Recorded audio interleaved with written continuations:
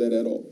But eventually you do want the school, whether it is in 2 years or it's 5 years. Well, if I didn't want the school soon... Brother, can we put your mic up this? I'm sorry. Continue. If I didn't want the school soon, I wouldn't have a date for it already. Okay? So I think that's the answer to that question is self-explanatory. Okay. But see, here's the thing that you probably need to know. Yeah. Because you mentioned the detractors a few times. And there are some. Yes. But I think it's very clear for the listening audience that they understand that for every detractor from Dr. Umar Johnson's work, there's a million supporters. You don't get to be the most requested black scholar on the planet having never been on an Oprah Winfrey show, okay? You don't get there unless your people really support and love you, okay? I get thousands of pieces of mail every month, whether it's postal mail, whether it's emails, whether it's Facebook, whether it's tweets. I just got a text parking outside. That's why it took me a while to get out the car when you were out there. Parents, they really do support me. Our people, they really do support me. Our elders, they really do support me. I just got a text from a professional NFL athlete, a superstar, whose name I'm not going to call, who just shouted me out and said, hey, I follow your work. Keep doing what you're doing. You changed the way I think. I heard from an NBA athlete last week. Many of our multi-platinum selling artists, they reach out to me. They text. They can't publicly be seen with me per se, but they're supporters of my work, you know, nationally as well as internationally. I just came back from France. I just came back from Africa. I just came back from Canada. I'll be going back, you know, so my travels are unprecedented. The level of support I get is also unprecedented. It can be a struggle because the detractors are so persistent with their detractions. So if you were a Dr. Umar Johnson hater, you won't just make one post and say, I don't like him, or he's a fraud, or he don't have a doctorate, or he's not related to Frederick Douglass. You have to do it repeatedly. Why? Because the level of support that I get is so strong that if you're only dropping one hate message a week, that's going to do nothing compared to the level of momentous positive support that I receive. So although the conversation of detractors come up, I think we need to be very clear. For every detractor, there's a million supporters. You're an educated man, interested man. You always say some things that are controversial, but I believe that whether people agree with you or they don't agree with you, I think it's great to have these candid discussions about gays, about black, about the black community, about the flag. I think that's great. Not in detail, but have you ever lost family members or friends because of what you believe and state? Well, the word friend is not a term that I take lightly. Okay. I've had very few friends in life. I have very few friends now. And at this stage of my career, given the risk and the threats that are around me, I'm not looking to make too many new friends, okay, because half of them are going to end up being agents. I have a very large family, lots of brothers and sisters, cousins, aunts, uncles. I'm sufficient with that. And the few comrades and colleagues that I do have, that's enough for me. Okay. Someone in my position needs to keep that circle extremely small, okay? As far as losing and gaining, my life is not a popularity contest.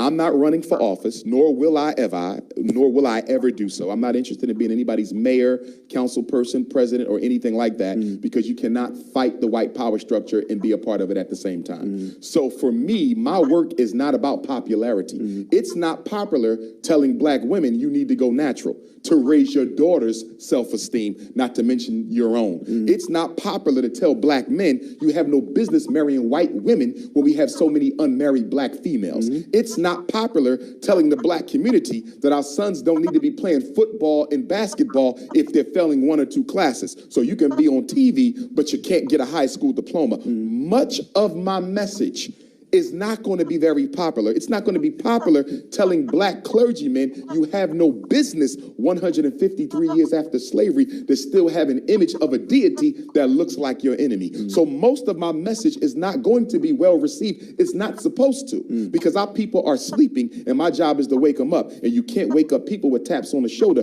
You got to wake them up with smacks to the face. I am unapologetically African, always have been, and will ever be. Okay, and it's not a popularity contest with me, but obviously through the grace of God and the help of the ancestors, I must have done quite well, because the level of support that I receive across the world, okay, it'll be difficult to find someone else to rival that who has mainstream popularity. Now, this past summer, late July, early August, you were on the Breakfast Club again. You made another appearance. And that's when you talk about waking people up. You must have do cold water, ice cold water. You must have did like a bucket challenge because a lot of people were on Twitter and on social media and, you know, criticizing and saying some of the things that you were saying. We're not going to obviously discuss everything that you were saying on the Breakfast Club, but I do want to briefly, and I know you talked about this multiple times, but briefly talk about your beliefs on marriage and how black men should only marry black women, and if they don't marry black women, they marry if they marry a white woman, they want to be white and they're feeling the black community. That's your thought. So hypothetically, before we even get deep into that, hypothetically, let's say, because you're not the only one, a lot of people believe in that, actually. And they should. Right. So let's say hypothetically the world actually worked the way you thought black people should marry black people within the race. Let's just say. Then there would be no President Barack Obama, there would be no Tiger Woods, there would be no Mariah Carey. These are people who have made impacts on this country, shaped this country a little bit, and helped economically. So if we had all of that, we wouldn't even had our first black president by now. If you wanted the race question correctly. If I'm hearing you correctly, you're telling me, you're suggesting that interracial marriage should be acceptable to myself and others who oppose it, because had it not... Well, it is acceptable. That's one, but I'm saying... I said to myself and others who oppose it, that it should be acceptable because certain and Bob Marley, biracial Africans have made shaped in different people's opinions. Facts. No, it's not a fact, because Barack Obama was not a blessing to black America. But he helped the economy. I don't care about the economy. I care about black people. I'm just saying, that was one of the things I was saying. Are you aware that half of the black men in America and in every major city is unemployed? So how did him helping the economy help black men when our unemployment rate was higher under Barack Obama than under George Bush? And I can give you the 10 major cities for black people in America. The black male unemployment rate isn't under 40% in any of those cities. So him helping the economy did not help black people. He did bring jobs back, and before he was the president, there were still millions of African Americans in the prison system. Okay, and they still are. Right. Okay? Right. But my point is, let me get back to the premise of the question. Yep. Because some biracial African people have made a contribution to the society. A huge. According to, that's your opinion. For example, in your opinion, Barack Obama made a significant contribution. In my opinion, he significantly and detrimentally impacted black people. Okay, in a negative fashion. Okay, and I could detail what those things were. But to say that we should allow a behavior that crystal clearly is not in the best interest of black people to exist because a few biracial Africans will be able to make a contribution to the larger society, to me is absolutely ridiculous. Because just as you name those few biracials who have made contributions to the society, I can name you millions of full-blooded African people who have made even greater contributions. So there's no need. That's like saying, okay, yeah, these people over here committed murder, but, you know, he actually murdered somebody who was going around hurting the community, so maybe we should allow murder. Wrong is wrong, and dysfunctional behavior is dysfunctional behavior. You can't look to the fact that a few biracial Africans did something of benefit to say we should now allow interracial relationships. That's ridiculous. And I know one of the things you also say is because no one's going to understand a black man's struggle than a black woman. Right? Oh, without question, but there's another point to that. Okay, let me hear that I'm point. politically pragmatic. Okay. So as a pragmatist, when you say that interracial marriage should be allowed to exist because some biracial children have made contributions, I would say to that, even if that is to be the case, let's look at all of the detriments that interracial marriage contribute to. The top one being the fact that only 1 out of every 4 black women in America gets married. Right. As I said on the Breakfast Club, our sisters are the last married and the first to be divorced. Right. Okay, by not having black men committed to black women, you undermine the most important institution in our community, which is the family. So if interracial relationships is tearing down the foundation of the black family, why would you support that? A few blacks making a contribution doesn't even begin to compare with the fact that so many black women will be without a husband if we allow that behavior to continue. But being black doesn't necessarily mean you know the black person's struggle. That's not necessarily true. I disagree with that. All right, so my point, my side, I was raised by a divorced mother, middle class. She had a master's degree, social work. My sister, who went to Yale, she went to UConn Law School. Now she's an attorney. So we were never under food stamps. We were never. They were, because I was a kid. We were never living check to check, right? So I could say I understand and I know it's difficult for families, for black families who live like that, but I can't necessarily say I know the struggle because I was never raised like that. Now, a white person could be the same, or Mexican or Asian could think the same thing. They could say, okay, listen, I know the struggle, I understand the struggle, or they could say, I've been through the same struggle than a black person, living food stamps, getting stopped by a police, obviously not as often as black men. But you're discussing issues of class. We're talking about race. Right. I don't care if you're a multimillionaire, upper middle class, or blue, black, poor on the bottom. Right. All of us have experienced racism. We all know what it is. We are all descendants and relatives of the only non-white people to come to this country to be systematically dehumanized But we and all marginalized. experience racism. That No we should Chinese has had that. No Arab has had that. No Mexican has had that.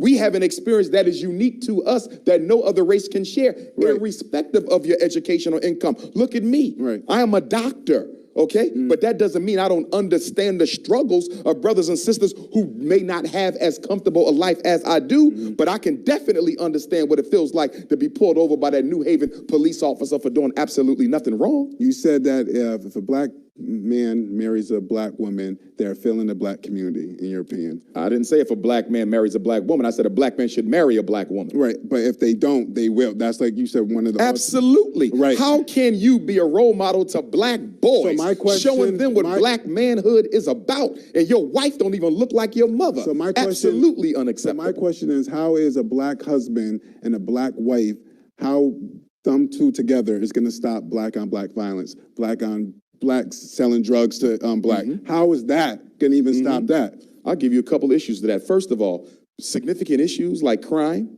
unemployment, those are not solved by families. Those are solved by communities, which is why one of our most sacred proverbs in the black community is that it takes a village. But that village is comprised of strong, black, self-identifying husbands and wives working together with other husbands and wives, building a community and therefore creating the systems and institutions, programs and processes that prevent mass incarceration, black on black crime, and all of these other issues. Are you not aware that the black on black crime is a result of the destruction of the black family? Of more of a strong black community, more of blacks marrying within our race. You're thinking that's going to stop that, even with the whole job unemployment being as low, like you said, for African Americans? First of all, the unemployment, let's not confuse.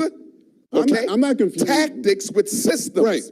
Unemployment was a tactic introduced in the 1970s during the post-Dr. King assassination era to erode the fabric of the black family by making the black male financially irrelevant to the black female's livelihood. Black families were married from slavery all the way through Reconstruction. You don't begin to see a decline in two-parent homes until the 70s. Why? Mass incarceration and unemployment. But wouldn't you rather have a boy or a daughter have a father than not have a father? And I say a white father than not have a father, because you have stated many times that, like you said on this show, that we have so many significant African American mothers that are single. Yes. Right. So I'm saying, I guess you have to pick the better two of the evil. No, you're dealing with a Band-Aid. You're saying, should the child have a parent even if they're white? Right. I'm saying, forget the Band-Aid, give me the solution. No, but the solution is if you had to choose, let the men out of prison, let the fathers out of prison, and give them jobs so they can go back into the home and hold their heads up high. That's the solution. And you're saying if those people come out of prison, what are the chances of them going back to prison? Because some of them, a lot of African Americans. Do you know? But why do they go back to prison? You're right. We have an 87% prison recidivism rate. Some of it because of jobs, and then some of it. I'm not an expert. I'm not going to say 100%. I don't know. I'll give you at least 85%. Okay. Listen. The three most frequent emails I get. One, can you come speak? Obviously.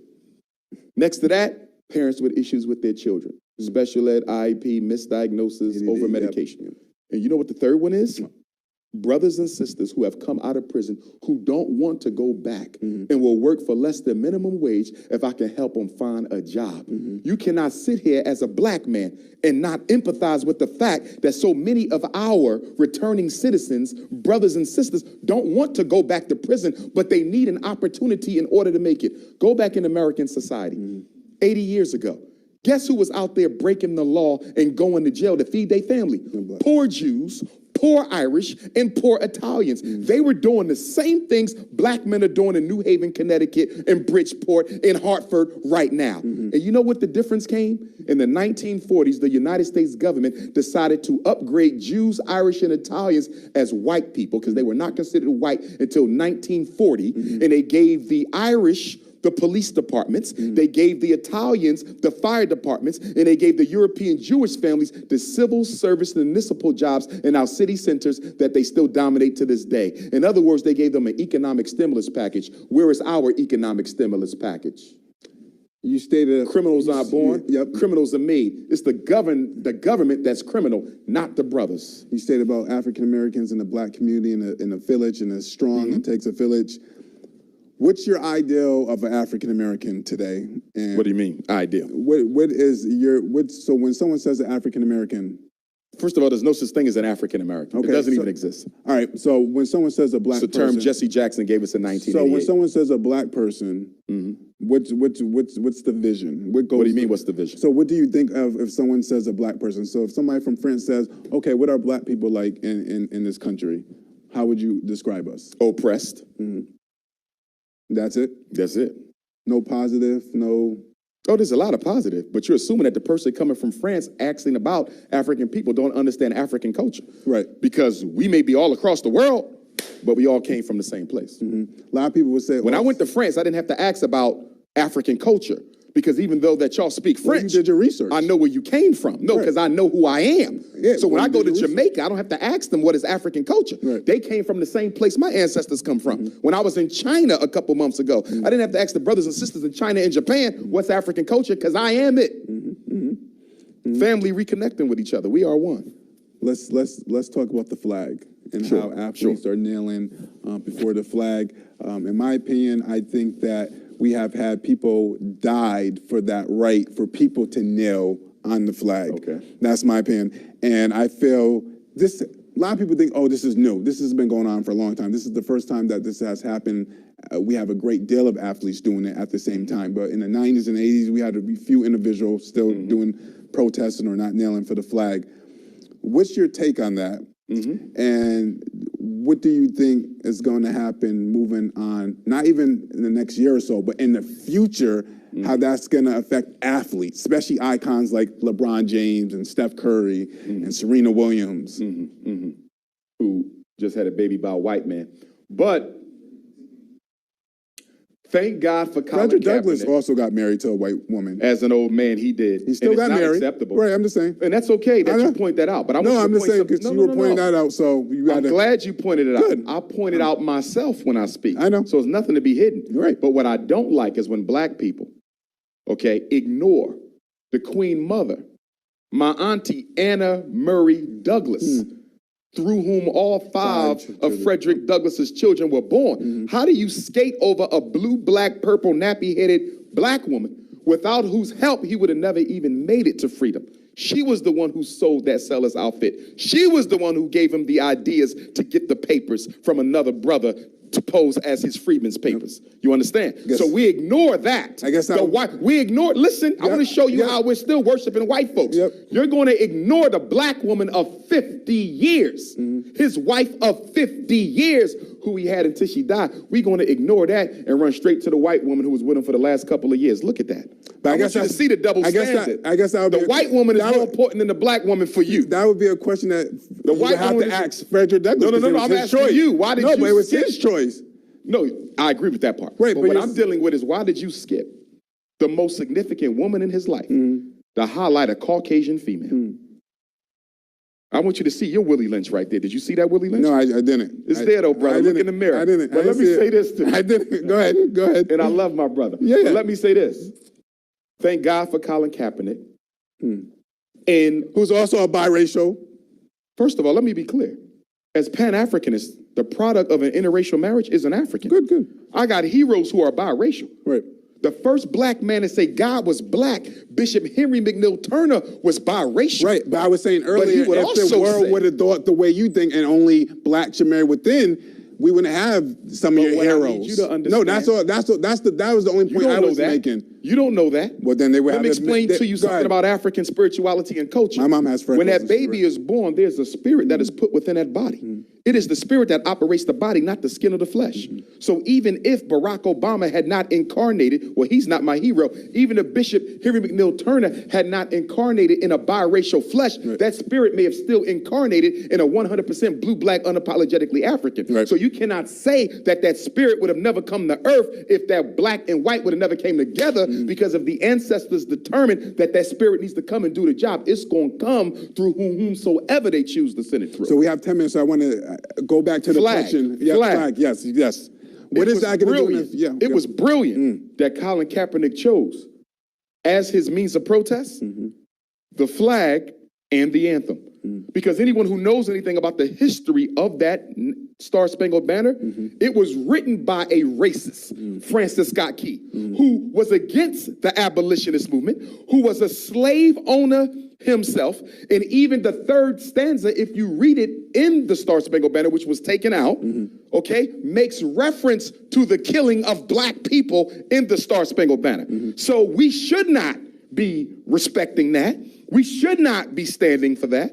We should not be putting our hand on the heart during a flag in a song that has only represented the degradation, dehumanization, and genocide of African people. And I'm hurt right now because when I listen to Deion Sanders, I'm hurt right now. When I listen to Jalen Rose, I'm hurt right now. When I listen to Ray Lewis, I'm hurt right now when I see strong black men, athletes, will sit up here and make it look like Colin Kaepernick did something wrong, that he needs to apologize, as if they don't understand the hell that black men and women catch every day living in these United States. I'm hurt because our strongest black man, our athlete, is also the most cowardly black man when it comes to standing up against racial oppression. But I commend Shannon Sharp. I commend, what's my brother who won the Heisman, cornerback, Green Bay Packers, Charles Woodson. He stood up, okay? And I see a couple other ones trying to stand, but the coward in them keeps on coming out. And instead of just saying he did what he should have done because attention needs to be put on the murder of black folk, they keep on backtracking. Well, he could have protested another way. I beg your pardon. Do you not know that America was born from a protest? Had it not been for that situation that happened in Boston, the United States may not even exist. So how do you dare say you cannot protest against the flag when that's exactly what y'all did in order to make this country independent from Britain? You know who you remind me of? Malcolm X.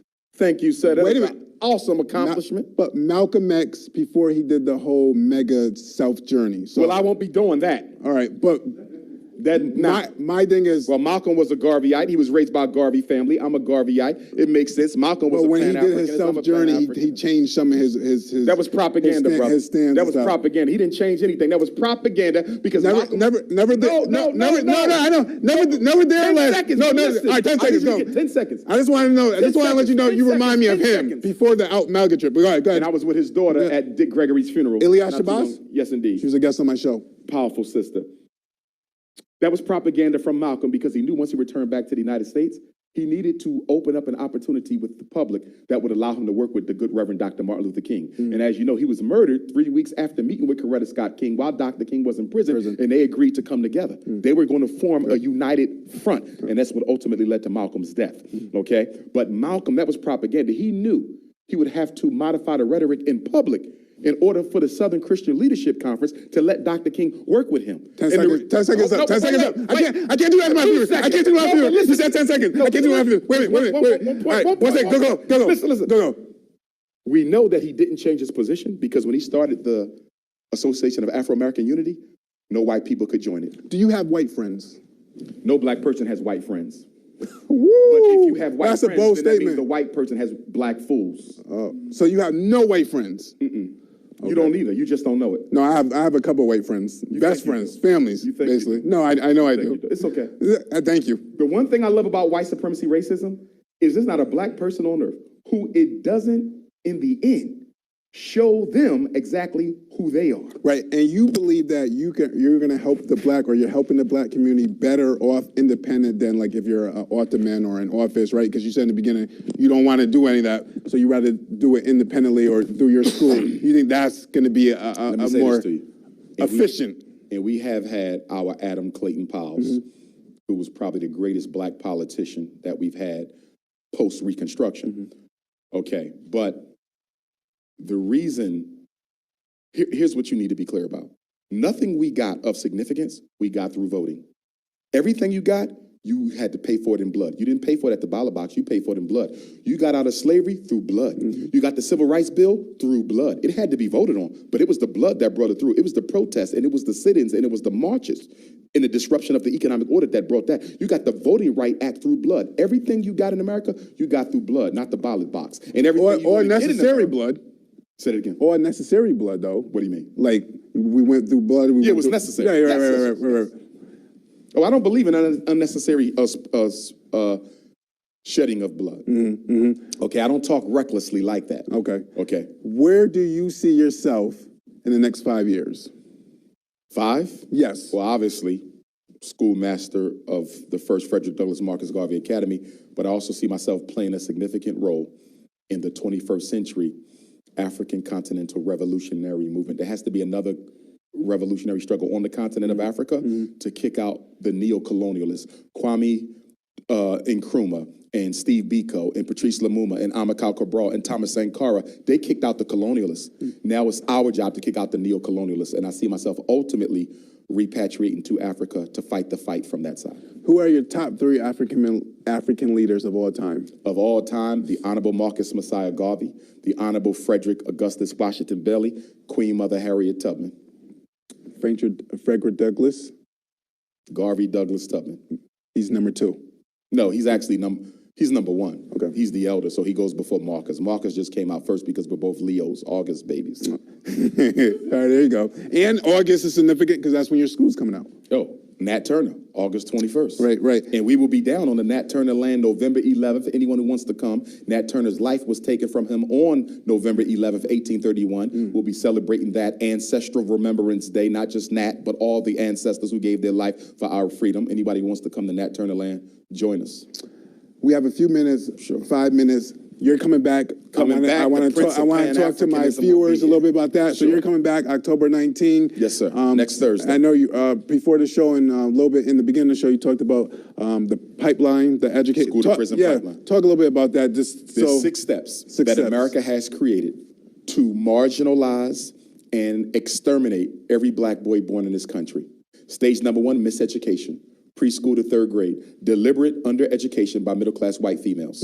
Stage 2, special education, approximately from 2nd grade to 7th grade. The deliberate misdiagnosing of black boys with reading problems, math problems, ADHDs, conduct disorders, emotional disturbance, and mild mental retardations that they do not have. Stage 3, unnecessary psychiatric medication and exploitation. The Ritalin, the Adderall, the Concerta, the Risperdal, the Depakote. Stage 4, juvenile incarceration. Now they kick him out of school, put him in an alternative school. Stage 5, psychological frustration. He's now mad at the system. Stage 6, premature extermination. 1 out of every 4 black boys will be exterminated at the hands of another black boy suffering the same debilitating effects of the 6th-stage psychoacademic Holocaust. And this is October 19, which is a week from today. A week from today. And like he said, doors open at 4. Doors You'll be speaking at 7. 4, lecture at 6. And then I will have a book signing for my book, Psychoacademic Holocaust, from about 8 until 10. And we will be at the 1351 Dixwell Avenue. Okay, the banquet, the Balcony Banquet Facility. Balcony Banquet Facility, 1351 Dixwell Avenue. They can call me if they need the flyer, anything like that. We've been posting ticket information. 215-989-9858. 215-989-9858. You can also pay at the door, okay? Website, drumarjohnson.com, drumarjohnson.com. Email, drumarjohnson@yahoo.com. If you have problems with your children, mental health, or miseducation, I'm the man you need to see. One last thing before I let you go. Sure. A black person comes to you and say, you know what? Dr. Johnson, you're a racist. You don't have white friends by choice. You only care about the black people, and you don't want to, you're segregating black people from white people. You just want black people in the community. What would you say to that? And a black person is telling you that. Not a white person, not a Mexican, but a black person is telling you that. Well, a black person with a white spirit inside of them, we call that the coon. Okay. But listen to what I'm saying. So if a black person says that to you, they're automatically... No, listen to me. I help white children. I've evaluated white children. I get calls from every... Because it's your job. Go ahead. No. Oh. Off the job, they call me. I'll help anybody. Okay. I'm not, but I can't be a racist because in order to be a racist, you got to have the power and the privilege to systematically disadvantage an entire another group. Racism is a group system. It's not individual. If I'm a racist, it's only because I belong to a larger system of racism, which black people have never created because we're too disorganized to have it. Dr. Johnson, thank you so much. It's been fun. It's been interesting. I am black. Black, black is something that who you are. It's not something that I try to be or somebody try to be. I'm scared. Don't be scared. I'm kind of scared of you. I'm kind of scared of you a little bit. So we're both kind of. But most important, yeah, you can disagree and still be brothers. Yes, absolutely. That's why. And thank you for coming on my show. I really do mean that about my heart. This is the Mike Nice Talking the Talk show. Catch me every Thursday. This is a live show. Catch them next Thursday.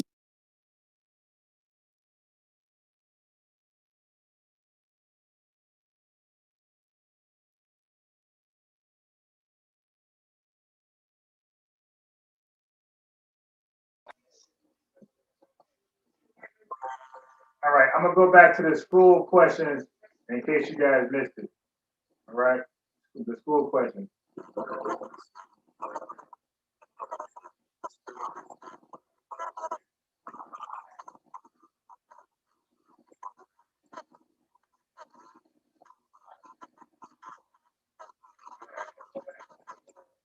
We started raising money for the St. Paul's College. I found out just under a year ago, a couple months ago, that it was sold. I'm now being told that it's no longer for sale, so whatever agreement was in place is no longer there.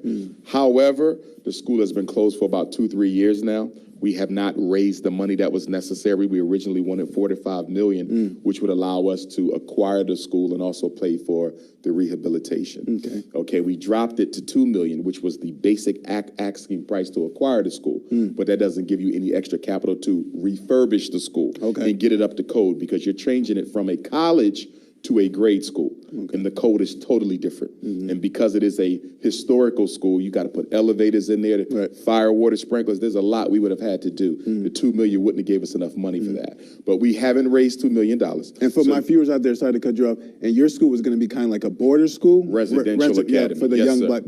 Yes, sir. So now what we're doing with the money we've raised, which is approximately $700,000. As of today? As of today. Okay. Is we're going to get a regular day school. And we're going to start with a regular day school and expand and grow into the residential academy. You got to crawl before you can walk. Now, where is that money sitting right now? It's in a bank account called Frederick Douglass Marcus Garvey Academy. Okay. I know a lot of people were saying that maybe you could have been pocketing the money or you maybe were spending some of your money. I can tell you this. If I was stealing money from that school, I can promise you the FBI would have already arrested me. They watch me more than any Negro on Facebook, YouTube, Snapchat, or Instagram. Right. So the most ludicrous thing about that is I know that I'm being watched. I've even been told by FBI agents that I'm under surveillance. So if I make any wrong move, they'll catch it before a Negro on Facebook who's never been a principal of a school, never ran a school, never opened a school, doesn't have a doctorate degree, and probably don't have even half the credentials that I hold. So I really don't pay a lot of attention to people who just say things without any basis for them. When someone says, we think he's stealing the money, based on what?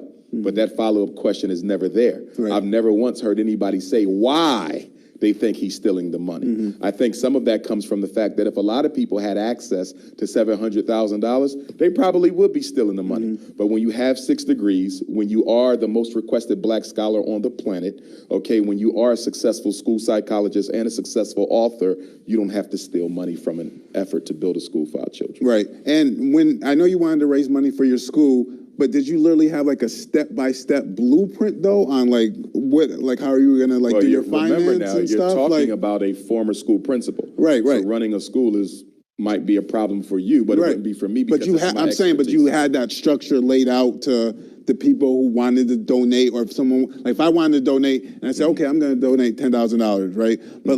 Dr. Johnson, let me see a structure, let me see a plan of I if want to you- see if, was that laid out to the public or to whomever? No, because that's none of your concern. Okay. Now, if you come to me with a $10,000 check, Or 500, whatever, any donate, right, yeah, if you come to me right, with a $10,000 check, right. you would be more privy to information than someone who had a $1,000 check. And someone with a $1,000 check will be privy to more information than someone with a $500 check.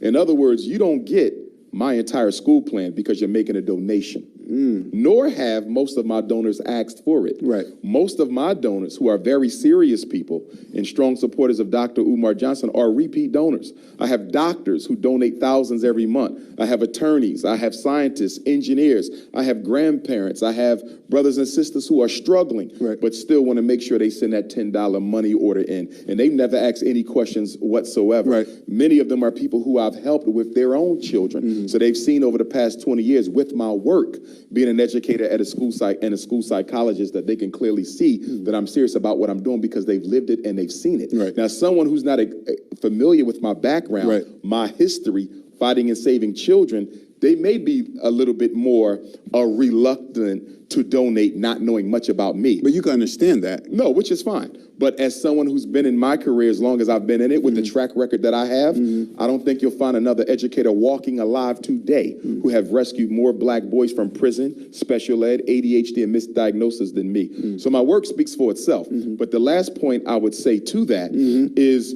there's no one operating a school on the planet Earth who has ever taken their entire school program and put it out for the public just to get donations. Yeah. A school is still a business, okay? And you don't go, you'll never find a school that put their whole curriculum on their website, their whole operating plan on their website, their whole structure on their website. It's ridiculous to even ask me to do that because no school operates like that, nor does any business operate like that. Right. And for people asking that question who don't even have the experience, background, or expertise to even effectively evaluate it if I did put it out, is absolutely absurd. Right. So, and the reason why I raise that, because some people, like, I'll give me, for example, so let's say I want to start a syndicated talk show and I want to start money. And I say, Mr. Johnson, can you give me $1 million to start a talk show? You may not know the structure of the talk show or whatever, but maybe we know each other because you've been on my show. Maybe we, we've been in contact. And one may say, wouldn't you kind of be concerned? Okay, I'm giving you $1 million. Yes, Mike, for $1 million. Right. Yes. Okay. Yes. For that type of money, you have a right to ask those questions. You don't have the right to ask those questions given $50. Even if it's the person's money?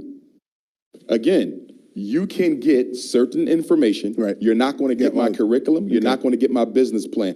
If you require that degree of information for that little bit amount of money, then it's best you not give it. Right. Because last year, black people spent $4 billion on liquor and alcohol. We didn't ask for any business structure from any of those vodka companies or liquor companies. We spent $2 billion on Air Jordans. No one has written a letter to Nike asking Nike, how are you investing in the black community? Black women spent $9 billion on weave and perm. We haven't written to a single hair care company asking how you are reinvesting some of our capital back into our community. We spent $600 million on McDonald's and other fast food restaurants, but I have yet to see anyone ask McDonald's, Burger King, or any other restaurant how you're reinvesting some of the capital we give you back into our community. So if you're not questioning people who you give billions to every day, how dare you question someone of my status, of my stature, with the proven track record I have, who only has $700,000? It's absolutely ridiculous. And I'm glad you mentioned the whole school business thing.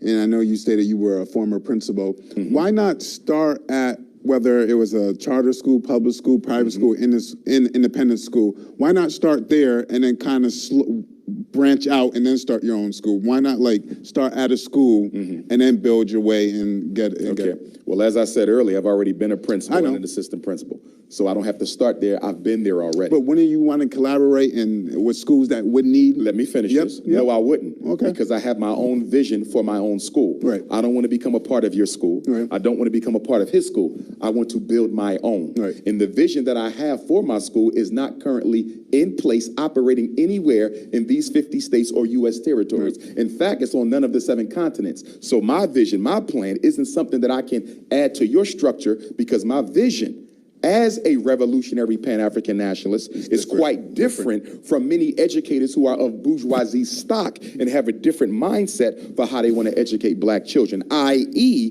right now, whether it is a public school, a charter school, an independent school, most schools only have one goal for black children, and that is to prepare them to go to college. And for me, that's a recipe for disaster, because we have over 2 million African Americans in America right now with master's and doctorate degrees who cannot even find a job. So if your goal of your public school, charter school, private school is to get black kids into college, I would simply say your goal for your students is to get them into debt, because that's the only thing the college is doing for African Americans right now. I have a totally different outlook on education. As far as charter schools go, they're public, okay? I'm a nationalist. We believe in self-determination in all things. So why do I want to open up a public school owned by the state, ultimately run and controlled by the state?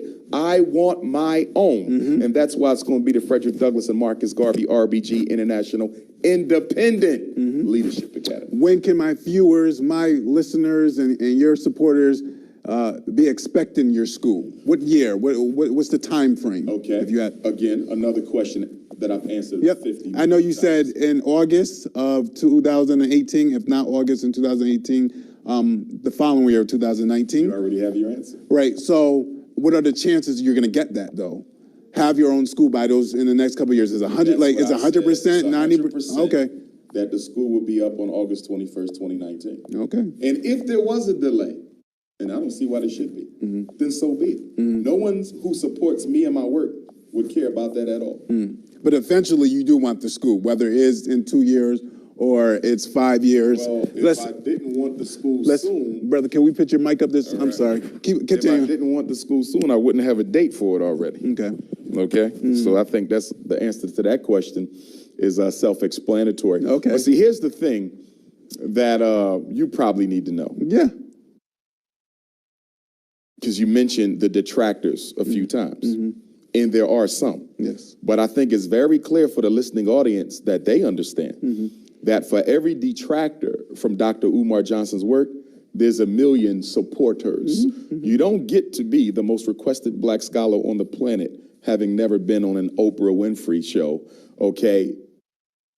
You don't get there unless your people really support and love you, okay? I get thousands of pieces of mail every month, whether it's postal mail, whether it's emails, whether it's Facebook, whether it's tweets. I just got a text parking outside. That's why it took me a while to get out the car when you were out there. Parents, they really do support me. Our people, they really do support me. Our elders, they really do support me. I just got a text from a professional NFL athlete, a superstar, whose name I'm not going to call, who just shouted me out and said, hey, I follow your work. Keep doing what you're doing. You changed the way I think. I heard from an NBA athlete last week. Many of our multi-platinum selling artists, they reach out to me. They text. They can't publicly be seen with me per se, but they're supporters of my work, you know, nationally as well as internationally. I just came back from France. I just came back from Africa. I just came back from Canada. I'll be going back, you know, so my travels are unprecedented. The level of support I get is also unprecedented. It can be a struggle because the detractors are so persistent with their detractions. So if you were a Dr. Umar Johnson hater, you won't just make one post and say, I don't like him, or he's a fraud, or he don't have a doctorate, or he's not related to Frederick Douglass. You have to do it repeatedly. Why? Because the level of support that I get is so strong that if you're only dropping one hate message a week, that's going to do nothing compared to the level of momentous positive support that I receive. So although the conversation of detractors come up, I think we need to be very clear. For every detractor, there's a million supporters. You're an educated man, interested man. You always say some things that are controversy, but I believe that whether people agree with you or they don't agree with you, I think it's great to have these candid discussions about gays, about black, about the black community, about the flag. I think that's great. Not in detail, but have you ever lost family members or friends because of what you believe and state? Well, the word friend is not a term that I take lightly. Okay. I've had very few friends in life. I have very few friends now. And at this stage of my career, given the risk and the threats that are around me, I'm not looking to make too many new friends, okay, because half of them are going to end up being agents. I have a very large family. Lots of brothers and sisters, cousins, aunts, uncles. I'm sufficient with that. And the few comrades and colleagues that I do have, that's enough for me. Okay. Someone in my position needs to keep that circle extremely small. Okay. As far as losing and gaining, Right. my life is not a popularity contest. I'm not running for office, nor will I ever do so. I'm not interested in being anybody's mayor, council person, president, or anything like that, because you cannot fight the white power structure and be a part of it at the same time. So for me, my work is not about popularity. It's not popular telling black women you need to go natural to raise your daughter's self-esteem, not to mention your own. It's not popular to tell black men you have no business marrying white women when we have so many unmarried black females. It's not popular telling the black community that our sons don't need to be playing football and basketball if they're failing 1 or 2 classes. So you can be on TV, but you can't get a high school diploma. Much of my message is not going to be very popular. It's not going to be popular telling black clergymen you have no business 153 years after slavery to still have an image of a deity that looks like your enemy. So most of my message is not going to be well received. It's not supposed to, because our people are sleeping and my job is to wake them up. And you can't wake up people with taps on the shoulder. You got to wake them up with smacks to the face. I am unapologetically African, always have been, and will ever be.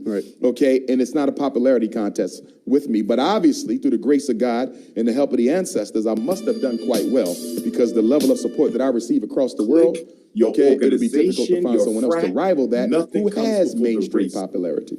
Now, this past summer, late July,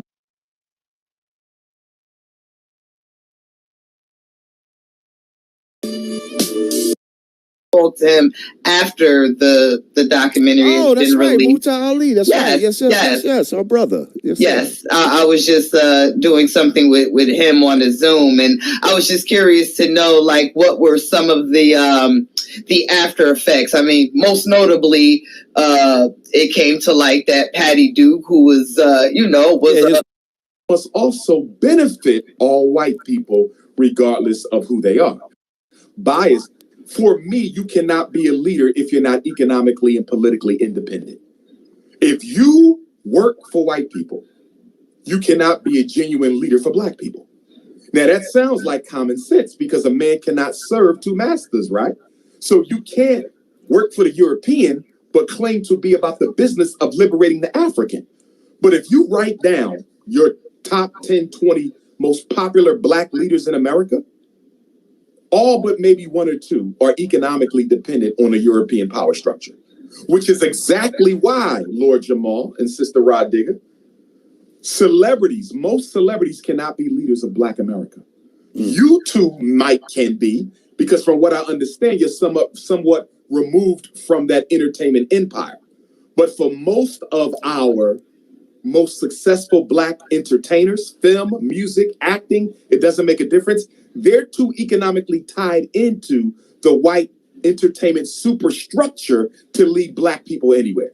And many of them are not even good spokespersons, because they're too far removed from the ghettos to really understand what's going on in them now, even though they were raised in them.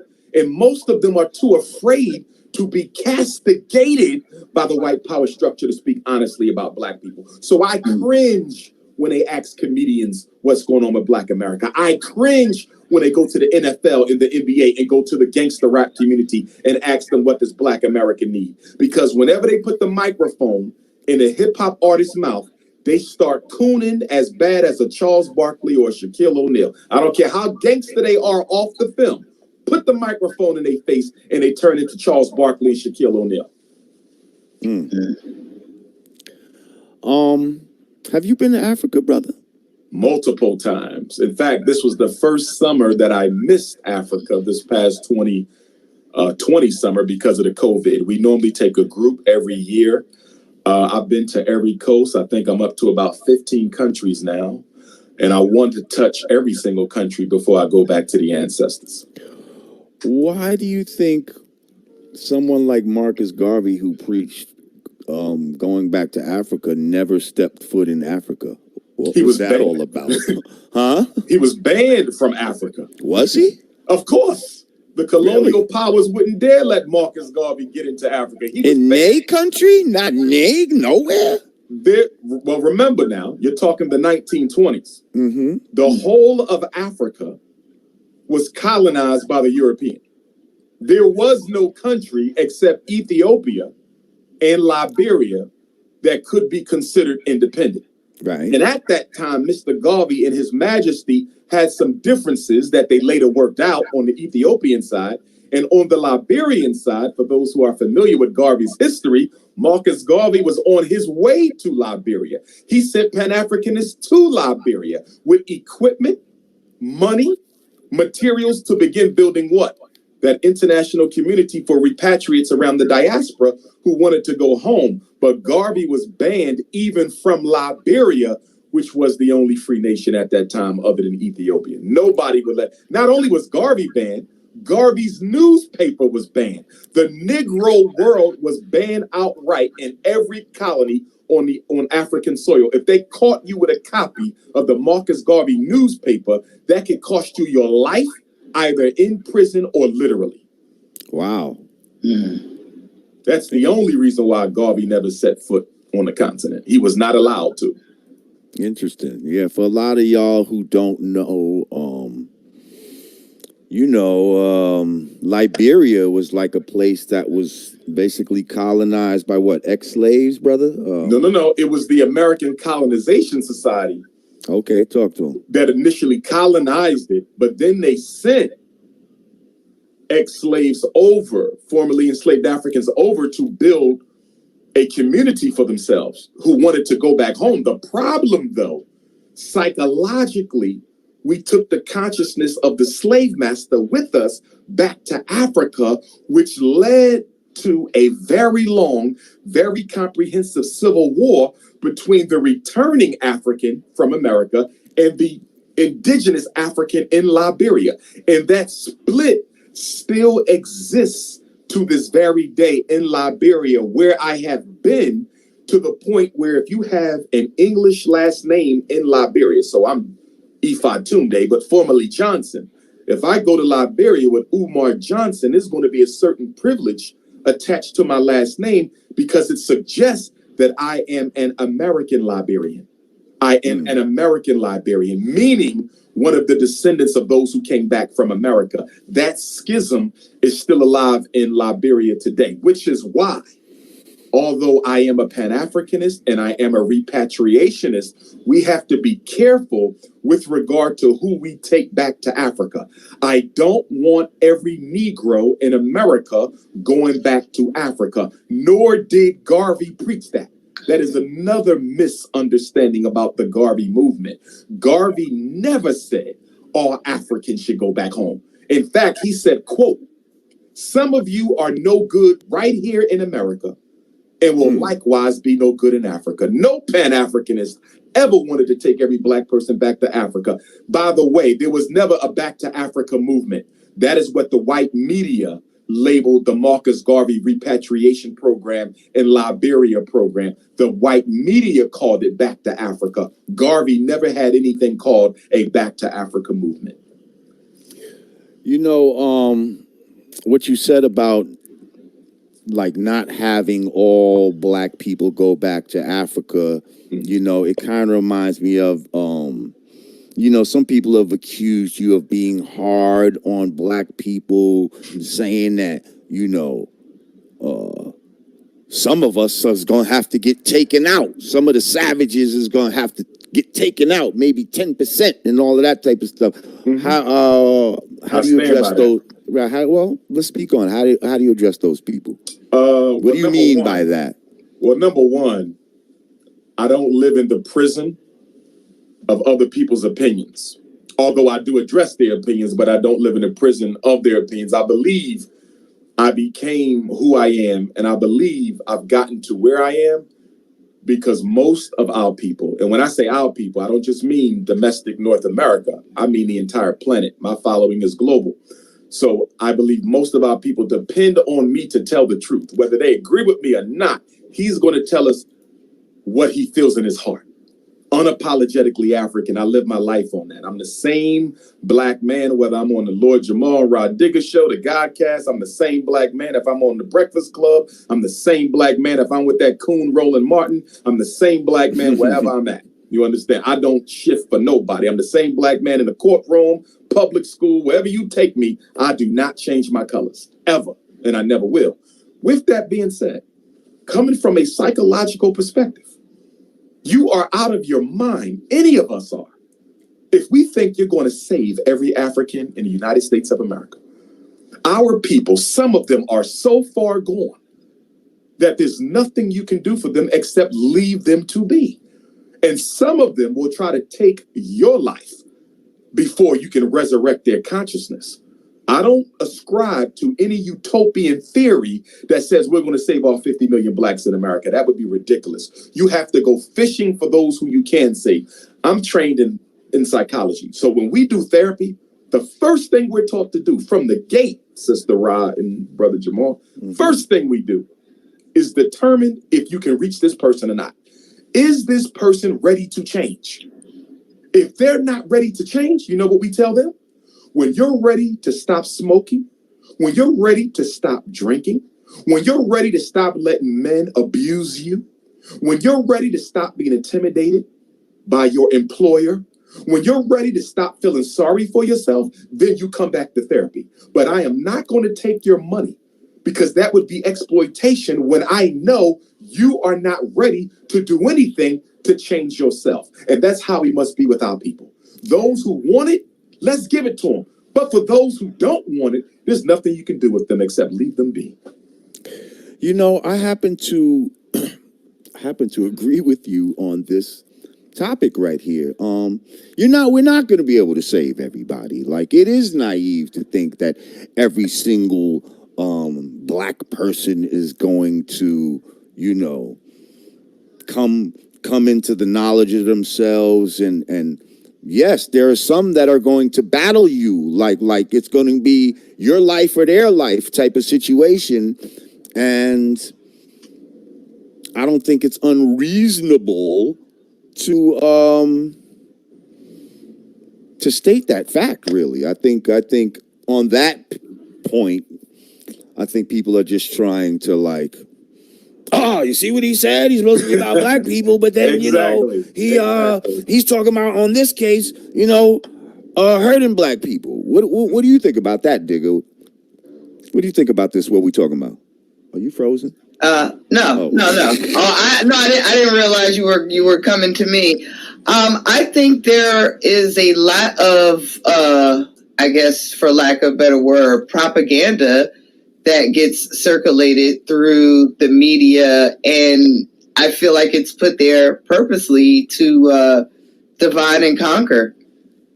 I feel like sound bites and clickbait titles and just things are taken and just put out here in the internet for mass consumption, and because we're in such reactionary times, they create situations that oftentimes spiral out of control, when probably it all could have been fixed with a simple conversation, which kind of led me to my original question with a lot of the turmoil that I see amongst us.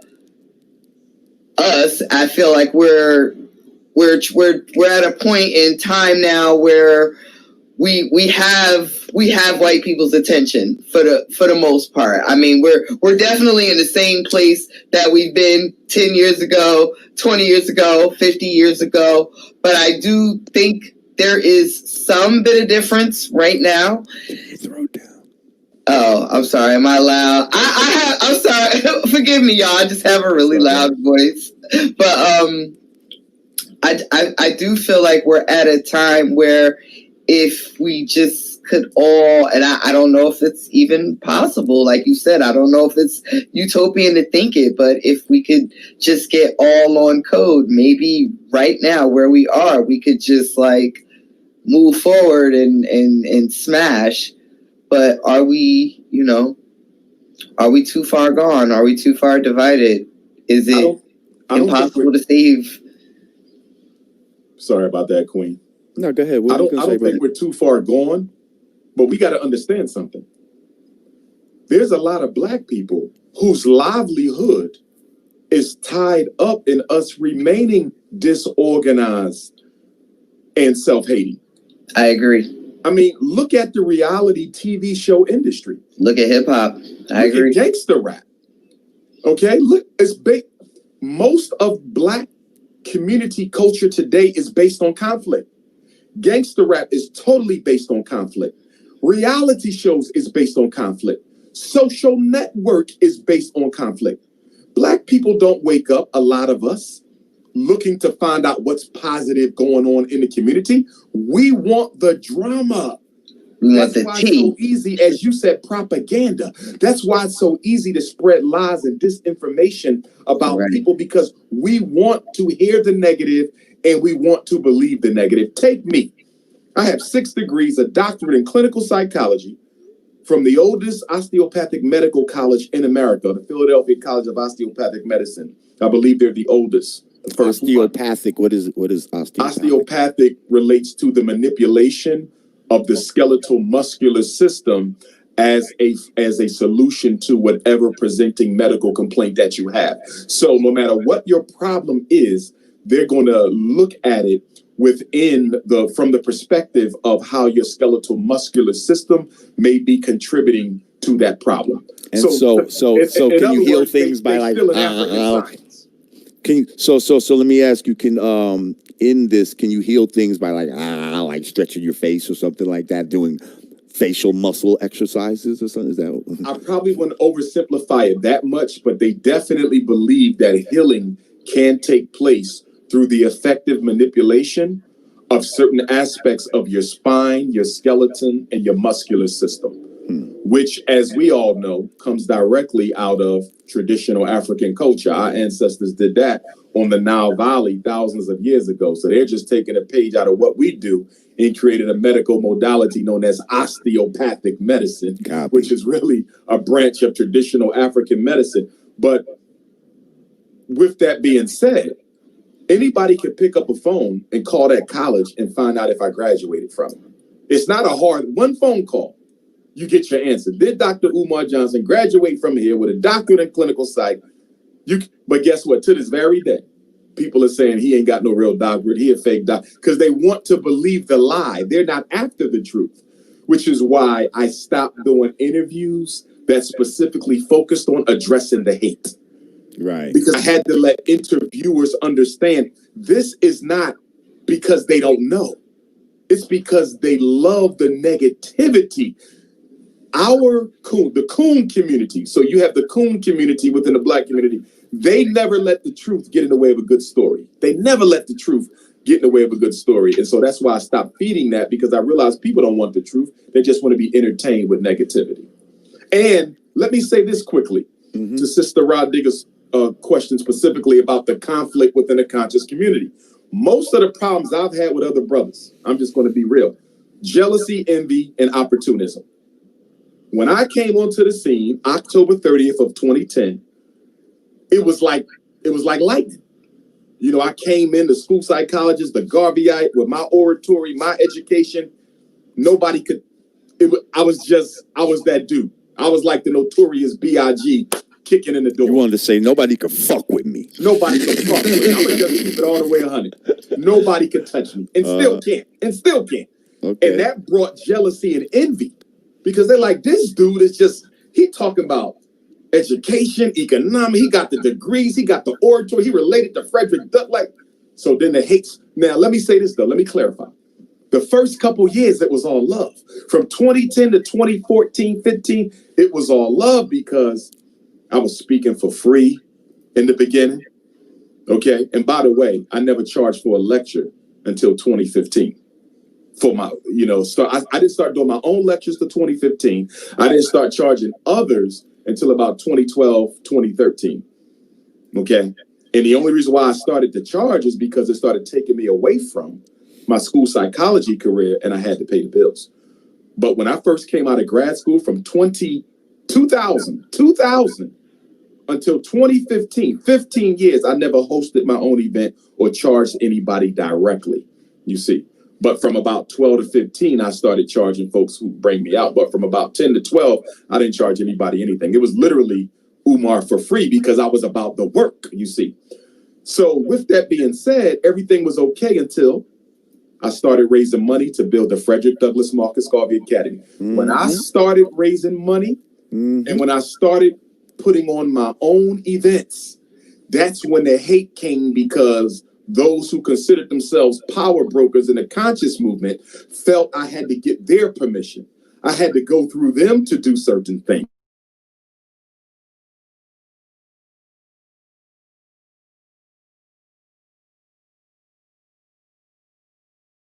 Then when I started collecting money for FDMG, the hate started because other brothers were raising money for their projects and they wasn't able to raise the money I was raising. So that, coupled with cutting out the middleman, that's what brought the hate to me. It was not ideological. You understand? It was all about either the jealousy or the opportunism. None of it was really based on the work. Okay, so I'm glad. Okay, so now we're here. Let's talk about the school, brother, because that's all that I'm getting. That's all that people want to know. When people found out I'm was going to interview Dr. Umar, please ask him about the school. We need to know about the school, the school, the school. The school, now, the school. First of all, when did you first get the idea for said school? And from that time, when did you start raising money and all that, you know, and when did it all start? When was the genesis of FDMG school? I had the idea to open a school since I was in college. Okay. That idea became more serious when I became an assistant principal. It became even more serious when I became a principal. It was further intensified by being a school psychologist, because they're sending me kids to be evaluated for learning disabilities and autism and ADHD and conduct disorder and emotional disturbances, and nothing's wrong with these babies. They can learn fine. The only problem is they've never been taught. So the pain and agony of fighting for our children every day, fighting their teachers, some of them black, it wasn't all white people, some of them black, fighting their parents, nothing's wrong with your child. They don't have a learning disability, they have a lazy disability. I want y'all to hear me when I say that. Most of our children in special ed in America do not have a learning disability. They can read if they want to. They can learn how to do math if they want to. They have a lazy disability, and nobody's making them do their best. And so all of that professional pain is what drove me to finally taking the steps necessary, Sister Rod, Brother Jamar, to open up my own school. My first donation for the FDMG was taken in St. Louis, Missouri. Shout out to St. Louis, the spring of 2014. Shout out to St. Louis. Y'all be seeing stuff saying he been raising money for 10 years. That's a damn lie. The first donation was spring of 14, St. Louis, Missouri. There was brothers and sisters there. It was a jam-packed house. Okay. And we raised that money to pay the attorney to enter a bid in order to try and purchase the St. Paul's College in Lawrenceville, Virginia, which was a former HBCU built by a close friend of Booker T. Washington and George Washington Carver. That was our original goal. Raise $2 million real quick and get the HBCU. We were unsuccessful. And this was 6 years ago, you said. Yes? That was the spring of 2014. Okay. And St. Paul's was sold about 2 or 3 years later to the Chinese. And that is an insult to our ancestors. We let the Chinese buy an HBCU with all these black millionaires. That's an insult. Oh, the Chinese and the Japanese come in and they fucking buy up all kind of shit. Like I remember when the hot records to sample and shit from hip hop, Yeah. They came from Japan and all that and went to all the record stores in New York and all, where and bought up all the records, took them back over there. And now a record that might have cost $60, $70 over there, over here, costs like $400 in their record store over there. Yeah, it's crazy. And people will buy that shit over there. Wow. It's retarded. All right, so you So it's been 6.5 getting the money, years now. started getting donations. From what I understand, you raised about $750,000. Yes. Well said. $750,000. About 20 months ago, you end up purchasing 2 buildings. Yes. 4 buildings. 4 buildings. Okay. For about 2 schools, 4 buildings. 2 schools, 4 buildings. For $400,000. It was more than that. Okay. Well, everybody wants to know, where's the extra money? Where'd the extra money go? And why is it taking so long to open this school? Like people feel like, and I'm not just going to say people found, because I'm also going to share a story with you as well. Yes, sir. But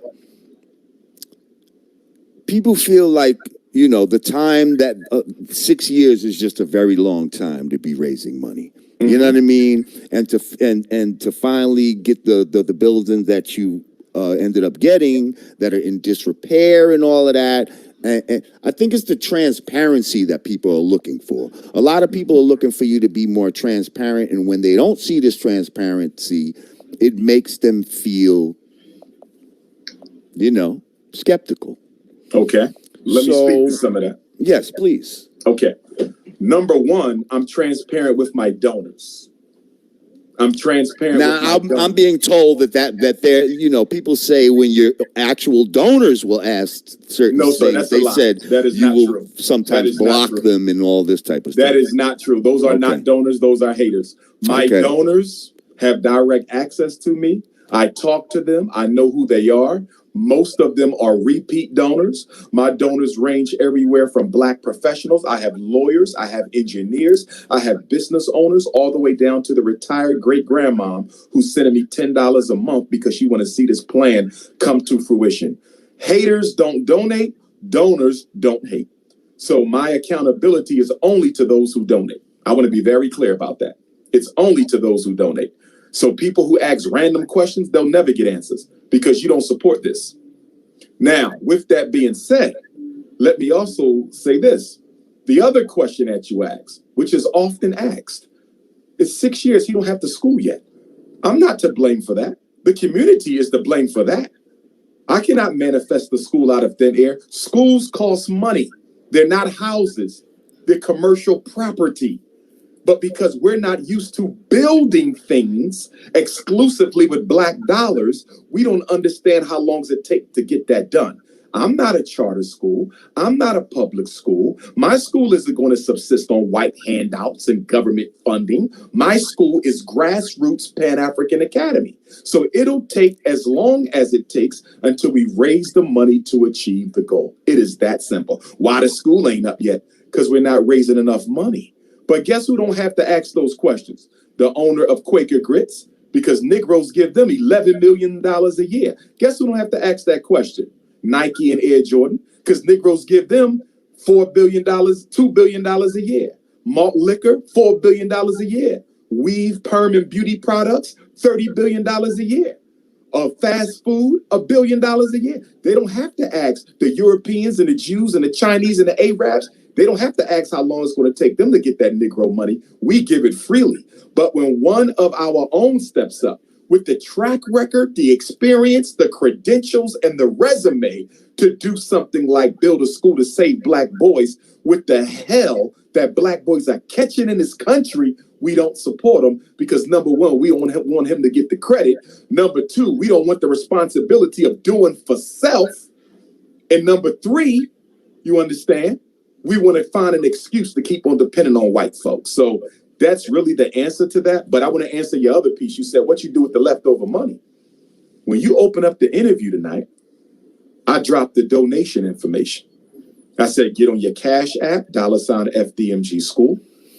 I said, get on your PayPal, paypal.me/FDMG Academy. I said, mail in your checks or money orders, P.O. Box 9634, Wilmington, Delaware, 19809. I also said, if you remember, I said, we are running short on the repair money.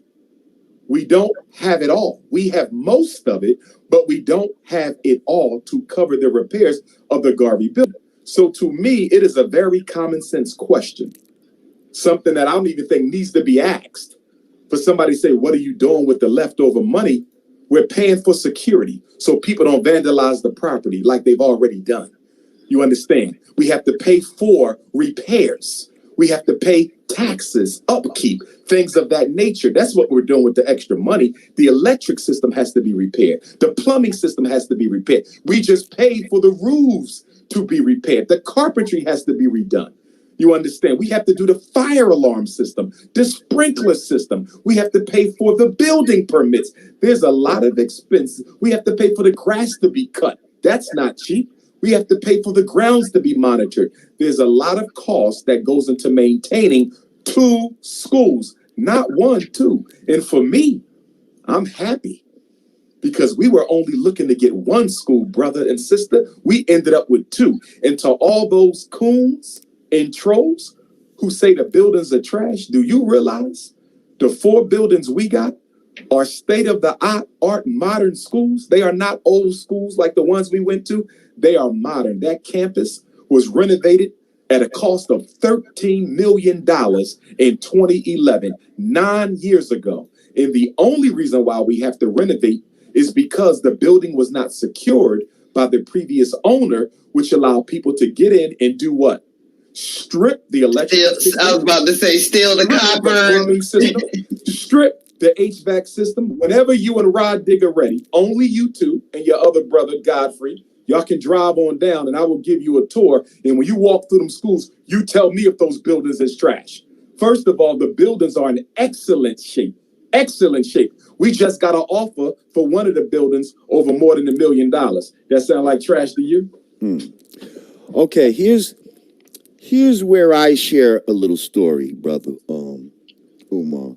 So it just so happens that my wife's family has a lot of educators in it. Her sister is a principal of a school right now. Her mother was a teacher, and her father was and is a principal who actually ended up making his own school in East New York, Brooklyn. It's called the Trey Whitfield School. You can look it up. So he's been doing this since like 1983. And how he started was, he started small. He started with 3 portable trailers that were behind like a church. Nobody was doing anything with them. And he went to the church because he was a principal like you. And he said, I guess he got the same inspiration to start his own thing. So he talked to the people at the church. He ended up negotiating some sort of rent where he had to pay $500 a month per trailer. And he had like 280 kids. Now, he didn't have a lot of money. He didn't have a lot of donations and stuff like that. So what did he do? He said, like a lot of schools and stuff, they would just throw out old desks and books and stuff like that. He'd go around to different schools and get desks. He'd go to the Board of Education and they'd give him stuff that they were getting rid of, you know what I mean, that they didn't want, books, whatever, all kind of different supplies. So he was using his resources. He did this till about the year 2000, where he then sees like a 4-story big-ass building, something pretty comparable to what, you're talking about. Actually, it might be bigger it might be like those buildings combined, the ones that you bought. But this is in Brooklyn in East New York, like right off Atlantic Avenue. So anyway, he gets to this building. He said he didn't have $1 for the building. you know, but he goes to the man. He's like, yo, I want to get this building for a school. And the guy's like, yeah, well, he tells him whatever, I don't know, whatever the price was. And he was like, listen, I ain't got no money. But what I do have is I got a friend who's, he's like the president of a bank or something like that. And he'll give me a loan, you know, to renovate the place and all that.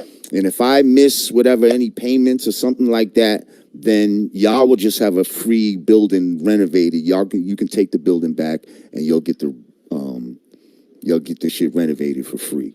So he ended up getting in there, and that was in the year 2000. When the year 2020, and this school now has gone on. It's a black school. They don't take no government grants or nothing like that. He does fundraisers and all this. You know, he knows some people in the sports industry and all. You know, because he used to play football back in the days. What's the name of the school? It's called the Trey Whitfield School. Now. I talked to him. He's willing to sit down with you and you know, give you any tips or anything like that of how he did it. You know what I mean? And how he continues to do it. Because this man, and he's been on CNBC, all kind of other stuff like that. But the thing is, you know, he doesn't even have the type of notoriety that you have. You know what I mean? And yeah, and this man was able to make it happen, like, you know what I mean? Like this man was able to just put his thing, you know, into fruition, use his resources. So maybe we're feeling like, yo, you know, money is the answer for everything, but sometimes it's our resources. How about, yo, you know, could you donate your time or something to help, instead of the money to fix something? How about y'all come in and donate your time to help build up the school or something like that? You see, it's not always about money. It's about the people that you know. It's about a lot of different things. You know, okay. for $700,000, I feel like maybe we could have got a piece of land and just built from the ground up, and it could have been turned out cheaper. I don't know. We have to look into a lot of things, and this is a big undertaking that I feel like, you know, you might need some help with it, brother. What do you think? Well, a couple things. I want to deal with your assumption that I might need some help. Okay. Most of my friends are educators. Most of my elders are educators and psychologists. That is my field. So it's kind of interesting when someone who's an expert in something, and I'm not speaking to you, I'm speaking to the detractors who say I can help him with that.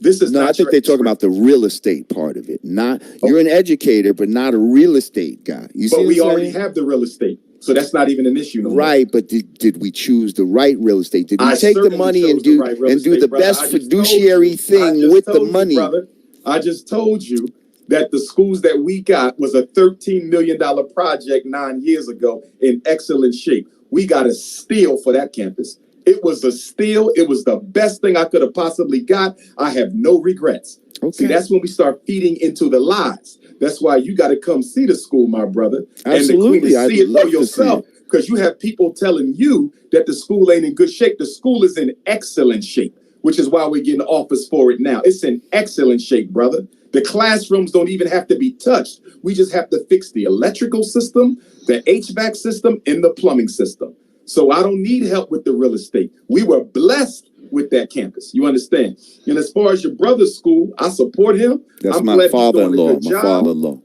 I just looked at the website. Mm-hmm. Kudos to that brother. Yes, sir. But what I'm doing ain't that. I want to be absolutely clear. The Frederick Douglass Marcus Garvey RBG International Leadership Academy will be America's first school based off the principles of Pan-African nationalism and international economics. That's not what I'm doing, brother. I have a totally different concept from him. You understand? So if the concept could be different, but the implementation of how it's put. But I don't need his help implementing, brother, because I'm a certified school psychologist and a certified school principal who's experienced, who got a whole cadre of educators. See, y'all keep making these things. He needs to talk. No, I don't. Y'all don't know who I got. I But got then everything. why is somebody, you have all these credentials, then why is this man who we don't know was able to put his school together in a few months and it's taking you 6 years, brother? 6 years is nothing for a school. I can show you 10 charter schools where the money is coming from the state and it took them almost a decade to get open, brother.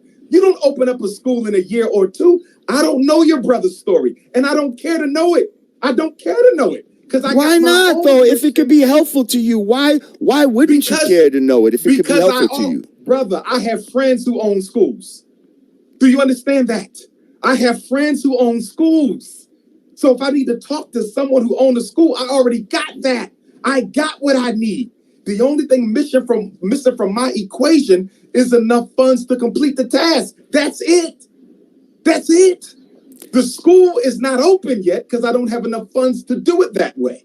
I'm not going to no bank. Maybe we maybe we need fundraising, different fundraising methods. Maybe the people that we go to. We have that in place, but what I want you to understand, it takes time to build institutions. I ain't got no problem with where we are. I'm loving where we at. We got our plans done by the engineer. We got our electrician chosen. I'm meeting with my HVAC this weekend. I got my plumber on standby. Roofer did his job. Carpenter lined up. We doing what we need to do on the time frame we doing it in. I don't need no help outside of the team I got, which is filled with experts from the East Coast to the West Coast, brother. Okay, brother. I mean, these are definitely the answers that people want to know. They want to. I'm not interested in people. I'm interested in donors, brother. Yeah, but in order for you to get donors, though, you're gonna have to satisfy these. Yes, brother. And how are you gonna get donors if you don't satisfy? If I'm disagree with you, listen. If I'm considering to be a donor, but I have certain questions that I want answered. I feel like that's legitimate. Can I tell you why that's bullshit? Why? Can I? Go ahead, please. Respectfully. You've been raising money for 6.5 years, brother. If you ain't donating by now, you ain't donating, and your question don't matter. No. You can't assume that in the 6 years everybody knows what you're doing. Wait, hang on. Hang on, let me interject here. I think donate by now, you ain't gonna donate, and that's all right with me. But what if they didn't know about it? What if they're just finding out about it?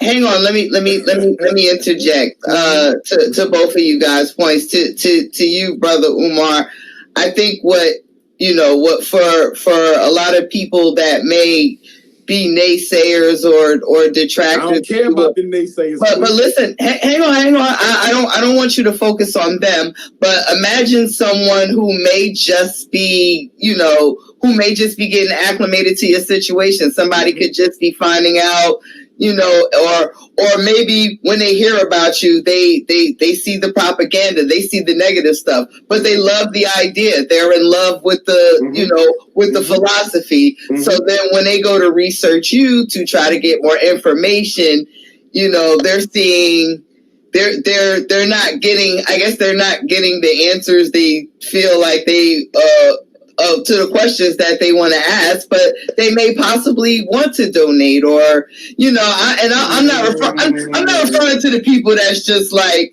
oh, what's he doing? I'm not referring to those people. I'm referring to people that are legitimately believing in your cause, but may possibly, I agree with you, Queen. But to that, I'll say this quickly: I'm the most accessible Black scholar in the world. My cell number is public. My email is public. And guess what? I do get emails from people. Doc, I just learned about you. Boom, boom, boom. Tell me about the school.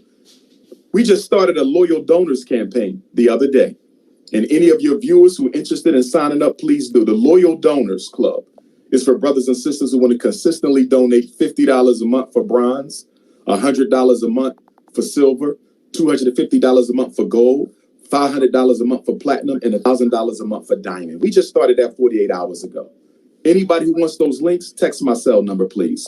215-989-9858, 215-989-9858. They will also be put in a WhatsApp group where they will get all the updates that they want. For those who can't afford to make a consistent donation, they can go to the Cash App, $FDMG School, or the PayPal, FDMG Academy, or mail in the check or money order. They can text me for the address. It's also on the website. Here's what I would say to that, Sister Ra. They do reach out to me, and they do ask me questions, and I answer the questions. Here's what I'm saying. A lot of the questions that are being posed, right? And I understand where Brother Jamar coming from, because he's just being the vessel to bring it to me. I get it. Okay, I understand that. So we on the square together. But those are coming from haters. You got to understand something. I'm probably the most influential and accomplished Black school psychologist in American history. Not probably, I am. I am. If you got a child in special ed, they've been ADHD, conduct disorder, I'm the person you came to. I've been doing this work for over 20 years. My name is etched in stone. There is no such thing as I just woke up and heard about you. You're going to get some people like that, but most of our people know who I am because I help them save their kids or their children went to my school. I didn't just wake up yesterday. People know who I am. I got the books, I got the articles, I got the resume for that. Absolutely. You understand? So some people just woke up though. Everybody not. But listen to me. Even if you're not in the conscious community, you know who I am. I don't belong to the conscious community. I belong to the African race. I'm the most requested Black scholar in the world, hands down. That's mainstream. Yeah, but you got to understand how many people don't even but they're not know about scholars. That's what I mean. Are so far removed they're from. Not asking the negative questions, Jamar. They're not. The new people are not asking the negative questions. The negative questions are the haters. But I'm saying, is it a negative question to want transparency? You see what I'm saying? Bro, to just want to know what's going on. Bro, what transparency are you talking about? We raised the money, we bought the schools. What transparency are you talking about? We raised the money, the little bit left is going to repairs. What transparency are you talking about? You think I'm gonna put the school bank account on YouTube? Well, of course not. Of course not. On Twitter? You think I'm gonna put the school bank account on Instagram? You out your damn mind. I think they maybe want more of a timeline of when it might open or something like that. Catering to the haters. Don't cater No. It's not catering to the haters. We have to. Here's what we got. Here's what we got to do, though, brother. No. It's not about catering to the hate. I'm gonna tell you what I'm doing. I'm gonna tell you what I'm doing. Okay. We have to make sure we have to vet all of our people, bro. I got love for you, bro. Everybody, then vet them other Negroes in the conscious community who ain't building shit. We gonna get to them all, bro. Jamar, wait, we gonna get to them all. Who else is building? Jamar, don't discriminate. Listen, somebody built an institution from the grass. Right. Name somebody. You ain't got none of them. Name me a YouTuber doing what I'm doing. Any of them conscious dudes. Name one on my level. Name one builder. You crazy. They can't tie my sneaks, bro. I can't. All I can name is my father-in-law. They say, how many they kept out of jail, bro? They're not building shit. Right. So through the grass, what have they built, bro? Who you know in the conscious movement built an institution? Answer that. Nobody. I'm the only one in my generation doing it. Well, you're building it. It's not built yet, though. It's not built. Be there. Don't you worry about it. You be the first one there. Trust me. Beautiful. Listen. Let's move. I want to talk about your book real quick. Let's talk about your book, the Black Parent Advocate. Yes, sir. That sounds like something that is needed in the Black community. What is the Black Parent Advocate about? It is How can we advocate for Black parents? Book. It is the only book ever. No other Black psychologist ever. Only me ever wrote a book like that gives the Black parent every answer they need for almost every problem they will run into the public school or the mental health system. Never been done before. And I will be releasing that in Harlem Friday, October 30th from 2 to 8. Allah Temple in Mecca, $50 a copy, 560 pages. And for New York, I'm going to have something a little special. I'm going to get the covers raised since it's a special 10-year anniversary. For those who can't come to New York, I will be releasing a book in Atlanta, November the 19th. If you can't come to Atlanta, I will be releasing the book in Nat Turner Land, Virginia, November the 11th, when we honor Nat Turner, 189th anniversary memorial of his execution. And if you can't make it there, my 10-year anniversary in Fort Lauderdale, Florida will be December the 10th. Those are my 4 10-year anniversaries. We already had Chicago. Shout out to Chi-Town. September the 18th. That's already passed. That's what's up. So I got the books. I got the resume. I got the school. So when people pop shit, I'm trying to find who else doing the work. Because all I see is people on YouTube making videos. Not y'all. I'm talking about my detractors and the other people in the conscious community. All they got is videos and DVDs. No institutions, no track record for helping nobody, intellectual masturbation. It seems like your main detractor is this guy, Lennon Honor. Yes. He's a down low brother who preys on teenage boys. Whoa. He's married with children, but he's on the down low. He preys on teenage boys, according to information that was released recently. I don't know the man. I never met the man. All he does is make videos about another man, which is me. Right. Which was already questionable. That was already questionable, but based on information that another brother released, who I don't know either, okay, he preys on teenage boys. Wow. I mean, you know, he did have a channel that seemed quite obsessive. You know, seemed like every goddamn video was about you. Like, I was like, you know, well, we know why now, don't we? We know why now. Yeah. We know why now. Yeah. Well, hey, I don't know, man. I don't know that guy. I just keep seeing his name in the comments, Lennon. Yeah, he pays it. He's unemployed, 5 kids, a wife. He pays his bill by making Dr. Umar hate videos. That's how he take care of his family. He ain't the only one. It's a whole army of them out there. But compared to the supporters, the detractors are almost irrelevant. Compared to the supporters, the detractors are almost irrelevant. But everybody focuses on the negative. Everybody focuses on the negative. And I think that's the problem with our community, because we're always looking at the negative. We could have clearly talked about, wow, you're the only one of your generation that's trying to build an institution. Wow. The people gave you $750,000. You bought 2 buildings instead of 1. Like, I could easily flip this into a positive success story, but we have such a negative bias with each other that is just a shame. Yeah, I mean, you know, this is the society we live in. Just like you said, conflict drives everything. Yeah, like it does. every TV program, every movie you've ever watched, it's about conflict. Like, oh, this guy, you know, he's a drug dealer, but he wants to get out. That's a conflict right there. Like, you know. But we talking real life in the Black community is conflict based and negativity based, and we have to change that. And that's another reason why the school is going to be so important, because we have to transform the way that our children think. As Frederick Douglass said, it's better to raise strong children than to repair broken men. And that is the motto of the FDMG Academy, along with the Garvey quote that without confidence in yourself, you are twice defeated in the race of life, but with confidence you have won even before you have started. Now, when you open this, is this just for boys, or is this it's going to start out for boys, and eventually we may extend it to the Princess Academy. But boys are primary, because most educational outcomes for Black males in America are far more detrimental than they are for our girls. The girls are catching hell too. Make no mistake. What they do to the boys, they do to the girls. But if you compare the two, it's like night and day. When you look at special ed, it's almost exclusively Black male. Dropout, almost exclusively Black male. School arrest, juvenile detention, Ritalin, Adderall, Concerta, Metadate, conduct disorder, ODD, it's almost exclusively male. So we're focusing on the boys first, because they're the ones who need the intervention the most. Facts. I remember in high school I was reading that Jawanza Conjufu, conspiracy to destroy Black boys. Shout 1 out and to 2. Jawanza I think Conjufu. I read them all.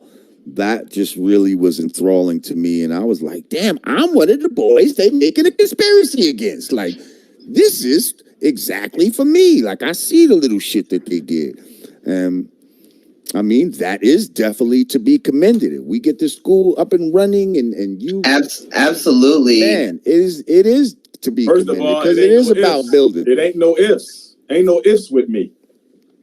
Let me just tell you. We have a thing in 5% Nation called love, hell, all right.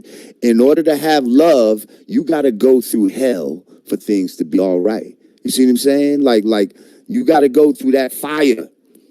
You got to go through that fire in order to come through the other side purified. You see what I'm saying? So don't always look at the fire as a bad thing. You understand what I'm saying? We all need that purification sometimes. I ain't got no problem with the fire with the bad thing, but when you get the same questions 10 years straight that you didn't answer a million times, anybody can understand somebody's patience growing weak. Now you answering it the same stuff. Now you answering it in the right place from the right people, and you know, man, you got to just let the people decide. The people and hopefully people don't decide for me. Hopefully, I decide. They're gonna decide for themselves. But my supporters, not no nine. Well, that's like what I'm saying, bro, and hopefully your supporters, haters, bro. You catering to the hate. No. Well, let me to the hate. I have to ask the hard questions, bro. Popping up. I mean, it's all I can handle it. Well, let me say this with the utmost respect. I do believe that you are getting questioned because this is a wonderful thing. This is a commendable thing.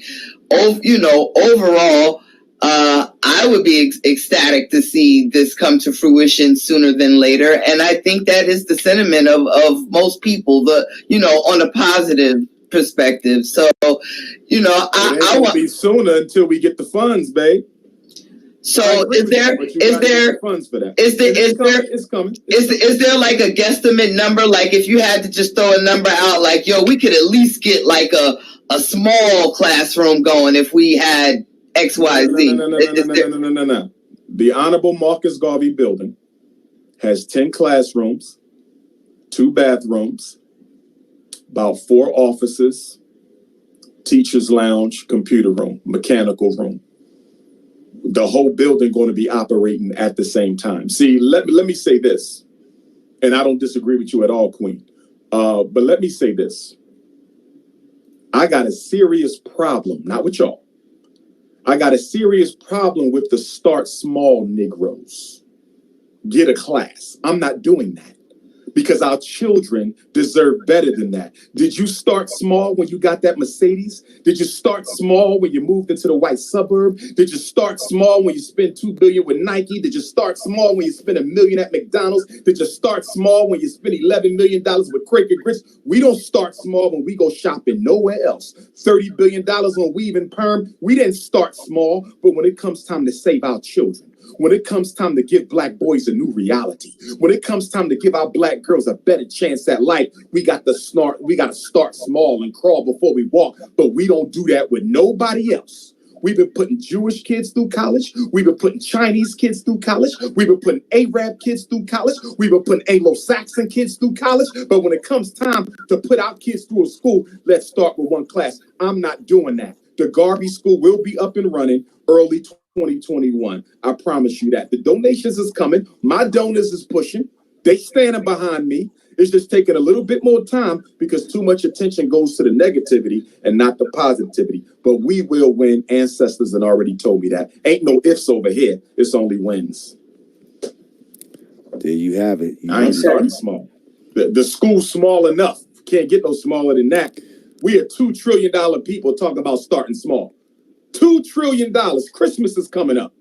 In Philadelphia, we're going to spend $3 billion in Christmas. New York City, y'all the largest Black population in the country. Y'all Christmas bill like $12 billion. Are we starting small with Christmas? We starting small with Thanksgiving? Do we start small when we go out the party and club? Do we start small when we get our weaves and perms? Do we start small when we get our trucks? We don't start small with nothing else. But when it comes time to save Black kids, we got to crawl before we walk. Not me. Victory is here. Get free or die trying. That's what I'm on. There you have it. Straight from the Black man's mouth. Y'all wanted the questions. They were asked. He answered them. Same.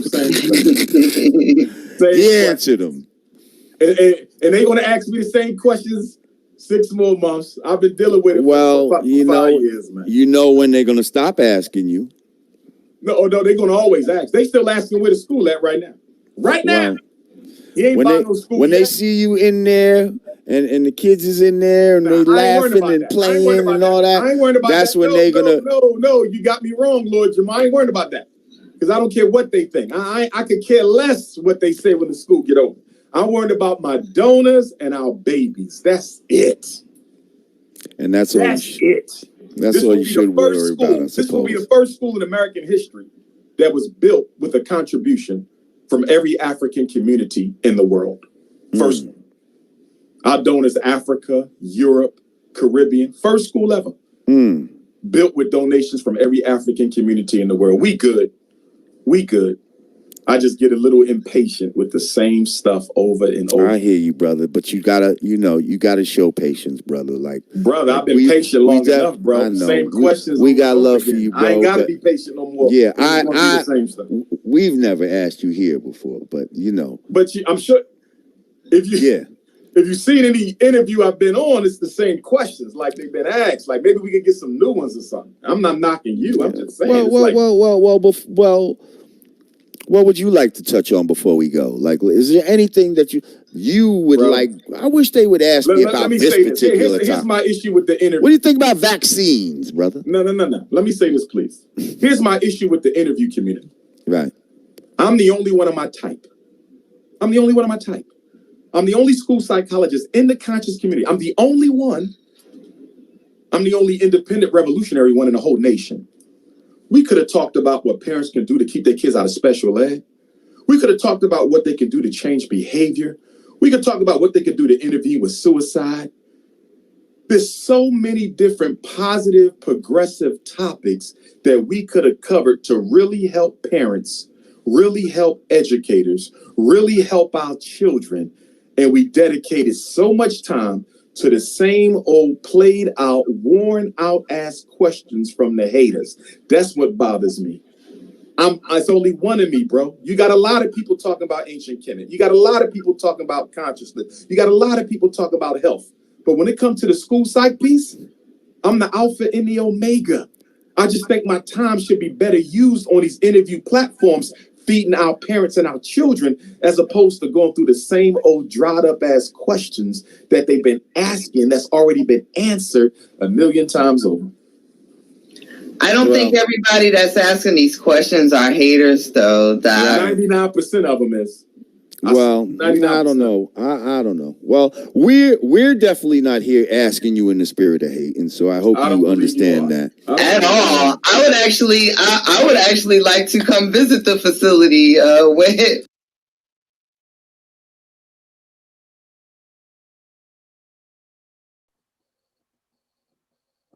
All right. I think we heard enough.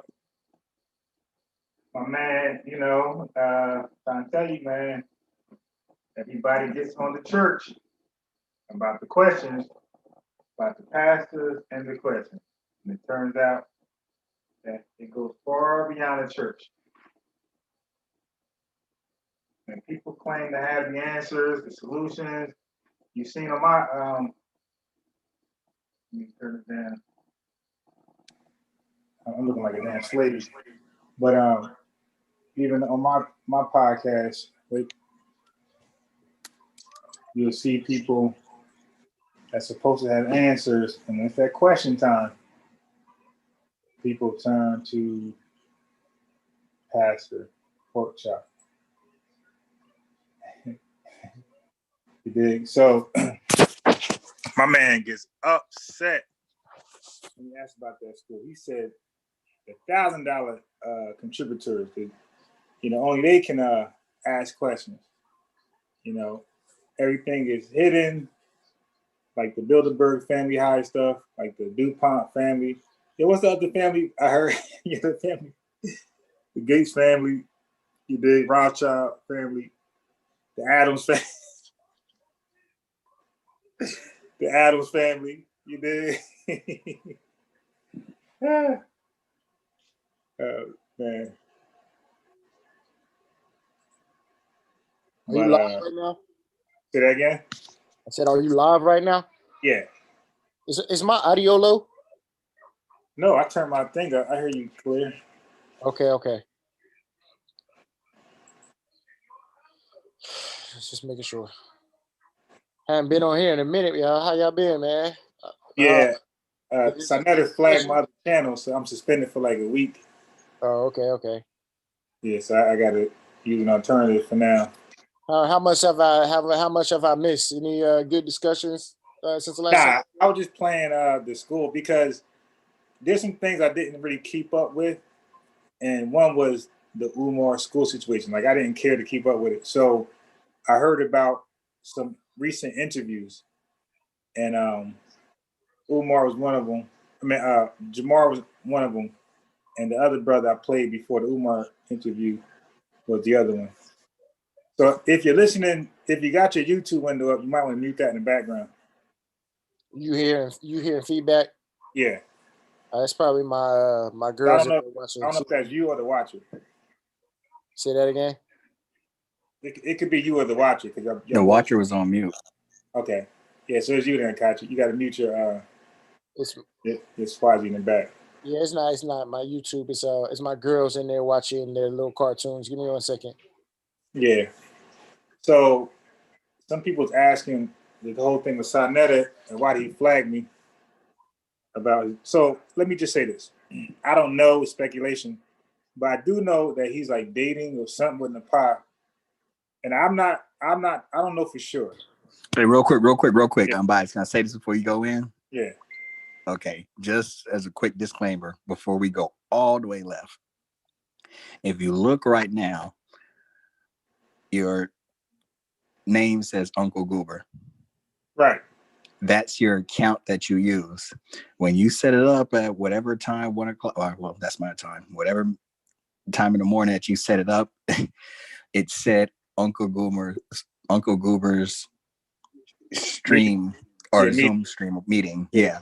And so when Sonetta was going off, he was like, I will let you play your video, but you're being disrespectful in the title. I think he assumed that you were referring to him or someone on a panel with that Uncle Goober stuff. So I caught why he was pissed because of the title. Now, it could be other stuff as well, because there was a lot of animosity over a little title. I thought y'all had some camaraderie. Y'all know each other's numbers and y'all talking stuff. So now you can go, you know what I'm saying? So yeah. All right. That's all I'm putting out there. When you start a live meeting, it's whatever name that the account is under, it's going to have that name. And it's going to say live meeting or something with meeting. So when he's seen Uncle Goober, now Uncle Goober has nothing to do with anybody on the platform. That's for my students, my little students. It's a funny name that they love. So I call myself Uncle Goober. And that's with my students and everybody in my life who has children. Your children will call me Uncle Goober. So that's beyond unbiased sports, you know. I got nothing to do with unbiased sports because they would try to pronounce unbiased sports, watcher, and they never could. You know, just imagine a 7-year-old trying to pronounce unbiased. So, and they would ask what that is. And secondly, I don't want unbiased sports to be tied with anything I do on the live, you know. So I don't want them looking up unbiased sports and they see me on here behaving like a fool and cursing and stuff. So this is why I changed it from unbiased sports to Uncle Goober. That's why I did that. Right. Because kids are smart and they'll try to look me up. Right. I get it. And I just feel, again, it could be other stuff because I think that be there. But I thought you guys had a good enough relationship where he can just like, hey, nigga, what the hell you doing?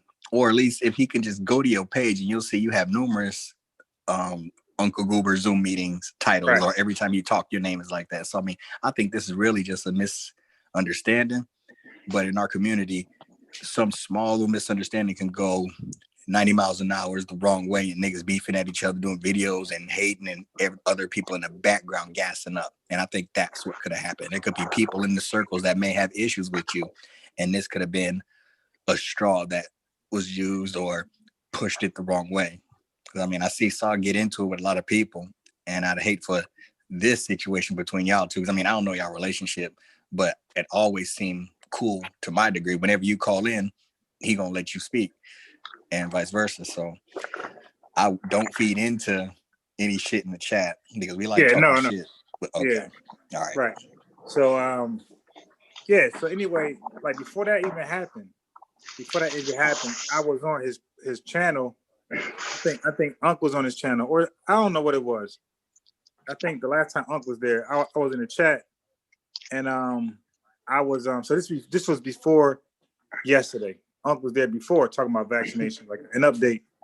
So I noticed that I ain't have a wrench. No problem. I'm still going to talk, and I don't care about that stuff. So, but I got timed out for no reason, and it said by the owner or somebody else who's a moderator. Now the moderators are Max Bird, like everybody who I know, all these guys. So I'm like, I highly doubt if they just time me out for no reason. And then we got Nepal, she's a moderator. Like I don't recall her ever timing me out either, but that was just weird. So I'm like, somebody time me out who's a moderator, but can't. So now, did I trip? No. I got 2 numbers from Sarnetta, like home phone, his cell phone number. So I text both of them. So I try to talk to him about that. Like, yo, what's going on with that? Like somebody timed me out. Was it you? Was it one of your moderators? Like, let me know, because I'm not aware of a beef between me and you. Like, that's exactly what I text him. So maybe he's busy. I don't know. But he never got back to me.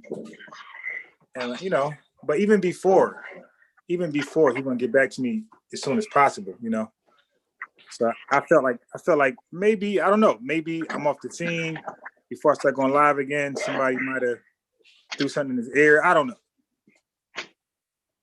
So, but you're right about the Uncle Goober meeting. He could have seen that as maybe I'm calling him that. Yeah. Right, something like I know that. that. Oh, I'm sorry. Go ahead. Nah, but I was gonna say, Akachi, you gotta. Wait, is that me? That might be me. I'm blaming Akachi. That might be me. Yeah, that was me. My bad, Akachi. That wasn't even you. That was me with the feedback. That was me. Cause I see you on mute. So I'm like, how the hell am I still hearing it? So it was me. But yeah, but like you said, the watcher, to me that was like he could have just hit me up or just had Unc to hit me up like, yo, what somebody's doing? Unc, hit him up real fast. And what are you talking about? And that could have been solved right there. But but for me, I left it at just that. Like, okay, you flagged me, no problem. You got my account suspended, no problem. Okay. I don't need to go back and forth videos and see, like people wait for a reason to like make videos about somebody else to get like some views. I don't care about that. Right. That's what I was gonna say. Because that's, again, don't get me wrong. I love being petty. I know you love being petty. We know Saul loves, but all men love to, like, we want to get messy because we try to be above all that shit. But when we see other motherfuckers do it, it's fun to let me get in the mud real quick and have fun with you. So it's easy to get caught in that, especially when our ego's involved. But it ain't like you over here monetizing this video and really trying to take advantage of him, break him down, or disrespecting him. And y'all got history, so I hate when people that are cool and have history, and then there's other people on the side want to pick a side and then try to play that game. And it's like, no, don't do that shit, because y'all niggas gonna be cool. But then everybody in the chat and everybody on here like, yeah, fuck that nigga, blah, blah, blah, blah, blah. And now, like, we had a conversation on that before. You don't get in between the beef between people who got history. You know what I'm saying? You either sit back and watch that shit, or you either try to stop it, but don't jump on the side, especially if you can clearly see there really is no beef. Now, if one nigga's like straight wrong, then that's an issue. Like, I could have issues with Sonetta over other stuff, but in this situation between these two, it looked like a misunderstanding that got handled the wrong way. And I may disagree with how it all went down and even the flagging type shit. But at the same time, he's trying to protect his brand, or somebody else is acting on his behalf, and he gonna not out them like that publicly just to make an audience or people feel good. I don't think that's good either. So if you feel wrong and you got to get that shit off your chest and spit your flame, I'd rather you do it behind closed doors, but he aired you out publicly. So I get it. You got to throw your shit down. Ain't no bitch ass nigga. But I don't care about, I okay. Like, again, like, yeah, let's me, keep it.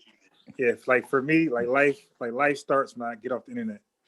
So Facts. yes, You got a life. You make moves. Like just now, when I logged on just now, my camera showed me looking like a slave from the 1830s. You did. My hair ain't combed. I'm in pajamas. I don't care about that. I'm 43. Sure. I'm not 23. So like little things wouldn't bother me.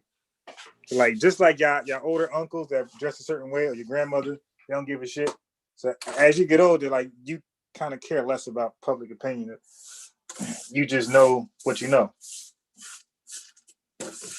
Yeah, but that's all I'm going to say. I just want to clear up that because nobody know what he was even addressing or what happened. So I just want to say that's what happened. I was sharing his video like I always do, or I'm not always, but what I have been doing in the past. But this time, like you said, maybe because I ain't changed my YouTube name, he see Uncle Goober, he didn't see Unbiased Sports. He could look at it as I'm coming at him. Probably because the subject was against like vaccines. And that's another thing too. You are known as the vaccine nigga, and you be checking all that and sort of topic what they were talking about. So I can see how it could have went wrong, or he could have felt like you could have been sneak dissing. But for those who fuck with you, like, I can't fuck. He ain't calling you Uncle Goober. If anything, he feels that's his cool name. He ain't gonna just get that shit up. Hell no. Right. So go ahead. But I just want to say also, this is not an apology either. I have nothing. This ain't no facts. This isn't no begging. This is no apology, not like that either. Like if the dude want to go his own way, go your own way. Like, you know what I mean? I don't put no money in my pocket. My man doesn't. I'm not on his show as a routine guest. There's no benefit to me or any loss whatsoever if he wants to, distance himself or block me. Do you, boo? As he say. So this is just an explanation. This is not an apology or asking for forgiveness. Forgive me, sir. Yeah. Please. All right, now this ain't that. This is just clearing the ways. I didn't intentionally do anything wrong, or I didn't purposely try to troll somebody or disrespect his brand or his videos. This was just a matter of sharing the video like I normally do, because some people do not support Sinetta, and they're not going to watch the video, any of his videos. So what I do is I share it on my, which I've done before. I will re-air it on my live so he can get the people who still watch his content. Because it's still a win-win for him. Because they didn't go to his channel, but they still was able to watch content from his channel. Right, because you normally just speak on certain topics to further your conversation. So if somebody wants to get the full context or they want to see where it came from, and you big up, you even let it know. You even had wrenches over there. So it's like, I hate seeing shit that don't have to be a fallout end up being a big fallout. And then there's also, what do you call it? What is it? There's financial gain or benefit in drama. You know what I mean? So like, shit, let me get a bump from 15K to 25K for a little slanders, a couple of videos type shit. I mean, it can easily go that route.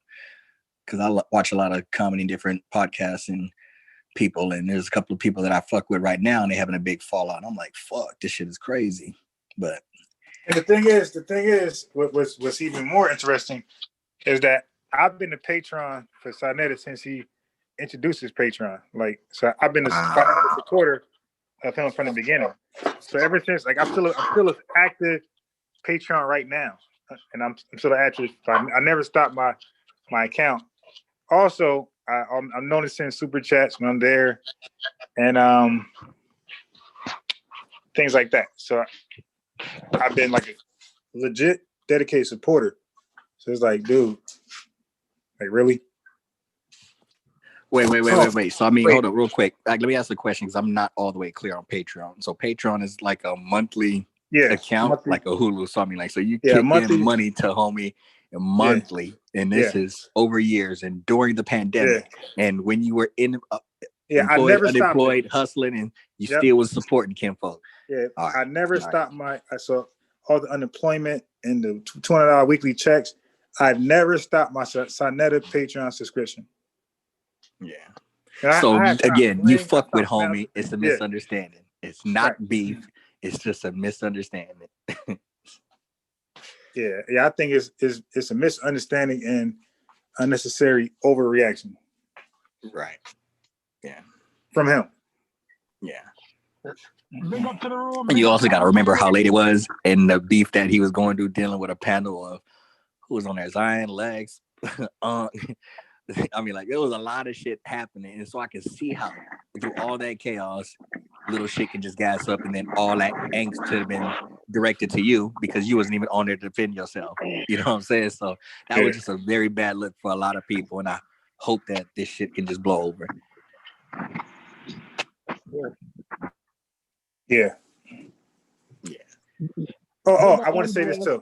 Wait, one last thing, Stu P. I want to say this. Although, okay, I went to the debate in Harlem, right? And he had a pay-per-view. Do you know I still pay for the pay-per-view? So I was support like that. So I went to and I didn't get in free, by the way. I got a little discount. He gave me a little discount at the door. But I paid to get in. I had ordered the pay-per-view just out of extra support. So I do things like that. Then I send super chats here and there. Yeah. Oh, and the last thing is this. I was contemplating paying for advertisement for what I do on my online teaching. So I was going to solicit, because I know Chief X paid for like some commercial time, whatever. I was going to do that too. Like, all right, maybe I should do that, but I never committed to it just yet. Yeah. So again, let even other people to learn, like, sometimes you ain't always got to respond. Just pick up the phone and make a text like, hey, Ken, what are you doing? But when you get big and you feel like you're the big homie and you just a boss like that, and sometimes you feel like you don't have to. And if this nigga's bad, like if the boss gets mad, fuck it. I hope he don't take that route, because even though it's easy for Sa to do that, and he can do that because he has so many different people, but he got to be an example at some point and be like, all right, this don't need to be at. Because I've seen him get into screaming matches and beef with a lot of other people, and then he fix it out. So you see, he ain't gonna hold a grudge. I don't see him. Well, no, let me not say that, because I see. Let me stop. I'm not gonna start capping. I can't cap. Just fix that shit. I hope y'all can fix that shit. If not, then y'all don't. But don't waste too many more minutes on that shit. It's I just explain just what happened. That's it. But there's nothing to fix. As far as my side. Like I don't think about him any differently.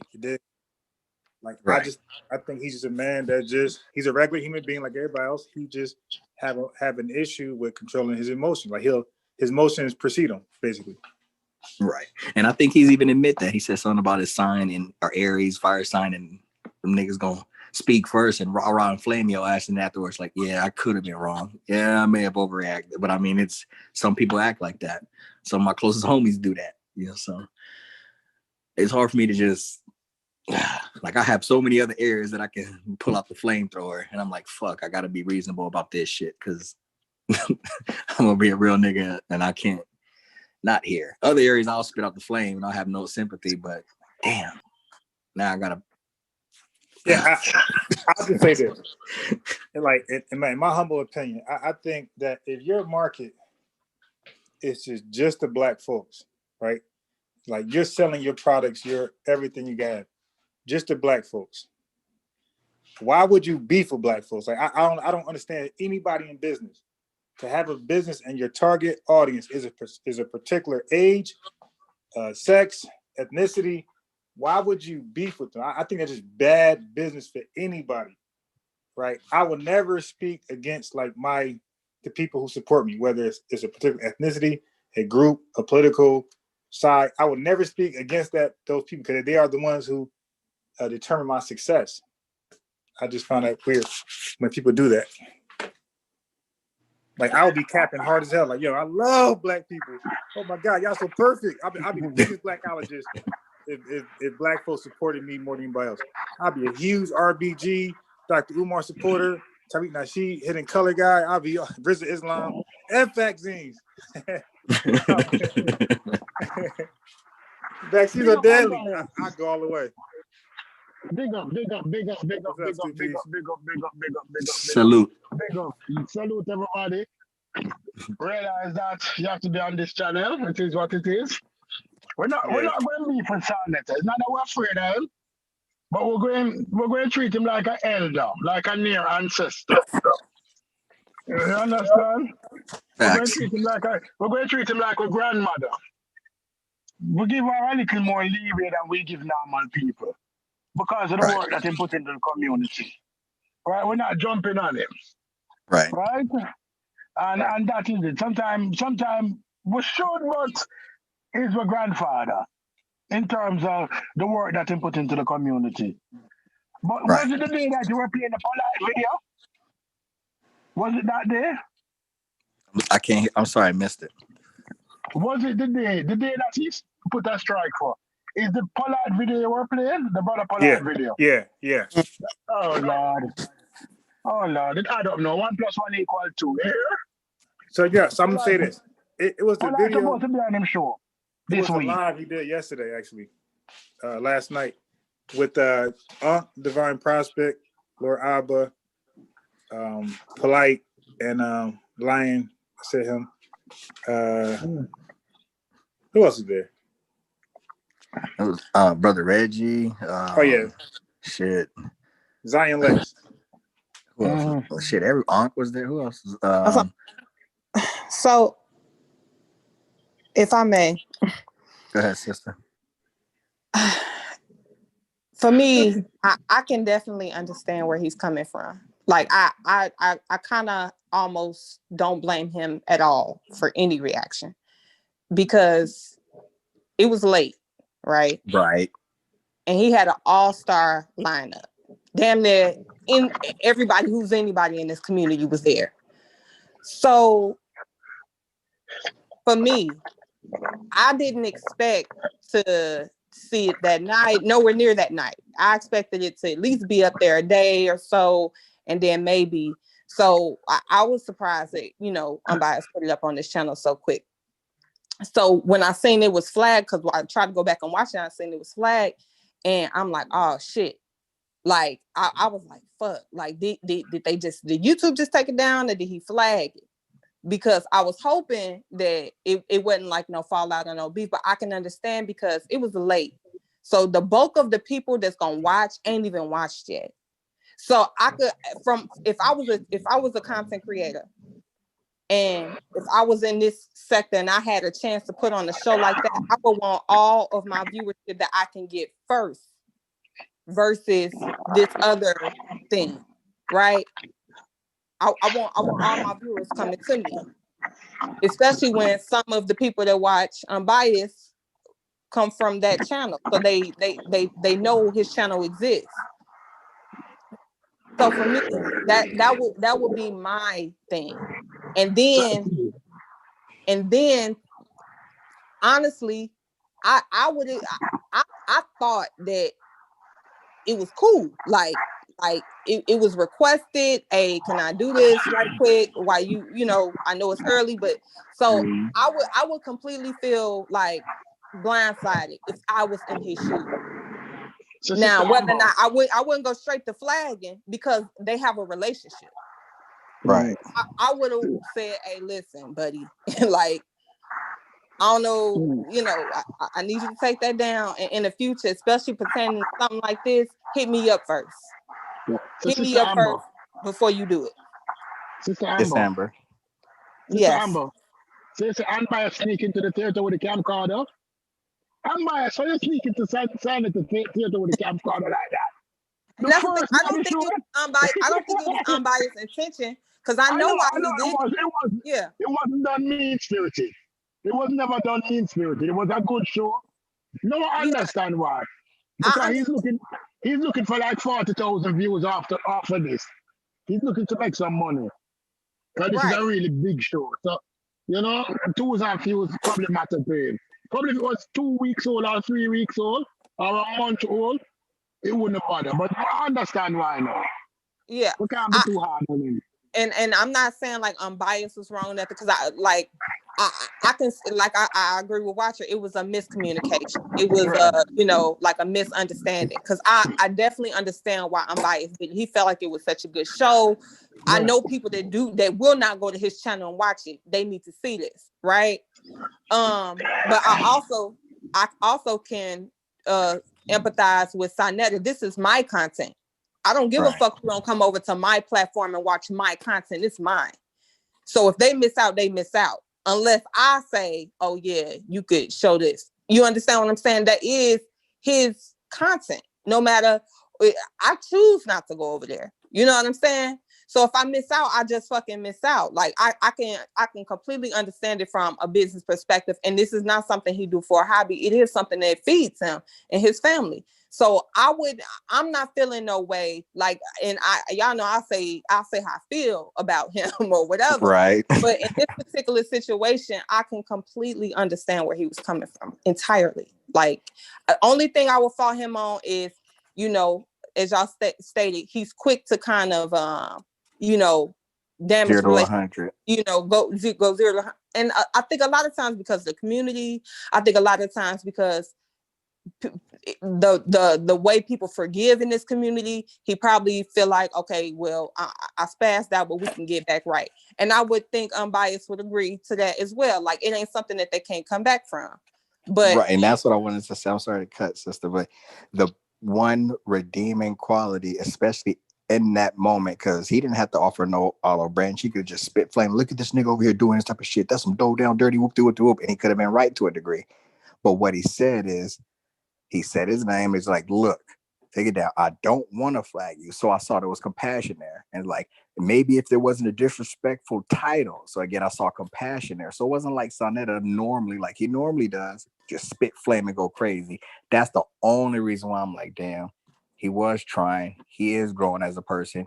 He normally don't have to do that. Technically, he's right, because that is his quote unquote intellectual property. But he still was saying,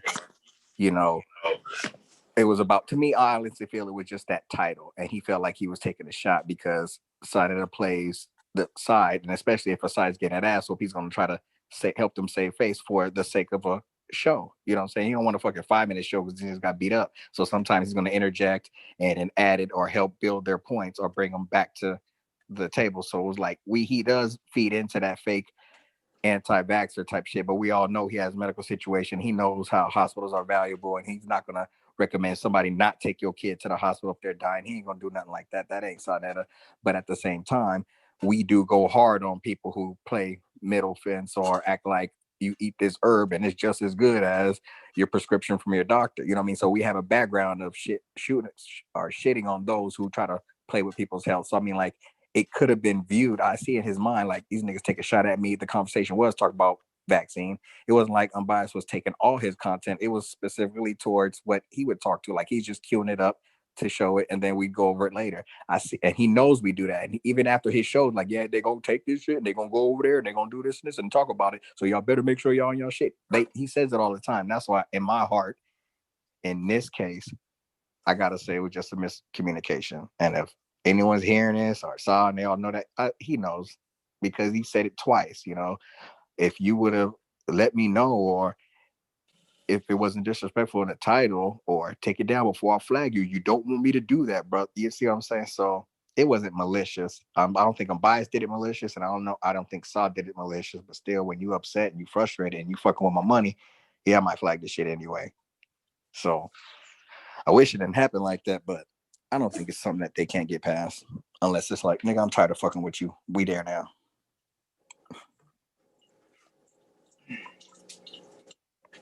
But are we moving to Umar? one thing real quick though that I do want to say, and I think it makes a difference. Okay. I really wish that we did a better job, and I feel like everybody, when we speak publicly and we have disagreements, especially with people that you have actual relationships with, you do not have to take it to a public platform. That's something that you should be handled behind the camera, behind the Zoom,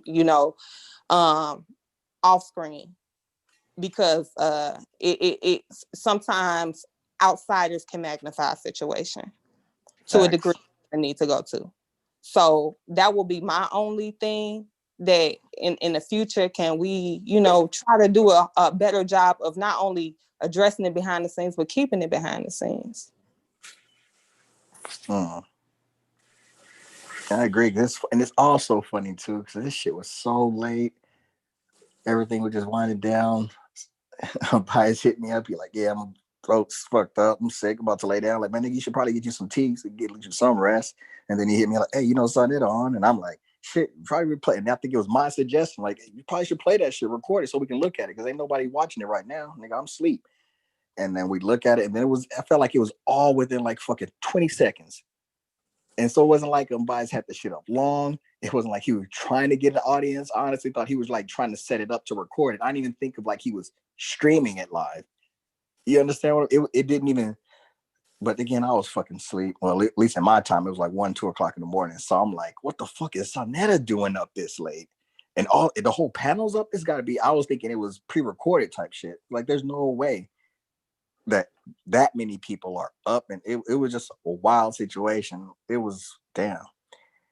And that's why I'm sitting there. I know, like, Unbiased, I swear, Unbiased was not. This nigga was probably like 60% conscious during the whole damn situation because he was fucked up. I don't even think he really wanted to do it. I thought he was trying to record it. Yeah, well, I would say this. If I thought I can get flagged by somebody's content like that blatantly, I would have never done it. You know what I mean? The reason why I done it, like I said, wasn't for me. It's for people who don't go to his channel. But even still, I wouldn't do it if I knew or suspected he would flag me. I did it because I felt like we were cool, and I'd done it before. And what you guys don't know, during the pandemic, Sanes used to call my phone, had nothing to do with online. And we used to talk for about half an hour, you know what I mean, different things. And even when the Garfield thing happened, he called me on that. So we would talk. So I had a better relationship with Sonetta than most people think. You know, this is why he used to call me into like certain guests. He want me to call in, and he wanted me to debate Nepal before the height of the pandemic. So I had a better relationship with Sonetta than you guys would know. So it wasn't like, so I don't think it was the money thing, nothing like that, because he could just easily call me like, yo, Umbias, what you doing? Because you see a large part of the show, he was just quiet. And it was Polite, Divine, Zion Lex, and Laura Abba going at it. And that could have been the time he could just call me real fast or text me like, yo, why you airing my thing? You dig? So I thought it was something bigger than that, something he had to get off his chest. And that's why he took it to that degree. But it's okay. Like, it's okay. Now I know he don't want me sharing this stuff. No problem. I won't. Right. For sure. And it wasn't even playing or up for like more than 5 minutes. Am I wrong? Yeah. I don't think that's the issue at all. I think it's more than just that. Okay. All right. Well, then I'll just leave it there. I don't think I can add any more to it. I think we've all said what we needed to say, and the rest of it got to be behind closed door between the two parties involved. And Amber is 1,000% correct. It's not good to take personal issues and air it out publicly. We got to do better than that, because I see that shit in our community. Like, two homies can start beefing. We had a basketball game, and while he's mad, but he gonna get in the car and call up a couple other homies who we always kick it with and go, we're like, this is what this nigga did, wasn't even passing the ball, and woo. And then we all get to the park and we kick in later, and then there's like clicks now, just because people end up doing that type of shit. And then it's like, we got to get better at just confronting shit, handle it as men directly, and moving on. At least be that example so other people can see it. We always can't act like that, but we need more examples of people having disagreements and still being cordial. Like, even when I got into it with homie a day or two ago, I was upset, wanted to get off, but I had recognized that that's not the best way to handle it. And then, even though I was willing to fight through it, we ended up becoming cool and talking on the phone for 3, 4, 5, 6 hours after that. Recommended books to each other. And again, I vehemently disagreed with a lot of the shit he was saying, but I just recognized, like, I got to learn how to get along with this nigga. Like, I'm living in Arizona. There's so many racist and ignorant motherfuckers out here, but they try to take the time to explain themselves to me, and they want to have a conversation. They want to grow because you know what? I believed in all this racism shit. I thought Trump was my ticket. I thought this was the true shit. And I thought it was all about this and this and that. And then I recognized all the people who stormed the Capitol and shit, like, he's leaving them, they're going to be rotting in jail and blah, blah, blah. And then if you got $2 million, it don't matter if you're black, you're an athlete, you Kwame Brown or whatever, you can buy you a pardon. And it just made me realize, like, even these rich motherfuckers, or even Trump, like, everyone is playing us with this racist bullshit. The black man really ain't my issue. It's more about this class. And then the fact that we can have a conversation, he can come to that conclusion on his own. He probably staying still, fuck this nigga when he go home. I ain't going to let you in my house, but I'll give you a bottle of water. I ain't going to spit in a cup and give it to you. I'm going to be respectful. My kids are going to be the reason that blacks are probably going to get into the family or listening to hip hop music, but it's not going to be my generation because my parents raised me a certain way, and I don't fuck with niggas like that. However, I realize it ain't for me to be hating y'all like I used to, because that shit is stupid. So when you be in those type of conversations or in those situations, you realize like, damn, interaction and engaging with these motherfuckers is how you're going to get to a solution. You can't be scared of confrontation. Like I think I'm somewhat passive, but there's certain topics or certain points that the watcher's going to go the fuck off. And I get upset at myself. I feel like it's out of my character, but as men, we have to learn how to state our opinions, our grievances, or women as well. I guess it's not really bad or bound to a sex, but we have to be able to express ourselves and sometimes stand on being right or wrong and come to a conclusion and say, okay, I don't fuck with you on this topic, but there's 10 other categories about your character that can help me and that I agree with. So I'm going to still be cool with you, but in this character right here or in this topic or when you're in this mode, I can't fuck with you. I'm going to fall off or I'm going to fall back or I'll catch you later. But I'm not throwing whole niggas away when they're doing some things that I can tolerate. Now, you do some shit I can't tolerate. You touching on kids or you being just like, okay, nigga, I'm throwing the whole nigga away or the whole broad away. But sometimes we got to be reasonable and not make mountains out of molehills or however the colloquial term or phrase goes.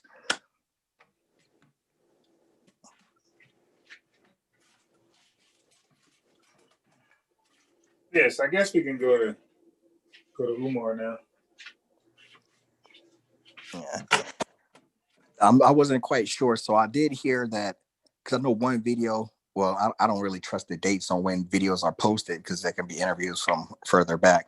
But I know that I was hearing that he raised a certain amount of money, around 700K figure, plus or minus. Yeah. And then he ended up purchasing schools for a certain amount, 400K or whatever. So there's like a remaining balance. And then I was hearing like, he has the school, but does he still have the buildings, or he doesn't have it, or was it sold and it wasn't properly sold, or title was it like it got real cloudy, and I never would hear someone ask targeted or specific questions. But then again, he is the master of like shit that be triggering Amber, that people would take a statement like she says it like, nigga, don't take my what do you say, Amber?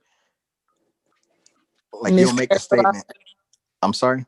Mischaracterize? Yeah, there you go. They'll mischaracterize your statement or your phrase, and then all of a sudden they end up build a straw man or a red herring, and that's where the argument is going. So I'm attacking adjacent to what you were saying, and Umar's good at that. Someone will have a valid question, and then he'll dismiss it or characterize like, oh, those are just the haters, and then he'll go off a tirade about the haters, and he'll have some valid points about that, and we get shifted off of it, and he does that shit so well. I fall victim to that because I give people benefit of doubt when we're talking, so you can move me or gaslight me or trick me real quick with that because I'm trying to listen to what you say. I'm not sharp like Uncle Cut You Dead. He'll see what you're doing, like, oh, you come with the flip flam or that Brooklyn magic. He's real sharp. Or I'm biased. You guys, even Amber, you guys are real quickly. My wife, that's one reason why she fucks and watches shit, or she listens to this shit because she likes that trait that you be delivering, Amber. But there's certain people in the world, they can catch you right in the middle of your shit and not even gonna let you get your lie out.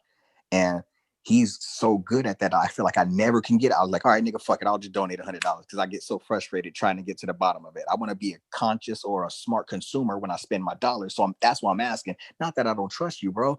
You know, but all of a sudden I end up being a hater or a detractor and this and this and that. And I'm like, all right, fuck it, nigga, just take the 100. I'm gone. Well, I'm gonna say this.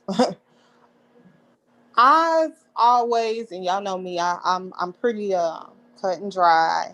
I don't really do the he a scammer. He's never scammed me. I don't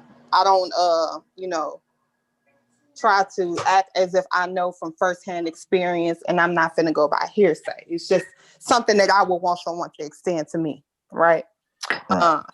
So for me, that's a point that I don't really get on. But I've listened to some of the stuff he said over the years. Some things I'm like, oh, okay, I can see that. Other things I'm like, I think that's a reach, So I'm not going to say like he doesn't know anything. But I was always skeptical of him because when people ask for money, I'm always skeptical, especially when they have these, grand plans of what they're going to do. But more specifically, I was skeptical of him because he is a major in psychology. And one thing people have to really be careful about dealing with people that major in things like that is you cannot underestimate their ability to manipulate the fuck out of people. Period. They learning how people think, their triggers is what he went to school for. So what really got me today, because I actually wasn't listening to most of it. I was binge watching over here in my feelings, watching This Is Us, crying and shit, doing, girl shit. But what got me is when he really tried to go off on no boy about ain't nobody finna start small and this, and I said, oh, so here we go. We finna gaslight the people. We finna make them feel like they crazy for asking for some show of, what they've donated to. And then the whole, I'm not, why we always got to start small and why we always got to do this and why we always got to do that. And it's just, the bullshit is just overwhelming, because if you really truly believed in what you was doing, you wouldn't give a fuck how small you had to start, because your shit gonna work. So this stringing along of, I'm trying to wait on the right this, the right that. I want it to be so big, so grand, so this, so that, I call bullshit, and to play on people's emotional heartstrings of wanting more in the Black community and trying to use that to manipulate them into saying, well, we shouldn't be settling for less. We shouldn't. You absolutely right. So I just have to question, has he considered how many lives he quote unquote could have changed in all this time where he's been collecting money and waiting on the right this, the right that, all the while kids are still growing up with all of these issues and all of these afflictions that you say that they have in the Black community. And instead of you starting even a few small pod locations, you are still waiting on that right moment, that right school, that right building. And then you double whammy it and say you're gonna do 2 schools. So for me, it's just, I see a narcissistic personality. That's what I see. But again, I'm not gonna call him a scammer, because I'm not the one to speak from an experience that really ain't my own. But what I will say is, I can understand how people feel scammed. And I would say to any of you, fuck getting your money back. I don't care if it was $5, $10, $20, $100. Link up and do what you need to do. You may not get your money back, but you might get some of his time. And that's what I would be gunning for. My money or some of your time. Period.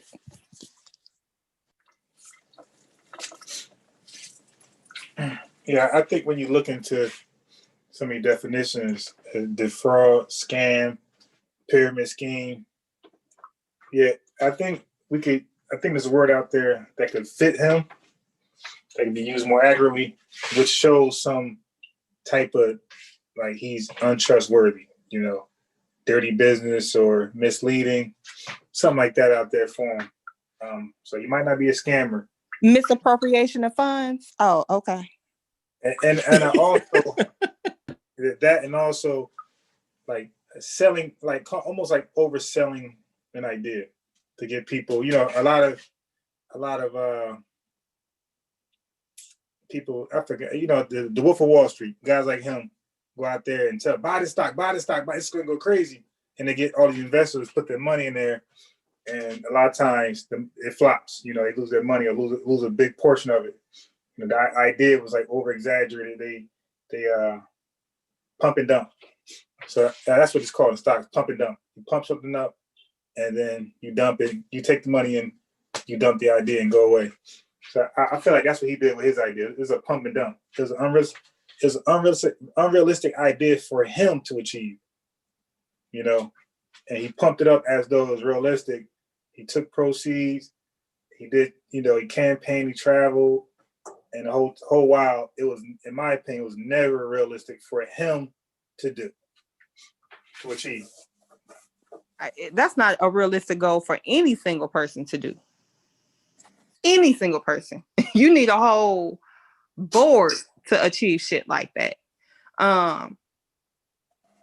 So I mean, listen, far as I'm concerned, I just really have a problem with people that place themselves in position. They go after it, a position of leadership, a position of power, and you have all these people clamoring, you know, in your community, and when I say in your community, the Black community, that you know need hope, that you know looking for a something to believe in, and to take that and pervert that and, you know, exploit that.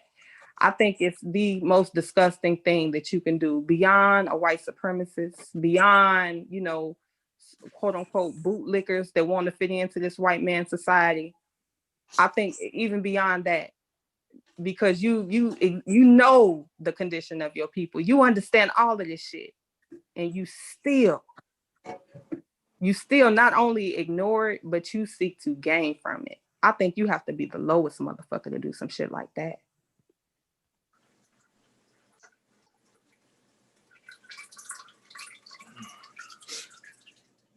Yeah, I agree.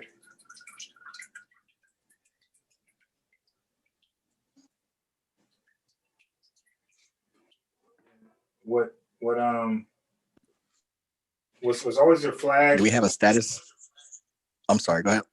No, go ahead. No, I'm just still curious on like the status of everything. Like, what's the most recent interview?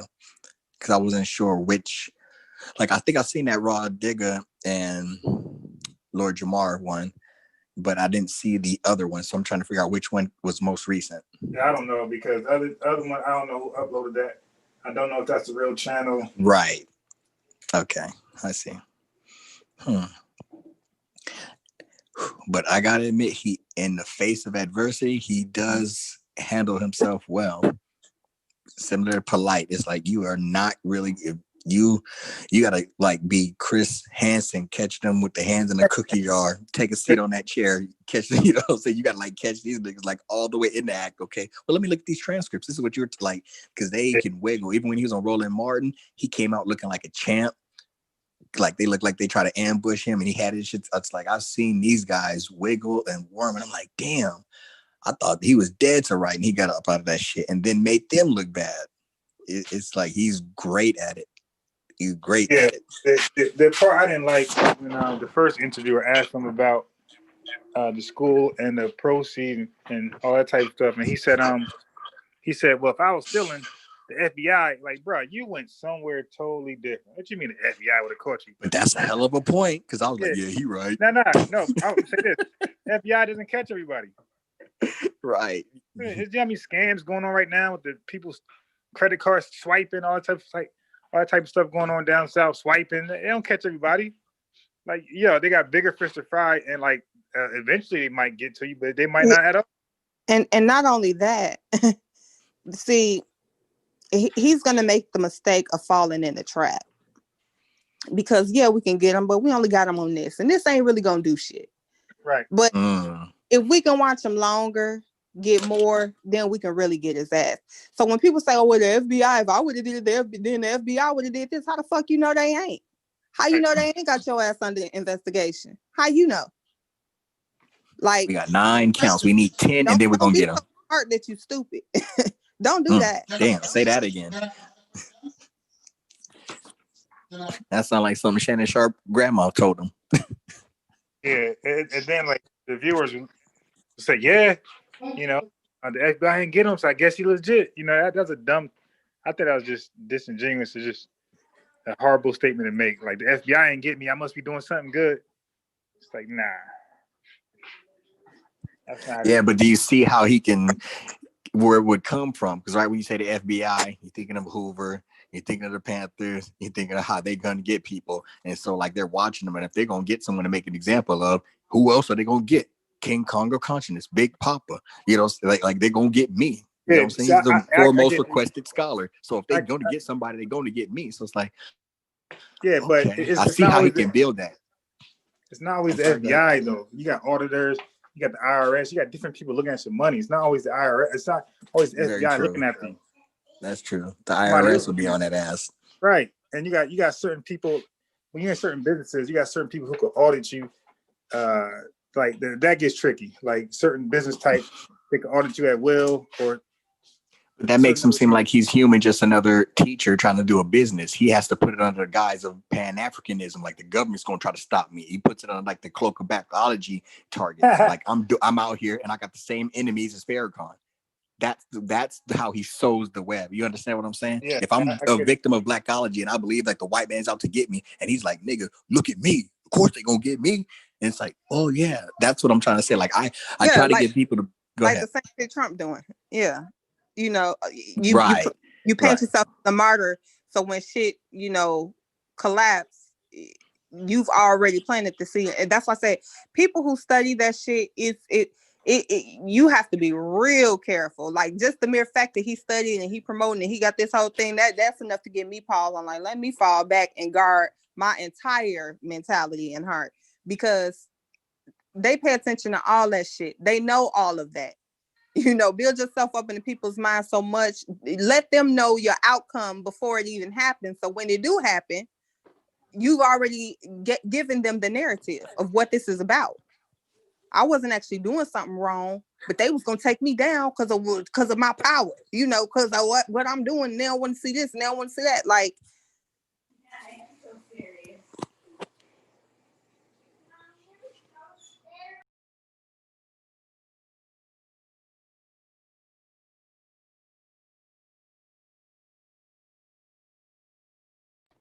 We here? yeah. Okay. I'm gonna have to go back and watch. I didn't get a chance to watch everything he said. And he said something about, did you see how he just dismissed his critic? Like he said there was somebody who was making pages about him, and then he went straight at him. What did he say? Somebody him liking boys. I'm like, wow, that was a heavy charge. I forgot. I didn't really catch. You guys know what I'm talking about. I think they brought up, it was Jamar. I heard something that he said pertaining to that. I didn't know who he was talking about, but yeah. Yeah, because I mean, like Chief X was heavy on him. Like he was on his head. I think that's like one of the first persons that I was introduced to the other side, because I was more just, I don't want to say naive, because like most people, I don't think we go too deep into who he is and what he's saying. It comes across very boisterous and comical, but we kind of like that shit in our community. We like the boisterous and the people who's gonna be unapologetic or scared to say. 1 second.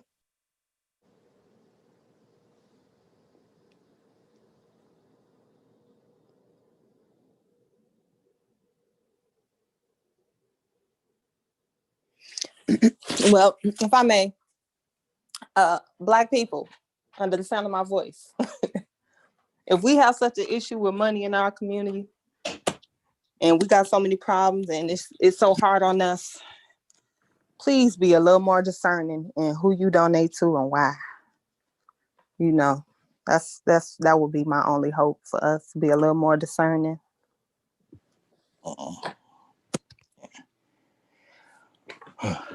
I'm sorry, when you see the wife and the kids come running in the room, you gotta hit that mute button quick. Niggas don't give a fuck. Like, hey, I'm on the phone. I'm gonna say, yeah, whatever, nigga. Can you open this for me? God damn. But yeah, I forgot what I was saying.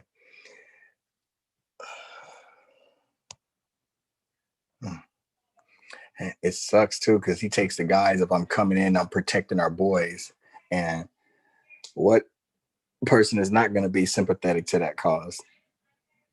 So it's like, you right off rip, I'm rooting for the dude.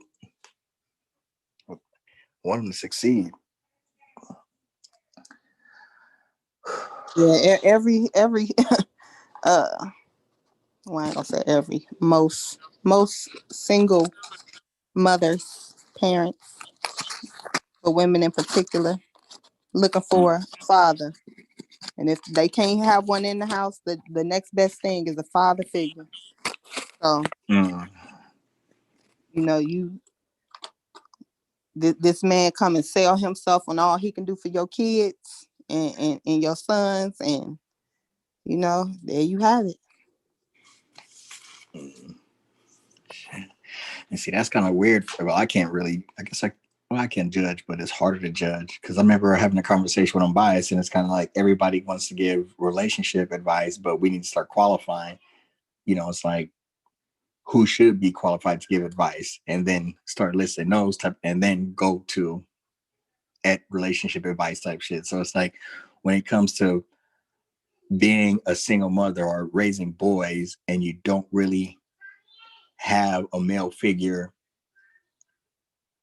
or the male figure or the male representation that you want to be introduced in their life. It's like, what type of qualities would that type of woman or someone in that experience be looking for? And then I would juxtapose it to like, does Umar fit those categories to someone that's like, you know what, based off of my life, my experiences, I know that my son needs A, B, C, and D, and fuck what everybody else may see or may say. I feel that Umar has A, B, C, and D. You know what I mean? Like, people may not like watching or may not want to hear some Dr. Fauci vaccine type shit. Yeah, I don't want to hear that type of shit. This is my family, and I want to go the herbal route. I do not trust this. So when you have people who provide those platforms, then they're just going to swallow that stuff up, and they don't care because they have their own recommendations, their own qualifications. So something that I would ask Amber, and I mean, not picking on you, but I would just defer to your experiences because you would be qualified for this question in this situation, I feel,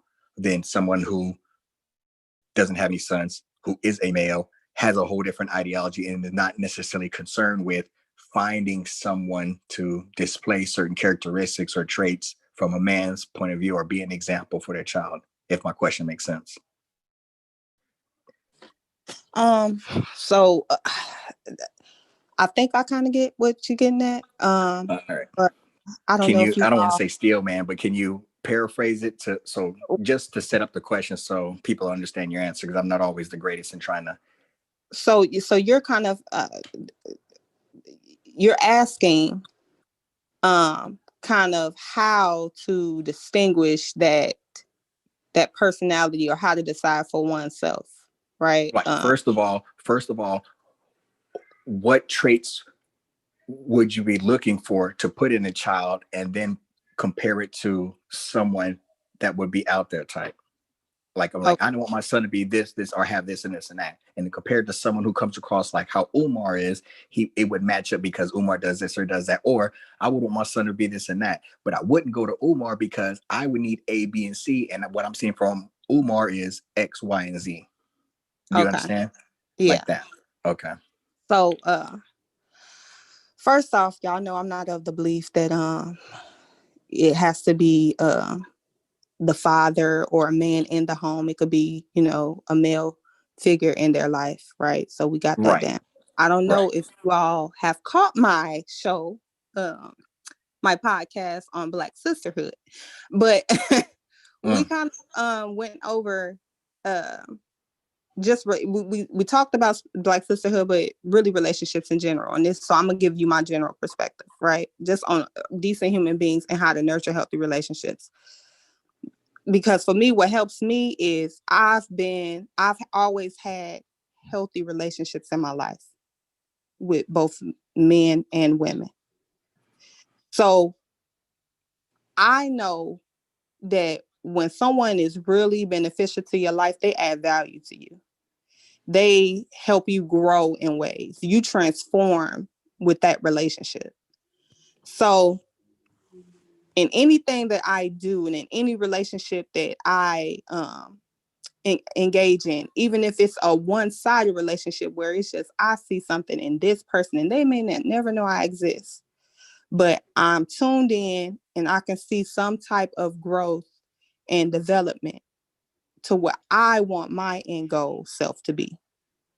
So when I look for sincerity, I look for tenacity, I look for resilience, I look for integrity, I look for humility, I look for compassion.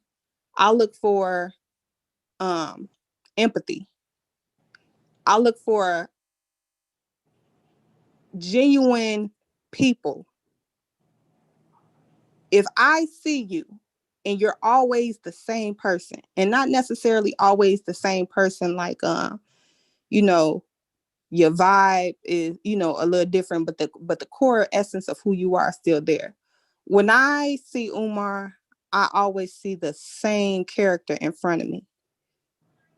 Never down, never, you know, going through something, never struggling with something. He always got the answers to every fucking thing. And nobody has the answers to everything. Nobody. So the biggest turnoff to me is that you have the answers to everything. So either you bullshitting me or you don't understand yourself that you have weaknesses. You don't understand yourself that you cannot do everything. You don't even understand that for yourself. So I know you wouldn't really be able to understand the flaws in me. So that's one thing. Another thing that I would say is something that I would say I don't see in him is I don't see a genuine sense of empathy. Even when he speaks on Black mothers and, you know, the very real issue of, you know, young boys being over medicated in the school system and diagnosed with, you know, all types of things, he speaks with contempt. Not as if it's a systemic issue. He speaks with contempt as if they should have knew better. So to me, that's yet another thing, because how can this be a systemic issue, but also they definitely should have knew better. But you saying that the system was designed for this, but also y'all to blame. So that's a put down. That's belittling. That's demeaning. You're trying to break them down so you can be responsible for building them up. These are things that predators do. So that would be just some of what I see that I would be like, oh no. But the baseline to me, the reason why people cannot identify these things is because they don't have healthy relationships in their life. Like, I look at Umar, if I was the single mother, I will question, how is he different from any other man that's been in your life and made promises and not delivered? How is he different? He keeps saying what he gonna do, what he will do. So you in love with the potential. You're not in love with his actual results. So that would be my thoughts on it. I can respect that, because I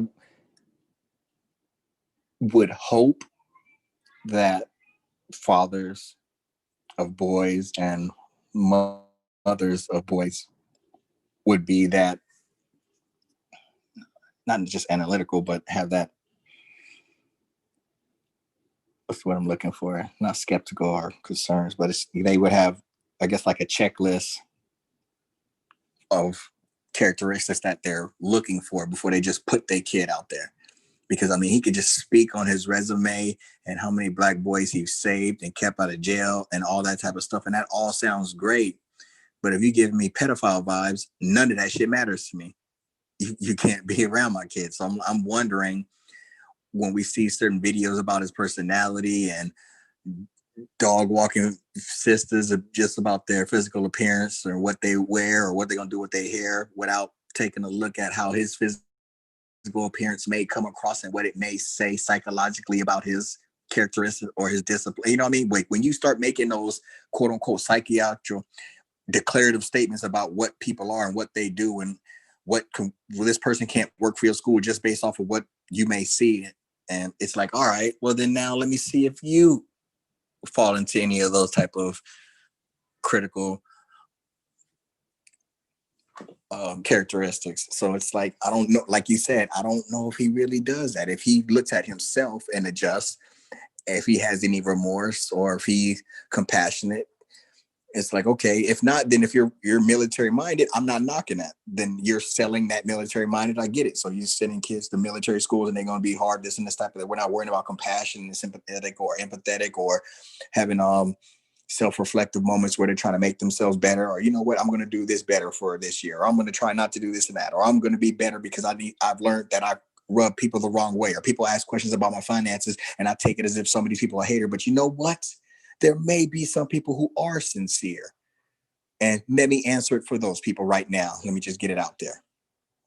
That would go a long way, I believe. He might have robbed, and you know what? We're going to go ahead and pledge $500 a month right now. Boom. Just because you showed in this one moment, you're sitting around these people that you friendly community, but they're not enemies. Like everywhere he goes to a platform, it's like, I'm an enemy. Y'all niggas trying to tear me down. And let me show y'all why y'all ignorant and why y'all don't have the information. Yeah, all your questions are invalid. They could be valid, but they're not valid because they're just haters. You know, it's like everything is qualified and he can deflect it and he can move it to the side. And to me, that's a skill that kind of worries me. But not really, because my question would be, well, what community are you serving? If you're not taking the opinions and the feedback from your community, who are you serving then? Who? You're not qualified to ask me those questions, so your opinions really don't matter, my sister. And I'm I a love you to mother. death when I say this, but I'm a it mother. doesn't matter. I'm a mother, the Black community. I have 2 sons, just like the boys you talk about saving. I definitely am qualified. So who are you serving if you ain't serving me and my sons? Who are you serving? Is it yourself? See, that's the voice I want to hear. Like, I'm not sure if I've ever caught him like on a radio show and there was a Black mother who called in who was, I'm not against you, but I'm kind of skeptical. Sell it to me. You know what? Fuck it. If you don't get it, I'm not even saying I don't have to sell it to you. My work should speak alone. Shit like that burns me up.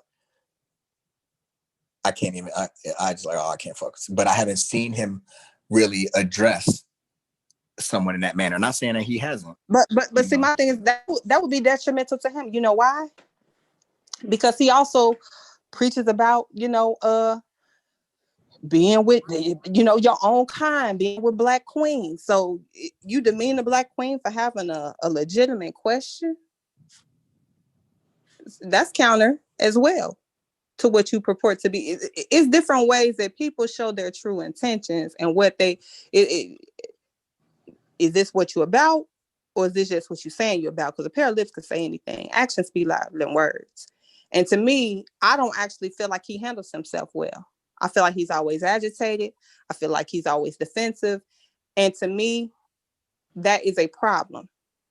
You cannot be in a position of leadership if you cannot handle scrutiny. That's you're literally going to be scrutinized. That's part of the job. So if you can't handle scrutiny and you didn't expect this, then I have to question, well, are you ready for this? Are you really prepared? Are you having a mental break? Because it appears that you may be. Now that makes me wonder about his characteristics and his presentation. Because I'm going to be upfront. I have a lot of homies who and dudes that are in relationships with their women, and I can tell by the way they carry themselves or the way the woman carries themselves, the dynamics of the relationship. Like most men that I know they claim they want a sister, but they don't want a sister. Because most of the sisters that I know, they have an attitude that is, I'm a strong person. We're partners in this. Nigga, you ain't running me. We running this race together. Right. And then some of them are, you know what? I'm going to let you run this race, nigga. I can do it myself, and I'm going to play my position. I love you. I'm your wife. I'm your bitch. I'm down with you. Don't ever think you're going to play me, but I'm your co-pilot, and I'll let you run this because that's how I'm willing to build the dynamics. That's my relationship. And so I know that I can be aggressive and say rah, rah, rah, but I want to foster the independent streak and the dominance in my wife. I want her to be not necessarily aggressive, but I want her to be able to handle herself and feel like she's not submissive and passive, and she can say what she want to say. She can argue and disagree with me. There's certain times and there's certain manners and how to do it. Don't put on some jeans and some shoes and try to tie your hair in a bun and Vaseline in your face and think you a nigga and try to come at me in the manner of a man. Like, we're not doing that. Don't do that. I would never come at you that way. I'm not going to disrespect you physically. We have a dynamics of relationship. So those type of men who have a relationship with strong women, there's a characteristic about them that they can know their manhood, but let a woman have a win. Like, you know what, I'm going to win this war, but you got it, baby. You have this battle. You have to, in order to be a real leader, you have, and especially if you're fostering strength and people up under you or next to you or in front of you, you have to let them be strong at sometimes, even if they're not always the strongest. And his personality doesn't necessarily come across. And again, I don't mean to be psychoanalyzing somebody just off of not knowing them, but there's certain traits that I see in men that I can say you can build a strong woman, or a strong woman can stand next to you and survive, because it'll be a give and take. With him, I feel like all his women will be submissive and they'll be passive. And then it's like, okay, so is that what you're gonna be teaching these men to be doing with their women?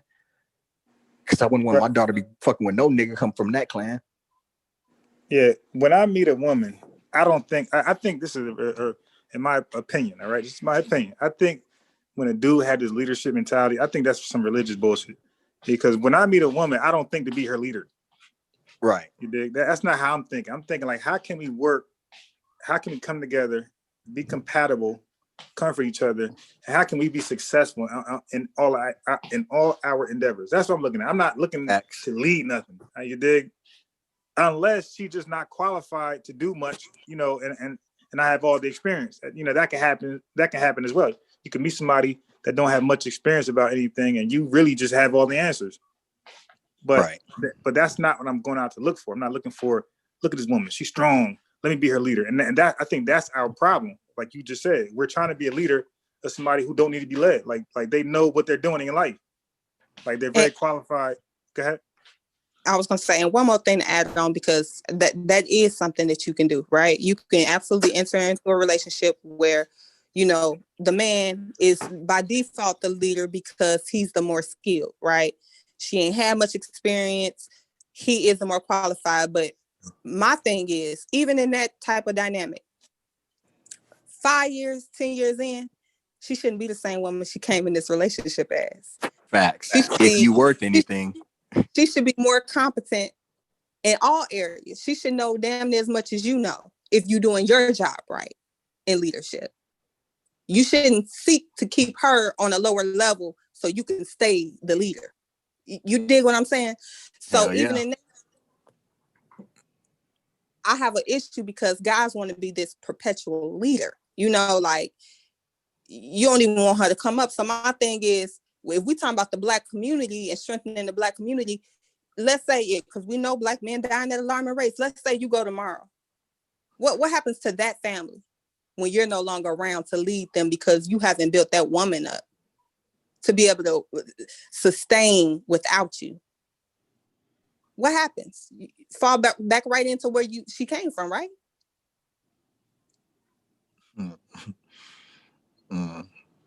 Facts. Yeah, and what kind of leader do you have? Do you have a sociopath? You dig? You got somebody with some illness that's trying to lead you. That's all some things to look at. And then what type of background he has, just as far as domestic violence, or you know, he's been exposed to or abused as a child. Like, this is your leader. And again, I don't know what you're leading. I don't, like, what are you leading? Like, I need some details of the leadership. Like, where we going? Where we finna go? Where you leading? Like, yeah. I need to look. Okay, you're working. She's working. I have ideas about the birthday party and Christmas and certain events, dinner. Like, is that the leadership you're talking about? Damn. So I got answers to your questions, because y'all already know that I am religious. So I do have some questions to your. I do have some answers to your questions. Yeah. And I agree with a lot of your concerns too.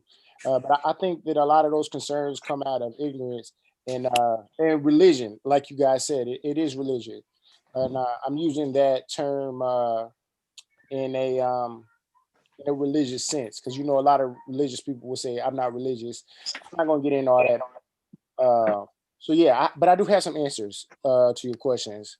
Yeah. So the when it comes to women submitting to the man, that is not women submitting to all men. That's not what that is saying. What the Bible does say that a woman is supposed to be covered by a man. Uh, it is usually, and it's supposed to be ideally her father until she's married, because who is supposed to, care about, the woman more than her father? You know what I'm saying? But this is in an ideal world. Nobody's going to care for that sister more than her father. So she's under his covering until she's married, and then she's under the covering of her husband, who is also supposed to have vested interest in her, in her well-being. And you're exactly right. He should add value to her life. It doesn't necessarily mean that he has to be smarter than her or wiser than her or whatever. You know what I'm saying? They can be equally yoked, which is what the Bible encourages, to find someone equally yoked. But so if they are equally yoked, excuse me, because they're not equal. But if they are equally yoked, why should the woman submit to the man? Why does the man have to be the leader? And the answer to that, and this might be controversial, but the answer to that is that it assumes that men have we are stronger at certain attributes than women are, and women have their own specialty also. Uh, for example, chess. How many women do you know voluntarily just say, "Hey, you know what? I want to learn to play chess"? There are women who do, but that's not really like a woman's game. That's more. Wait, so stop right there. Stop right there. Stop right there. I'll do the Yeah. chess thing, right? So now let me ask you this: why do you think women are not interested in chess as much as men? Why do you think? I just don't think that is what they. That's the kind of skills that they like to. That they're naturally inclined to. All You right. know. So now I'm gonna tell you Mm. the factual reason why, bro. Because it's a game of war. That's why. And that's Exactly. why. Right. Yeah. A game of. Well, listen. It's a game of war. Like women, not little girls, ain't into that fighting and destroying and killing. So when I teach it, I don't teach it from that aspect. I teach it from something like a whole different aspect, so they could be more interested in it. And then you will get them involved, brother. So I'm saying like they're not interested because it's the way the game is being presented to them. Just kill, war. That's how it's being presented to them, and most of them are not into that. But as a little boy, at where they're being groomed with the GI Joes and toys, kill, like so they're being groomed into that little boy to fight and to go to war with their toys and their video games. Like we don't give little girls the same video games, the same toys. So when you give the game of chess to a little girl about 6, 7 years old, she already been conditioned to accept other things. It's not like war isn't part of her daily activity or daily interest. So I'm So saying it's I how don't you. I don't necessarily agree with that, because it's not so much of us giving them the toys. They can choose on their own. Uh, so chess was an example, but All right, can I say something real quick before you go? Because I know you have a valid point, but I just wanted yeah, to, go if ahead, my point fits in between what both of you guys are saying, because I have a daughter and she's 4. Yeah, I But the got you. main method that I use to teach her is puzzles.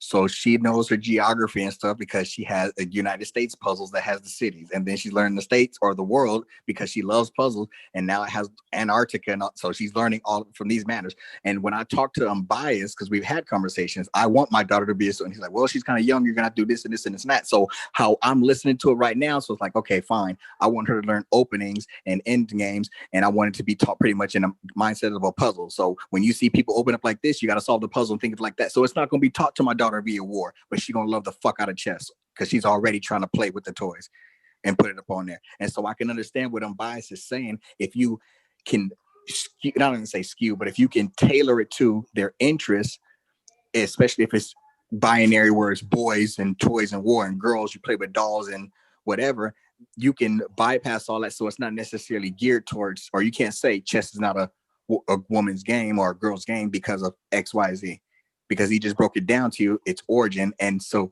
if you change the way you're teaching it, then you can get past that hump. See, I don't.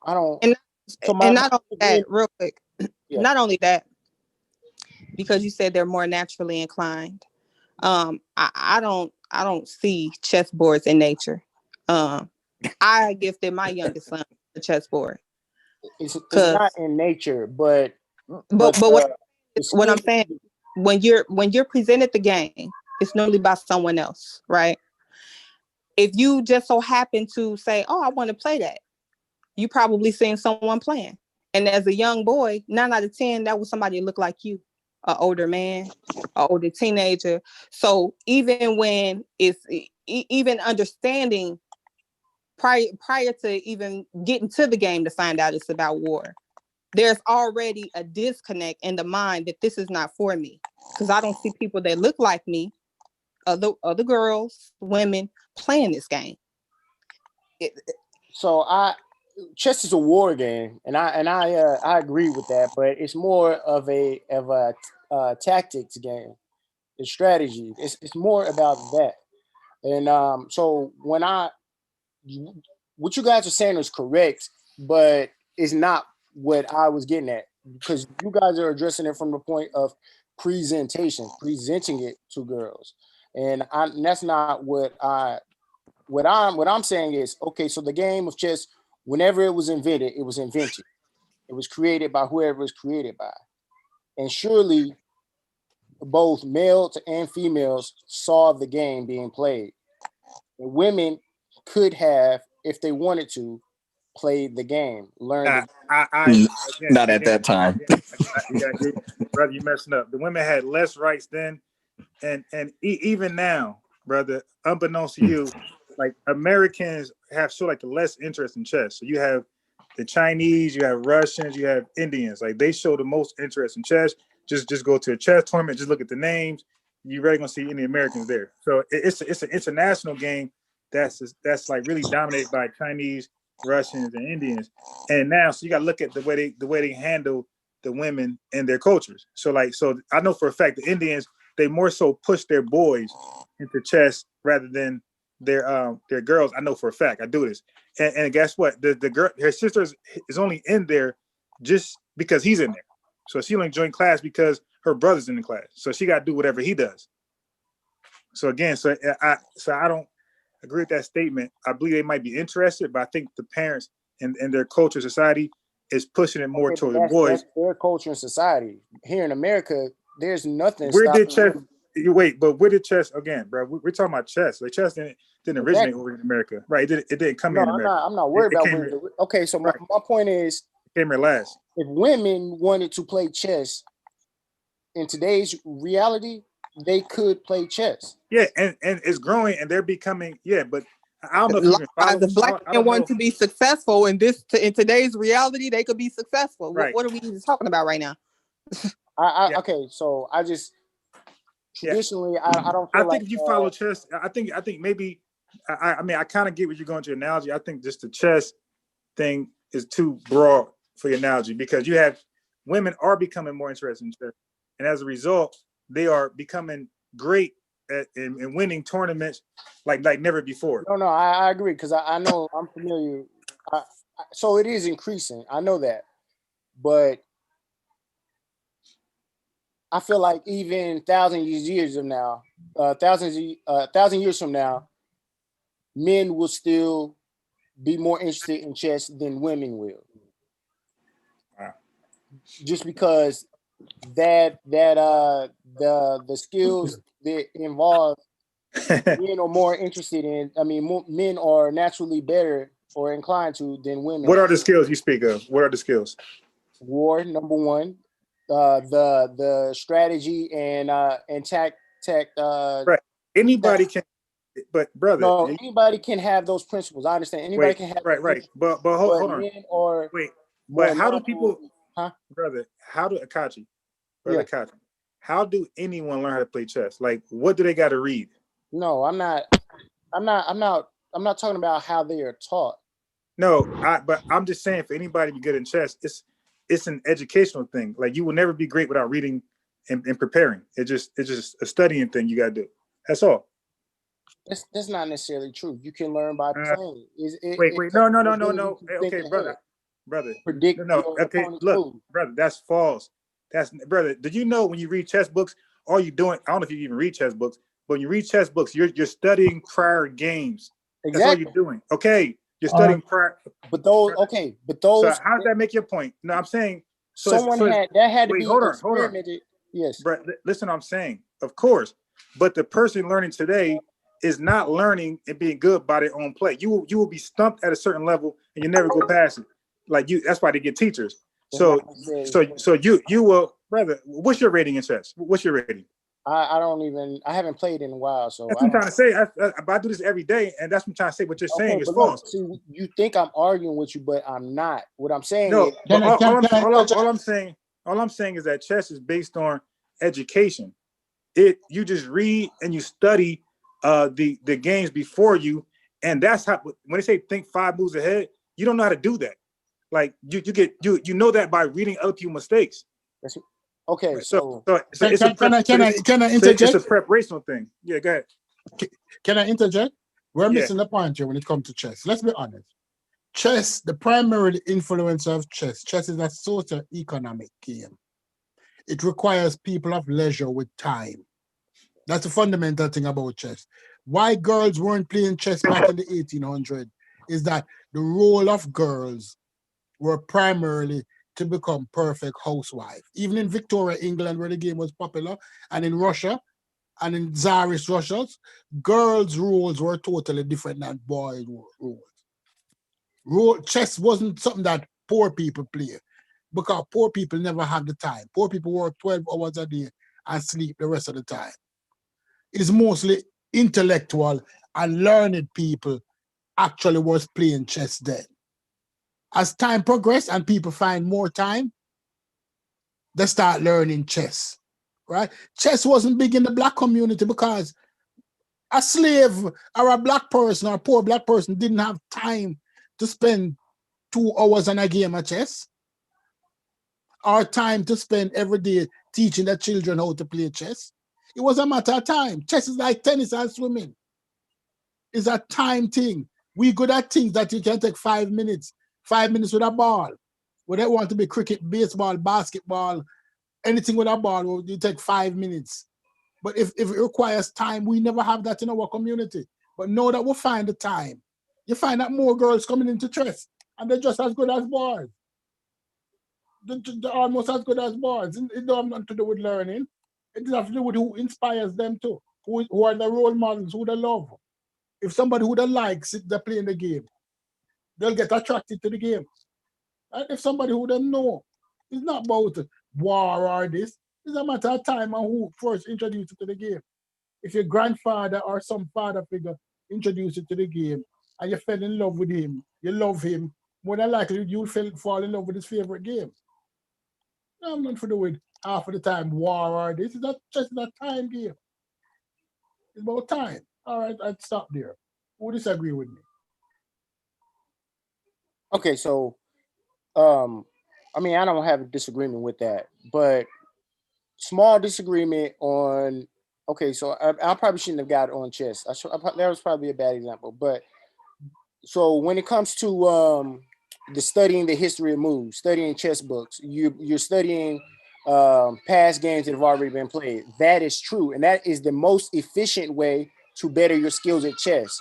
But that's not the only way. You can learn from the school of hard knocks. Those chess books those chess moves had to be recorded. People had to learn the game, play the game, start recording it in order for people to learn it. So that's not the only way. You can do bro, it. Do you think I got to cut you off because he just mentioned cricket and I guess soccer, right? So in everything, every game, it could be Monopoly.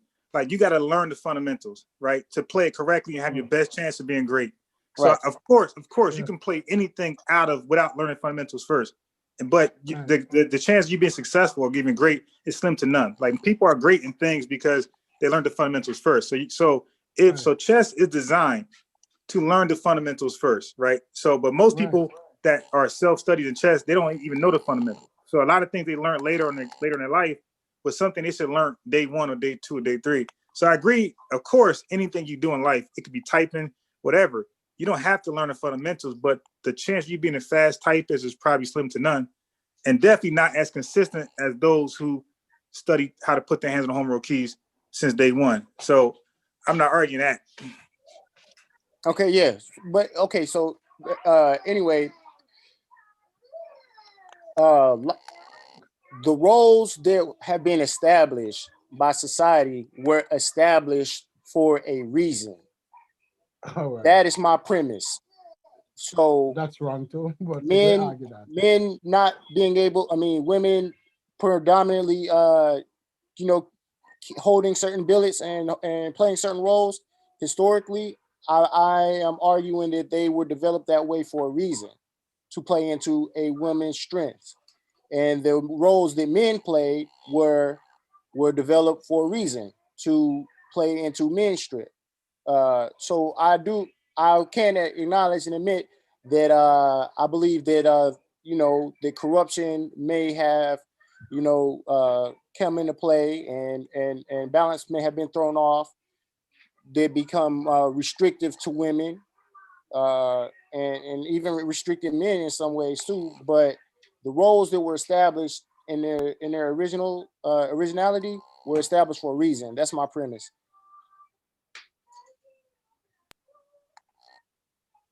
And I would disagree with that.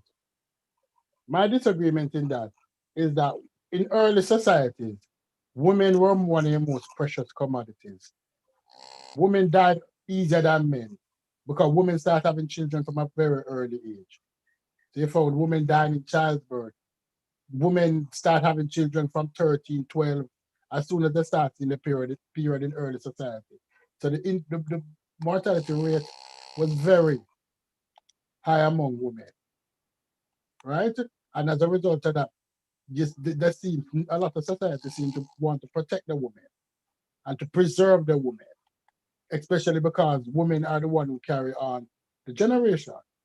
And if your woman dying from infant mortality rate, right? So you tend to say, even when women in early society, once they got pregnant, you start saying, oh, you can't do that when you're pregnant. You can't walk too far when you're pregnant. You can't lift load when you're pregnant. Nowadays, that's a pregnant woman jogging and riding bicycle.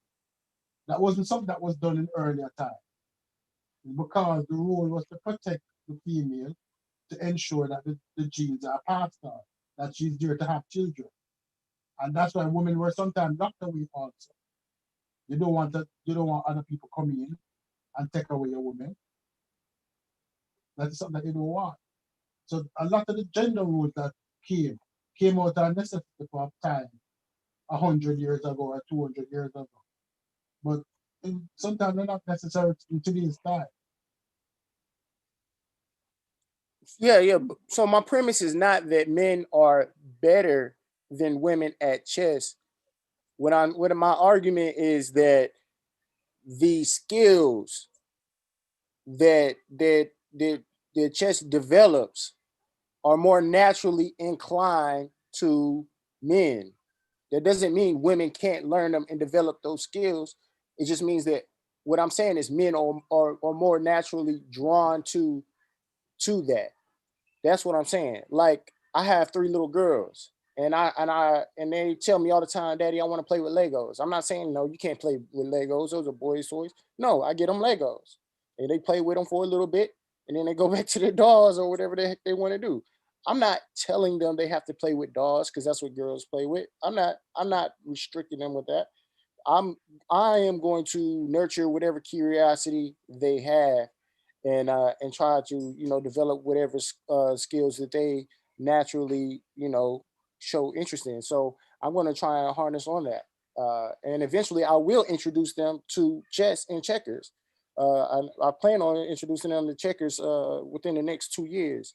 But my whole point is, if my theory is, if I had boys, they would be more interested in the Legos. They would be more interested in the blocks, and I'm basing that. No, Hey, Akachi.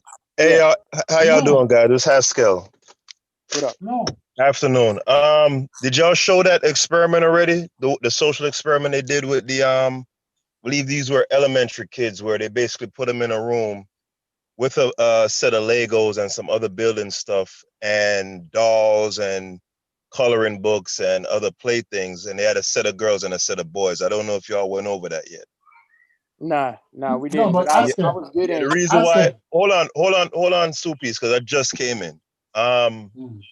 Reason why I brought that up is because it was kind of ironic. The brother Akachi just brought up the specific example of Legos, so I don't know if he was familiar with. I was about to refer to that study. I did not see Right, it. right. So, But I mean, you can never say one study in particular is the end all be all, right? But I'm sure you could conduct other, because here's the thing, this come down to a nature versus nurture argument.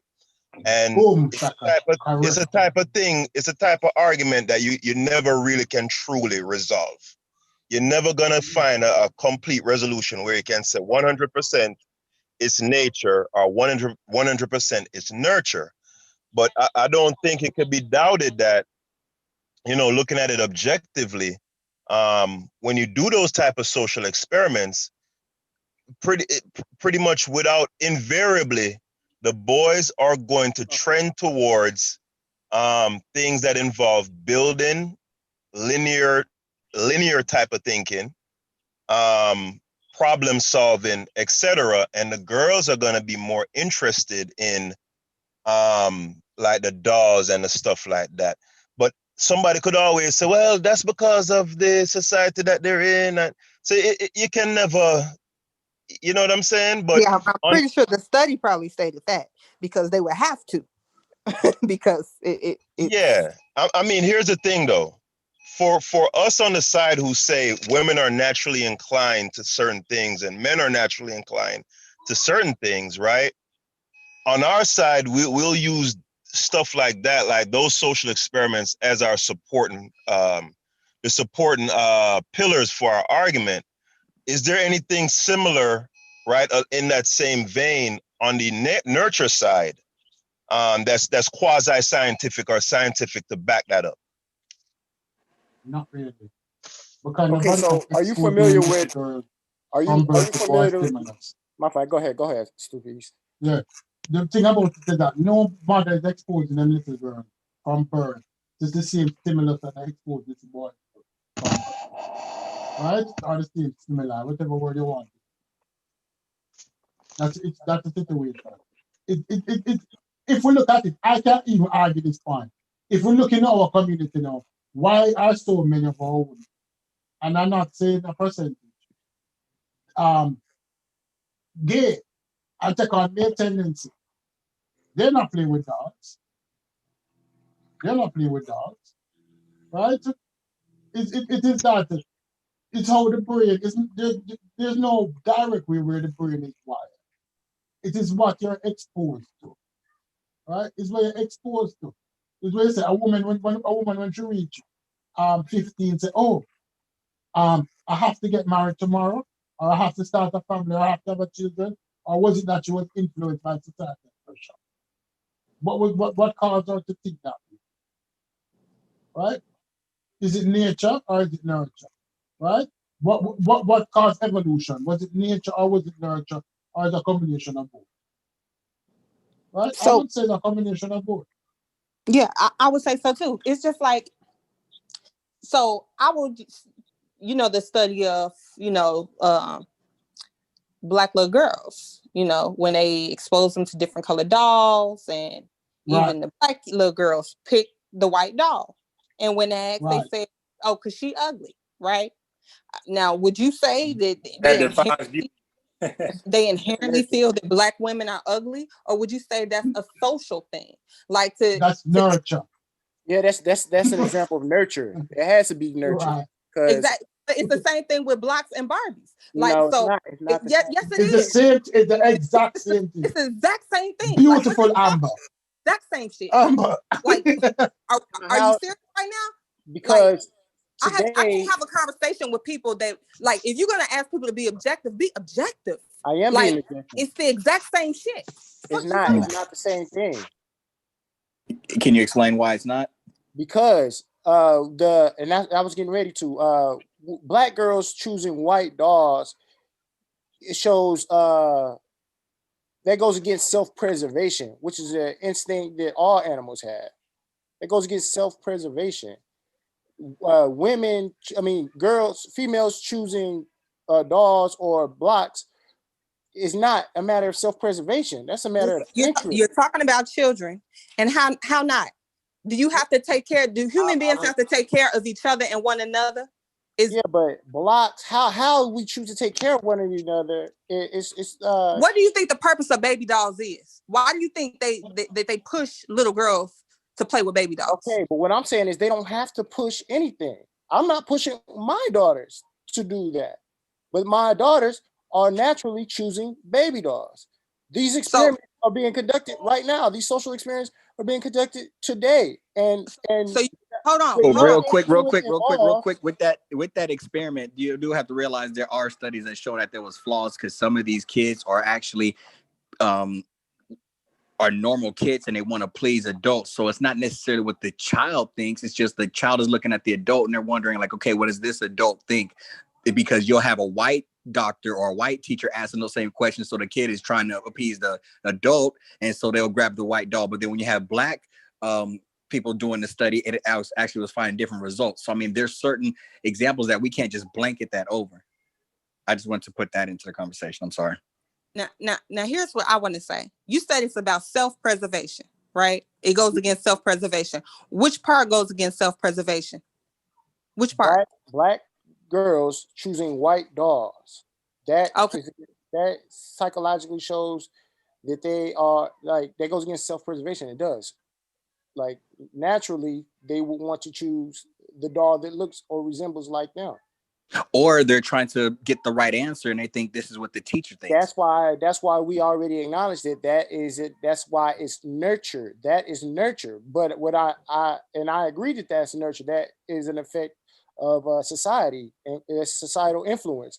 But I am not agreeing that same thing with a little girl wanting to choose the right toy and pick a little baby doll over blocks. You said what? That is what now that part with the girls choosing the blocks and the dolls, I am in disagreement with. That I don't believe. But why? And I'm telling you why. I have 3 little girls. I'm not pushing them to play with dolls. I'm not pushing them to play with anything. Do you think you have to push them to play with them? Or do you think they see commercials on TV that show little girls playing with baby dolls? They don't watch TV. They don't watch TV like that. Like when we're walking down the aisle, they can pick whatever they want. But Akachi, what we want to know is, are they being influenced in any other way that girls supposed to play with this type of stuff? Like you said, you walking down the aisle. No, that's what. Okay, no, yes, they are. They have been influenced. Hey. But what I'm saying appreciate is, that. Even before the influence. Okay, at 2 years old, you know what I'm saying? We give them toys. They're gender neutral toys. They're pianos or and xylophones and all this other crap. You know what I'm saying? So they have the choices. Matter of fact, when they ask for Batman toys, I give them Batman. If they want matter of fact, they asked for Legos. I bought them Legos. We bought them blocks.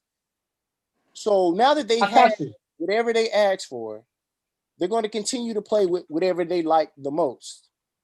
Akashi, let me ask you a question. Let's say mom was an engineer and you was a dressmaker. What do you think they would play with? Let's say mom was an engineer and you was a dressmaker. What would they play with? If mom was an engineer and you were a dressmaker, what do you think they would play with? Do you think they would play with the sewing machine more, or they would play with whatever mom have more? I don't know. What do you think they would play with? Brilliant. That is where the influences come from. So sometimes we don't even realize it, but the gender roles are already being identified by children from birth, from early interaction with parents. They say who's the nurturing one and who they look like. I am a little girl because I look like my mom. Does that line of logic work in the obverse? Say for boys and boys' seeming inclination to want to build and problem solve and all of that stuff. Do you think were it not for societal influence, boys would be wearing more dresses and playing with dolls and of course, but you know, so I'm doing it now. Hold on. But that's actually because of a concerted agenda. That agenda is being That agenda is being pushed with a great deal of fervor. My question is, you guys are making the argument that independent of societal nurture, right? Girls would trend more towards the things that would typically associate with males, right? So I'm asking is, in the obverse, would that be true? Let's say independent of, which is impossible, but in a vacuum then, independent of Girls will trend towards societal, whatever interest them they will trend towards. right? So it was it your, I'm asking for you guys' opinion because you're saying these girls, they're trending towards the dolls and all this stuff because of nurture. Does it work in the obverse in your guys' opinion? Meaning, in a vacuum independent of societal influence, do you think more boys, right, of their own volition would be going towards dolls and wearing makeup and doing dress up? Do you guys believe that? I'm asking your guys' belief and opinion. No. No, I don't think any child comes here with any trending toward dolls or trending to, these are the tools that we give them to train them in the way that we want them to go. So if we were to take all this shit away, they would be likely to mirror whatever their immediate environment looks like. Facts. Whatever that I may disagree. be. I disagree. Can you explain? Okay, yeah, and I found a better way to explain this too, because it's about efficiency, and I'm gonna stick on self-preservation.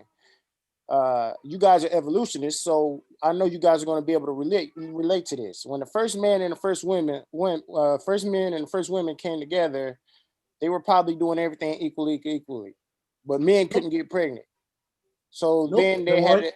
So they were Why would probably hunting you together, assume that everything's being done farming equally? together. Real quick. Oh, I'm sorry. No, go ahead and finish. That's not fair. Okay, yeah. So they were probably hunting together, farming together, doing everything together, right? And shoot, then women get pregnant. Bam. So she's not able to physically do the same things that men are able to do, or males are able to do. Let's not say men and women, because I know you guys are evolution. So the female wind up getting pregnant, and so now she's not physically able to do everything. And then not only that, 9 months later, they deliver offspring, and they realize that the offspring needs, a whole lot of attention, a whole lot of care. It needs to be taken care of. So choices have to be made. Is the male going to stick and pay attention to this child, or is the female? And they came to the most efficient conclusion that the male should go out and continue to do all the other stuff, and the female, who was in a weakened state, should stay and attend to the Real quick, because I know you guys are ready to go. I just want to put this in real quick. I like that he brought up the biological thing, because that is it can't be argued, right? It's a biological reality. When a woman is pregnant, she's, for all intents and purposes, she's incapacitated, right? That's nature showing you that. Able to get pregnant. Huh? And she's the only one able to get pregnant. Right, that can actually carry life inside of her. So just by nature, and that's objective, roles are delineated by nature just by the fact that a woman is the one that carries the child. Because if you're pregnant, you can't be out there running up and down and hunting. And I want to add also the fact that men can reproduce, if they're healthy, up until death, while women, their reproductive ability is usually around midlife, that stops. You know what I'm saying? So those are two things that I could say are objective, that are not colored by societal influence, that shows a clear delineation in roles for men and women. And I'll argue different. But the reason let me just ask you a point. The reason why women are closest to the children, you know, and we're going to use closest with open and close quotation, is because they bonded more with the child than the man, right? Because if we look at animals in nature, if we look at penguins, who the male penguin will sit on the egg for months, he's as close to the child as the mother. Right? It's who bond more. It's who bond more. Nurturing is who bond more, and influence is who the child look to more. If the child look to a male figure more, they would probably like doing male things. They like to drive in. They like what the father do. There's a daddy's girl they're called a tomboy. Is who influence them in the household, right? If gender roles are not stuck to in a household and the child born closer to one parent, right? In our society, boys are told that you hold on to your mother tail too much, man. Go there and play with the boys.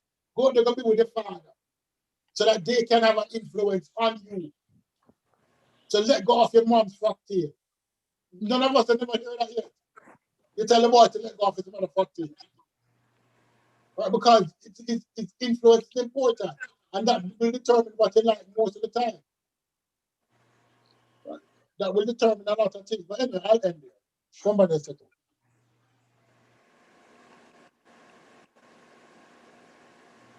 Yeah, I would say, wow, yes, a woman is incapacitated for the most part during her pregnancy. After she delivers that child, a little while after that, but there's nothing saying that she can't still feed the child and the father can still be involved.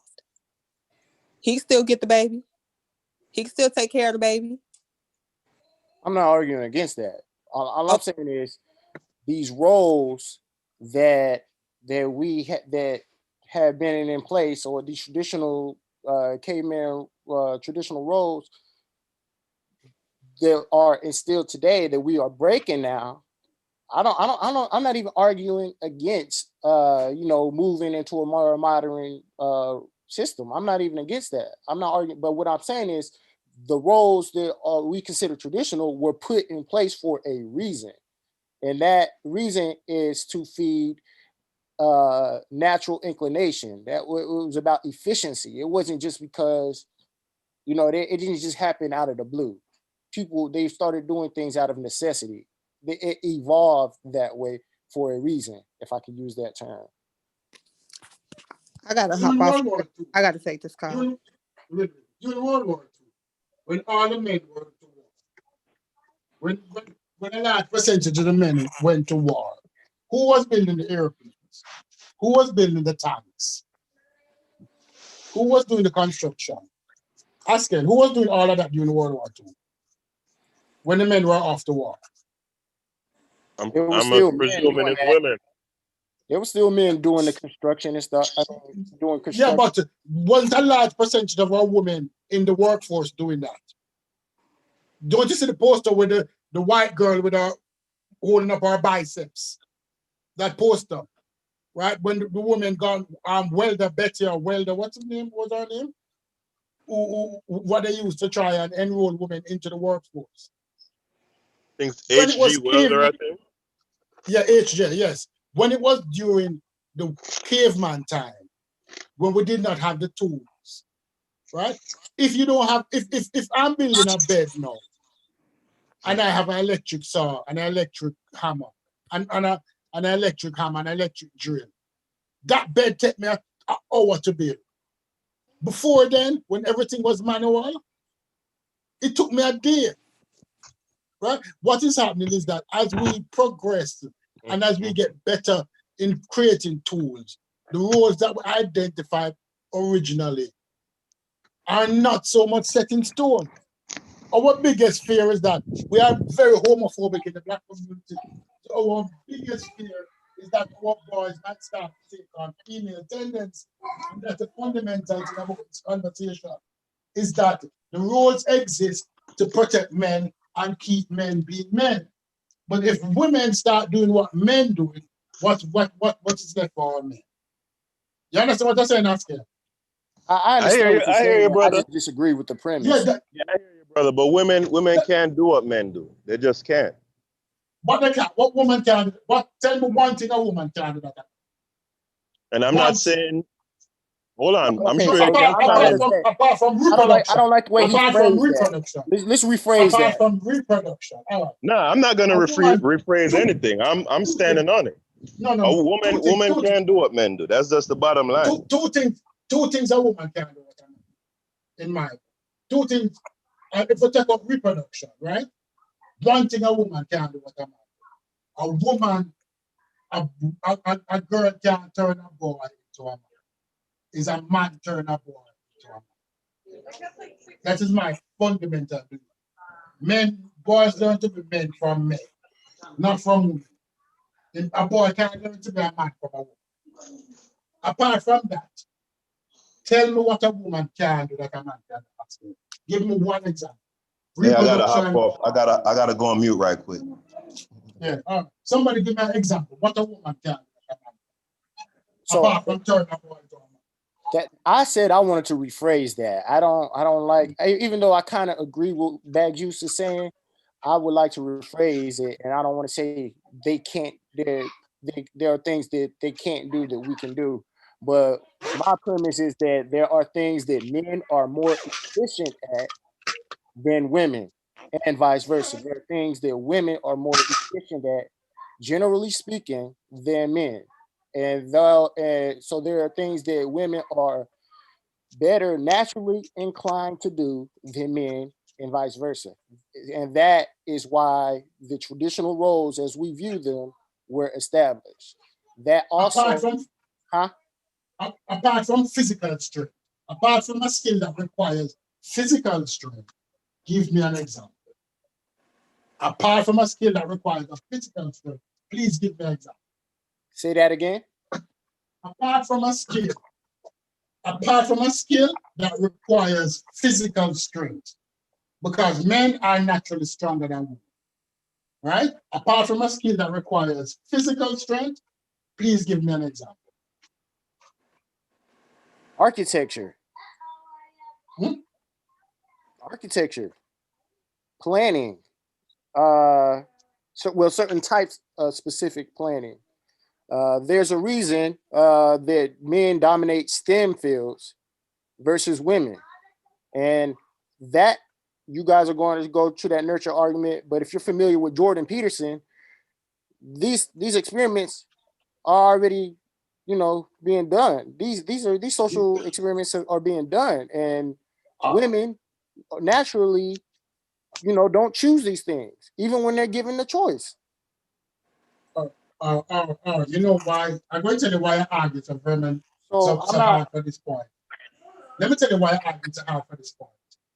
Right? And this is it.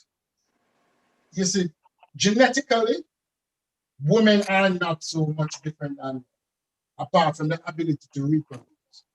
Right? Genetically. So if we say genetically, men are superior to women, somebody going to argue the point in the future that genetically some men are superior to other men. You have to be careful about the rabbit hole that we're going down, because what you argue, can be argued genetically, some men are superior to other men.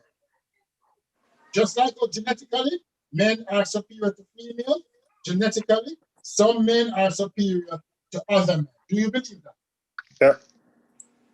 Yeah, as long as it's something to do with physical things, because no, you hold can't on, have hold the on, cake. Stop it. hold on. But Stoopies, if you allow me to answer the question how I want to. Answer. No, what I was gonna say is, at the end of the day, when you're talking about nucleic acid, right? These are a set of molecules, right, that direct proteins on how to build, right? They write the code for the proteins to build tissue and other physical things. So if you're talking about, for example, You don't write the code for mental fortitude. Yeah, DNA is the code that that Determine which directs one. that directs the proteins. The proteins do the building. That's Yeah. microbiology 101. You disagree with that? Don't disagree with that. Don't disagree Huh? with that. You feel you Still with you? Yeah. Oh, sorry about that. I two moved peas, that. you fade out, brother. No, talk to me. May I hear you. May I hear you. Yeah, Yeah, sorry, I'm hearing you. Yeah. yeah, you're clear now. You're clear now. What you were saying? Yeah, I heard what you're saying. I hear what you're saying. Yeah, right. So when you're talking about molecules, you're talking about tangible physical reality. So for example, you could say someone who's 6'4" is superior to someone who's 5'9", but of course that can be argued. But what I'm saying is when you're talking about things like linear thinking or problem solving, genetics can't tell you anything there. That's why when they come out with these studies to say, oh, there's no gene that can tell you that somebody is gay, I'm like, y'all really put money into that shit? Of course there's no gene that can tell you about a person's characteristics, because genes are about physicality.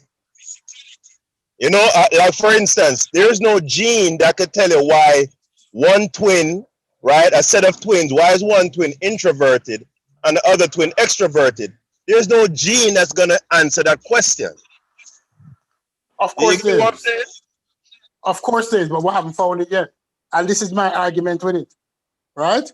Genetically, we are 98.8% similar to chimpanzees, but yet still we can build an Eiffel Tower. That 1.2% difference in genes allow Maslow, Einstein, that the Great Pyramid, that 1.2% difference. So there must be something in the genes. If you're 98.8% similar to something, but yet still them still in the trees and are still in the Sahara. But we building pyramids, we going to the moon. So there must be some intelligence in the genes. So it come back to the argument: is genetically some men superior to another? If you're going to say men superior to women, But in and we're going to terms of, tie that's down why I on a say genetic basis, hold on, but physicality. all right, But why a chimpanzee can't build a house like how a man can build a house? Him have thumbs. Him it doesn't stronger have than the you. intelligence. It doesn't have, weird. It doesn't have the Why do? intellect. That But why do have that the hold on, no, intelligence? hold on. But that entire question can't just be answered by nucleic acids. That's what I'm telling you. A bunch of molecules that alone can't tell you why this monkey is not as intelligent as a man. That's what I'm telling Of you. course it can. Of course it can. Because guess why? Guess why it can? Because we evolved from a similar ancestor. And when we evolved from a similar ancestor, our ancestor evolved to become more intelligent than his ancestor. So it must be part of the genes. Hello?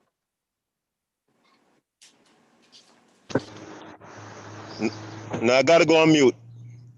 Yeah, myself too. Wife is here. Yeah, I'm here. All right. So this was Akachi's subject. So I I guess don't even remember how we got on. This wasn't my subject. I was just the only one who disagreed. yeah, no, I mean, look, it was my fault to spin it from chess because I got a grasp where you were going, and I knew you were going, but I just felt like I had to elaborate a little more for those who are listening, because most people, right? Because most people don't play chess, don't have any interest to it, right? So I felt like, and all they know of is what they hear. So that's why I felt like I should. No, I understand, and I saw you post the women champions of chess, and I'm familiar with them too. So I would be careful, and I'm glad you did that, because what I'm not saying is that women can't play chess. No, I got where you were going. Like, I got where you're going, and I'm not even necessarily saying you're wrong, because I'm just saying, like, this is how, like, kind of like the nature nurture thing. I'm saying, like, a lot of this stuff could be could be, not saying it's factually, but could be nurtured in us because of how women. I agree that a lot of it is nurture, but I disagree that it is all nurture. Right, and there's no way. I think, and there's no way for me to prove you wrong, because it's almost like we're living in the moment. So this would be like a cohort study for those that live in the year 3000, where they can look back. But we can reason that things are the way they are for a reason. And well, I would say this. We can look at the biology now, which is where I was going. We can look at the biology and determine how things have developed to the way they are out of necessity. And which is what I was. So that's why I was going. That's why I was like, okay, the first man and first woman. Let's look at them, or the first man and first men and first women, or the first males and the first females. So we look at it that. Yeah, like I don't know. Again, we're like, I accept evolution, so I don't know the role of those who were coming down from the trees, like the males and women. Like all we could do is look at, you know, if you we know, obviously we know that they're male and female. We know this. We know that males cannot have babies. Right? Right. Okay, so we know this now. So regardless of what it may have been at one point in time, now we can look back, we can look and say at some point in time, males either lost the ability or never had the ability to have babies, and females carried it and continued to have babies. And that looking at that, maybe the first female and the first male were equally as strong. Maybe they were equivalent, but for some whatever reason, females were able to have babies and men were not. Males were not, and because of that, because females in the weakened state, muscle atrophy or whatever, maybe that is how males become stronger after the first pregnancies or whatever. But anyway, man, so that's what I'm looking at. And so it's my premise that the traditional roles resulted from out of necessity for efficiency reasons, for self-preservation. Right. And what else? You keep going. Right. So I would say, well, let's not stop there, because when you draw that distinction between men and women, then we got to look at a deeper study on men, right? And how do men differentiate from each other? And we could look at, of course, you got physicalities, and then we got to look at innovativeness and creativity for like you said, self-preservation. Then you look at the different what happened in history, right? You have certain men over here, certain group men over here, ethnicities, and they war, and they dominate each other. They dominate lands. They take over. They impregnate women, and whatever else they do. So this is all fair game as well. This comes out about necessity as well. And then you have people dominating over, ruling over another people, and this is all. I disagree that it happens out of necessity, but I do agree that you can trace the forensics. Right, I do agree with you. Yeah, I'm not. Well, to those people who are ruling, like the way I look at it was they felt like it's a necessity. It's a, like you said, necessary evil. Like they felt like, okay, yeah, this is over the top, but this is what's needed to establish ourselves as the ruling class, the ruling race, or whatever, and they're going to do whatever it takes to get that done. And you have like I said, you have men warring and doing whatever it takes for them to win the war or influence, the battle or whatever it takes. So I was saying, like, you get that. What I mean by so the way you presented it, it still makes it seem out of necessity. I don't agree that this occurred out of necessity. Hubris. I don't have to steal your whatever. You know what I'm saying? I could ask you for it. You could tell me no, and I could select to go without it. We could share. You know what I'm saying? There are options involved. And we will both be just fine regardless of the outcome, in most occasions. But that's one way to look at it. But if another person looks at it as, well, I think it's necessary to steal or take it. I don't think it's necessary for me to even go through all that with you. Just get the or money. he could knowingly know this is not really necessary, but I want it. They could do things out of spite. Right, but yeah, so we don't know the psychology of the person. You know, all we know is what they feel like they needed to do in order to Them achieve the argue goal. the point, right? On the group. So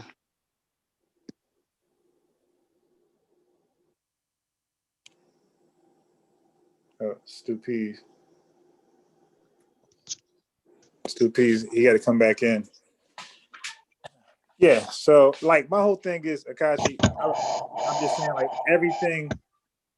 everything could be looked at deeper, and I think sometimes when we get satisfied and the way we look at things, we tend to not look at other things as deep, or we kind of shove it to the side as though this is uncalled for. And I'm saying, well, we could look deep into the uncalled for and see how that was necessary, or like I said, I'm gonna say necessary or necessary evil, how you want to put it. But people felt like this had to be done, and they couldn't afford to know. They couldn't afford to share. This had to be done this way, and it actually worked out for them. They didn't share. They did it their way, and they achieved their goal. You know, the way they felt like they could. Yeah. No, I'm tracking with you. Yeah, I'm tracking. Yeah, because look, I don't want to go there, but you had, that's just like you had biblical wars too, and people didn't ask for stuff; they went and took it. Yeah, I agree. I agree. That may not have been necessary, though. I would not argue that the biblical wars, or for example, because you were probably referring to Israelites taking the land of the Canaanites, that may not have been necessary. That may have been an agenda, and the only way that it would be deemed necessary is if that was the only way to achieve their agenda. But that was not necessary for their survival. Yeah, we can always look at what's necessary and debate, because I don't know. At some point, that's going to become subjective. What's necessary and what's not. Exactly. That is subjective. Well, actually, it's not really subjective. It's just we don't know the psychology. We don't know the state. We don't know, the history, and So, but yeah, we track it.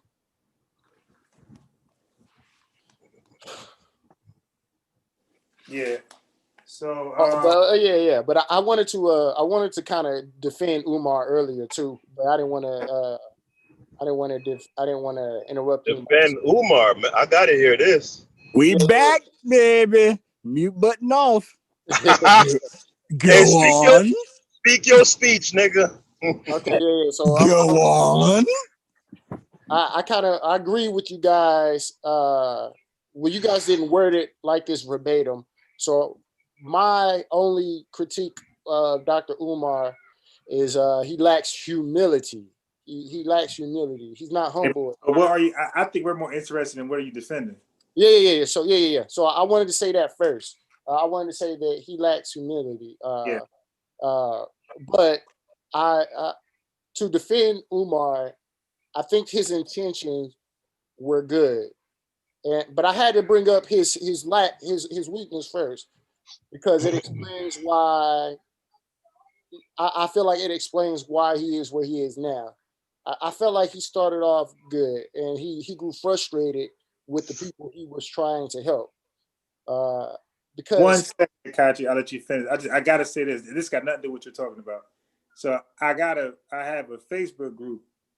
It's called Unbiased Research, and I want people to join that so we can, if there's a link about a different talking point, we could put it in there and look at it, and that's a way that I can contact everybody at one time about a live or whatever. I think Great idea, bro. Great idea.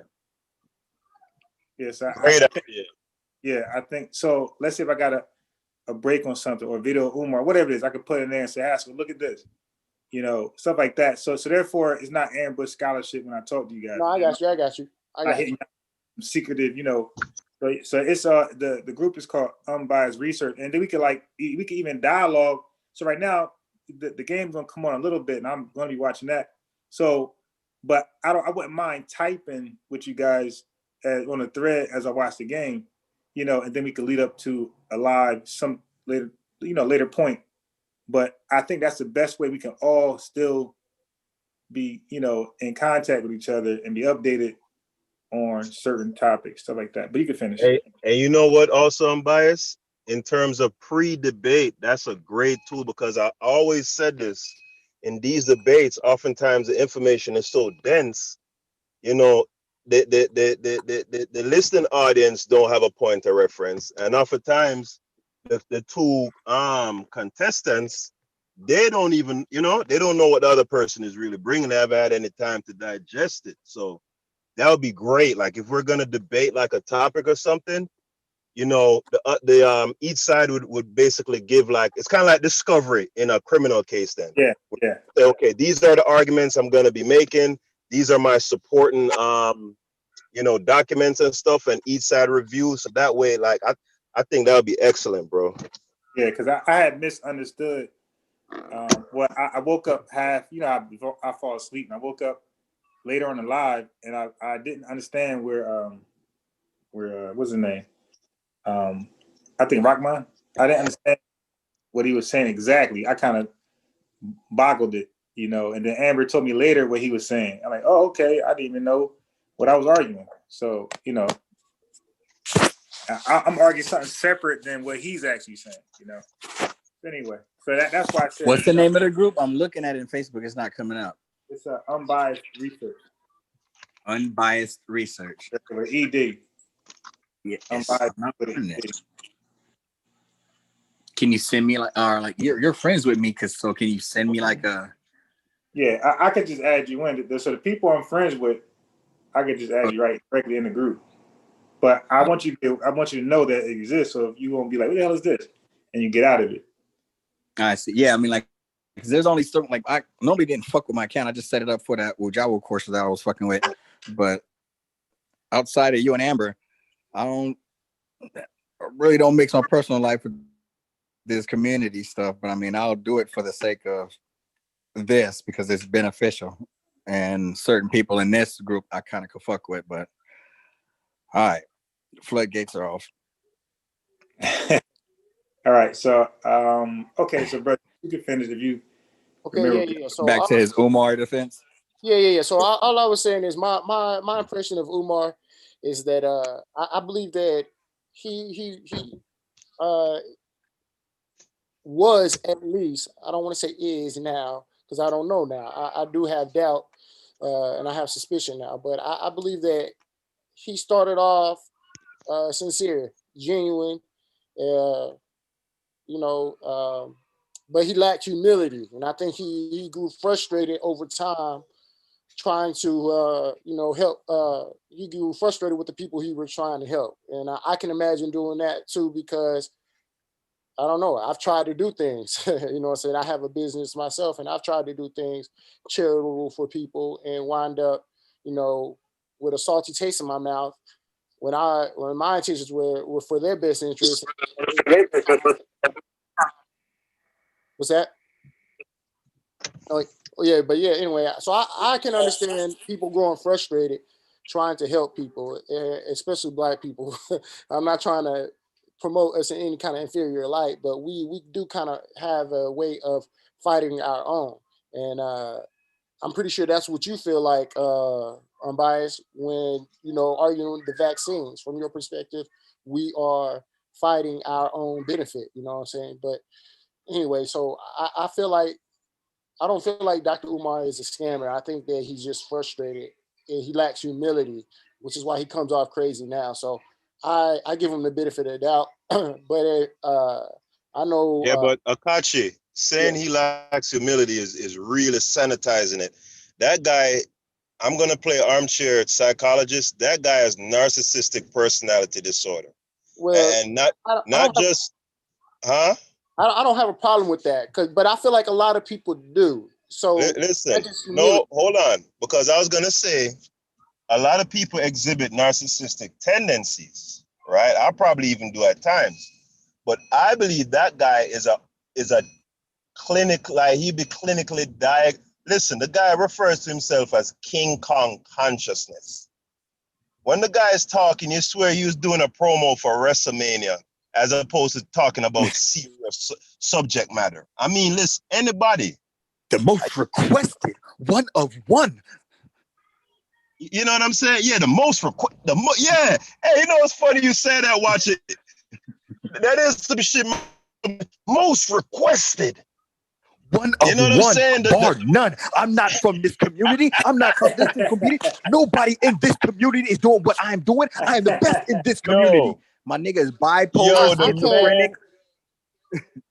I no, can't. the I'm man, not fucking for that listen, because listen, Umar, listen. Another thing too, that video when he was in that hotel room, look, the hotel room was looking like a pigsty. Hoarders. Right? That is another example. Listen, all of these things point to a mind that is in complete just disarray, just erratic. All of that King Kong consciousness, and I'm the most requested. Then your apartment looking like a pigsty. You're cursing out SETI online like you guys, like your rap beefing or your gangster beef. This is a very mentally ill man. And I'm not saying that to be funny. This guy needs help. Forget about trying to help anybody else. The guy's mentally messed up. so I'm not even Right? And hold on. I want to say one last thing. It just really goes to show the devolved state we are in as a people. When we would put $1 million or more actually behind someone like that, that guy needs help. So I disagree with you. I agree with you for the most part. Before you go, because I want to speak to your point, because both of you guys made valid points about the psyche, and I kind of want to touch on it, but kick that shit so far from the fucking curb because I feel like it's irrelevant. Because I felt like I was doing what you're about to do and tie it all into a narcissistic type of gist. And it's not that he's scamming, but if he wants to do everything himself and it's just his ego and he has to learn he can't do it because you need to hire HVAC different company. You need to see an advisor. You need to have other people from the outside. But if you're such an ego, you see how you could be hurting yourself and hurting your people. Yeah, fuck all that shit. If we would just say maybe he would have been a little more humble, but still have all the results or lack of results for what he's been doing for the last few years, it's being disingenuous. So when he said you're really whitewashing or you're trying to sanitize this shit, we can't do that shit, bro. And just boil it all due to all his flaws or all the reason why all these people aren't being helping, and it's just because of his ego. We really gonna try to play that? He got a flawed businessman with a flawed objective and a flawed substantiate or it's not, you cannot substantiate, or even, what am I trying to say? You cannot continue a school off of donations. These teachers are going to have benefits. And you're going to try to say you're going to do that shit off of donations. Like a hustle is a hustle, is a scam, or a bad plan is a bad plan. But you can't be that educated and that egotistical and that trying to get people to buy into that. And if anyone has any type of suggestions or questions, you can just hand wave them away as haters. Come on, bro. And then we're going to try to sanitize it just because we may feel good about the idea. We may feel good about the idea and what he's trying to do and say he started with good intentions and all that. But if we step back for 7 years later, you can still have the same good intentions and the same, but you ain't doing shit. I'm seeing pictures of you in Japan and you coming and popping nipping out of water and doing promos and shit. Like, come on, my nigga. Okay, so I'm not trying to sanitize. I'm not trying to sanitize it. What you're saying and what I'm saying are exactly the same thing, really. I think we look at the importance of humility. That lacking humility is like a super offense from my perspective, from a religious perspective. The Bible speaks about humility a lot, and so does the Quran and the Torah. Continue. Okay, but I know you guys aren't religious, but I'm trying to give you the way I'm looking at it. I get you. Akachi, like, could we like ask you questions to kind of like pull it out of you? Yeah, I don't. I don't duck from questions. So No, it's not to show anything negative, but it's just like sometimes you might have a great thought and message, but you're freestyling maybe the information, and our questions might could draw it out from you faster. right. And it'll trigger where you're trying to go with it. Right. Okay. Yeah. So, do you think that it was unrealistic from the door for anybody in business to ask for money in their own name and not in a business or organization or nonprofit or whatever it is or for profit? Do you think is wise, or is a flag and a failure attempt from the door to ask Someone people who's for money educated. and put in your own name? Like, I think, because in business that's like very irresponsible. That's a no on all levels. Yes. Right. So the idea. So I agree. He might have had good intentions, because you got a lot of folks, all different nationalities, that had these ideas. But Mike Tyson said, everybody's a plan till you get punched in the mouth. So things start to fall apart, as though he was trying to. So I felt like maybe. So I understand your premise. You know what I'm saying? Looking at that, he asked it for in his own name instead of the business. It suggests that he may have intended on pocketing this money the whole time. So I acknowledge that. I'm not running from that. I'm not in love with Dr. Umar. You know what I'm saying? No, I'm not saying you are. I'm just like trying to. I used to be. That's why I'm so annoyed. Yeah, I used to be too, but I'm just using it as talking points, because we looking back now. With sometimes, like we talked about the mental illness, sometimes you gotta look back and see the small little unnormal patterns. No. So I agree with you. That from the jump, not putting the money into not structuring it right from the beginning before the money. I believe he got the money first and then try to figure it out. Yeah, right. I learned the hard way. You don't half-ass business. If it's business, it's business. You know what I'm saying? You know what I'm saying? So you have to do things in the proper order. So I agree with you 100 there, but I just don't have the impression as of yet. I'm still, because I'm not in love with any kind of dude like that. I'm still examining the matter, but I don't think that he's a scammer. I think that he lacked humility, which is a great. And I'm not necessarily pointing him to like the scammer guy. I'm just saying, like, for if we talking about black folks only, right, and we're concerned with black folks' well-being, I'm saying because we're not really business savvy, and I'm not trying to say I'm a mogul either, but I've read books, so like I got my own business, but I'm just saying, because we're unaware of how business works, we don't understand that you never give somebody a large sum of money in their own name.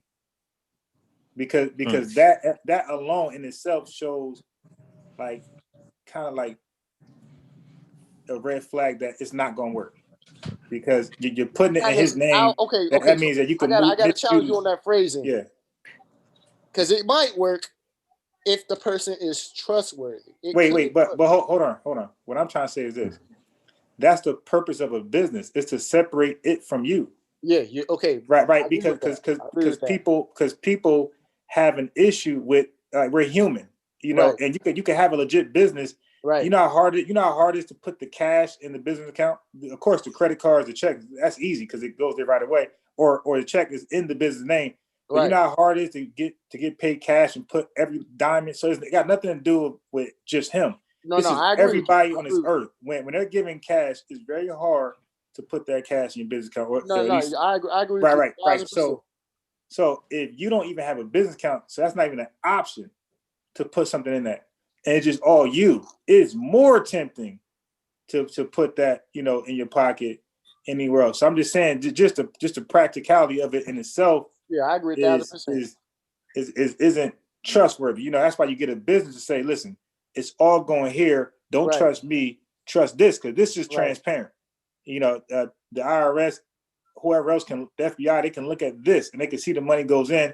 And guess what? It can never come out. Like you can't take money out of a business account, if you know that or not. Like once the money goes in, like there's no withdrawal part of it. Like that's, or unless you document it, but you get your thing folded quickly. You can make draws from a business account, but yeah, I understand. No.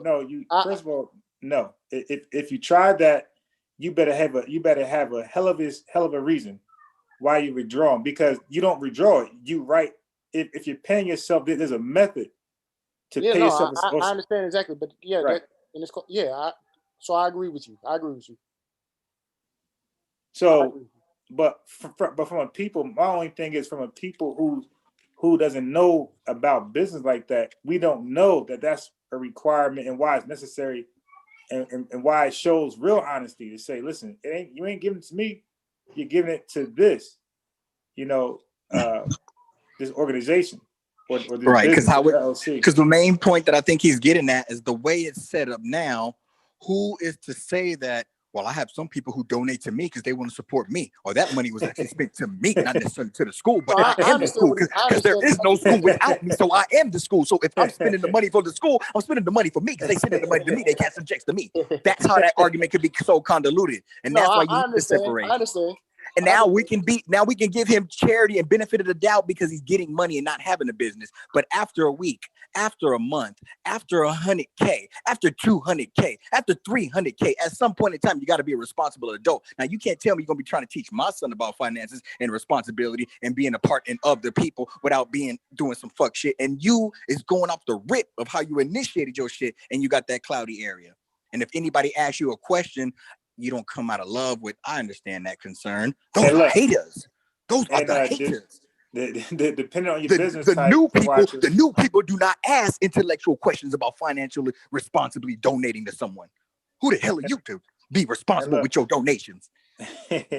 Yeah, my boy Mo can speak more on this, but depending on your business type, whether you spend a dime or not, you got to pay taxes on all the income you got for that year. I'm sorry, say that again. I said, depending on your business type, if you get money in that business name, whether you spend one dime, you got to pay taxes on it. When you draw on it, yes, because exactly. No, I'm saying I'm saying you deposit money, you got people get, this is the money in there. That's why I said it depends on your business type. Every situation is different, but it's possible that you have to pay taxes where you spend one dime or not. Right. No, I agree with you. Because some business counts in it and of itself have dues, whether it's monthly or yearly or whatever it costs to even keep that account up. So now you're already accruing finances without even having the school. Yeah. So it's just like your whole, but it's just ridiculous to try to have like a internationally based university, school, charter, whatever, and your whole business structure is panhandling, holding out a cup and putting people in, and that's what's keeping the whole shit going. Yeah. Okay. All right, for sure. Yeah, in my personal opinion, people who are struggling in life with finances, like they would do things like that. But people who are, and I'm not saying he's true, I'm just saying from my personal opinion, people who are good in life will have no problem doing the right way the first time. Yeah, and I would say he can even fucked up and did it ass backwards for 3 years. But show me the time when you're starting to get it right. At some point in time, you got to get frustrated with the detractors and the haters and like, okay, fine, I'm going to have this for they ask. So as they ask for it, I'm going to have it ready. My concern with that is he had a goal of 2 million. And he never. It wasn't originally 2 million. It kept going up.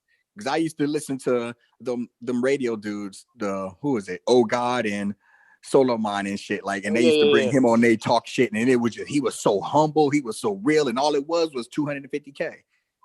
The higher the money went up, the higher the ego went up, the less accountability, the less answers were coming. It just got worse, bro. But 250K to do what he's trying to do, we should have known would not be enough. No, what he originally was, but he wasn't trying to come out with the different universities where he's teaching astronauts and he's teaching agricultural farming and military wars tactics. That shit just kept growing and growing. You gotta inflate the hustle if you want to inflate the donations. Okay, I see. It costs money to get to the moon, but bitch, we need money to get back. I see your premise. I see you. I got you. Right, and it's not even being malicious, just being realistic. And I'm overflating it. I got you. Right. You see, and the reason why I can do this is because you probably can tell that, damn, he probably really gave a fuck about this nigga. He really believed in it. This nigga probably donated. Ask me how much I donated. I can you understand what I'm saying? I can tell that you kind of I'm not trying to shoot you, but you're bitter because Right. Not bitter, but I'm bitchy. done. I'm You feel done. you feel like you got took. So you got a sour Right. taste about. No, I understand that. I understand that. And Sour taste. I would say I'm awake. well, yeah, man. Sometimes you got to get punched in the mouth to wake up. You know what I'm saying? That's Not necessarily. Sometimes you got to get robbed and recognize, like, damn, I can't let these niggas in yeah. my That's house what no I'm more. saying. Yeah. You know what I'm saying? Sometimes people need that slap in the face. You know. So You're right. You're right. I got you. I got you. Yeah. Yeah. So, yeah. I hear you. But So yeah, you man. donating, my brother? I don't have anything to. Yeah, I did. And the reason that I'm not upset about it is because You ain't got no skin in the game. no. I did donate. But the reason I'm not upset about it is because I have been on that other end of that with Umar. I know you guys don't know me, but I'm not a nefarious person. I'm not the type of person who's out to get people. And I don't know that Dr. Umar is like me. I don't know. He could be exactly like you are, like saying, and he could be deceiving people intentionally. But I've been on the other side of that, trying to do something good and not going about it the right way. And I've been in group activities, with people where we have good intentions, and I've been and then it turns out that I wound up screwing someone over because I didn't do things. I took somebody's money because I didn't do it the right way. And I did try to make amends with that person afterwards, but it has happened because I didn't do it the right way. So I'm a little bit understanding in that. And the way I look at it is, hey man, I blown $200 on bonus. You know what I'm saying? So I blown $200 at a strip club before. So I'm not really mad at that I got took on this investment, that I lost on this investment because it didn't turn out. I didn't get a return on it, the return that I thought I was going to Yeah. get. That's the way I I look think at you it. got your money. If you burn money in a strip club, I think you may have got a little bit something more than what these motherfuckers are getting for giving this nigga school. I At least you got to see some jiggles. You got to touch some titties. You have to pay your 2 drinks. Man, old man spent $20 for 2 fucking bottles of water. But Nah, nonetheless, I you disagree got with that. I something for disagree with your that. damn donation. So this is why I You can disagree with that. disagree if you. Okay, go ahead. Because we as a people are at the bottom of the totem pole. We have to Okay, hold on. acknowledge We can't talk about a specific micro group and then you want to macro and exploit. Like, no. We got to stick into the situation. If you disagree with, because again, I know what you're saying. I have a basketball organization. I run club games. Like, I started out in my neighborhood, in my area, but they couldn't afford the fees, or they weren't bringing their kids there on time, or they were leaving me there until 10 o'clock and practice ended at 8 because they wanted to be late and go burn some blunts or kick it and shit, or she didn't have no babysitter. I understand about the pitfalls of your people, and sometimes you got to write shit off as a loss. But and you can get frustrated, and question if you're doing the right thing. Or it can be the opposite. Their $20 ain't the same as these rich people's $100, and you actually you're coaching both of these kids the same way, or you're not giving them the same attention and stuff, but they're doing the best. That $20 is 40% of their income, and this other person's $100 is 0.5. So again, I understand all the dynamics from all different angles of how we can really help our people be a benefit or be on the wrong end of the stick. But what I'm trying to say is you cannot try to equate with, like, that's what he does. He tries to equate people. You don't question Nike what they do with their money. It's like, no, nigga, because when I spend $200, they don't give me an empty box and tell me I can't open it. So I get to see the product. I get something. What I was getting ready to say is I'm not defending Umar anymore with this, Thank you. But people are getting a return on their investment through intangibles, and this is where I was going with it, because and this is why I say you got more out of investing with Umar than you did from the strip club. You know what I'm saying? But this is just from my perspective. I know everybody doesn't have the same ideology to me, but from my perspective, what you got from the strip club harmed you. You didn't build any positive attributes. You didn't build any kind of positive characteristics. It wasn't good for you all, from my perspective. You know what I'm saying? Okay. But I got a response to that, but keep going. Huh? But before you move into a different point, I have a. Okay, yeah. But donating to a positive cause. If you donate to Umar, then you got exactly what you want. You gave him your money. With the But party, if but you I would buy donate it because let me explain, my nigga. Let me explain, bro, because I want to speak to the same point.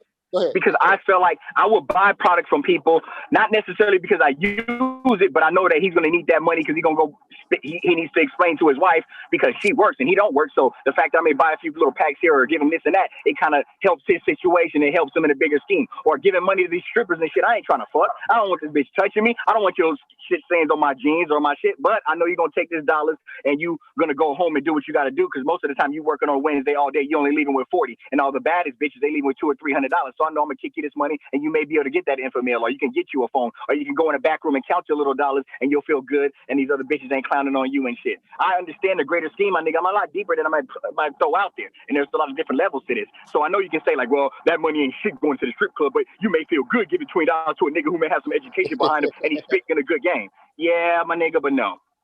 Okay. So yeah, I understand I understand your perspective, but I just look at it from a different, I'm looking at it from a different. I get it. Because I could continue to waste this money on Jordans and strip club or whatever like that, or I can start looking to invest in a righteous cause. And so I can continue feeding into my negative habits that are keeping me trapped in this system, or I can start trying to develop and change my habit into something positive. So yes, maybe Umar turned out to be a scam. Maybe Polite turned out to be a scam. You know what I'm saying? A righteous cause or an alleged righteous idea. Boom. So that and is right. something that I like that. I like that. That kind of knowledge only comes a lot of times with getting burnt unless you see someone who's doing it before you. You know what I'm saying? Some of that knowledge has to be, some of that wisdom has to be acquired through trial and error. And look, yeah, I understand, but look, sometimes I think we're just salesmen and we go with the trend, no different than Google and everybody else. Like you had the whole buy black thing. So now all of a sudden you got these shitty businesses coming out saying buy black, buy black. You know, they know the product is horrible. They know you're not gonna get your money's worth. But I'm gonna take advantage of the opportunity to get as much money as possible because this is the buy black trend. So like in the Umar thing, I think he kind of did the same thing. I think he created a problem that wasn't really there, and then he also provided a solution. And because I think he felt like the wave was like that was the right moment to go ahead and pitch this idea to the community. And this is why I believe what I'm saying is true, because they focus towards a group only. You're right. When you focus a group only, you're kind of like saying you're exclusive. This for you, and take advantage. This your last shot. Nobody else will do this for you but me. But when it's for everybody, I think it's that much harder to sell if it's BS. Okay, so that comes from your ideology, though. That's because of your preemptive assumptions, I guess we would call it. But that comes from your ideology because you feel like he created a problem, and from my perspective, he didn't create a problem. He spoke on a problem that I already was witnessing, or I felt like that I had already perceived. And there are people like me. And what was that? What was that? That black boys are being taken advantage of and abused in the school system. That prison to what do they call it? School pipeline. But be more specific. Okay, so with the ADHD, we're more likely to be diagnosed with ADHD when the issue is actually. All right, so you haven't met. So okay, now there's a reason for that. See, now we can't be claiming PSTD and then act like nobody's suffering. We're quick to say, hey, like we choose these illnesses when we want to use them. When it fits our little agenda, we'll say, hey, that's PSTD. So if we're suffering from PTSD, it's you know what I mean. Why have to watch a D? I actually agree with you 1,000%. Matter of fact, I'm a veteran, right? And so I don't even even claim. This last idea. I'm a veteran with no. Last thought. Hold on, Kacha. This last thought. Right. I want to say that the watcher. They try to say we're unique people, and we're in, and they prove these points, this victimization thing by we're doing things because we're not ourselves. It's PSTD and things like that. So if these are the ripple effect or the symptoms of a people who suffer from so many years of hardcore slavery and all the things that came with it, then ADHD and things like that sounds like about right. Like there's something gonna be messing with us mentally at a younger age and different ages. So, and not only that, we personally know Black folks who are hyper, who can't settle down. So we know this is not a fake diagnosis.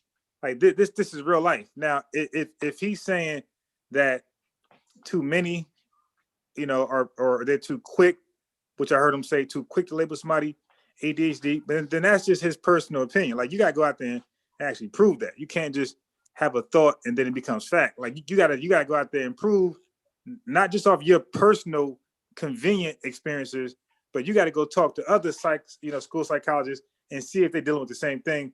And then that has more buying power. But if you just say your experience is good enough, then I smell bias. I smell you coming up with the problem and then the solution. Oh, okay, so I agree with a lot of your points, but once again, man, it's because of our ideology that we see things differently. I don't feel like a person necessarily has to prove that, because like me, he don't have to prove that. It's a lived experience. I feel like I've witnessed it, so I would be inclined to support him. Have you witnessed boys with ADHD? Yes or no? With PTSD? No, ADHD. Have you witnessed Yeah, Black boys? no. Okay, so I've witnessed several young boys, including my own brother, who was diagnosed with ADHD. Now, I'm not talking about a diagnosis. I'm saying, have you seen Black boys that had that condition yourself? So I don't necessarily agree that it's a condition. Now let's deal with bipolar. Do you think that's a condition? That's made up too. So I believe that these disorders describe symptoms.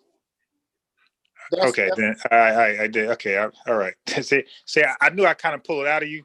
All right, so you're in denial of all these. Well, not totally in denial, but you think there's something that's producing Black boys to behave like this. I get you. No. Of course. Well, you call it symptoms, so that means that there's a root cause, and these are the symptoms. Right. So what's the root cause? Yes. What's the root cause that you believe? Discipline. They lack discipline. They lack attention. So that's making the young boy bipolar? So it's not necessarily making them bipolar, but that explains the attention deficit. Yes.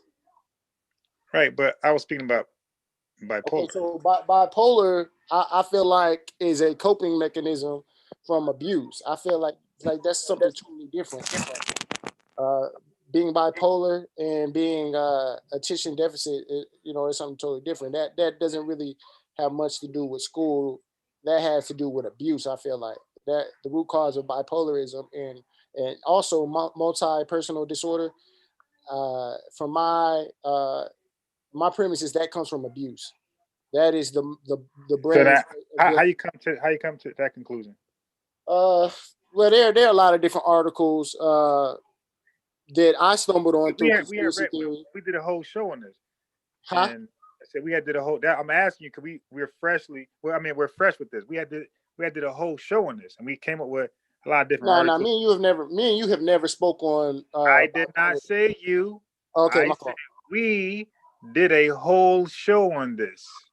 I never said Akachi was in it. I said we did a matter of fact. The last live was about mental illness. Okay. Right. So and then I mentioned that for a reason, because we read the symptoms and the cause, and I don't remember reading that the causes was conclusive on abuse. So what articles could you have come across that said that bipolar is the cause is abuse? That's just so I don't have a specific article ready for you. I don't, but I'm pretty sure I could find some articles. Well, I'm pretty sure you can Google some shit too. That's gonna come up with that. You dig? But I'm saying like a legit article that actually studies this type of thing. That's like known for having test trials and studies on bipolar and other mental illnesses. I'm on the internet. I'm sure we could pull up anything that we believe. We could pull up Bigfoot is, in the woods right now, lurking. So, are you opposed to my premise? Are you saying that bipolar disorder is not caused by trauma and abuse? Okay, I'm saying that bipolar is see, you switched it up. You said trauma and abuse as though that's number one, right? That's the leading cause of bipolar. That is my premise. Yes. Right. So now I was that was not my premise, and I was not saying that doesn't play a role at all. I was saying, do you have anything that we can look up that could corroborate that says the leading cause? I told you I can't point to a specific article.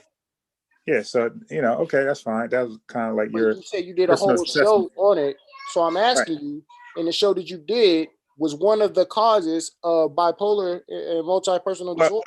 We was looking one of the causes trauma and abuse. Well, when we did this, we didn't really focus on the causes till late. So like we didn't really go into great depth on that. We was just dealing with the reality of it and experiences that these people go through. Pretty much how to spot the signs of a person with a mental illness, so we can have more tolerance for them. Okay, so but based on your studies, is it caused by trauma and abuse? Okay, brother, are you listening to hear me out and understand me, or just to respond? No, I'm definitely listening to you. I don't understand the disagreement.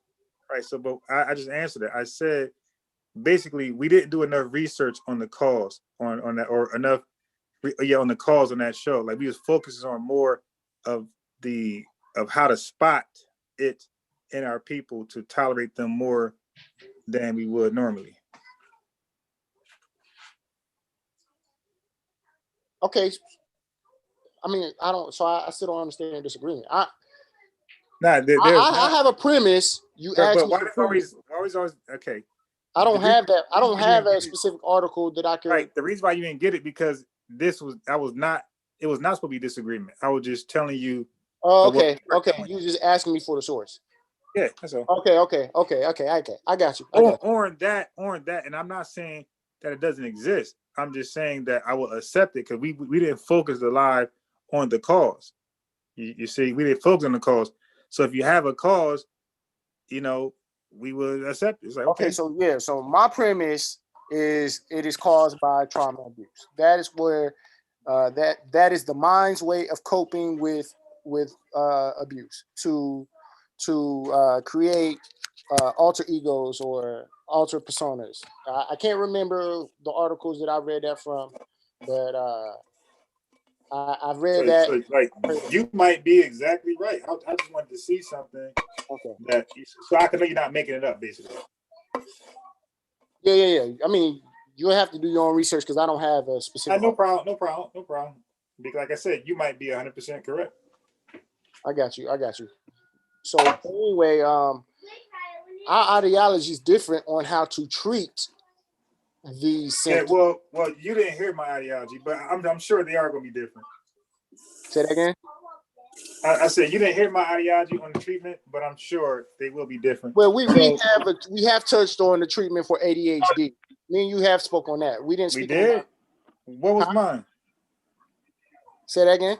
Nah, we might have talked about ADHD, but I never suggested treatment for ADHD because I don't know one. Like I'm more sure of a treatment for mental illness rather than ADHD. You dig? So I don't really know. Okay, so let me bring back the specifics of the argument. So I was opposed to giving pharmaceuticals or mind-altering substances to people with behavioral problems. I was opposed to that. I remember Amber. Yeah, so I'm not sure. Like, I don't know where ADHD falls, but my thing is more like I don't know what treatment they're giving people drugs for ADHD.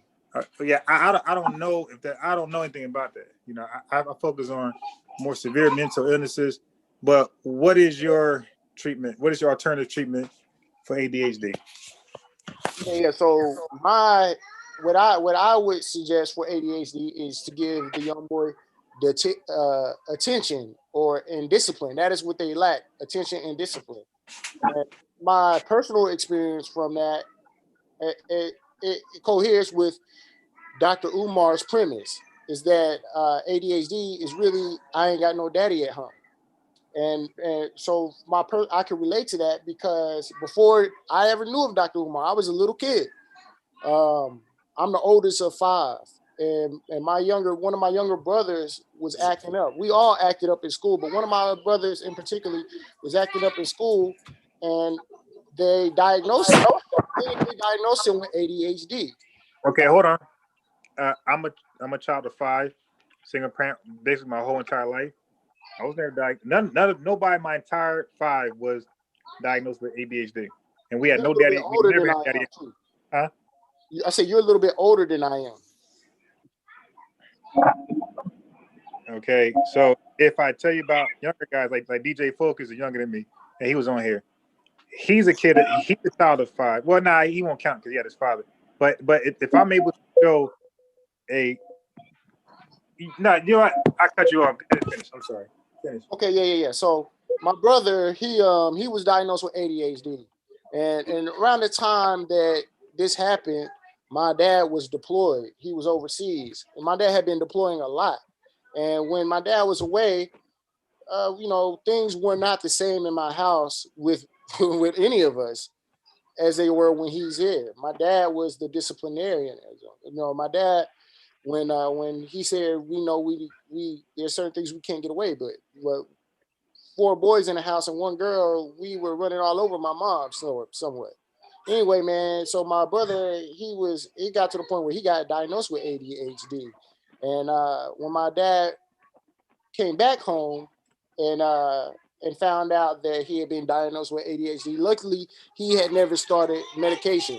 But my dad rejected the notion that there was anything wrong. Now, my dad is not opposed to the pharmaceuticals like I am, but my dad denied the fact that there was anything wrong with his son.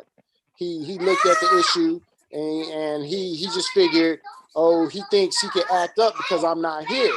So hey, y'all go in your room and play. Well, Kachi, most parents are in denial of their children's mental problems. Most parents is not ready to accept that there's something wrong with their child, even when it's like clear to everybody else around them. The parents still can be in denial. I have taught children who had no doubt in my mind that this child could never get through my class, and I didn't know how to put it to the parent. I felt it's unfair taking their money. So when I even attempt to allude that the child is not regular or something, man, that parent damn near cussed me out. So I think it's normal for parents to like. No, it is normal. It is normal. Yeah. But my point is, my dad was actually right.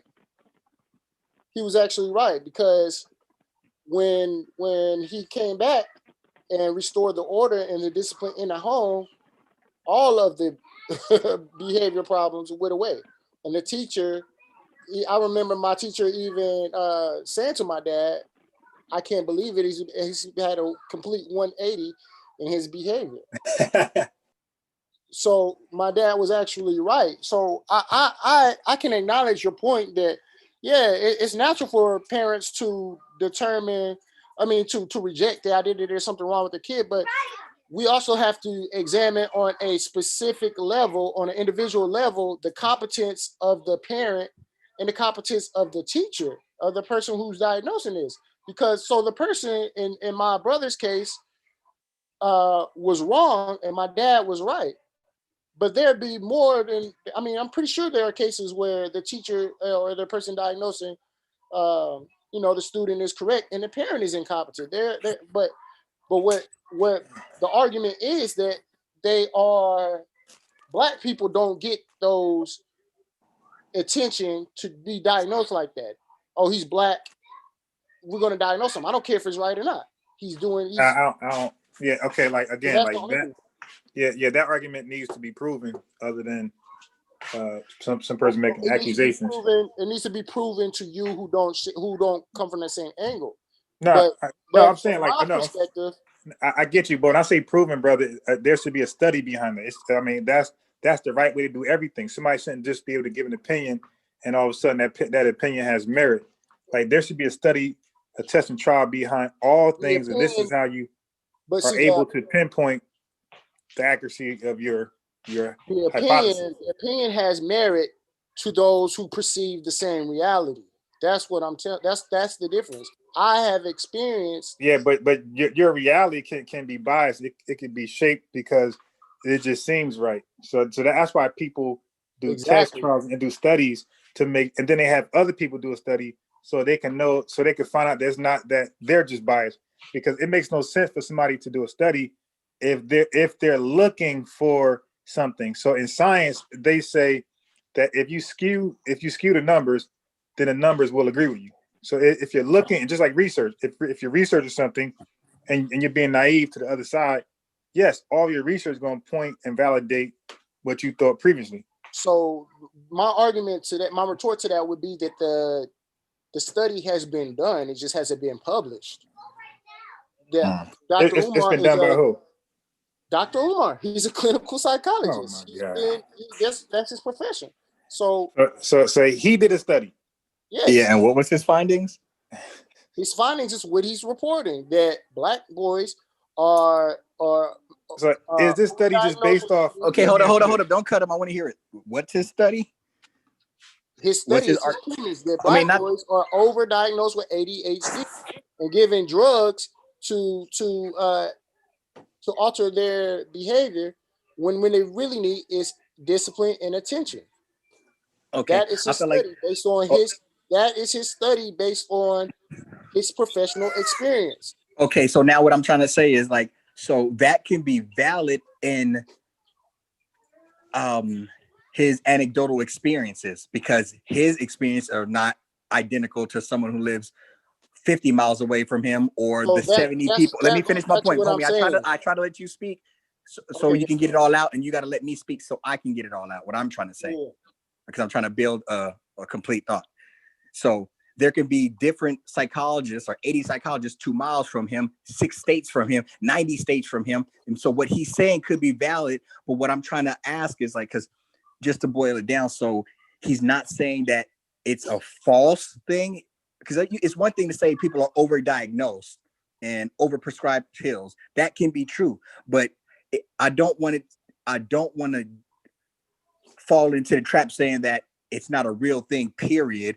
It's made up by the pharmaceutical company. Okay, I got it doesn't exist. Right, that's a great point. See now what happens when you let people finish, you can understand where I'm coming from. What I was also going to say is, because he can say an example, there's no daddy at the house, but I would coach some of these kids. And I gave an example of how one of the kids that he was a top athlete, but he had a mental issue. Like I would have him set screens and go roll to the rim, but he liked dribbling the ball, so he would just automatically gravitate towards the ball. He would pass the ball, take 2 steps, and then run right and get the ball. And his parents were like, well, he doesn't take his medicine when he comes to practice. That's why he's not listening. They were always trying to make excuses. I'm like, okay, fine. He had a mother and a father, but he also had that ADHD. So that's one example, and it could be an anomaly, and it doesn't matter. And I understand that. But then again, he can't use his examples to discredit everyone else's. And that's why I set it up with the dichotomy, like he's one person among so many different people. And I don't want to invalidate what he's saying, because it could be valid. But let's not use it to flip the whole table over and say it doesn't exist. And if you have a father in the home, then that would fix it, because there's situations when there's 2-parent families and the kid is still needing medication or not needing medication, but still diagnosed with the same. Yeah, you have a lot of Indian parents.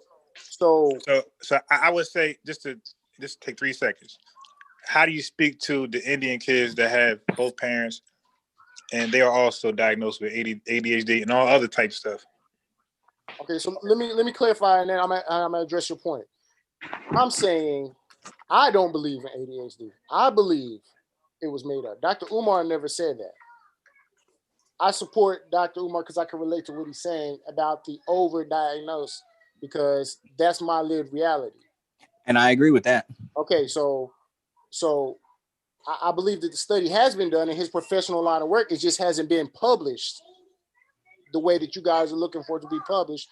in a scholastic manner. So but to answer your point about what about the people being diagnosed with both parents in the home.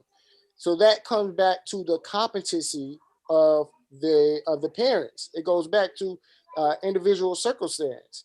I could be wrong. I'm not a clinical psychologist. I'm not in these schools. I don't have.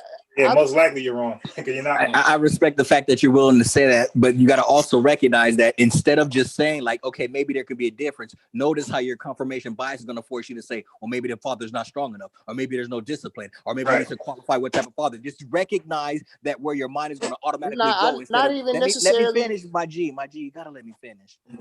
Instead of letting your mind necessarily go there's an alternative way to handle it, especially if you already have your bias. You can throw your shit on the table like, I think that shit's bullshit anyway. However, I probably need a little more experience looking into both parents being there, because it's easy for me to say that, okay, well, if there's a father in the home, well, yeah, he could have been gay. You see what I'm saying? Like, there's so many people who do something like that. And I'm not saying you do. Now go ahead and finish. I think the way you guys are interpreting what I'm saying, you guys are interpreting what I'm saying with more bias than I am biased against it. The reason is because I have considered these things. I know what lead poisoning does. I have considered a lot of different variables to explain why people are, misbehaving or having attention deficit disorder. I understand this, and I have considered these things, and I'm more than willing to acknowledge. And I've always admitted, hey, I could be wrong, but I believe what I believe for a reason. And the reason I believe it is because I have considered some of these things. I've considered a lot of these things, but I still believe what I believe. If you guys disagree, then I don't have a problem with the disagreement. I really don't. We can discuss that, but you guys keep saying about bias, and really, I am being unbiased as I can be. I have considered these things. So anyway, man, my whole point about the ADHD, you have to examine the specific student situation, and that is not being done amongst Black boys. That is the biggest part of the premise. Wow. They're not, when they're diagnosed. I can't really speak to that because they're not going to his house and seeing what kind of house they live in. If these kids are being exposed to lead-based paint, they're not going there to see, hey, did this kid eat today? They're not really asking. Wait, how do you, okay, start right there. And now you're going too far. How do you know? Because I'm familiar with social work. No, okay, okay. I'm friends with social workers. Okay, cool. Me too. So if I call my cousin up right now, because you said, okay, and look, without any warning, right? She don't know we're live, we don't know nothing.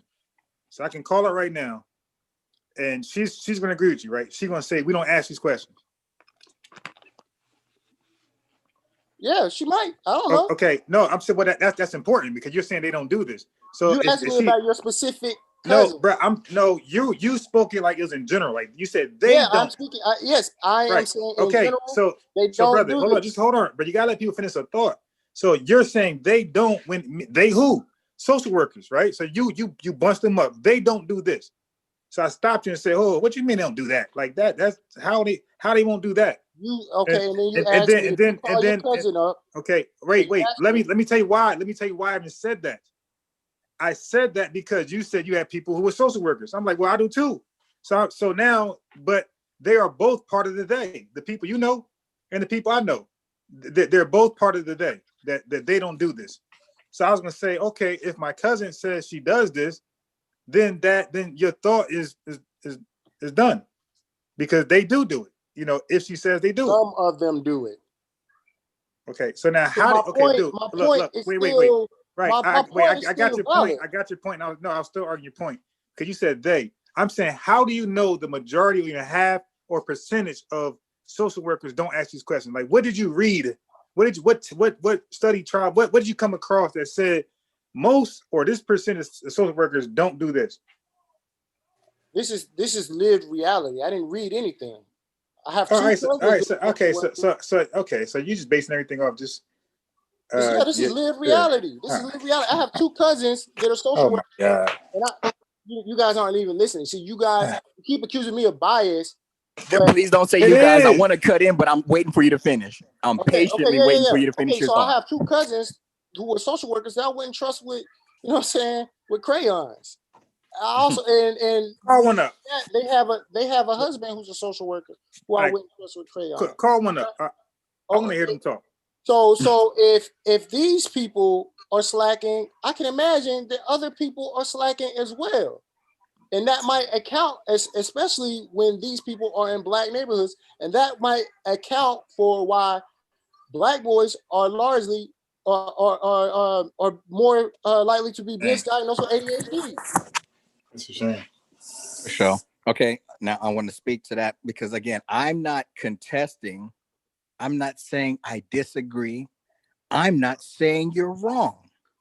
So what's the You disagreement? understand all that? I'm sorry? So what's the disagreement? See, now, hold up. See, all I'm doing, it's not even a debate. It's not a point. You don't have to sit here and wait for the gotcha. I'm talking about just considering another point of view, or not even trying to change your point of view. Let's try to qualify where these experiences are coming from so we can make sure they're valid. Now, that's what I'm trying to do. So understand the lines of questions or what's happening next. I'm not trying to disprove you. I'm not trying to disagree with you, but I'm trying to ask questions because if these questions are answered properly, then you will satisfy my curiosity and I can jump on board. But sometimes people be trying to jump on board to other people's point of view, but you won't even let me ask the right question. And it's just like, damn, I want to donate to your school, but I just want to ask the curricular and see how long the classes are, but you ain't giving me nothing. And I just have to donate. So you know what? Fuck it. I'm going to just give you $100, but I'm not going to donate every year. Be Patreon. I'm not going to do it every month. So what I'm trying to explain to you now that I said all of that, you could be right in what you're saying, but that would make me question, like when you make a declarative, and that's always going to trigger the watcher. Whenever someone makes a declarative statement that speaks for everyone or overgeneralized stuff, I'm like, because the first thing I'm doing, my mind is just going to find examples where that's not true. So he makes a statement that's saying that this is what happens to black boys. Then my first thought is like, okay, he's in Philadelphia, so he may know something about black boys.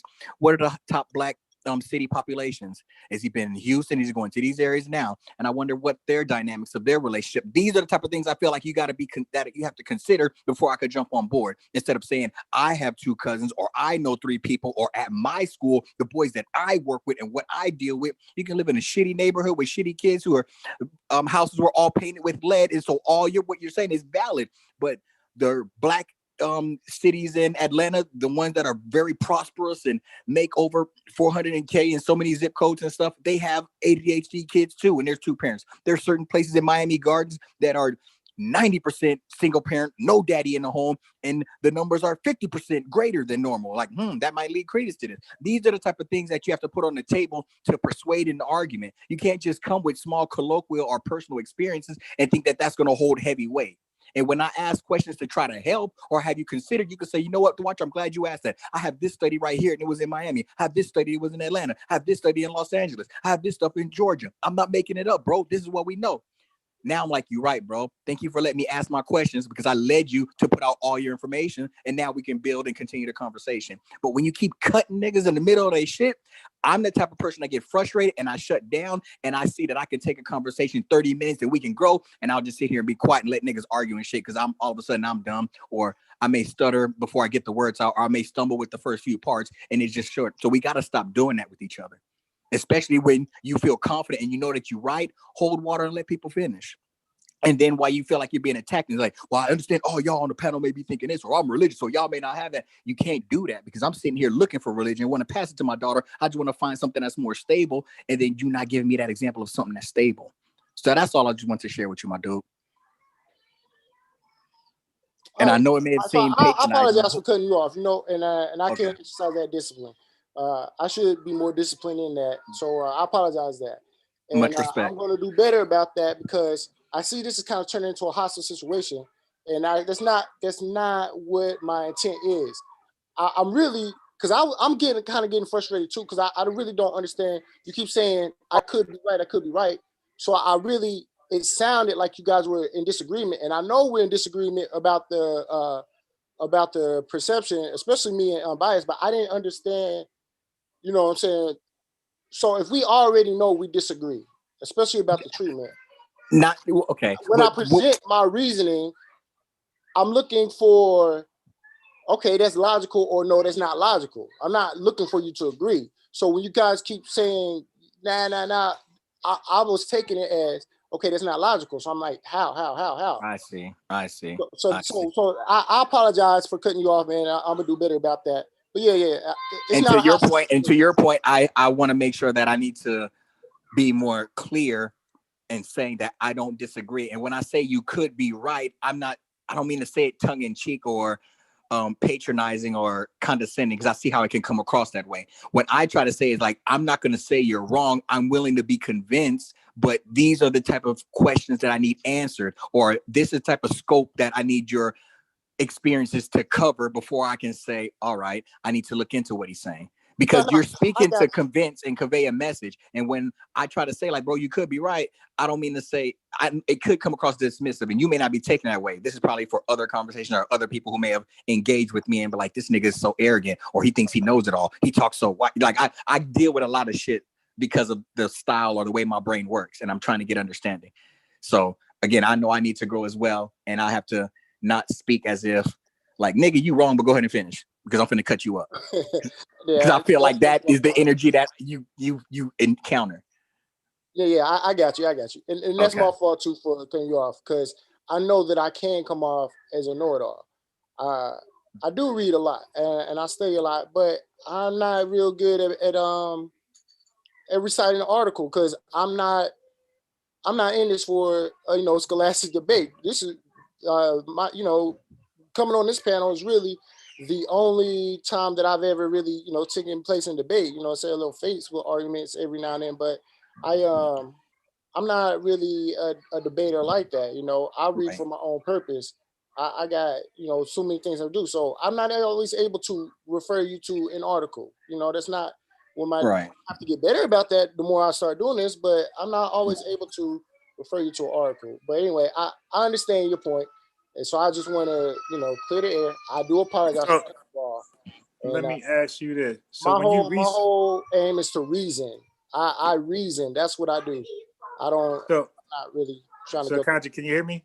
Yeah. What's up? Okay. Yeah, I don't expect you to remember articles like that, especially if you read like 100 within a week. But I want to know about your research. When you read articles and when you research things, do you just read it and try to commit it to memory, or you just read it for what it is?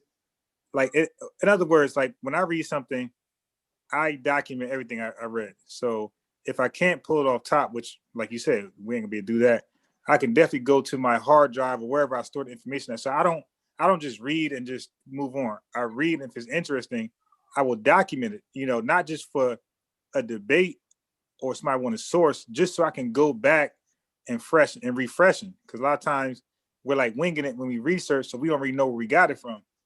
So I think documentation, if you're not already doing that, should be something you should consider, because then you could just go back later on and say, okay, I know exactly where it's at. So my hard drive at my so-and-so house or at the storage room, and you can go get it, something like that. So not only that, it helps you retain it. So even if you can't,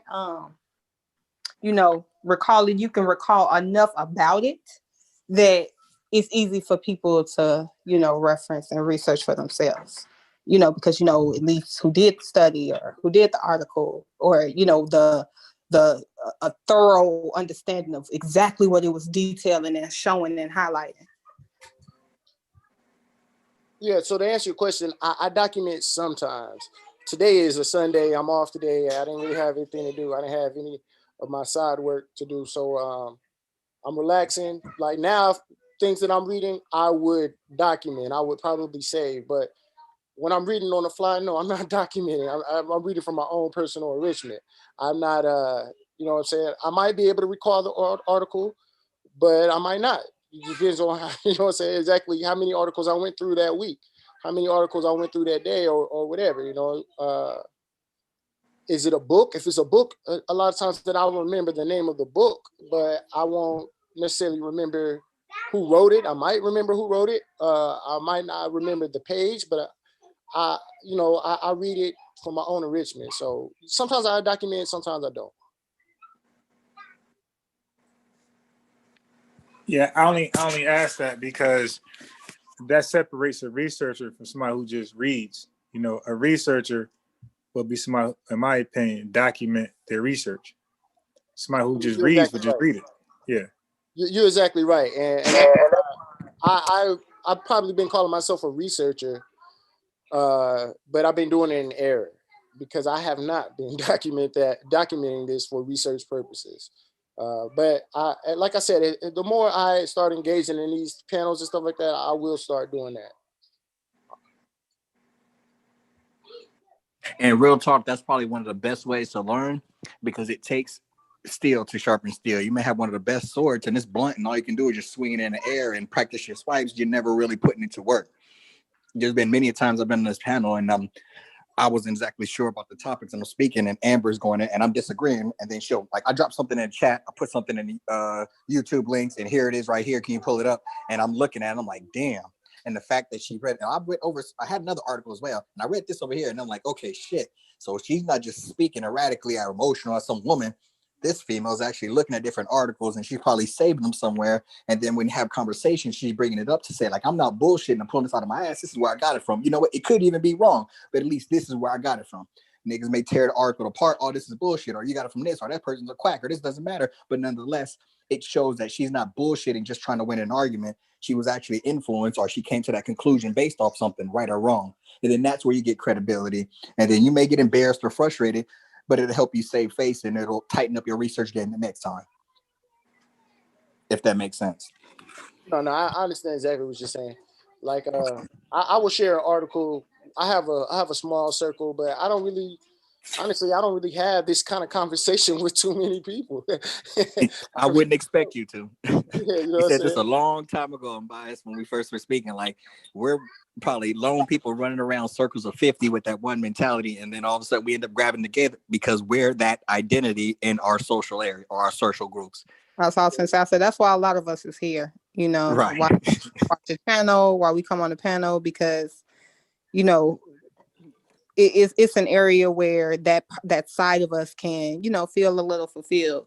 If you don't have it, I mean, I have it to a degree in, you know, my personal space, you know, my personal life, but nobody is passionate about it like I am. So I have to find other outlets because, you know, eventually people get tired of hearing the shit. Like, yeah, I'm about Black people, but you know, I get tired of, you know, I just want to live. I just want to live. They don't want to think about the problems. Yeah. And then you also have to remember, like, when you see that there's different topics and you hop on a panel and stuff, that'll be a perfect time to pull out some references or pull out research or articles and stuff. Now, it might get put up there and got shot the fuck up. So make sure that you read it and you explain it. But that is what's going to help you realize, like, okay, I need to stop just grabbing these Google images and maybe I need to get these articles, or it'll force you to go into more depth, and then you become more valuable for your family, your community, and your opinion is more thought out. It'll just make you a better person. So you can come in here and there be 6 people, 20 people, 17 people. We don't have to be big as these other people's platforms and do all that type of shit. It's just for us to grow. It's our social hour. This shit ain't being monetized, and we're not trying to beg people. And no, I don't want to say all that, but it's like, I'm sure if there was a donation button on there, I would be dropping dollars every now and then for the brother and shit. But I mean, like, he ain't on here like, hey, y'all got to give me money. Y'all donate money. I'm doing this for money. It's not, this ain't that type of a platform. This is the platform for you to express your ideas and grow. And if your shit's wrong, it's going to get fact checked, chopped up, laughed and joked, and then you move on. I don't want anybody to take any of this shit personal, because I don't expect any of y'all to give a fuck about my opinion or where I matter. Once you go home and you log off, y'all in your own world. This is just a place you walk into a barbershop and have some conversation, talk, and then move the fuck on.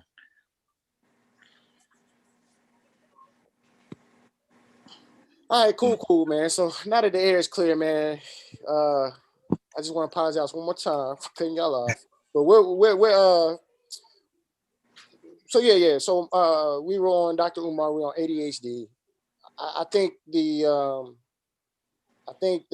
disagreement is in ideology. How you treat these symptoms is our biggest disagreement. So and also let me clarify again that it was my premise. I don't believe in the ADHD diagnosis. That was not Dr. Umar's stance. So me and Dr. Umar are in close agreement, but Dr. Umar has never, at least I've never heard him say there's no such thing as ADHD. That was me saying that. That is my own belief. Yes, sweetheart. Okay. Anybody got a question on that or why he feels that way? Yeah, well, he said that he answered it. He said he don't believe that he believes that the dad's not there. So, are you interested to hearing what Webb and D have to say about ADHD? Webb and D, I'm pretty sure I've read it, but yeah, you can definitely repeat Okay, it. then if you read it already, can you fill us in? Like, what are the medical industry saying about ADHD? I'm not sure, but what's up? I mean, you can. That's why I say you can definitely repeat it. Oh, no, my bad. Like, you said you read it, so I was interested I to said see I'm what. pretty sure I have, because WebMD is like the go-to. If you Google anything, WebMD is gonna come up. Right. So what I'm saying is this: like everybody, and I'm not saying that you proclaim this, but everybody proclaimed to be an unbiased researcher. But they read from both sides. Like, so did you read from the other side? Like, because I understand you don't believe it exists, but did you read from the other side why they believe it exists?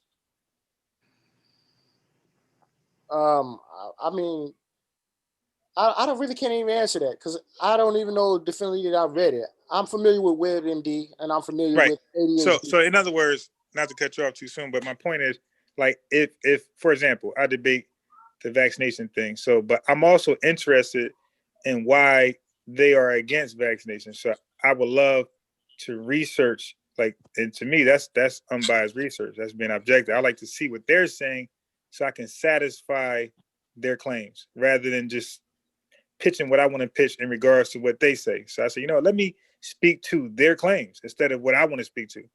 And this is what we do here. We speak to the claims and then we speak to what we want to speak to. But here we go. I'm going to read it. So it says, is ADHD real?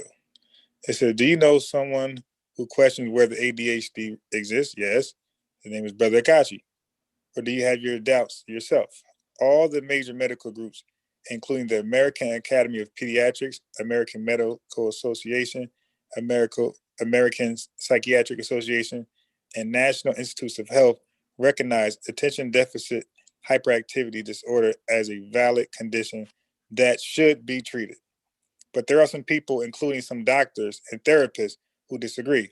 Type is type is is ADHD fake. It's saying type it or ADHD critics into a search engine, and you'll get pages of articles saying it's a controversy, and that's what's going to happen, right?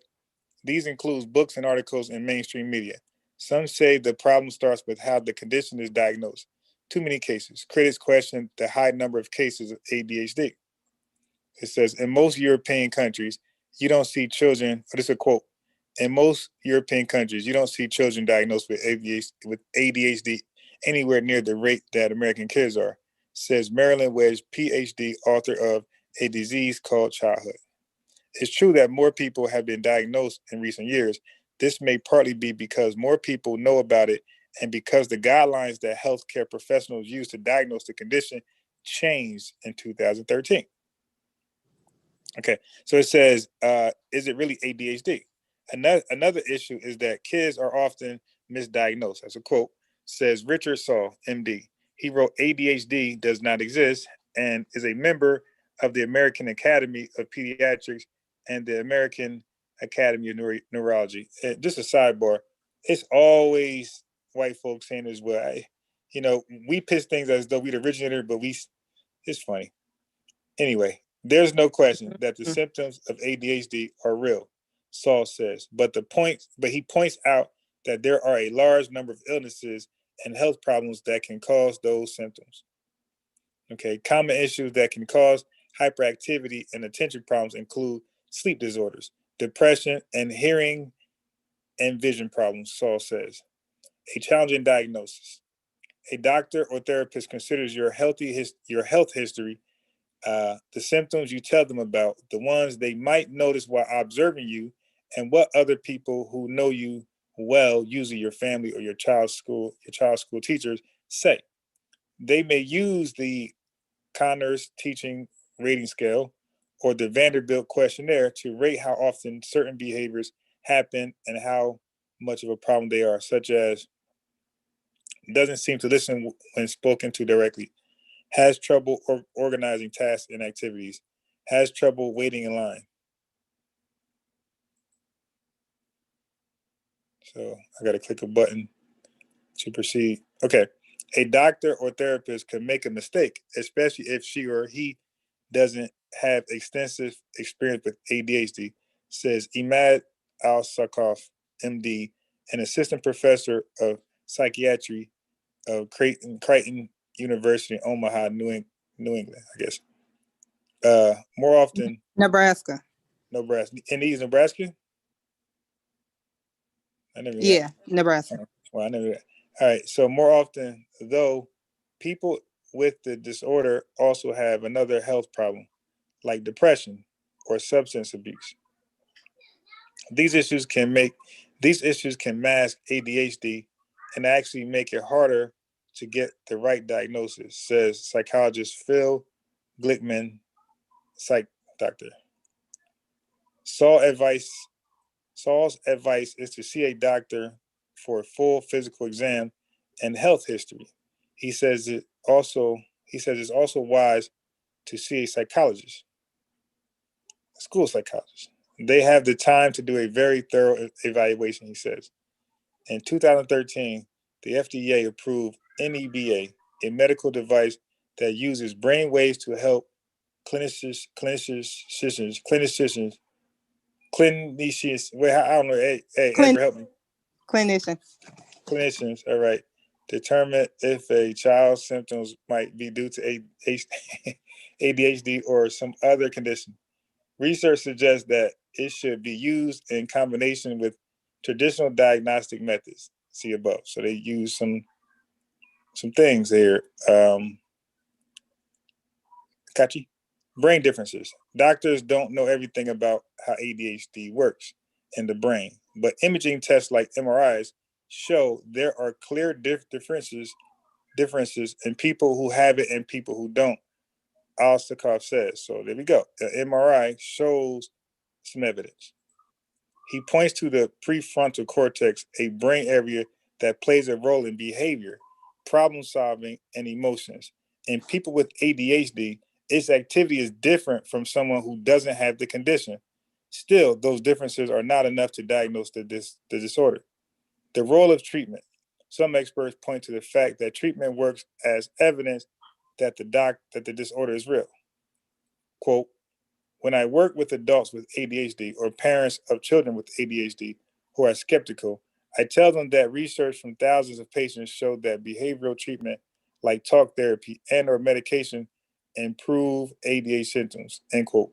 Glickman says, treatment often includes taking medication and getting therapy. So treatment includes taking medication and getting therapy because some of these drugs can be stimulating. Some teens and adults who don't have the disorder use them to boost their focus. Doctors do not, okay, so that's interesting. Doctors do not see patients. Doctors do see patients who are seeking habit-forming medications and who claim to have ADHD symptoms in order to get the prescription. Al-Sakaf says, so people be capping for this drug. But that's generally not the case. If you have doubts, you can get a second opinion from an expert, such as a psychiatrist or psychologist who is well trained to help with diagnosis and treatment. He or she can talk to you about how HDA works in a way that relates to you and help find a treatment strategy that works. Al-Sakaf says, and that can greatly improve your quality of life. If it does turn to be ADHD, Wedge suggests treatment options that aren't medications, including regular exercise, limits on-screen time, especially with fast-paced media like video games, and and encouraging self-control to help kids stay calm and do well in school and outside.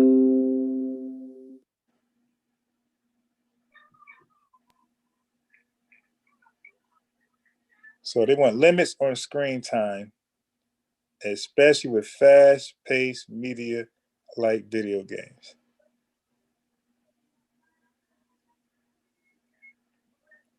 You might convince a Negro to get off medication, but you ain't gonna convince him to get off that damn video game. Man, actually, I had that experience last night. My son went into a whole fit, like a whole fit. He was so upset. I took his computer. He just went to sleep. 10 years old, but it's real. I was the same way. Like, man, I was the same way. Like, my mom knew she could punish me, and you could say don't get on video game, but don't you dare take it. Leave that thing. I don't think my mom ever took my video game. She just said don't play it, or she will take it, but she never took it. I would go all out. So, what do you guys think about the article? I've been around people who have been diagnosed with it, and adults who still suffer from it. Again, my son's father, in addition to that diagnosis, he has that. So I've actually considered that it may be time to get my youngest son evaluated, because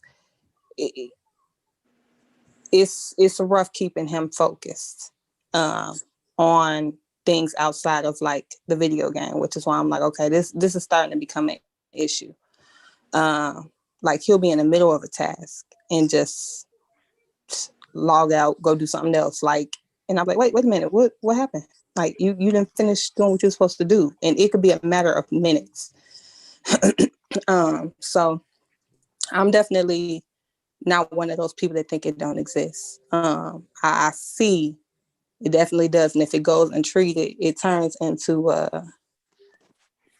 situations where you're an adult and you can't focus on anything. You're all over the place. You're spiraling constantly. I'm not of the belief that it does not exist or that it's being overdiagnosed. I do think that it needs to be taken more seriously. I'm a fan of the non-medicinal treatments, like exercise and talk therapy and all of that.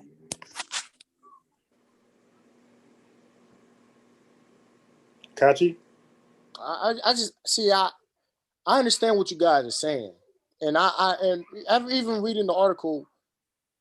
I don't disagree with the article, but when I say it doesn't exist, what they are doing is they're describing symptoms, a person's inability to focus. So with that, it's about treatment. How do you treat that? You can either sedate the person or you can try to instill discipline. I myself lose focus sometimes. If I have when I was in college, if I had a book I needed to read and I wasn't interested because this shit was beneath me in my own mind, I had trouble reading it. But I had to read it. So I either was going to halfway read it, not read it at all, or I was going to discipline myself, buckle down, and read it. You know what I'm saying? Like, discipline is developed, is built, it's a muscle. You have to grow it. So reading the article, it doesn't prove to me anymore that it exists. It just describes symptoms. And another example of this, if I go to the doctor, I tell them, hey, what are you here for? The doctor's gonna ask me what I'm here for. Hey, my throat is swollen. Blah, blah, blah. He's gonna run the test, he's gonna swab me or whatever, and then he's gonna diagnose me with laryngitis. And because I understand and I study etymons, I understand root words, he really didn't tell me anything that I didn't already know. Laryngitis. Larynx is the part of the throat. Gitis is the Latin word for swelling. I came in and I told you I had a swollen throat. And you told me in Latin I had a swollen throat. So, you know what I'm saying? Like, so then, okay, so now you told me I have a swollen throat and you prescribed me medicine to treat it. Okay, thank you for the medicine. I knew I had a swollen throat. We could have cut this and you could have just gave me the medicine when I told you I had a swollen throat. No, you had to examine it. You had to determine my mental capacity. Does this guy really know what he's talking about? Yes, he knows he really has a swollen throat. And then you give me the medicine to treat it. So, like, it's really, like, I don't know. That's the best way to describe it. I don't know how to articulate it, but that's the best way to describe it. I say I have a swollen throat. You diagnosed me with laryngitis. Well, all I would say to your discipline comment is that The word discipline is, kind of used often. And you're right. It does require discipline, but how is that discipline being established? Is it via whoopings and chastising, or is it teaching your child to use things like talk therapy and exercise, and seeing someone when they, feeling like they're struggling or they need help? Like these are things that can be done as a discipline, So right? that's why I when I addressed it, I was saying attention and discipline. There's no way I can just answer that outright and say, this is how you discipline. This is how you exercise discipline. This is how. I can't answer that. You have What to I'm saying is examine. using the generic term of discipline can mean different things to different people. That's what I'm saying. So you have to get a little more specific I'm when you using say that. I'm using discipline in its truest sense of the word, which does not necessarily mean spanking a person or chastising a person.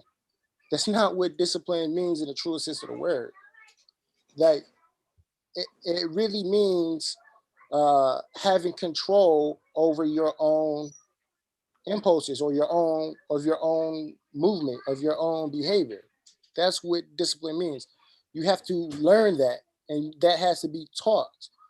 Chastising is part of that. It encourages a person to act a certain way, or discourages to act a certain way. So that is what needs to be done when a person is having trouble paying attention. They have to be disciplined, or they have to be encouraged to behave a different way. And you can do that through medication, by sedating them, slowing down their neurological impulses, or you could do that through encouraging behavior through learning. I guess I would call it through learning. So that is my argument.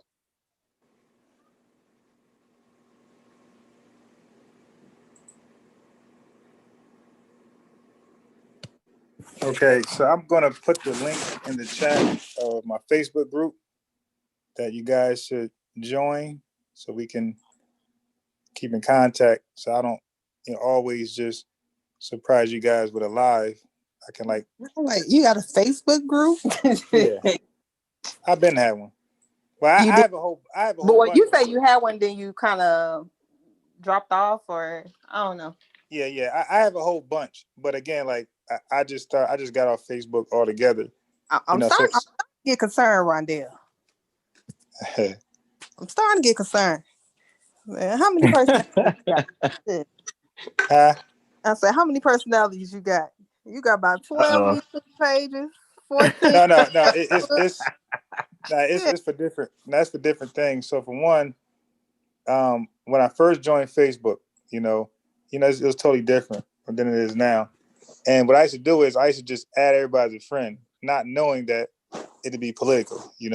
People would be talking about people. I didn't know that. And then when you try to unfriend somebody in real life, they'll take that personally. You dig? So I said, okay, let me not unfriend people because like they be having attitudes in real life. So let me just create a second account and have invite real people I know from there. I won't just accept anybody in this one. So anybody that I don't mess with like that on this one, when they send a request, I'll go to the older account and send a counter request for that one.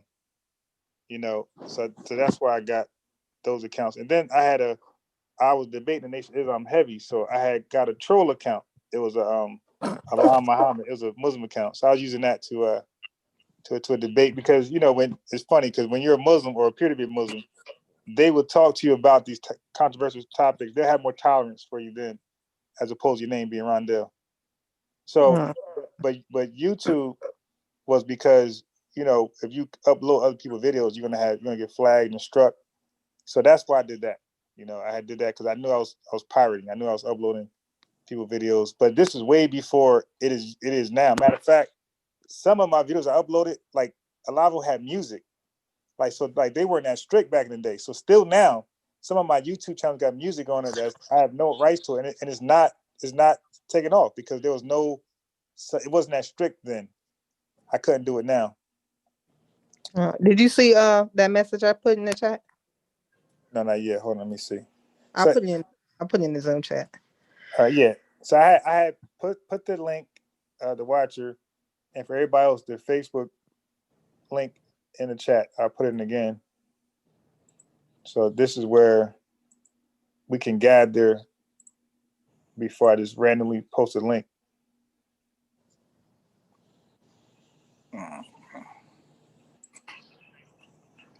Yeah, because I was iffy about Facebook. I wasn't fucking with it for a while, but then I got on it because I was taking those classes with Wujawu.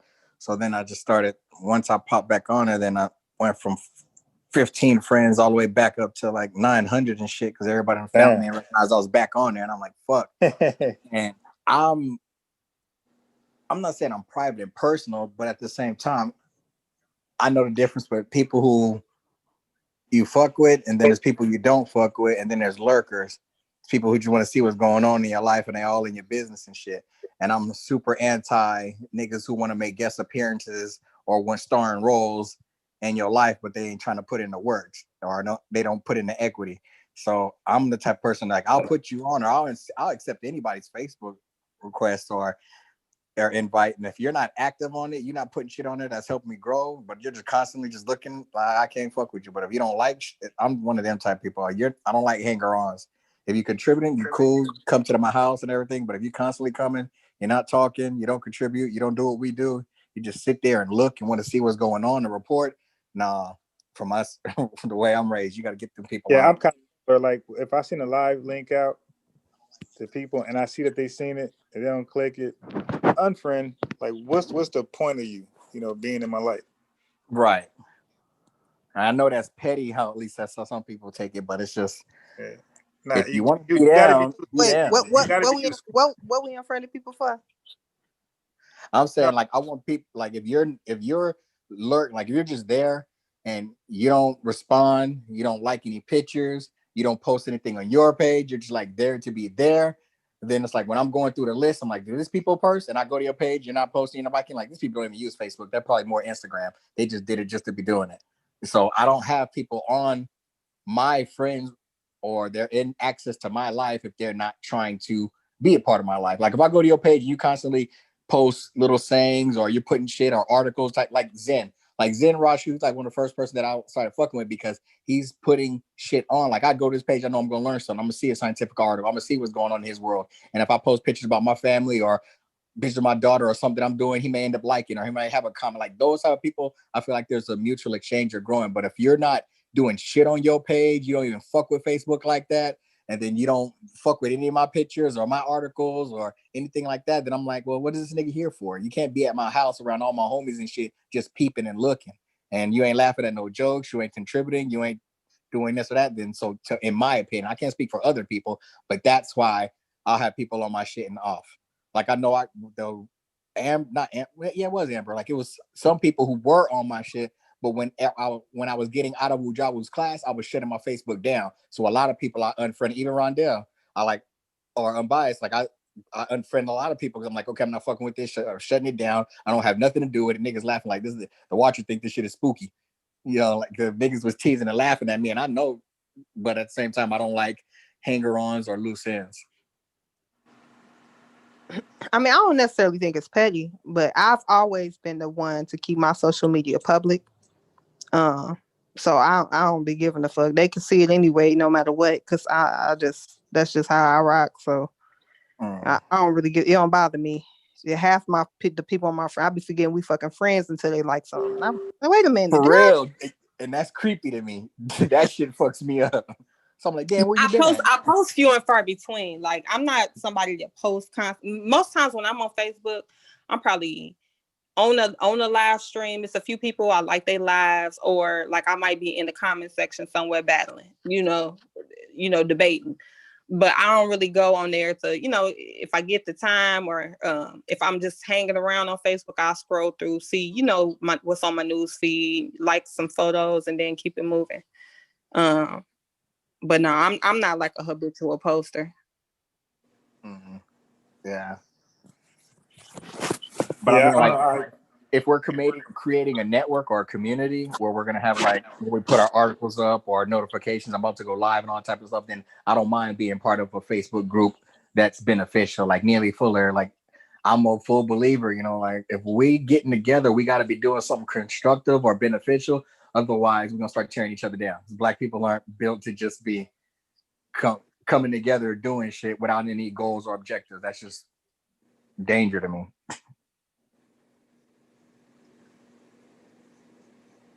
What they say is a idle mind is a devil's playground.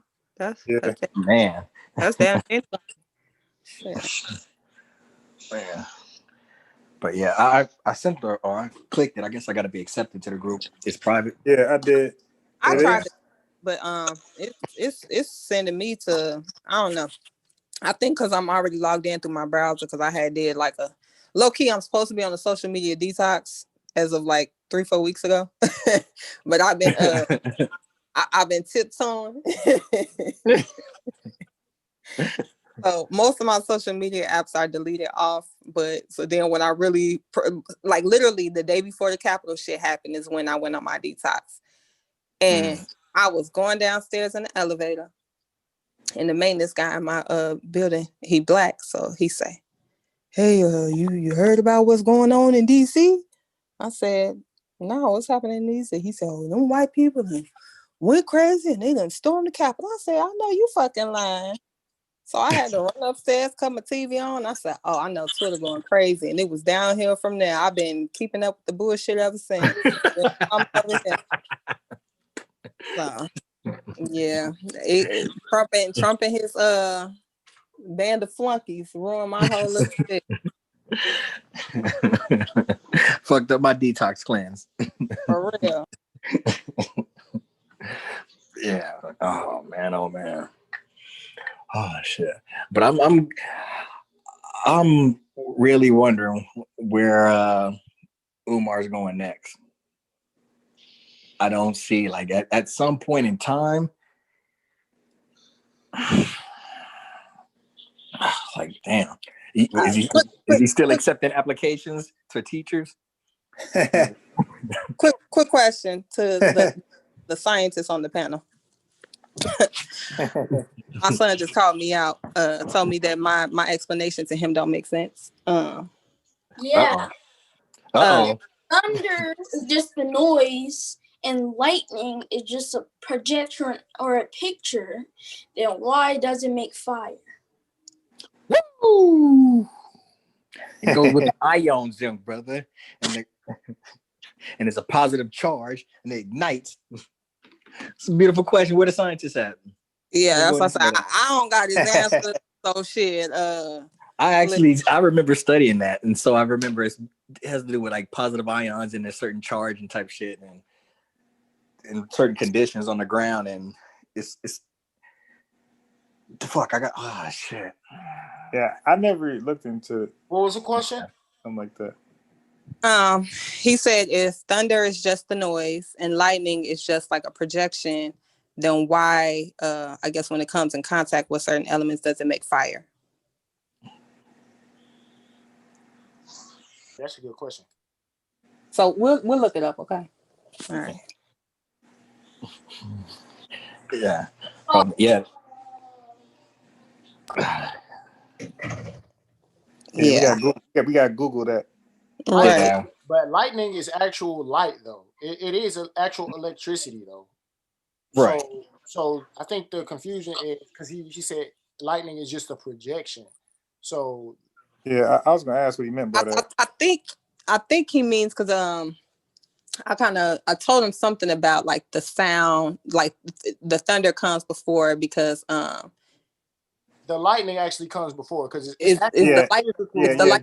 thunder is a delay. Okay, so the lightning comes before and the thunder is a delay. The so thunder is a delay. I might have explained that to him wrong, and that's why he thinks that the lightning is a projection from the thunder versus the lightning happening. Moving particles. And I actually learned that recently on Star Talk. Actually. Oh yeah. Yeah. So that's my guy. I never went back and made that correction, but that's been bugging him apparently. Yeah, Yeah. and the Nation of Islam, it teaches that light travels at the speed of rate of 86,000 miles per second, and that the speed of sound is 1120 miles per feet. So I wonder if my brother knows that. Actual fact. Yeah. Message to the black man, page 7.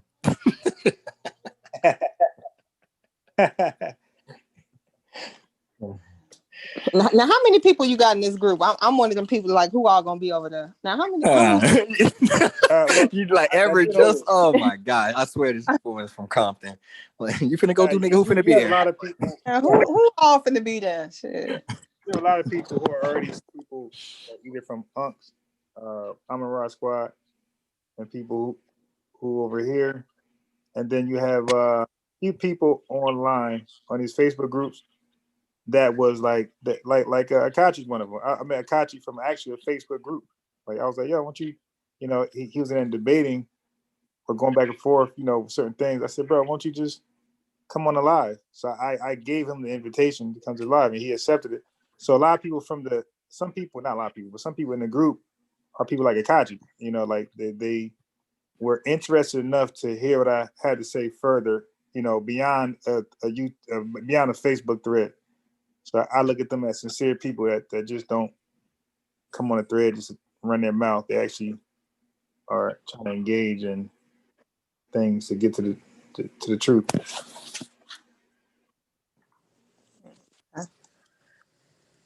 And indigenous black man, I solicited him from Sanetta's platform, and got him on here. So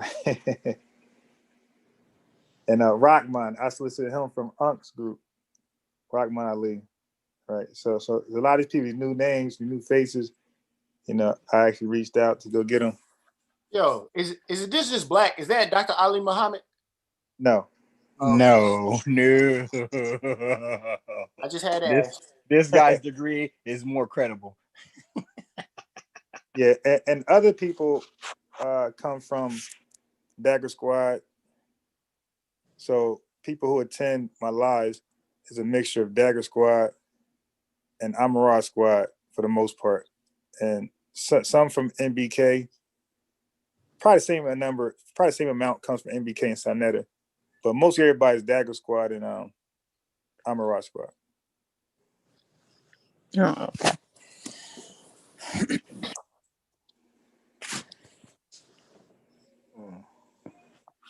So that's the people that's gonna be in the group, by the way. Okay. So you'll see Mika and people like that in there. What's the name of the group so I can look at it while I'm logged in on this? Unbiased research with it. It says unbiased with an ED research. I had put the link in the chat. I'll do it again. I'll put it back. When I tried to because I'm already logged in, it did something else. I think it tried to like attach my old number, and I really ain't trying to fuck up my login. Okay, yeah. I know what you mean. Yep. That's all I It can't. say I'm joined. Yeah, I probably already added you in there. Well, why don't see no notifications? Because it's too. Maybe you don't have it clicked, or maybe you took it off. No, I'm saying why? If I've been on here already, why I don't see notifications for this group? Hold on. Well, to be honest, I don't see it either though. Like I gotta go there. I'm like, oh, okay, so it says post this. Oh, so you don't get notifications in your feed? No, at all, 0. Oh wow. And I probably got to fix that.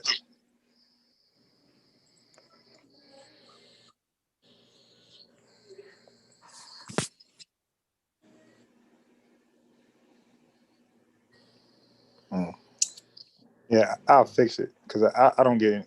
I never noticed it just now. Okay. Yeah, I'm in there. But I ain't even know I was in there still. I be forgetting. I go in a group and then I get thrown off, and I don't Cube is in here. Cube is in here. I don't even think I ever really been in that group. I think I joined and then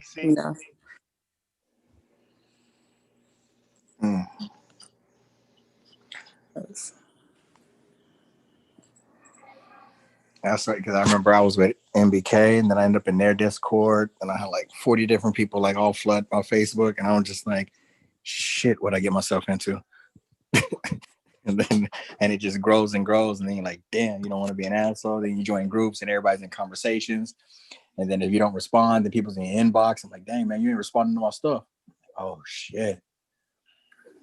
It can be overwhelming because when somebody want to share something, and I don't have too many people doing it, but it was a point in time where I was in a group, and when I say my notifications would be going crazy, I was like, oh, this shit gives me a fucking headache. Man, I can't do it. For real. Like I have anxiety. Like I don't even like having my email icon on my shit because I see that number 72 emails. Like, fuck, I don't want to go through all that shit. Mostly junk. I just don't like. And that's why I got a separate email, Amber, for stuff like that. I hate clutter. I'm the type of nigga I'm the type of person. I'm working on my vocabulary because I speak too damn free and flee. Yeah, I got to work on mine as well. I don't know where this came from. Rap. Yeah, I don't care what y'all say. It came. Oh, when I listen to hardcore no, honestly, it's the culture, bro. It's I don't know, because when I'm in my professional settings, when I put on the tie, when I put on the jacket or whatever I'm wearing professional, that shit don't fly. It don't come out. My mind just changes. I recognize it. But when I'm not on the clock and I'm on my time, I feel like I'm being phony if I don't say the word that comes to my heart and my head. So I hate filtering my shit, but I'm trying to do better. So that's me. I don't like being, especially when I'm trying to be more authentic. I hate having to clean it up, and I hate having to be phony, because a lot of the community work, or a lot of people that I do try to reach, especially the younger ones that are out there, that's the first thing they're looking for, is a motherfucker trying to keep it real and be honest with them. And if they feel like you're filtering and you're trying to sugarcoat shit, then the message is not going to reach them. So I had to learn just to be pure in what I'm saying in my message. And if they can see through that, then I'm going to reach more. The ones who can't holler, or if it's too brash for them, then I don't think that I'm meant to be speaking to you. But yeah. I depending on the tone of the conversation. Like if it's a more serious topic, then automatically I just the way I approach it is different. If we just vibing, chilling, talking, then you getting just pure Amber with no, I'm not trying to take the cut off what I say, or, make it more, palatable. I'm just speaking freely. But, we all code switch. It's just everybody does it. Everybody. Yeah. That's why it's a lot of racist motherfuckers in the workplace that ain't racist at work, but they racist as fuck when they go home. Yeah. Because they know damn well, certain things, we put, how the hell we put on that, that professionalism. How the hell I supposed to privacy? Make Facebook all hard now. Man, they got it. When I say they make it so hard for you to do like simple shit. Like when I was trying to deactivate my account, they took me through social. I'm like, oh my God. Oh my God. Man, it's like an application. I got to put in an application to say I don't want this shit. Why are you leaving? Are you coming back? When? Do you want us to set a timer for 2 weeks? Like, man. Or they'll fuck around and hide the button. Like you got to go through so many icons and columns. And like, where is the deactivation? Deactivation used to be right here. I know it was here, my nigga. Where's it? No, Watcher. I thought I was tweaking because in the middle of doing it, like it like went out. I'm like, what the fuck just happened? Like they literally like, bitch, do you really want it though? Is you gonna try it again? Or you just gonna say fuck it? They were trying to get me to say fuck, and I'm like, so I had to start all over. Then I got to remember where I was at. And I was like, this is some bullshit. I can't even switch it to public. I'll keep it a buck. That happened to me, and that's why I just erased everybody. I'm like, if y'all don't want to let me quit, all right, fuck it. I'm unfriending everybody. I'm gonna just leave this shit blank, put up fake pictures and all that type of shit. I was that damn frustrated. Oh, wow! Like, I don't know how to make this. It's almost like whatever you made it, you stuck with that, bro. Because they don't, man. This shit is weird. I don't know. Facebook is weird to me. Because even when I would post pictures of like I had a picture of like all the it's a famous one, the little girl sitting there smiling while the dude is all burnt up being lynched and shit.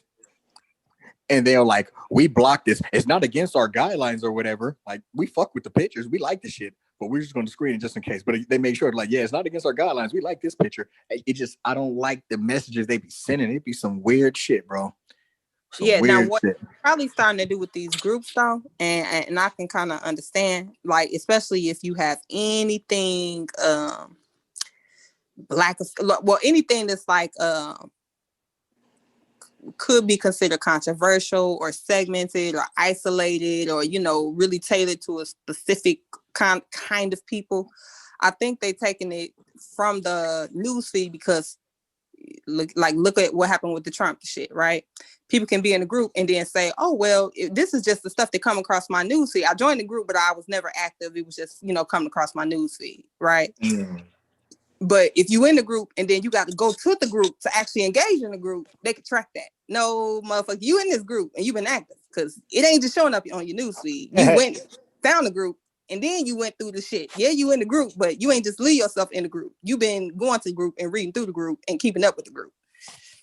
So now let me give a positive though. Like when people be concerned about people, you know, looking at where they're going, you know, tracking them, I don't look at it as a bad thing. I look at that as a alibi.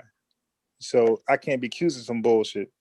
You know, like, nope, I was over here, check my Facebook, check my phone, you know, all that type of stuff. Okay. Yeah, that don't bother me either. I'm like, shit. Yeah, because I don't think nobody's. Yeah, I'm not. If the IP don't like quit, that. if the IP don't fit, you must have quit. Yeah, like people really think the government's out there looking after them. Like, nah, that's not how I think. I just believe it could help me out. Yeah, I've seen a couple of Law and Order episodes that having that alibi saved some asses. Oh yeah. And I'm like, damn, if they didn't have that alibi, they sure was finna pin that gone, motherfucker because he had the motive, he had the opportunity, they had arguments before. Yeah, bro. A lot of people get saved, bro. A lot of people get saved. Man. But you know, said, that's another thing I think. That's another thing I don't think maybe a lot of people do in the community, as far as even watching shows like that just give you kind of an idea of how law, you know, in the legal system work. Just a little insight, just a little. Just a little bit. Like I'm into shit like that. Yeah. You know, real life and, you know, the scripted television shows. Like I'm into shit like that. So I you know, I don't know. Yeah. Rely on Unbiased to give me that information because we had a conversation. He enlightened me on a lot of things, especially even like from George Floyd to Aubrey. I mean, like there's a lot of situations where I would take the face value impulse reaction and then run with it. But then it's like, there's some more facts that are not necessarily put out there. And even though the story may have ran with it and the overarching end results and the effect that it had on society may have been positive. But if we go all the way back down the rabbit hole, it may not be clear cut, targeted assassination, racism, blah, blah behind it. It could have been just personal vendetta and shit. But then the movement co-opted it, used it as an example, and look where we're at. So it's like things like that I can go down a rabbit hole and get good understanding and may not agree and go back and forth. Me and this nigga Unbiased going at each other via text. And it's like, man, fuck that shit. Now we on the phone talking to each other because we ain't getting our point across via text. But then after you get the information and see where each other are going from, then it's just like, damn, all right. So when I see the value in watching those type of shows because it'll give you that insight. So you'll have a better understanding. Because most of the time a news organization is going to sensationalize something just to sell a story. Yeah, I mean, and true, now to their credit, a lot of stuff is not even sensationalized in the media. Well, they over sensationalize it, right? Because a lot of these videos are available on Facebook, Twitter first. So it gets to the people and the people take their opinion. And, you know, especially under this former president, there was definitely more push to frame it a certain way, because a lot of stuff was happening under Obama. Like that's what really bothered me, because I'm like, where the hell have people been? Because it just seemed like over the past summer, everything seemed to quote unquote come to a head. But when I say under Obama, they was dropping like fucking flies. Like it was ridiculous. And it just seemed like the amount of rage was not there. And I think it was largely due because it was under a Black president, you know. So people weren't as critical of the system in such a Right. In such an extreme way. They weren't, there were protests and all of that, not to take away from that, but it was different this past time. It was different. Right. And then it's also different when you got the person who's in charge of the system condoning, like, if you're putting them in jail, don't be sensitive with your head. Move your hand. Don't put your hand on there. You can be rough. They're condoning that. And when he was low key dog whistling and shit. So that's what really set it off. They're like, nigga, we know this system's been racist 2 days before Barack got in there, and gonna be racist 2 days after. But when you got the persons who's in charge in there, instead of acting like benign and neglect, we're not talking about Black issues or they don't really exist. Now his homies over there dog whistling. Look at the welfare queens.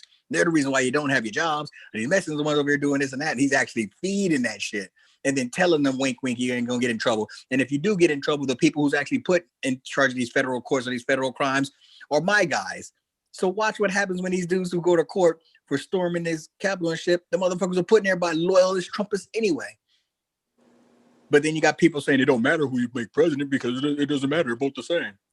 Yeah, well, I think that's, but you can't say that anymore. And the Amber, so we had a discussion on like pain medication in the hood, like that it's not being given to us at the same rate as other races because of like prior prejudices, and like that's correct to some degree because I can see that being true, but also we have a lot of, the doctors are in a weird position because we have a lot of people capping in the emergency room, trying to get these pain meds so they can sell them or misuse them.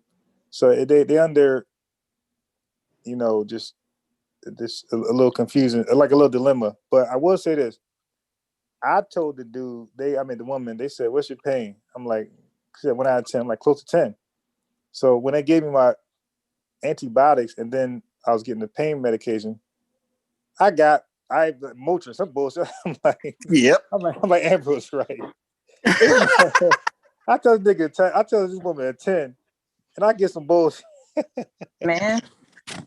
And see, I'm like, yo, regular strength Motrin. Yeah, I'm in extreme pain, and I tell her a 10.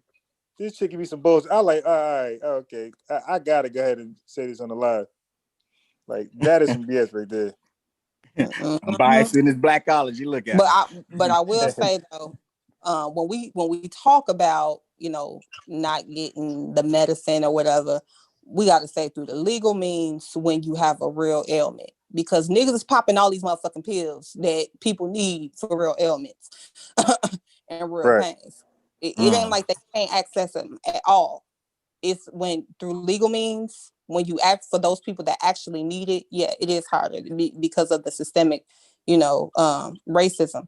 But make no mistake, niggas is accessing this shit every day and abusing it. So that's another thing that always kind of gets me when they say, oh, well, they dope our kids up on this and that. And it's like, well, truth be told, motherfuckers won't take it to treat an actual condition that they have. We against that, but motherfuckers is popping Xannies and perks and all of this shit on a regular basis now. Facts. And that facts, but it is that cut and dry. Because again, even if I'm coaching let's say a 6th grade basketball game and we're at a tournament, and I'll look up and I'm seeing parents open up Ziploc bags and they're exchanging pills like fucking baseball cards. And then the ones her husbands or doctors are laughing at the other ones, and they're passing out patches and lifting up shirts and putting patches on each other's backs. And this is just a whole nother level. They get whatever the fuck they want and in quantities they want, refills amounts that they want, and they kids is on the same shit. Kid is sick today, like, yeah, he was sick today, but I'm gonna go and give him some antibiotics and shit. And I'm like, must be nice to be he owns his own chiatry, he delivers he delivers babies, he got mad money, got his own practice and all that type of shit. And his oldest son, he injecting this there. Like it just opened my eyes to like there's a whole different world of access to medications and pills and just ordering shit online, and it's just cake, especially if you got that ID. It used to be all you have to get some pads, like people used to steal pads and shit and then write scripts and then go into certain Walgreens and shit. But it's a whole like, I just changed the number on the computer, 2 refills to 6. You're good. Dr. Umar actually addresses what y'all talking about right now too. How it's illegal to take these drugs like that to get high, but you're prescribing them. You know what I'm saying? A lot of these same drugs for medical conditions. But I just wanted to add that. For sure. I wonder how that ties in with him getting me information on how much I'm gonna donate to that school, though. Yeah. You know, I'm teasing. For the record, though, I'm not encouraging or discouraging anyone to donate to the school. there is no. Well, what school? What school, niggas? I'm not encouraging or discouraging anyone to donate to School of Hard Knocks. He's a scam artist enabling. All right, I won't call it a scam, but I'll definitely say, shit, return on your investment. Do not take this fucking long. I'm gonna tell you, baby. Well, the statute of limitations for me to look the other way for calling him a scammer, that shit expired after 2.5 years. Right, and then I gave him 2 more years, you know what I'm saying, to get the paperwork done before it came to my desk. Now he's on scam alert at this time. And we in 2021, and then you're gonna shit on Raw Digger. Now my question would be, let me finish, Amber. You're gonna shit on Raw Digger and you're gonna shit on Lord Jamar, and you know that they're in your corner. You know that you're trying to play devil's advocate just to get a point across, and you get overly hyped and shit just to save face. It's fucked up. And even when Raw was trying to save him and let him know, well, no, that's a valid question. Like, no, they're haters. Like, oh shit, here we go. And you're gonna be that intellectually smarter than the kids that you're supposed to be teaching. And you're gonna think that they're not gonna be able to pull that game with you. Why'd you get a bad grade? Oh, they were just hating. Those are haters. Don't worry about that. The teachers that like me give me the good grades. Now, see, I would ask him though. In the same way, I have the question for people like, okay, well, why don't y'all link up and do something about it? Like, do something legal about it. I would just wonder why he hasn't brought defamation suits against entities that he say it's a lie. They're defaming him. Shit, that's an easy come up. Sue for punitive damages. Shit, you don't even got to do your little GoFund. For real, man. Take all these networks and shit that's calling you out to court and get your coins that way. Since they lying. So I want to read this other article. It says, hyperactivity, medical reality, or convenient excuse. Few diagnoses in psychiatry. So it says few. So that means that people don't dispute these diagnoses often. It says in psychiatry have stirred up as much as controversy as attention deficit hyperactivity disorder, ADHD. For some critics, the label ADHD is merely an excuse for frustrated parents and overzealous doctors to medicate away a child's annoying behaviors.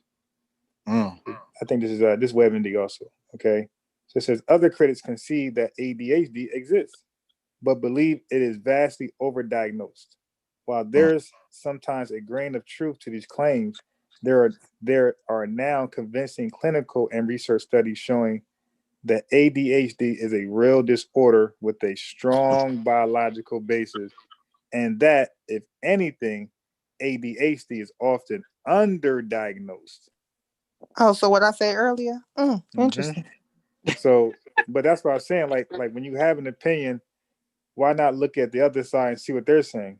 So you can have an unbiased conclusion. So it says, hey, real quick before you go, that's most brilliant. You notice how they started their article by addressing other people's concerns, like they're still, man. Like, yeah, we know what the other people are saying, and they could be valid. And some people think it's overdiagnosed and overzealous doctors. They're letting you know that we hear what the other side is, right? And here's our opinion. And I think that even if I don't agree with you, it makes me give you a little more credibility. Like, okay, at least he understands my concerns. And when you have people on the panel, even if you are anti-vaccine, it's good for you to say, like, I understand this. I know the Moderna, that I know these people, that because it lets us know that, okay, he's not just coming over here spooked out with BS. You got to be able to know the other side's argument, at least their concerns. I'm sorry, continue on. Yep, thank you. Yeah, it says. Let me retort to that though. So Wait, hold on. most Let me of just us finish the say article that we first. don't Wait, believe this. brother. It wasn't to you because No, I know, as I know, I know, always. I know. Yeah, let me just finish the article because Okay, my the fault. watcher stepped in and he already cut me off, and now you about I'm to do sorry. the Go ahead, go thing. ahead. All right, so because I haven't read this yet at all. So I'm reading. This is why I can't even pronounce these words. This is my first time looking at it. I mean, I seen the article, but I didn't read it. So I'm just now being educated like you guys at the same time. So the biology of ADHD. While ADHD is not inherited like blonde hair or blue eyes, the odds that both members of an identical twin pair will have ADHD are much higher than the odds for fraternal twins. This suggests that the more closely one twin's genes match the others, the more likely they are to share the disorder. Furthermore, studies of brain activity have shown that in ADHD children, the frontal regions of the brain are actually underactive. This may seem puzzling given that hyperactivity is usually linked with ADHD.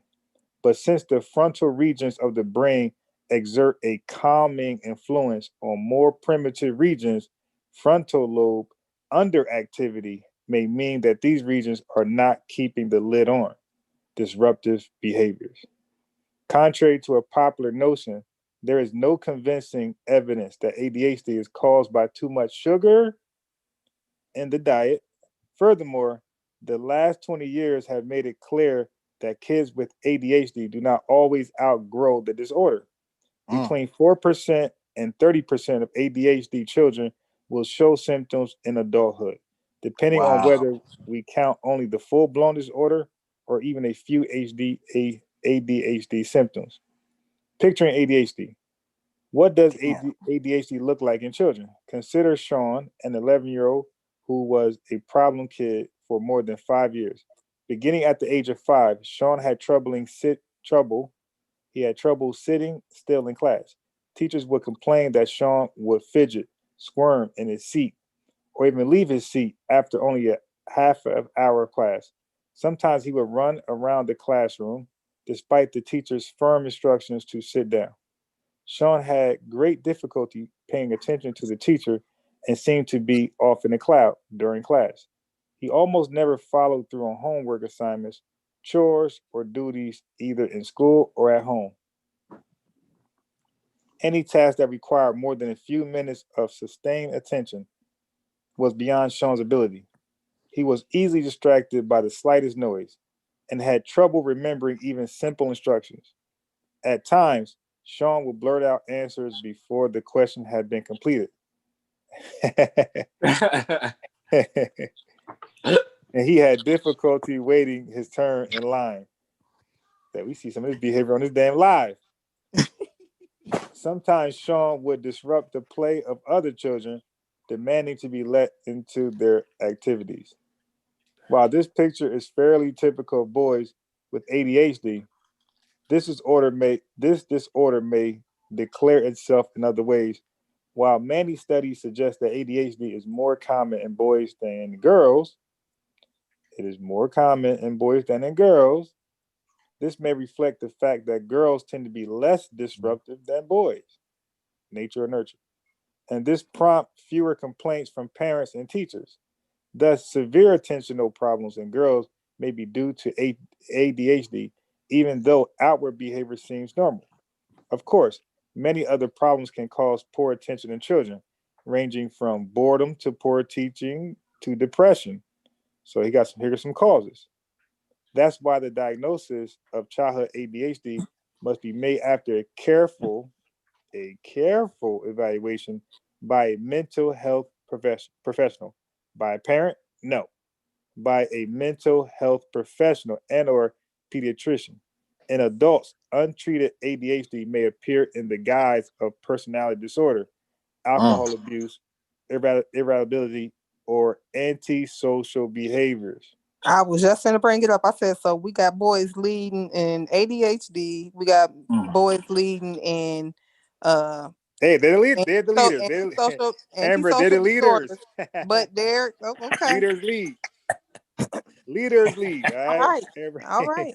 They more inclined to some shit, all right. They more naturally inclined to some shit, all right. But They all right. lead in selling I'm gonna drugs. They lead in black on black crime. They lead in everything. I'm gonna let you finish. Yeah. They lead in homosexual, everything negative. They lead in. They're leaders, man. They lead in good things and bad things. Treatment. The mainstay of treatment for ADHD is stimulant medication. Stimulant medication, such as methylphenidate, which is Ritalin, known as Ritalin. Numerous short-term studies have shown that these agents are safe and effective, although long-term data are scarce. While adolescents without ADHD have been known to abuse stimulants, there you go. There you go. This is very rare among ADHD sufferers. Stimulants do not make the individual with ADHD feel high. You got it? Just normal. For most children with ADHD, a working alliance of parents, Amber, Clinicians. look at that word, clinicians and teachers. I'm gonna practice that word all day today. Clinicians and teachers is essential, since these children require both a structured educational environment and a behavioral modification program that can assist them in learning how to deal with their disruptive or aggressive acts. Finally, adults with ADHD may also benefit from a combination of medication and counseling. So medication is always a part of that. And that's it. I put that in the group. Anybody want to read that? Clinicians. All right.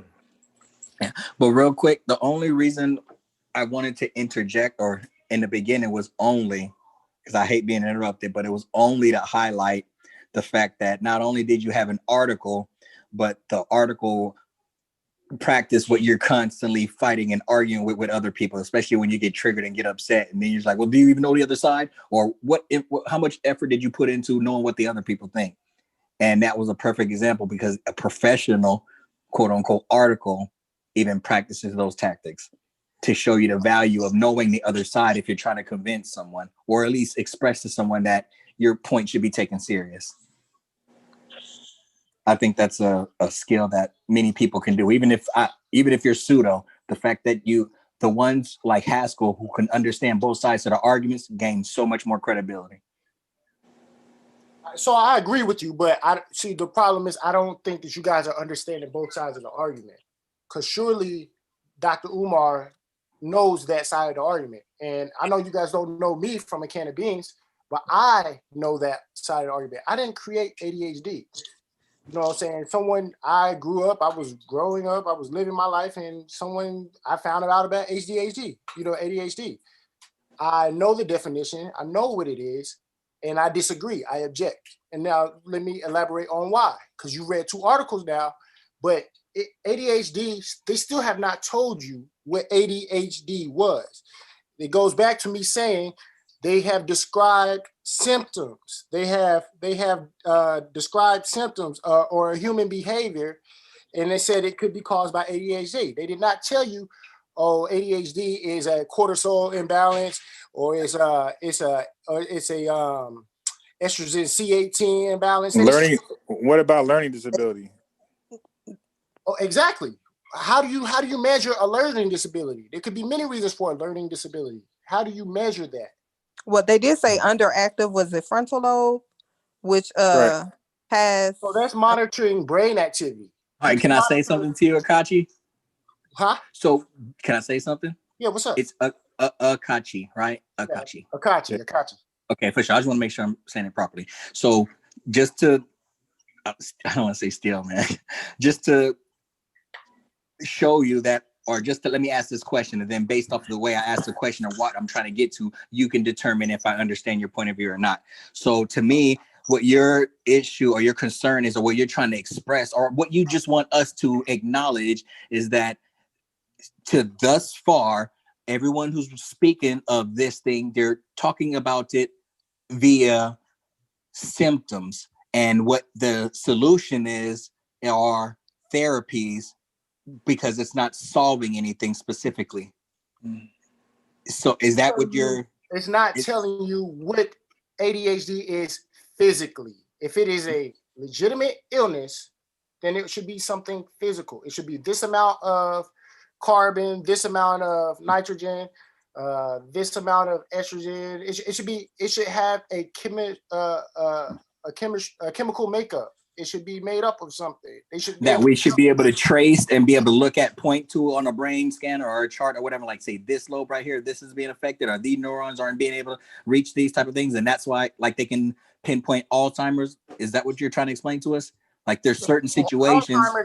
Alzheimer's is another example of attributing symptoms, a disorder. You are describing symptoms, and the analogy I gave was laryngitis. I go to the doctor because I have right, but I mean, just to stick to where we're at before we go too far. So like if a kid has an issue, you're saying these motherfuckers ain't fixing the kid, they're just minimizing the symptoms. Like you sit here and have a runny nose and you I'm not necessarily saying they're not well, yeah, I guess I am saying they're not fixing the kid. Yeah, they're just right. So that's what I'm trying to get at. So you're saying like they're not fixing it, they're just trying to mask the symptoms. So the underlying problem is still there. That's why they're going into adulthood with the same problem. So you're not, and that's what's causing you to say it's not that I'm just disagreeing and just to be an asshole. It's just like y'all are not giving me any tangible answers that I can say. Like you see this spot right here, this right here is where the ADDH is, and this is what it takes. Exactly. You see that? Exactly. I can agree exactly what you just said. Exactly. And again, and I'm not agreeing. I'm just trying to show you that I understand your concerns and where you're coming from. No, the part where I said y'all didn't understand is because I think you guys are not giving credit where credit is due. Now I know a lot of people don't know what ADHD is, but I'd argue that a lot of people do know what ADHD is. We've heard the premise before we ever rejected its existence. That was the part that I was saying. I don't think you understand, but that's a small point. But yeah, you're exactly right. Okay. All right. So I think you guys, based off what I said right there, you guys can take it from there to explain to him whether he's missing a point or he has a valid point, or you guys are saying the same thing. Unbiased. Say that again, brother. No, because what I was trying to express to him is that I understand what his concern is and why he can stand definitively on his points. And no matter what we're reading, and based off of his point of view, it's just confirming what he's saying. You're not disproving anything. You're adding more information. Nothing I read was an attempt to disprove the brother. It was just to add clarity on what's being done and what the doctors. Because I asked the brother. I said, what is the other side saying about ADHD? I understand you're saying it doesn't exist. I understand Dr. Umar is saying they're overdiagnosing, but what are the medical professionals saying? And he said, go ahead and pull it up. And I pulled it up and I started reading from it. Well, I'm not personalizing this either. I know you guys weren't trying to necessarily disprove me. I know there's a listener audience. Yeah, so right. But I just wanted to retort also. Yeah, I just want to speak to a couple. And that's fair. Yeah. Go ahead, Amber. I just want to speak to a couple of things. This is an article that is intended to address loosely the issue of whether or not ADHD is real and how it manifests, right? It's not like a medical journal, a thorough analysis of it. So what you're looking for is not going to be found in that article anyway, because you want a thorough breakdown of what's really going on, right? You're going to really have to dig in and look into exactly what's going on. Now, me personally, for me, even the article that we just read loosely touches what is going on. I'm not sure, what you would be looking for, right? So because the article is to prove that it does. Hold on. Let me finish saying what I'm saying, and maybe you can respond in whole to what I'm finna say.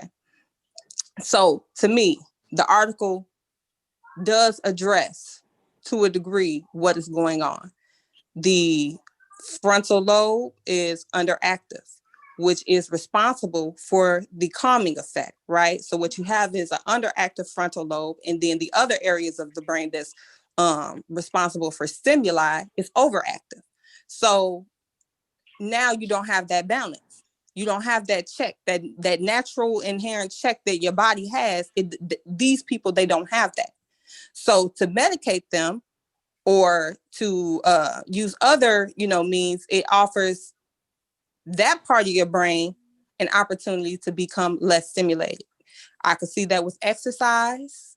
I could see how that could be effective with exercise, but with medicinal treatment, I would assume that what is going on is that they're not they could either be trying to stimulate that part of the brain that's underactive, or they could be trying to suppress that overactive part of the brain so that it balances out. To me, that is a logical and reasonable approach, because this is occurring in the brain. They said this is not a matter of these people actually, when they take MRIs, you can see a difference in how their brain responds as opposed to people who do not have this condition. Okay, yeah, so basically what they did in the article was they referenced records of brain activity, of them monitoring brain activity. So if a person is smarter, people have more electrical activity going on in their brain. It's more lit up. Slower people, or people who don't think as quickly, don't have as much electric movement or electrical activity going off in their brain. I don't know I want to use the word synapse, but I don't want to use it incorrectly. I can't think of what it is. But anyway, so yes, I agree that you can monitor brain activity, but that's not giving me the chemical makeup of what ADHD is. How do I know? So they're monitoring different parts of the brain to diagnose a person with Alzheimer's. They're monitoring different parts of the brain to diagnose a person with ADHD, or to determine what they say they can. They're not doing that to diagnose, but they can. This is describing activity. This is not telling me what it is. There should be a physical makeup. Well, they made it so they made it clear that they don't quite know why this occurs. They don't know. They don't know the why. If they can acknowledge but here's they don't know why, that is enough reason for someone to say you made this up. No, it's not. No, it's not.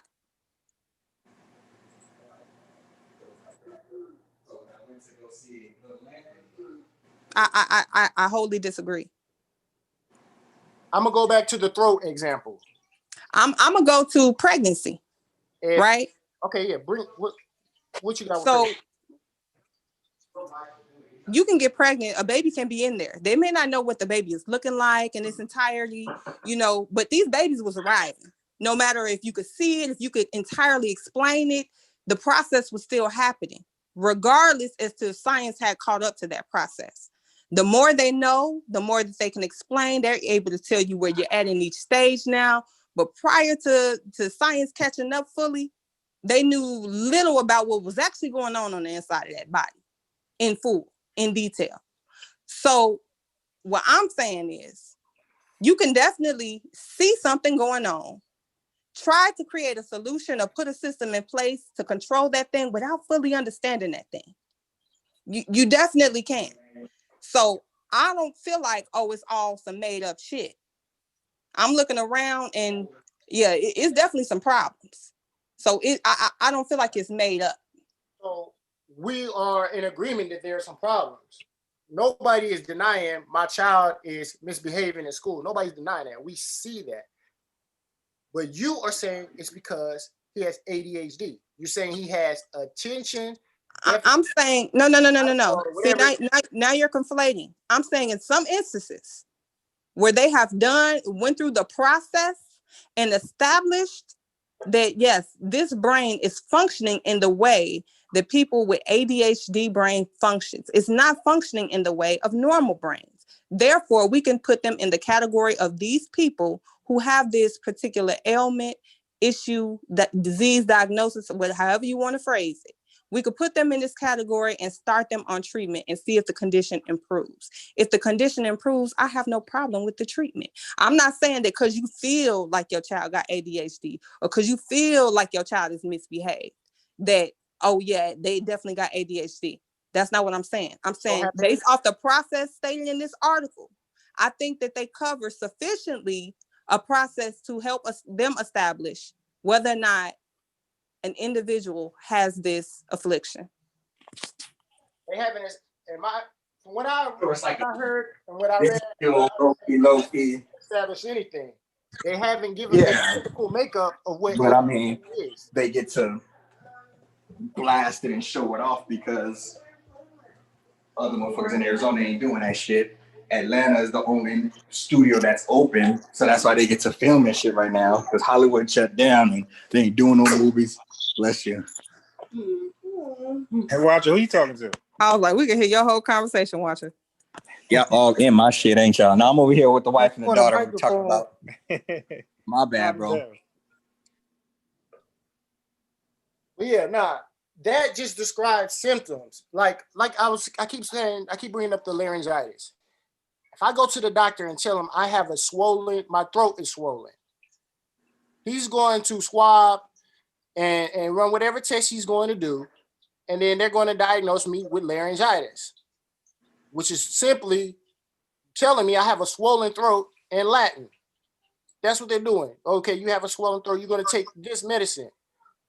9 times out of 10, they're not going to take that cotton swab and run it through to a chemistry lab and determine, hey, you know what? You have this amount of cholera in your throat. You've been eating poop. Wait. No, that's wrong again. That's okay, dude. That's incorrect information. 9 out of 10. I just came out the hospital emergency room recently with the throat infection, and it wasn't what you had. All right, so that's wrong. They will depend upon what hospital and your insurance and how severe it is. Yeah, if you go there and they ask for certain things from you, don't forget you're giving them data. And if it's like a mild case, then they're gonna go with their experience. They're gonna go with a chart or whatever they use and say, okay, this is probably something light, a little light bacterial infection. Let's give them penicillin or amoxicillin, something like that. But if you're in there and they physically see the swelling, they're gonna handle you totally different. They see a damn ball in your neck, you're not getting medication and ain't gonna let you go. They're gonna take you in now. And then they're gonna take stuff out your neck and see what it is, blah, blah, blah. She was growing in your neck. So it all depends on what's wrong with you, the severity of it. So it's not 9 out of 10. It depends what you have. If it's something simple, what you just said, then possibly that's just a procedure for that. Saying, we don't need to do a swab out of this because we know for a fact which antibiotics are successful to this type of swelling in the neck. But everybody's swelling in the neck is different. You have cysts, you have abscesses, you have different things that require different treatments. Sometimes they'll send you home and say, we don't see anything in spite of what you're saying, what you're feeling.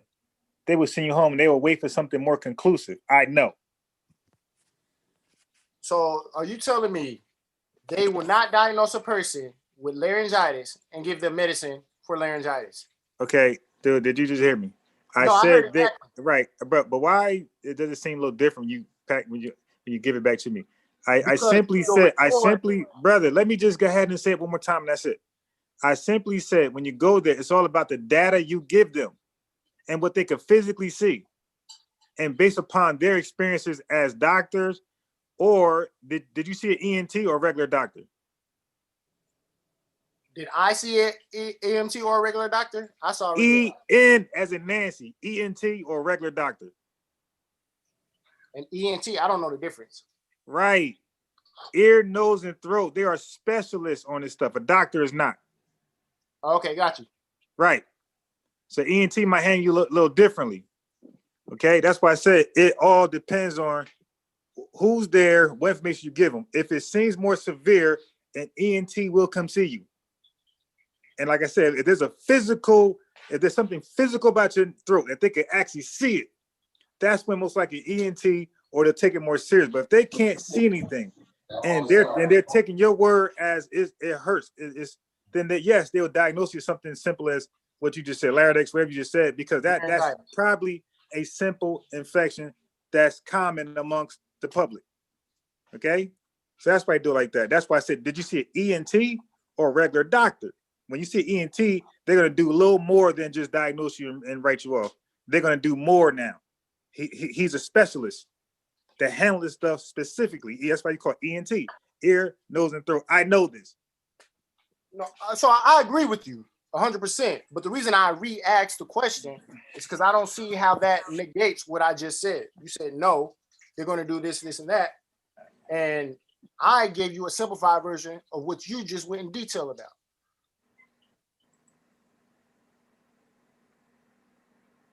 So you think y'all just explain the same thing? Yes, I think Yeah, that's why I'm done with detail, it. and I gave him a simplified version. Wow. Yeah, that's why I'm done. I said what I said. I think people got it, or some people miss it. I'm done. I'm not gonna go again. Okay, so what was different about what I said?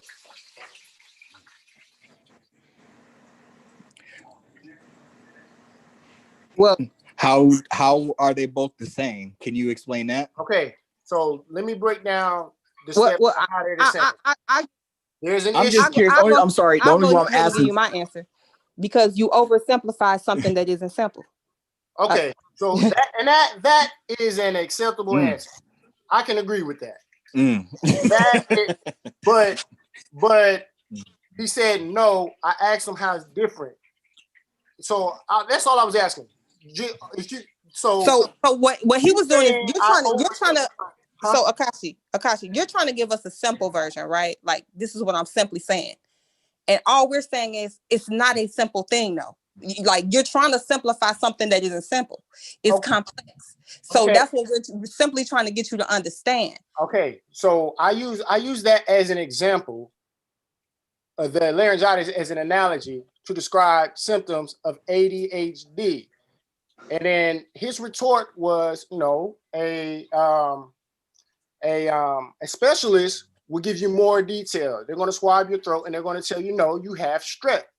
You have this amount of cholera, which is the example I brought up. They're not going to swab you until you have this amount of cholera in your throat.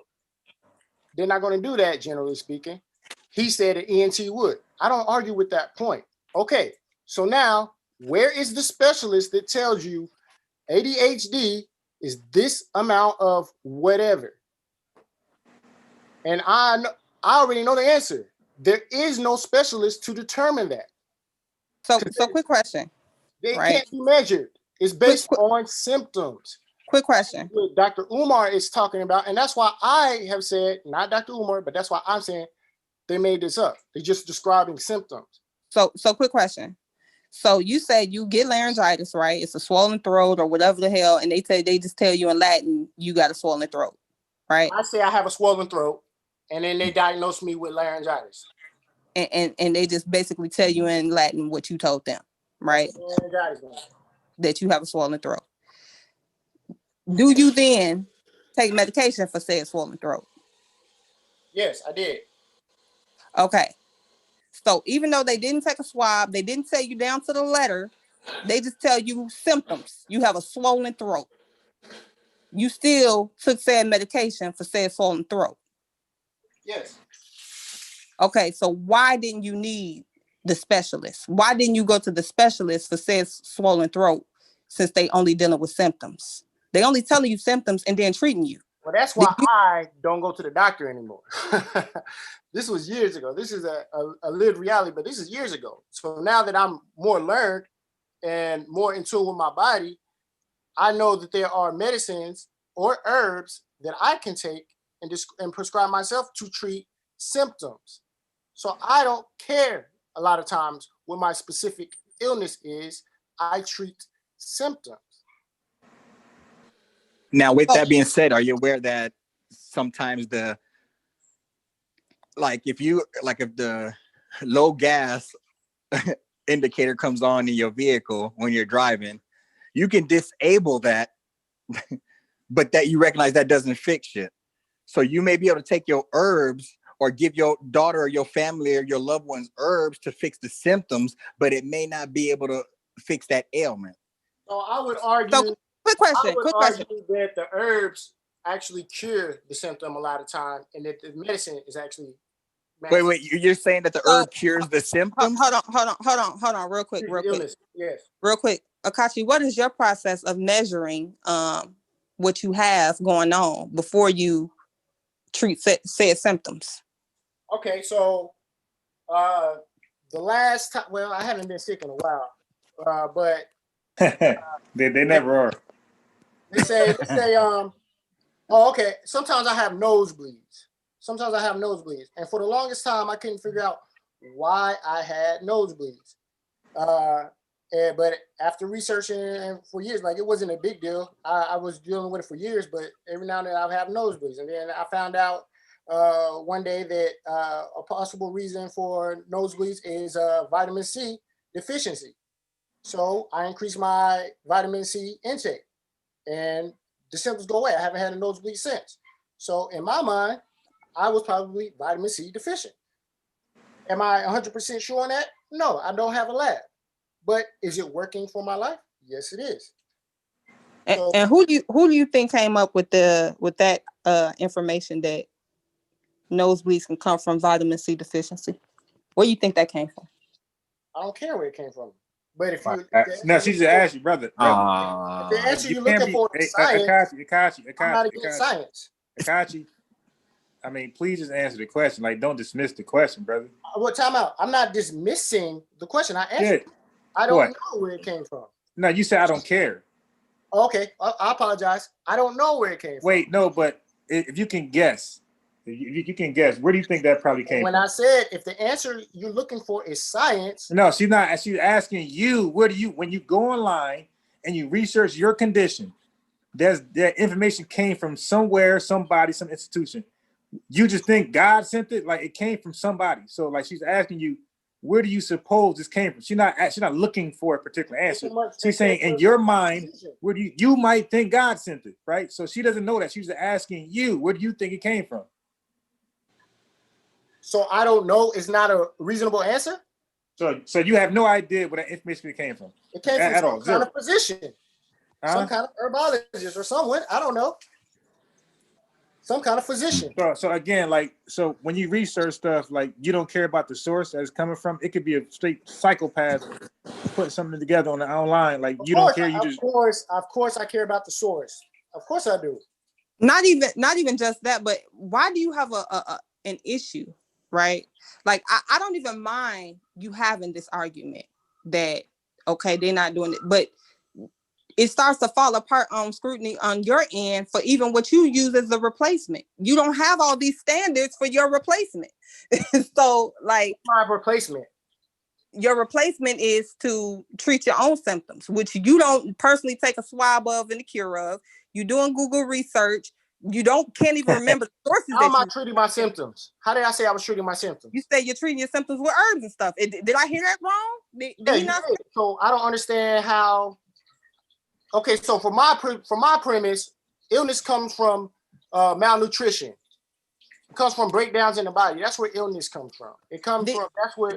Hold on. Before you go too deep, did he not say he treats his symptoms? Yeah. Okay. I just want to make sure I ain't tripping because I know I'm not. But go ahead.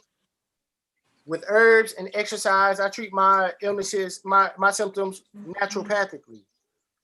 So, from my premise, if these illnesses come from nutrient deficiency, then I replenish the nutrients.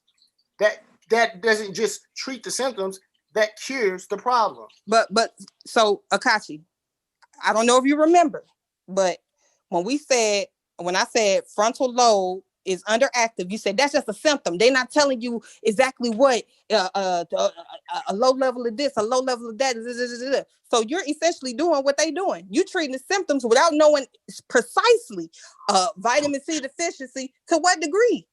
I'm not diagnosing myself with anything when I'm doing this. I'm treating you when they're doing that, they're diagnosing someone with ADHD. And I don't okay. So the solution to this, to rest in my for you guys to say the how we come to terms with this is give me the chemical makeup of ADHD. That is how that issue is resolved. That's how you determine, you know what, Akachi, you're bogus. Because this is what ADHD is. What's the chemical makeup of a heart attack? Of a what? A heart attack. Depends on what caused the heart attack. A stroke. Okay, strokes and heart attacks are two different things. I know. So how could okay? I'm just saying for all these different things that occur in our bodies, what are these different chemical, A heart attack is describing symptoms. Now, so you can measure the body and determine what caused the heart attack, but a heart attack is not telling you what it is. I mean, a heart attack is not. They're not. How do I explain this? So when someone's having a heart attack, they're going to measure the body. They're going to examine the body, and they're going to treat you according to what caused the heart attack. So if it's insulin or it's low blood pressure, they're going to give you things to lower your blood pressure or that. That's what they're going to do. They're not going to tell you, hey, you're eating too much grease or too much iodine or whatever like that. Well, they should, but they're not. They're not telling you that. They're just giving you medicine to treat the symptom. That's my problem. So I don't understand the intent of the question. So if they told you that it was low pressure to the frontal lobe, low blood pressure to the frontal lobe, that would suffice? I'm sorry, say that again. If they said it was low blood flow or low pressure to low brain flow, low blood flow to the frontal lobe of the brain, would that suffice? No, that doesn't suffice. There could be a number of reasons. I know, like, okay, so me just knowing the little bit that I know, me knowing how they measure brain activity, because I already mentioned brain activity, how they can measure brain activity, that tells me nothing. They're telling me about the activity of the brain. They're not telling me how much of this chemical is in the brain. They're not telling me what is the physical makeup of ADHD. There is no physical makeup. There's no chemical makeup. They are just describing symptoms. Like the swollen throat. Okay, let me. Okay, Can I ask you something, brother? Can I ask you something, Katashi? Yeah, what's up?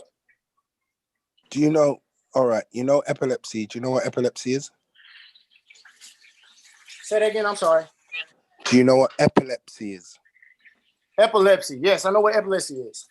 Do you know it's a brain disorder? Yeah. Neurological disorder. Yes. Yes. So what is the imbalance there? Because there's many things that could cause you to have an epileptic fit. So what is the imbalance there? So, and we know people are having fits because I have it. I actually do have it. I have seizures. Okay, so what hormonal imbalance is causing your epilepsy? They don't know because it varies from individual to individual. Okay, so actually the question is proving my point. You're describing symptoms. What is the chemical makeup of epilepsy? They don't know, and that's what I'm trying to say to you. And I don't know either. You got to realize, but that doesn't mean there's not effect. If you don't see, what you're trying to say, you don't have a seizure. They know what they do know, that is something wrong with your temporal lobe or your lobe, something wrong with this part of your brain. If somebody comes to me and says, you know what, you have ADHD, I'm gonna tell them, yeah, you know what, I do need to focus. You guys are going to disagree, but in my mind, we're saying the thing is, you want to round ADHD off to one thing, so they can say, okay, well, it's an imbalance here and there. It's not like that. It's many different factors that may lead to someone having ADHD, just like epilepsy. So they can't put their finger on it. You that's what the problem is. You think they can just answer everything. You think, okay, we got science, we know everything. No, that's not my premise.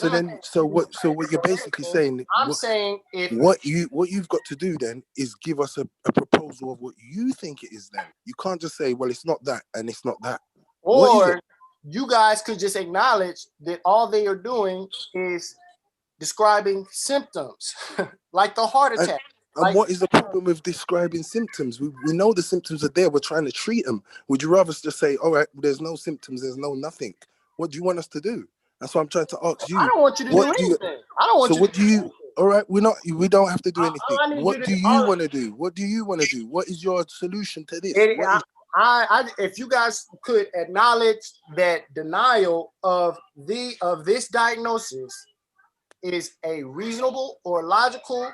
I think it's completely illogical. I'll never. Okay, so boom. That's our disagreement. Like I'm not. Oh wait, say that again. I missed it. Finish your point, and then Amber answer it. What were you saying? So this denial of ADHD is a logical standpoint. We can be done with it. The article you read even says doctors deny the diagnosis of ADHD. I don't get. I had ADHD. I would say, you know what? I do need to focus. I need to discipline myself and focus. I need to, buckle down and focus. You're right. Okay, and then Amber, your response to right after he said that was what? He wanted us to acknowledge that it was a logical argument. I said I think it is completely illogical, and I disagree. I will never agree. I see. Yeah. All right, let me ask a question real quick because I'm not familiar with these and it's beyond my scope and depth. So again, I'm asking being sincere. So with various people who have ADHD, true or false, the people who have they describe the situation that they're going through, and then the doctor prescribes a script based off of those symptoms. So is it fair to assume that different people have different different prescriptions or different dosage levels? Depends on the level of ADHD. That's the problem. There we go. It's not the problem, but you got to slow walk with me. The problem don't speed. Oh, go ahead. The problem is he's basing his whole argument on a very vague, broad scope. It's an individual case. Not just me. You guys are basing it on vague terms also. No, you're talking to us. We're not doctors. We're not psychologists. We're not people. If you spoke to us, are accepting the popular narrative. No, that's what they give to the public. They can't give you the in-depths unless you want to read up and really research. Like we just gave you a quick brief research there. If you want to do it, you got to do it. They're not going to come out and give you a whole year's work on TV or on YouTube. That's what I just said earlier too. I'm saving you time.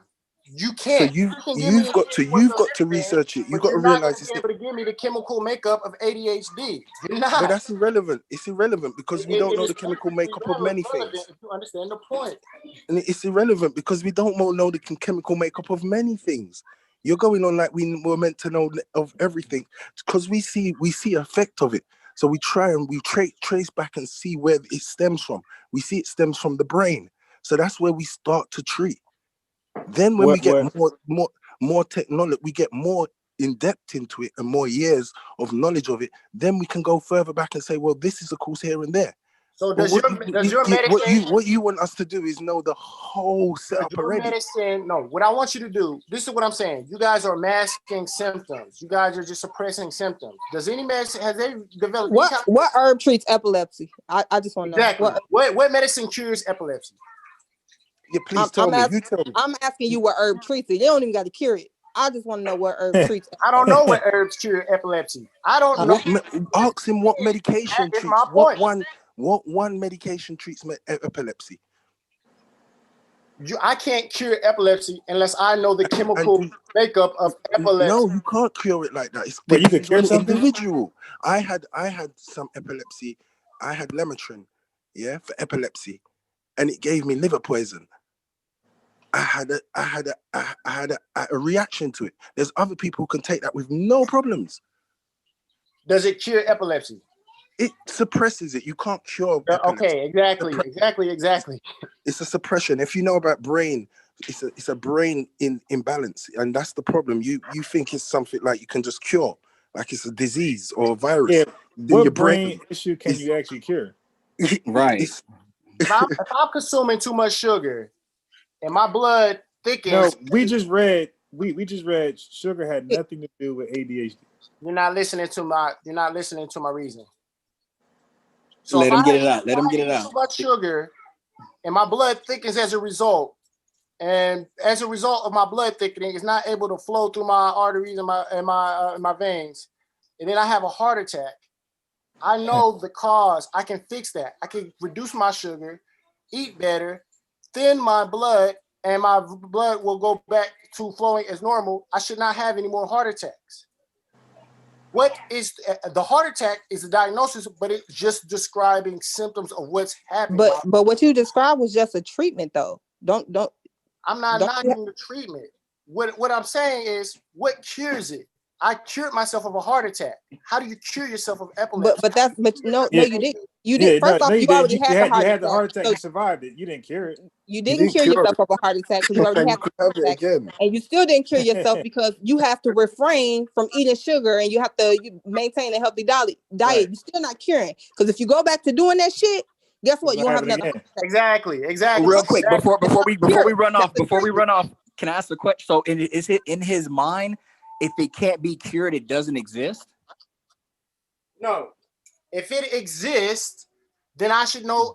I should have a chemical makeup. If this is a real thing, but it's not. But you understand, like, it doesn't happen in that way. Like, all of a sudden, boom, something's sick. There's a solution. We're gonna find a solution. You recognize it could be a 50-year study, and then they come up with a conclusion. Okay. So, look, do you guys agree that ADHD is just a description of symptoms? When you say just, we're minimalizing. And I don't think. Okay. So that I can acknowledge. I can agree with that, because my next point was going to be: do you know the definition of syndrome? A syndrome. What's that got to what? A syndrome is just a description of symptoms. But what has that got to do with it? This is what. So it's not an actual physical thing. It's not anything tangible. But do you understand that you'll always find the symptoms before you actually find the cause? And the fact that you can't find the cause. Let me finish real quick. But to me, it seems like you're hammering on the fact that since that no one's at the moment able to find a cause, then it's easier for you to, it leads credence to your argument that it's a possibility it doesn't exist, and all we're gonna do is fix the symptoms. But since there is no cause, but obviously there are symptoms, we need to focus on the symptoms. You see that's what it seems like, the logical reasoning that circle. So what's the cause of ADHD? Are all Here we go again. Are all headaches the No. same? You just retorted, and basically your retort, I already have my answer to the cause of ADHD. So what is the scientific answer to the cause of ADHD? They say sugar has nothing to do with it. So it's not anything that they're eating. Underactive frontal lobe. Has science come to a conclusion on that? Let me ask that question. Has science come to a conclusion of this? I already know. No, they haven't. Okay, so that means that there's probably still under the root. They're still trying to figure it out. So since it hasn't been done, it's because you know why? You're looking for one thing. Right. ADHD doesn't have one source of what causes it. You don't realize there's many factors. That even stress comes into it. You don't understand that. Childhood, how you're raised, it's an individual thing.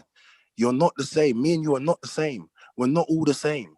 We can say generally, this is how we think it comes to that. It's dishonest of us to say, oh, this is the reason why we have that. When it's a brain thing, it's not something like you broke your leg or something, a disease, where we can say, well, it stemmed from there. It's a brain issue. It's neurological. Do you know how hard that is to deal with? You can't just go into the brain and say, okay, well, we find out it's this.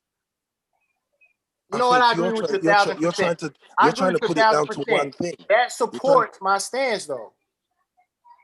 This is a mental thing. You can't treat it with, well, you can try to treat it with. So would you like to treat it with herbs? Is that what you're basically saying? But it has to be trained through mental. It's a mental thing. You have to strengthen the mind in order to conquer it. That is my premise. You guys don't have a cure. That's why they use therapy. This is why they use therapy and drugs. Do you understand? Therapy. Do you know what therapy means? Do you know what that means? I know exactly what therapy means. So this is what they're doing. They're talking to you. They're trying to get you to control your behavior. And they're giving you drugs. And the drugs suppress it as well. Yeah, I should know. In more extreme cases, and I think that's what you fail to realize. There are some cases that are more extreme. Right. ADHD is more extreme than ADD. Yeah, and also too, because we kind of spoke about this the other day, and to me, I think the two conversations tie together. One of the reasons why they say a lot of children don't always grow out of it is because of the area of the brain that it's in, that's still under development in your adolescence. We just discussed it. It don't develop fully until you 25. So some of this could be due to just, it's not developing properly, and then we got some kinks going on. So the child may well grow out of it, especially if it's a milder condition. But extreme conditions that go on into adulthood, meaning that part of the brain never fully develops the way it's supposed to, yes, they're going to need to be medicated, and probably medicated long term, because there is no way to fix that. They ain't gonna grow up and correct it. You understand what I'm saying? I think you're confusing the fact that, one, there's levels to it, and then certain treatments are more encouraged in your adolescence because it may not be as extreme. It gets worse as it gets older, and that part of your brain doesn't meet that threshold that it needs to be at. What nutrient deficiency or hormonal imbalance caused something to go wrong in adolescence? What trauma? What caused it? Again, they're not completely clear on that. Oh my gosh. And Exactly. so what you're saying is these people should just go untreated, or you're asserting No, that I've already told you how I feel like it should be treated. You guys are saying that's illogical. Absolutely. How should it be treated? How should it be treated? Mentally, it's a mental disorder. It should be trained. What you can't just say mentally. What do you mean by that? What do you mean by that? The same way I discipline myself not to eat pork. The same way I discipline myself to get up every day at 5 a.m. to go to the gym. You do know this is a child. I like this guy. You're talking about a child. It's a mental disability. It has to be strengthened. Okay, all right. So the Sorry, mind has to be strengthened. Slow down. Can I ask you one question? You're saying mental disability. How do you treat a mental disability? How do you train that? How? Tell me. Mentally. How? What do you mean? You can't just say mentally. Mind is a muscle also. The mind has to be exercised. People don't all of a sudden inherit the discipline to go to the gym at 5 a.m. It has to be practiced. You have to do it every day when it sucks. All right, brother, I get that. But how do you do that with a 5-year-old? With attention, through discipline. So what do you mean? Now that's what I want to get to. What kind of discipline do you do to a 5-year-old who has a mental problem? There are a number of different ways you can influence behavior. You can encourage them. Positive reinforcement. You can spank them. That's what you're looking for. But yes, that works. I'm done. So, all right. So if it's a mental weakness and you need to strengthen the mind, right? Exactly. So do you believe that there can be a mental break from over exerting the mind, like trying to force someone to do what the mind is not ready to do? People need to decompress. Yes. Okay. So if you're advocating for strengthening the mind, and that's all you need, and let's say there's a parent under the sound of your voice who is dealing with this, and they have a little 5-year-old baby, and they are convinced that all they need to do is strengthen this baby's mind. So they are being disciplined, they are chastising, they are positively reinforcing, they are spanking, and this child just cannot seem to get right. But instead of them going and seeking help when they say, okay, I've been at this for 2 years now and it is not working. I don't have a problem. I don't have a problem with a person seeking help to do it either. I'm just saying drugs is not going to cure the issue. Maybe the parent is incompetent. Maybe and when I say incompetent, I don't mean that as an insult. Maybe they just don't know what the child's issue is. So when you say they don't know that the child might be mad at them and rebelling against them. That might be. They don't know. Brother, you're talking about a 5-year-old. Really you know quickly. what the mentality is of a 5-year-old? Really quickly, because you keep saying cure. You keep saying cure. Yeah, so are you saying that at some age, at some point, that this child can stop being disciplined and no longer be disciplined, and they won't have discipline occurs and must be trained your whole life. So it's a treatment then. It's not a cure. What? The same way I continue to read and try to develop myself, and I continue to go to the gym now at 33, it's the same way I need to train. That's all discipline.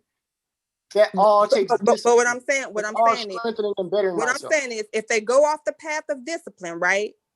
If they go off the path of discipline, it's likely that they'll fall into that same thing again, because discipline is the crucial element here. We all lack discipline in some ways. We're all not diagnosed with ADHD. No, I'm not asking about us all. I'm asking about the person who is diagnosed with ADHD, where discipline is crucial to their livelihood. It's crucial to their ability to thrive. They need attention. I don't know. I can't diagnose it. It's individual. It's an individual circumstance. You have to examine. I'm just saying drugs is not the way to treat it. It's a way to treat it, but it's not going to cure it. That person. Wait, dude. Okay, look, you keep doing that. I gotta get in here. You keep saying treat and cure like they're interchangeable. You just said drugs is not a way to treat it. Then you went back and said, oh, it is a way to treat it, but it's not a way to cure it. Bruh, so I corrected myself. Okay, got you, because I was getting confused. Right, but who said that the medication was supposed to cure it? So the medication there is to control it, to help control it, along with therapy. Right, because the issue we read is that in class, they're having a hard time of sitting still. I know a lot of people in real life, personally, that's the simple noise, and it ain't in black. Like I said, I'm speaking to Indian. The simplest noise, his mind is over here, and then eventually I got to tell the parent, listen, I don't think this kid is for me because I'm not a special teacher. I'm a regular ed teacher, so but I don't say it like that. But I figure out a way to tell them, like gently. So, the medication along with therapy and these other things are designed to help get them to be as normal, closer to normal as possible. Because as we know, there is no cure. So you don't have to keep saying it doesn't cure it. We know that this is a treatment. It's not a cure. Few things can be cured. So medication, for the most part, is there to treat illnesses or conditions or whatever. It's not always there. It's like I said, rarely does it cure anything. That's not what it's even for. Like insulin, heart, medicine for heart problems. Those are not cures. Those are to treat, to keep it in control. So we can stop saying cure. That's not what it's for. It's not an antibiotic. Okay, I see what's going on here. Because now we're starting to argue circular. No, we're not. Hold on. I want to share my screen because now that's what I don't want to do. I don't want to argue nothing like that. So I want to read this, and I want to play a Dr. Umar clip since it is about Dr. Umar, and this is a branch of Dr. Umar's, talking points. So when he went on the route, now this got nothing to do. We just talked about slightly, but I want to we're talking in circles and we're not getting anywhere. I see the chat. I see the chat disappearing. So I'm like, let's move on. And we reset can come the conversation. Right. Yeah, we can come back to it at a later point. There's some things you're not going to accept. It's fine. And some things I might not accept either. And that's fine. So it says the route did as Johnson suggested to Roland Martin called Millersville University. Okay, so I'm going to skip down. So when they called, they found this. They found evidence that Johnson is certified as a school psychologist in the state of Pennsylvania. So this is a root article, and this is just called fact checking Dr. Umar Johnson. You know what I mean? So they want to know, he made a lot of claims, and they want to know were they true, all the way to the whole the cousin to Frederick Douglass and Marcus Garvey. Okay, so I'm gonna read this right here, but give me 1 second. Okay, so I got where I'm at. All right, so it says, so let me go down. It says, so this was the proof right here, right? So it says, what happened to all that money he raised? Okay, because we were speculating. It says, for more than 5 years, Johnson has traveled the country raising money to open the Frederick Douglass Marcus Garvey Leadership Academy for Black Boys, or FDMG, receiving donations from thousands of his supporters.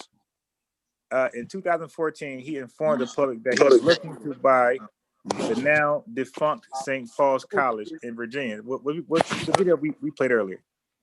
In Virginia, and turn it into a boarding school. When confronted about the specifics, he refused to answer, as he did in this video. So he has a track record. He doesn't want to answer any specific details about he planned to bring this dream into a reality. Right? So anyway, so what am I to do? It says this. Somebody got to mute. Somebody got to mute out. Hello. Somebody got to mute out. That's fixed. I'll mute him. Okay. So anyway, 2 weeks after that video was uploaded in January 2015, Johnson told a crowd that because people didn't want to take their lazy ass to the post office and get a stamp, he had opened an account with PayPal. However, in the same video, Johnson informed his followers that PayPal had frozen more than $100,000 in donations because he didn't have a what? I spoke about this earlier.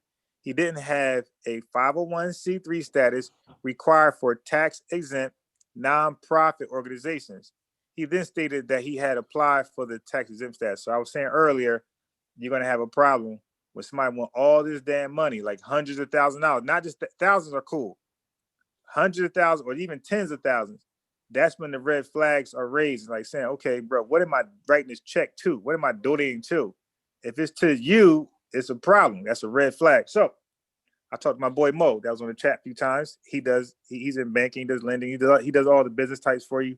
So I asked him what type of organization or business types he has set up to receive donation. He said a C Corp with a nonprofit designation, so donations are tax writable.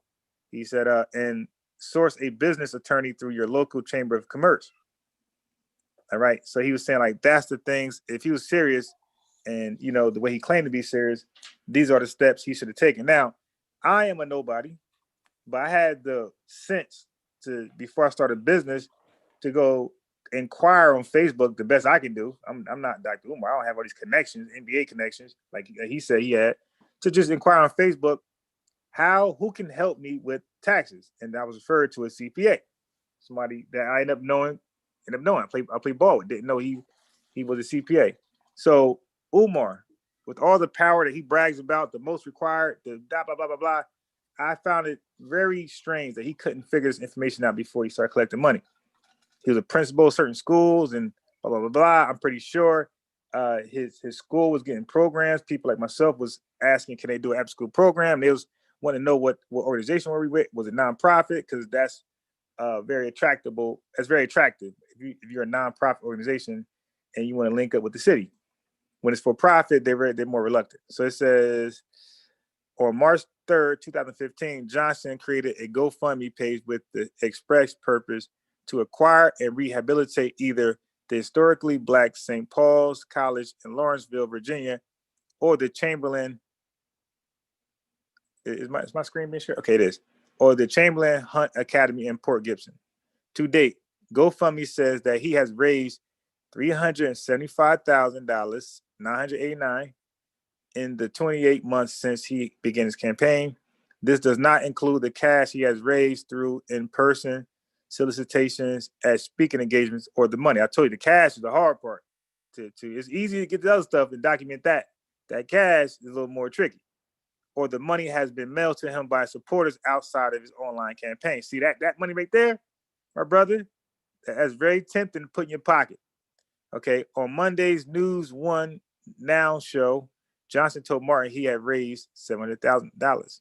To date, no one has seen financial documentation. To date, no one has seen wherever this is written. He won't share anybody. Financial documentation showing how much money he has collected or how he has used any of the funds. No one has seen a business plan, an application for accreditation, or anything tangible that indicates he is making strides toward his so far mythical school. According to IRS rules, all nonprofit organizations are required to make available for public inspection certain annual returns and applications for exemption, and must provide copies of such returns and applications to individuals who request them. That's why I'm saying it's important to get a business type or an organization, because it shows that you have clean hands. There's nothing tricky. You don't got to just trust me, the person. You can trust me and the organization. It's transparent. I will be held to a certain standard by big agencies like the IRS. Okay. Plus, the IRS mandates that no part of a Section 501c3 organization's net earnings may inure to the benefit of any private shareholder or individual. So that's a problem for some people, because that money going there, it's hard to come back out to you. Okay. This solves everything, right? Since Johnson said that he applied for tax-exempt status in 2015, anyone who asks for financial records for the FDMG school gets them. right? Anything else wouldn't be more unscrupulous. It is illegal for a nonprofit to hide its finances. It is illegal. It's not illegal for a guy who ain't got this.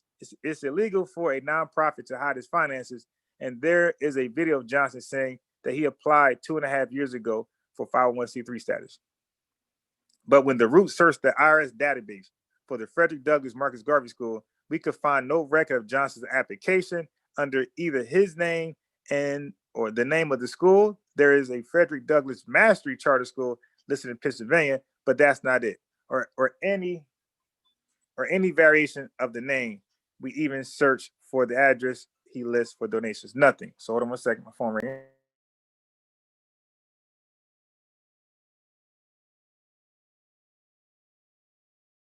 Okay. So it says, okay, as it stands, there are thousands of people who have donated between $500,000 and $750,000 for Black empowerment and uplift, but no one knows what happened to their money. Okay, so that's the financial part that we addressed earlier, and this is why I said, my brother, I don't care how good of a person you seem to be. Even my grandfather, my uncle, my mom, doesn't matter. If you don't have an organization or business type, we are not supposed to take you serious. This is every financial book, every business book. This is just what it is. Any book that deals with business types, that's just that. So I will stop right there, and you guys can add on to that. And after a while, I'm gonna play videos of Dr. Umar going into some things. Oh, I don't have anything to say other than I couldn't have been the one to do that. I mean, you starting the whole school and you apply after you asking for the money. Now I'm gonna need you to get all of that shit squared away prior to.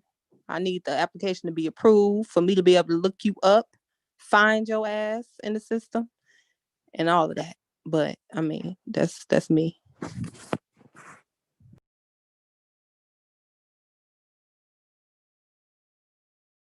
This actually highlighted some information I really didn't want to think about, but shit. So in the last 5 to 6 years or whatnot, he's been raising money for the school.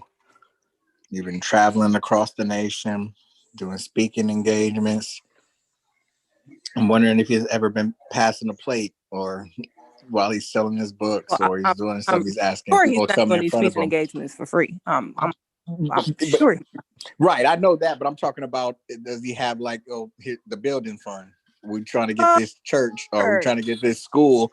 By the way, again, I'm trying to be real naive. Now, come on, my sister, I'm trying to be real naive. So for 5 years, he's talking and he's going to different cities, and I'm going to be here on Friday, Saturday, and Sunday. So I'm in some cities and 3 different speaking engagements on a weekend, and there are people coming there bringing money. So I'm like, there's a whole question mark on how much money he's actually been getting. Not just people sending him money that he shows sitting in a car opening letters, $20, $50, $100, $75.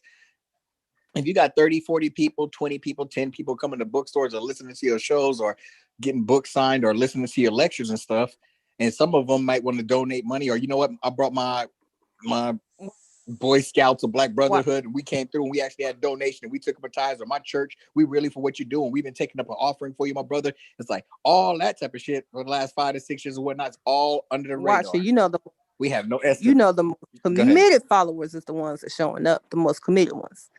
So right, they definitely dropping something, and I'm pretty sure they dropping. Most of them are dropping a good amount because they so invested. I'm pretty sure it's some people that have donated on multiple occasions at multiple speaking engagements.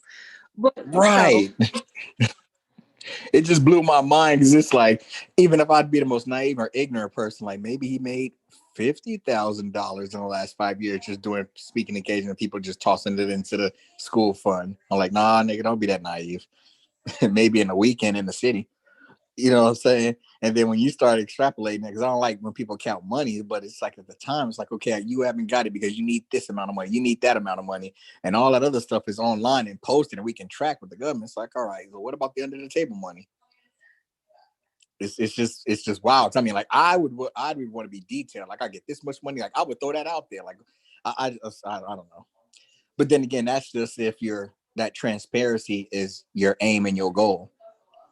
But see, But I know he's not doing all of this alone. I know he's not. I know he's working. no way. He's working with someone. You got a team. You got to have a team to be this Definitely. orchestrated and So coordinated. it is only a matter of time. You have a fallout, or you have certain agencies putting pressure on that person, because best believe they know who it is. You have certain agencies putting pressure on that person to tell what they know. Wow. I would just hate for it to be. Fuck. Yeah. Well, but then I mean, when it gets to this level, when you got the root, well, I don't know, because a lot of the stuff that they do out here is kind of questionable and shady in certain areas.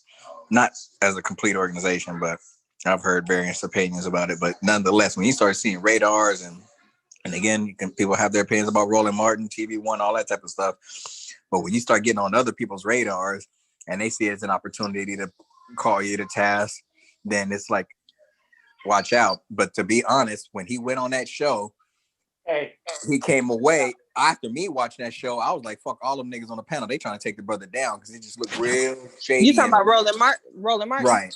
Yeah. Well, I see. I was on. I felt some type of way, and not because they were scrutinizing him or questioning him. They had a clear bias, and my thing is, as one of few, Black programs, to me, it was really important that they, maintain that professionalism. Even if one or two people, I felt like Roland Martin especially had a responsibility, because it was his platform, to try to maintain some objectivity.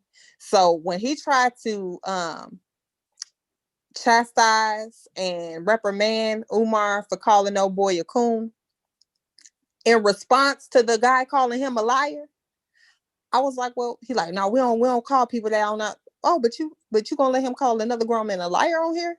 Like, to me, both of them were equally offensive. He responded, because to that point, he was trying to be, for all intents and purposes, at least respectful. He was taking his little digs, but who doesn't? I agree. All of them was. But oh boy called him a liar, and he was like, "Oh, you cooning ass nigga!" Like, and then he like, "Well, I don't do that word on my show." So I got into a full out debate on Twitter with Roland Martin behind that, because he tried to clean it up, and I was like, "No, you wasn't being objective.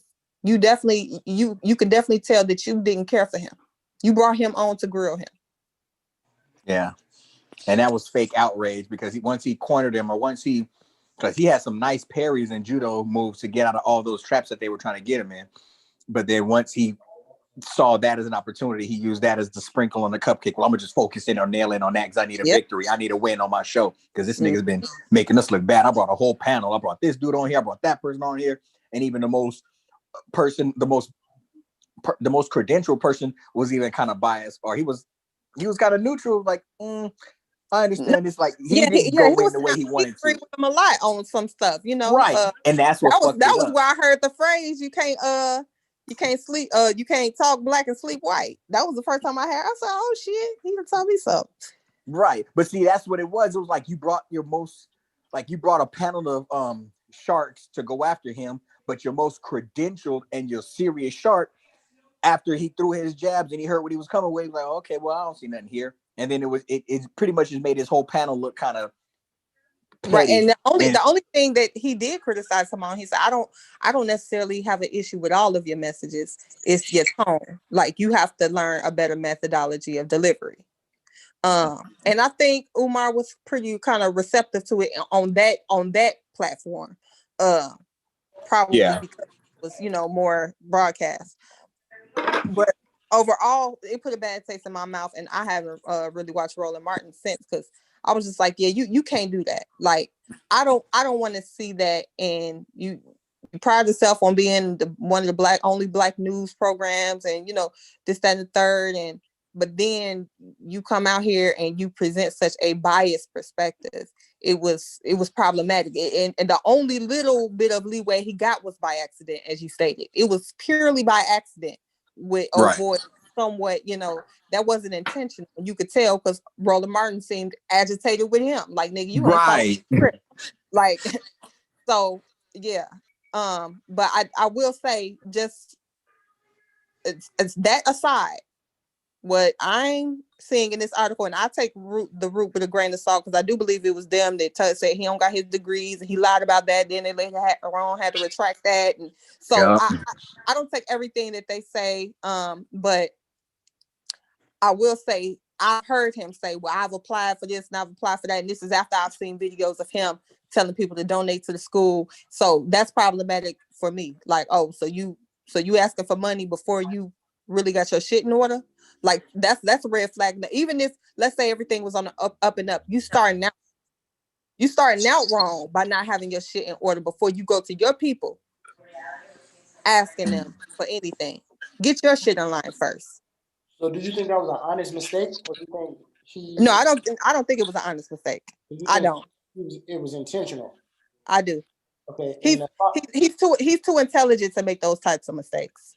I'm gonna be. I disagree, but I don't. Oh, go ahead, Akashi. You gotta build on that. One more question. No, I mean, no. It's the floor is yours. We gave our opinion on what we heard and what we read. Okay. You're on a panel, so you give us. My next question is: if Dr. Umar had the means, like tomorrow, whatever amount of money he needed, do you believe that the school would be open, or you believe like he's just done with that and he's just conning people? I believe he had the means of $700,000. So I don't think it's a matter of the means. So at this point, I don't think it's a matter of the means. Huh? Do you think he's just conning people? I think he's taking advantage of people's hopes of something better for their kids, a solution to their I'm gonna say I'm gonna go even further. I'm saying he's preying on the weak and the most vulnerable in our community. How about that? So I'm gonna take that. Now let me explain why, because I don't want to be heartless. Nah, I understand why, and it's logical for both of y'all. Yeah, like my nigga. Because shit like that, there's not too much that'll really trigger me.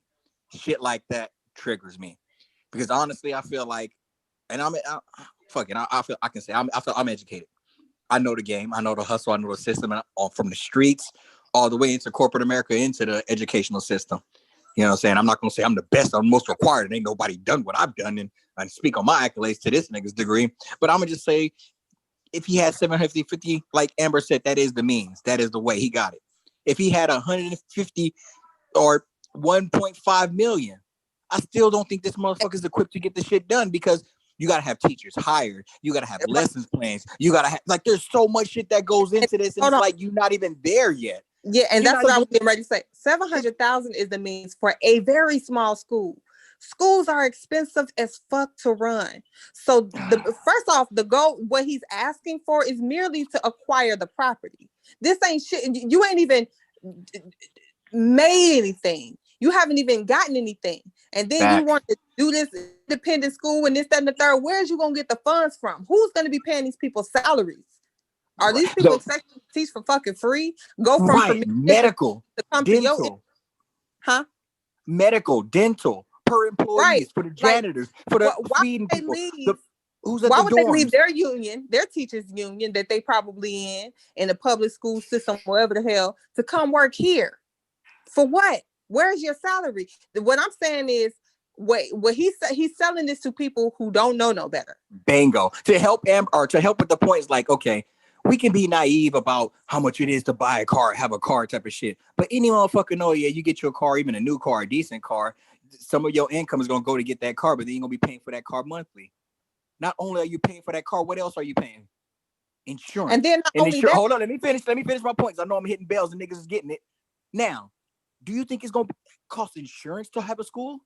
To be around kids and minors and to have different type of damages for all the type of shit? We got to be real with this type of shit. Where's that money coming from? Donations? People gonna be paying your insurance?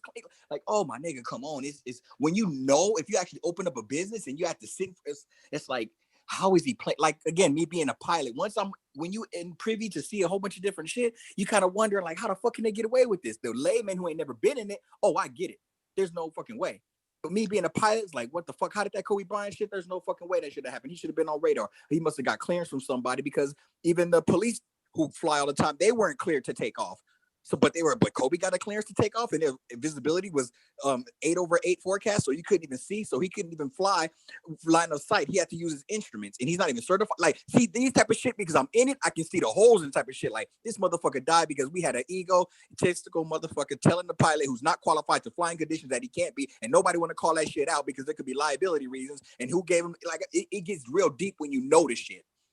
But if we want to boil it down to having a car, and you make a car payment, you know that if your car payment is $300, $400, $500, $600, $700, your insurance might be $100, $200, $300, $400. Now, if he has to run his operating a school and paying a fee and paying a budget and paying electricity, and then you got people living there because these kids are gonna be on campus. So now you gotta have money coming in, food coming in, and garden and all this type of shit. And then all that shit gotta be insured. Now you're feeding the kids, and the kids get sick and you need medical. Like, my nigga, this shit is very complicated for him to try to simplify and saying like, I would have it done, but y'all motherfuckers ain't giving me enough money.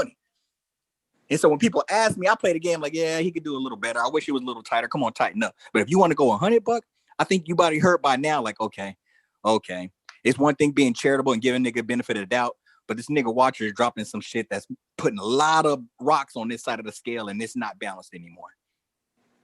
No, if I'm answering your point. you're making valid points, and I've always acknowledged your points. So, okay. But don't hand wave them away like, nigga, I did not break the fucking scale, bro. I'm not handing anything. I'm just trying to figure out defensively your perspective, because I don't want to interpret what you're saying. Okay. So you listed your reasons. So I don't mean to be redundant, but I really haven't got what I needed yet. Okay. Do you believe that he is intentionally conning people? He's a nefarious mastermind, or do you believe he's incompetent, or both? I feel that he's preying on the weakest and the vulnerable of our community. And with the knowledge and the information he has firsthand, he knows how our community is taken advantage of, and how weak we are, and how we can't defend ourselves, and how we're not educated to see the red flags when the wolf is in the fox house. And so this nigga put on his wolf clothes, not even trying to hide who the fuck he is, and is smiling and beguiling with people. And it may have initially started good-heartedly. However, as people been trying to check him and pull his coats along the way, people have been getting in his inboxes. So I'm sure doctors, lawyers, people who are like, there's been so many people who say, you know what, there's mad videos where it's like, you know, I own my own vac company, and we actually have grants, and we can get stipends and stuff. And I told Umar, all you have to do is just pay for the man hours or the equipment, and we'll do all that shit for free. We can get grants on that. We just want to help. Now I'm doing it all myself. Really? Okay, let's just say it's just ego. The only reason why that. Like, come on, bro. Well, come on. Okay, so I'm gonna say this. I don't even think he necessarily started out on the fucked up, end of the spectrum. Right. I don't agree. I don't think it was intentional. What I do think is, hold on. What I do think is, one, he studies psychology, so he understands people. So he has the ability to manipulate people and be manipulative without it even being detected. And that going unchecked, especially when you can't acknowledge it, you don't have people in place checking you and keeping you, grounded, that can become a problem. And over time, especially once people start praising you, praise is a fucked up drug in itself. Yeah, it is. Once people start praising you, they start revering you, you start to believe like, okay, damn, I got something going. I could really do this. I think he really thought he could do it.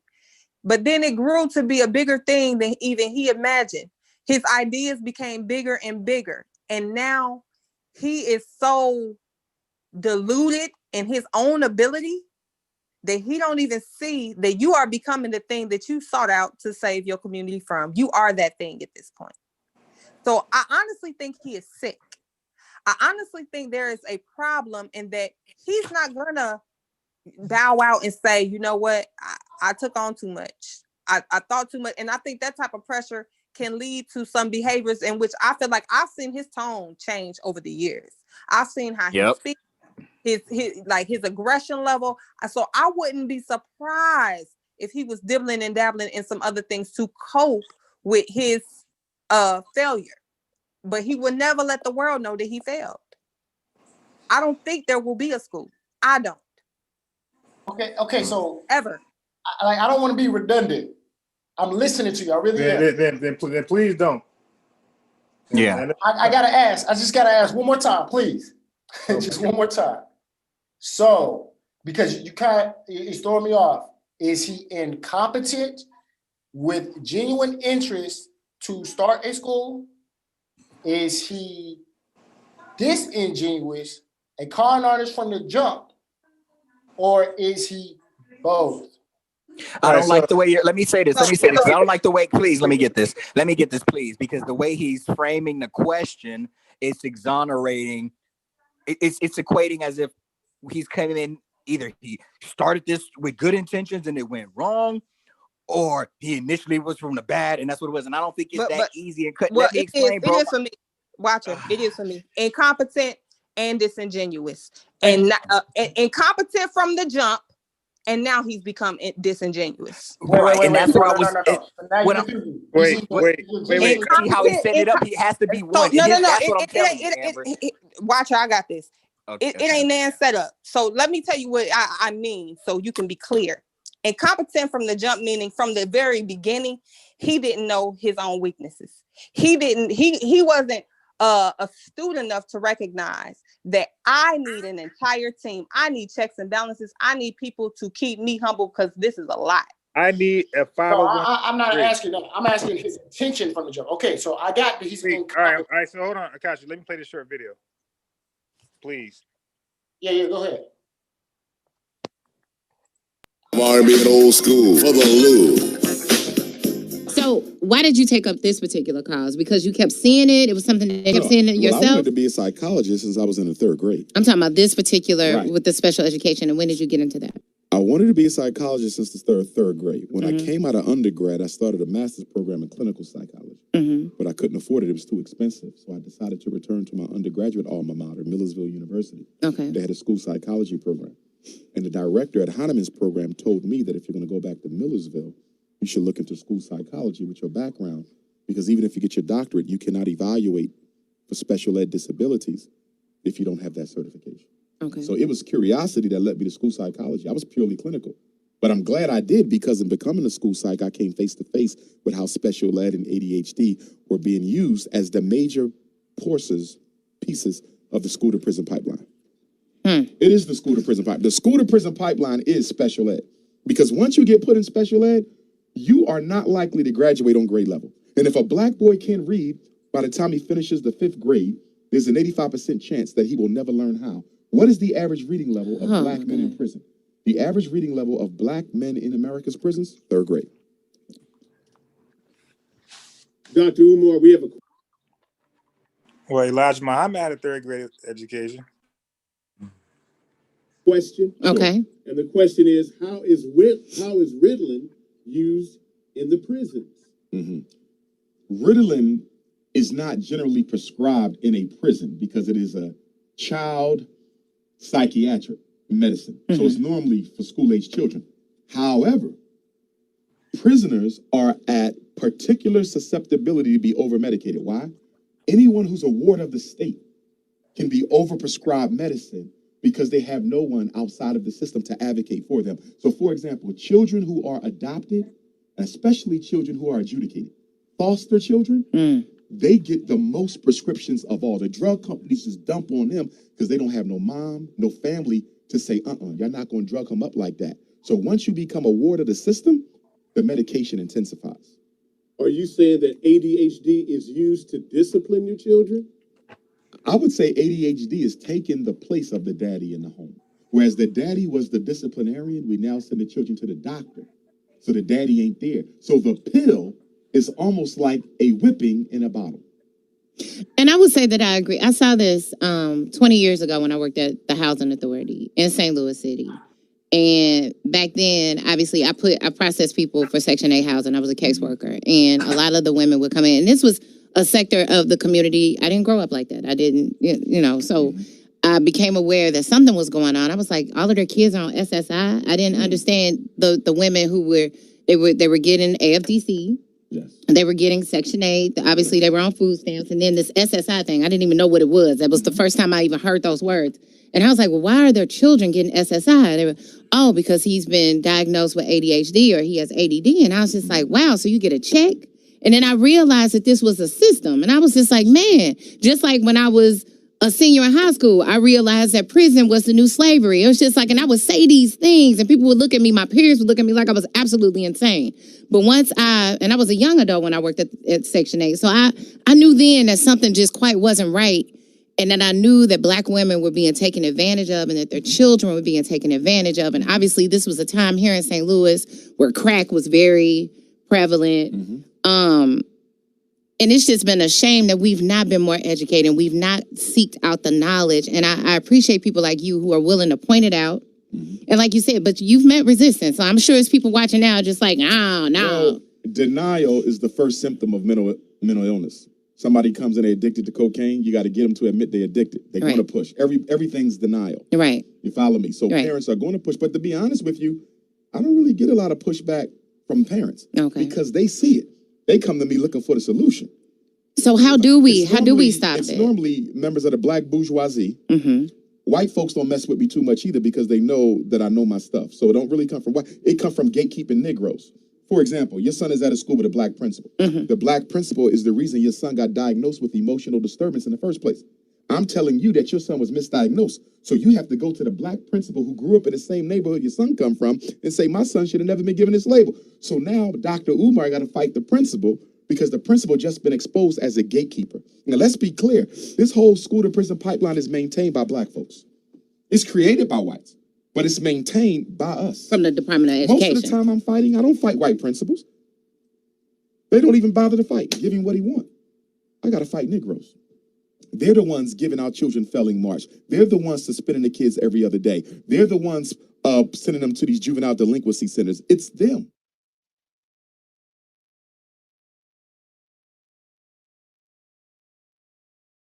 Five R&B and old school for the Lou. What kind of resistance do you meet from parents, specifically Black mothers, when you tell them, yo, you agreed to this and now your child is being labeled and this is what you, like, do they come to you like, what should we do moving forward? Like, what are some of the solutions? I mean, you're laying out the problems, you're laying out how it's been. The solution. Okay, you do give the solution. The solution is real simple, but the Black community don't want to hear the solution. And what is it? We don't specialize in solutions because solutions take time, they take money, they take commitment, they take sacrifice. Okay. And we do not invest in ourselves. We're the only non-white people in America that does not control their own political economic reality. The solution is to give every Black child in St. Louis their own independent school. And you can do it. St. Louis spent over $1 billion on Christmas gifts last year. Hello. Black America spent $600 million on McDonald's last year. $2 billion on Air Jordan last year. $4 billion on alcohol last year. Black women spent over $9 billion on hair care last year. I knew it was gonna be hair, baby, because we go there for some hair. Black people bought twice as many Mercedes Benzes as white folks last year. Twice as many Mercedes. But white people have twice as much wealth as you do. Look at that. So you're talking about conspicuous consumption. So while our children are being miseducated, only 1 out of every 4 Black boys graduates from high school in America. But only 1 out of 4. 37% of Black girls did not graduate last year. So we have a crisis in miseducation, but yet and still the Black community doesn't want to take responsibility to fix that crisis. Somebody said, I read this recently, I cannot remember the man's name. They said that we won't beat white supremacy because Black people are too busy trying to impress other Black folks. That's my quote. Who said that? Somebody else said They took it too. from me. They took it from, excuse me, honey, but it wasn't you. I remember, I would have remembered had it been you. It was another gentleman who said it, and he said it because somebody else quoted it. Will Smith said it best. What'd he say? Will Smith said, Black people spend too much money we do not have, buying things we do not need to impress other Black people we don't even like. Or no. So that's something to think about, obviously. I mean, we do it a lot. We can talk about the white teachers all day. And we have to, because they are the medium, the conduit of the problem. See, when people say we got a problem with Black boys in the school, they make you look at Black boys. But the problem isn't the Black boys. Who is responsible for teaching a boy? Because the textbooks don't teach, chalkboard don't teach, classroom don't teach, desks don't teach, white women teach. But nobody identifies her as a problem in this process. So she is almost given some sort of immunity from responsibility to how she causes this whole situation. ADHD is almost exclusively diagnosed off the complaints of white teachers and black mothers. Almost exclusively. Fathers do not take their sons to the doctor to get ADHD medicine. We give out discipline. We don't do drugs. Mothers and white females. Yeah, black men don't do drugs for themselves. So right. Well, I mean for the children. I know, but they don't want to. They definitely don't want to give it to the children. Right. Now, the part about the kids in foster care, they get over drugged. I would love to see a source for that, because I'm a reader and I remember what I read. So according to a medical apartheid, the book everybody be holding up or referencing, that I don't believe read one chapter. According to that book, foster kids don't get enough drugs and treatment and therapy. So that's interesting. It's also interesting to me how they highlight the crack epidemic and what was going on during that time, and how it correlates with an increase in SSI payments for children, but nobody ever posited whether or not that had some direct bearing on this ailment. Right. Yeah, I was gonna say that too when Akachi was talking earlier. I was gonna say it's funny how we cherry. I'm saying black folks in general. We cherry pick the crack era about how it produces. I remember we had one subject and they were saying like the crack, was it Mo saying the crackheads produce the crack babies produce for here. So he's drawing like a little pattern of why we messed up. But and like you said, Amber, I was gonna ask Akachi, like, well, what role does ADHD play in that? Crack parent having a baby, crackhead baby dealing with drugs themselves and have another baby, and like you said, malnourished, and yeah. So to answer your question, what role the ADHD play in that depends on how you define ADHD. All right. Well, that was rhetorical. Don't even if it was already answered, then look at it as rhetorical. That's all. So we don't go back and roller coaster. But if you define ADHD as I'm not answering. I know it sounds like it, but I'm not. Just let me finish. If Dr. Umar said ADHD is ain't no daddy at home, so if you define ADHD as that literally, then the role that played in the crack epidemic and all that. Having a dad at home doesn't mean you have a good father at home. So when I say no daddy at home, let's just assume I'm saying no good father at home.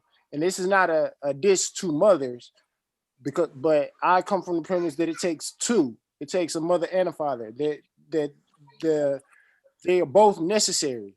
And there is a huge imbalance or a lack of fatherhood in Black homes. Before the crack epidemic, we were lost to violence. Black fathers were incarceration. The incarceration rates amongst Black men had been in place since the end of slavery. We've always been, filled the jail cells. Some of it is warranted and some of it is not.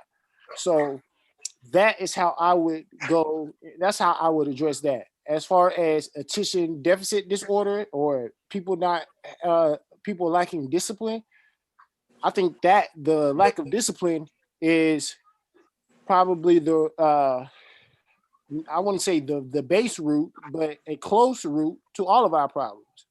But anyway. Well, so when I posit that question, I'm not boiling it down to a lack of discipline. I'm talking about the medical symptoms that are expressed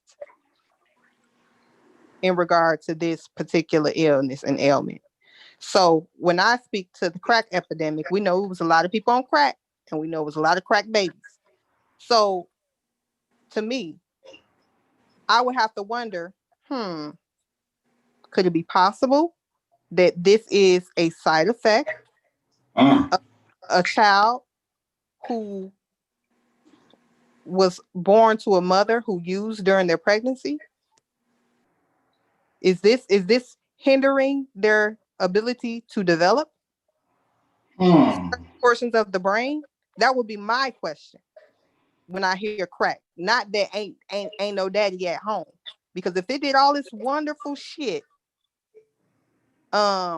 in the demise and the destruction of our community, and we know that these people were still mating and having babies, I would have to assume that because we know there are negative effects of drug use during pregnancy, that this is it manifests itself in different ways.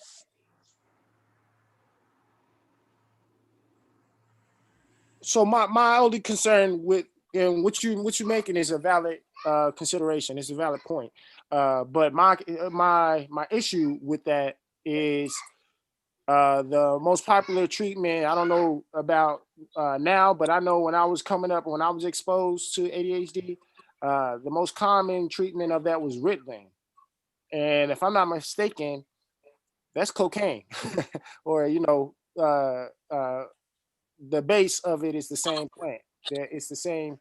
Essentially, it's the same, and it definitely stimulates the same. So that would be my only contention to not necessarily your conclusion, but to the treatment of your conclusion. Like so. But do you understand how those will go hand in hand? So if you're saying that a woman who's using coke or crack and she's pregnant and she has the baby and the baby's going through withdrawals and this motherfucker's not acting right, the only way he acts right is you get him a You're base saying case withdrawals. Okay, I got you. Right, or because maybe I threw withdrawals in there to help you get that link. Well, here's what I'm saying, right? Okay. So in utero, number one, it is going to have a different effect on the mother than when it crosses that placenta on that child. And this child is under development currently. So then you birth this child. Now, these problems and issues tend to start being diagnosed when the child is school age. So there is a degree of withdrawal there, right? There is a degree of withdrawal because you have a span of several years when this child is not being, well, hopefully not being, exposed to this substance via ingestion of any sort. So while I understand you're saying, well, they use pretty much the same thing, or, it can have different effects depending on the age, which again, this is a child in the uterus. And then what that does to the child after it's born in those months where that child is going through that process of withdrawal. Now, I'm no scientist, but what I'm saying is for him to be so well researched, I would have to assume that there is some evidence of some mental illnesses that are associated with that drug use during that time period. And to negate that, to me, would do a disservice to his argument ultimately if he is on solid ground. The same way they say, well, highlights. I would go ahead and beat the other side to it. Well, we know during that time we had this, that, and that did lead to this, that, and the third. However, this is something completely different. But to mention cocaine and not mention any effect it has on our community whatsoever as a result to children that are being born and things that they suffer, I think that does a disservice to his argument. It looks as though he's trying to frame a narrative in a certain way. So you understand what I'm saying? I don't think him not touching on it is him negating it. I'm saying it gives me pause, because if we're talking about the issues with our boys and our kids, for you to highlight this one area, ain't no daddy at home, and what is he doing? Pretty much promoting himself as the daddy to be in the home. Not necessarily in your Big home, Papa. but He calls himself Big I'm bringing Papa. him to my home, and I'm gonna get him straight. I'm gonna be all of that daddy. That's pretty much what it is. I don't understand why you wouldn't go to address the black men that ain't in the home. Right. You go to the mother, the more vulnerable in this state.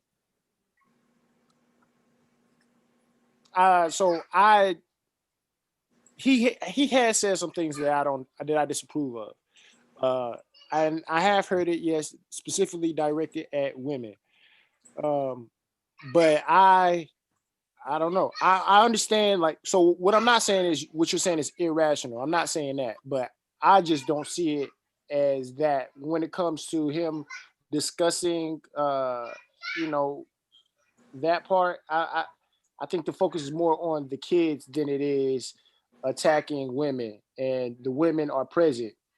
I can't so I can bring I can bring up the fact that the father is absent largely, but that's pretty much all I can say to that. I can't say, hey, you did this, you did this, you did that, because I don't know that. I could just all I can point out is you weren't there and you should have been there. You know what I'm saying? Case is closed. But when it comes to dealing with the children's concern, there is a lot more to critique because you know what I'm saying, there is that parent there. That parent is doing this right or doing this wrong. So I understand your conclusion, but I just personally I'm not looking at it that way. But yeah, so but back to the prescription of it, I have heard Dr. Umar say, and I've heard him say this almost verbatim, that you are given the medicine, your treatment for the child's behavior is the same substance that his daddy is locked up for.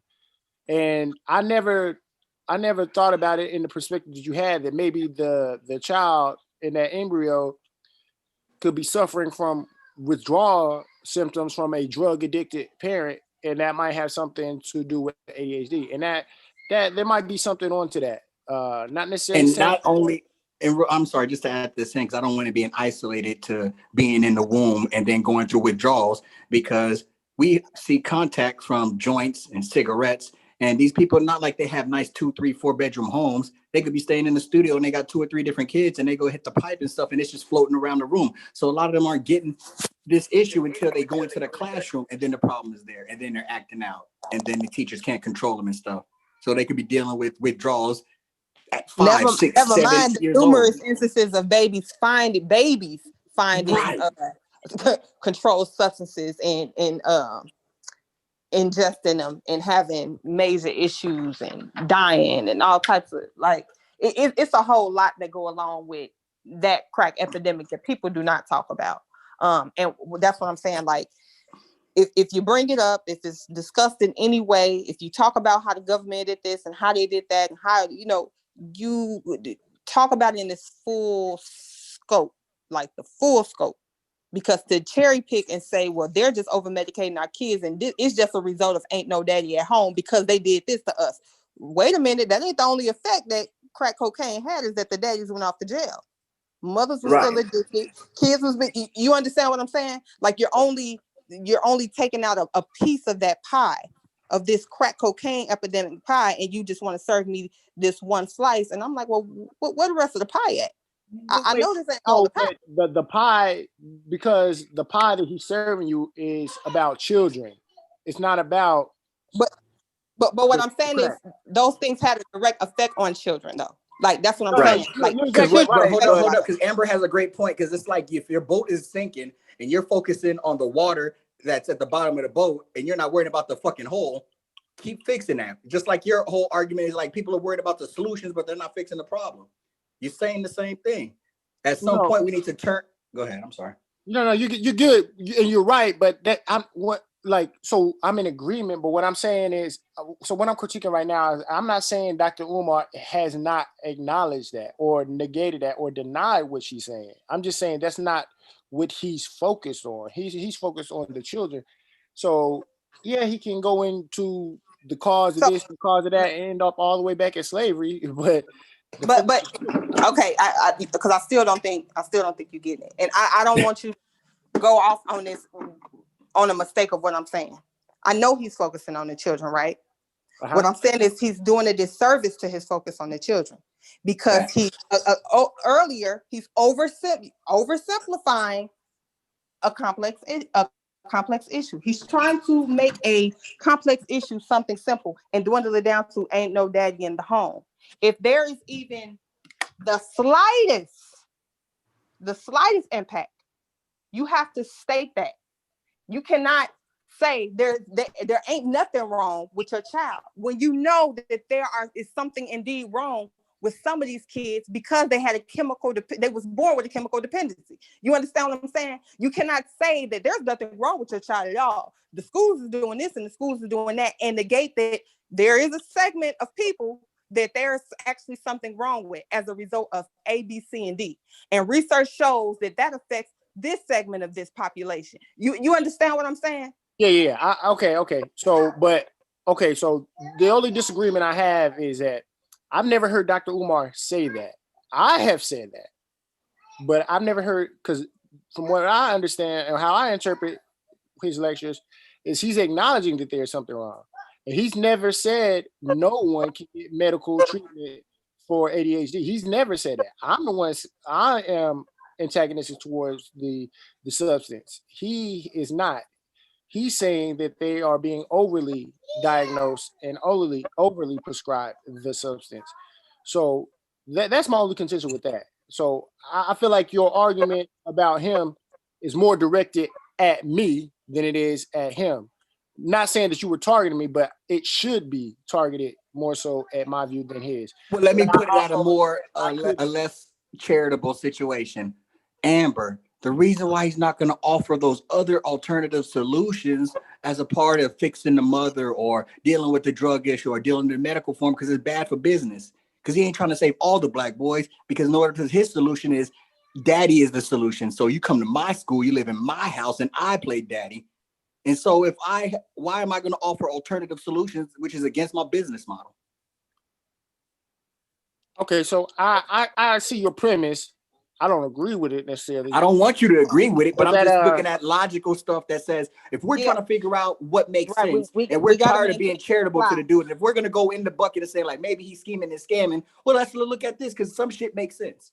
And some shit don't make sense. Well, yeah. So that is logical. So really, what it boils down to is he's tapping into some of the market share of the prison to pipeline. Of the school to prison pipeline. Ding, ding. I'm not going to rehabilitate the fathers. I'm not even rehabilitating the mothers. You see, he's taking them out the home. He ain't rehabilitating the mothers. He's going to take bingo. So fuck the hole in the boat in the black community. Guess what? I never teach you how to fish. I give you a fish. Oh, go ahead. Come on over here. So I always have my supply, because it's always kids out of control and their dads is always incarcerated. So it's not really a solution to the problem. Or the community. It's not a solution to the community. He's just tapping into the market share. These kids are being siphoned to his network versus the prison pipeline. So I disagree with that, because even though, so you are making a point, but he is not, that's not his profession to heal the parents. He is only certified to heal children. So from the way I'm looking at it is, there has been. Is he certified to heal or wait, pause. What did he go to school for initially? I don't know, clinical psychology. Wasn't that it? And then he said that he later went back because he found out he wouldn't be able to diagnose kids. Yeah, but without a certain certification. That's kids. That's not adults. Right, but what I'm saying is his initial degree, he could treat whatever. He went back to specialize in children. He was a principal. He was just educated. He went back to specialize in children. Is what I'm saying. A principal teaches kids though. They can't tell adults what to do. Right. So no one's saying that. So he can't dabble into trying to heal grown mothers or grown fathers. Here's what I'm saying. What I'm saying is he absolutely could have. So he first got his undergrad, then he went back to specialize in children. So instead of specializing in children, he could have specialized in adults and people who have troubled childhoods. Good for you, sweetie. Like the parents that are raising these damn children. Go put your plate in the sink. Right?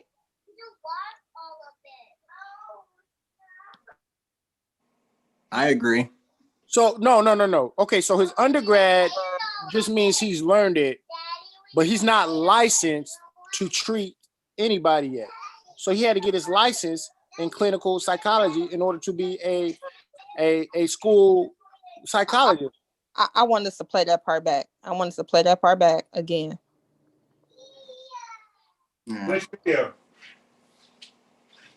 Because it was when he explained to the sister very eloquently how he felt handicapped with the first information or degree, and so he had to go back. Yeah, he went back, but then during his course back, someone put it in his ear, hey, you know, you ain't gonna be able to diagnose kids, you ain't gonna be able to diagnose kids for special ed without this certification. So you're saying in the video he acknowledged his certification to treat adults.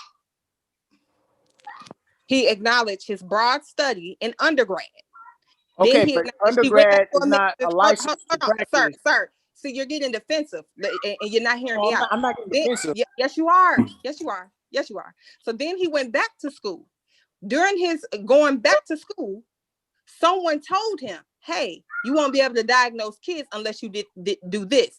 So then he went to do that. He was not specialized until someone told him, go get this so you can do that. So then he went to do that. But what I'm saying is when he got that undergrad, he could have went back to school and specialized in whatever the fuck he wanted to specialize in. Nobody put a gun to his head and say, you got to specialize in children. He said that was never his passion to do that. Okay. So a bachelor's degree in psychology does not enable me to treat anybody. I have to get licensed to treat adults or children, or both, if that's what I'm aiming to do. So a license in clinical psychology is just that. It's a license in clinical psychology, and he got that through for his job as a school teacher. So he knows it in theory, but he's not licensed to practice on anybody through his undergrad. You understand what I'm saying? We all know what that means. Continue on. Yeah. So this is my contention. I don't understand why you're saying he should be. You said what he. No, you're framing the argument because it helps your case. Yeah, said. What's my case? You said he don't specialize in adults, he specializes in kids. I said he could have specialized in whatever the fuck he wanted to. That's what I was saying. He didn't have to specialize. I don't have a case. I'm trying to figure out, because I haven't made up my mind about Dr. Umar. I don't care. Like, I really don't. I'm trying to figure out if you guys, so really I'm using you guys to help make up my mind. But I'm trying to figure out if you guys are saying, that's why I asked you like 3 different times, are you saying that from the jump, and Amber answered this, Amber answered this, from the jump, Dr. Umar had dishonest intentions? Or are you just saying that he's just not competent? That's what I'm trying to figure out. So I'm not trying to frame my argument because I don't have an argument in Dr. Umar. Let me explain that. Sure. You may not be. I got the video ready. I'm sorry. You got the video ready? Well, let's play the video. Yeah. Play the video. I'll play real fast. 95.5 R&B and old school for the Lou.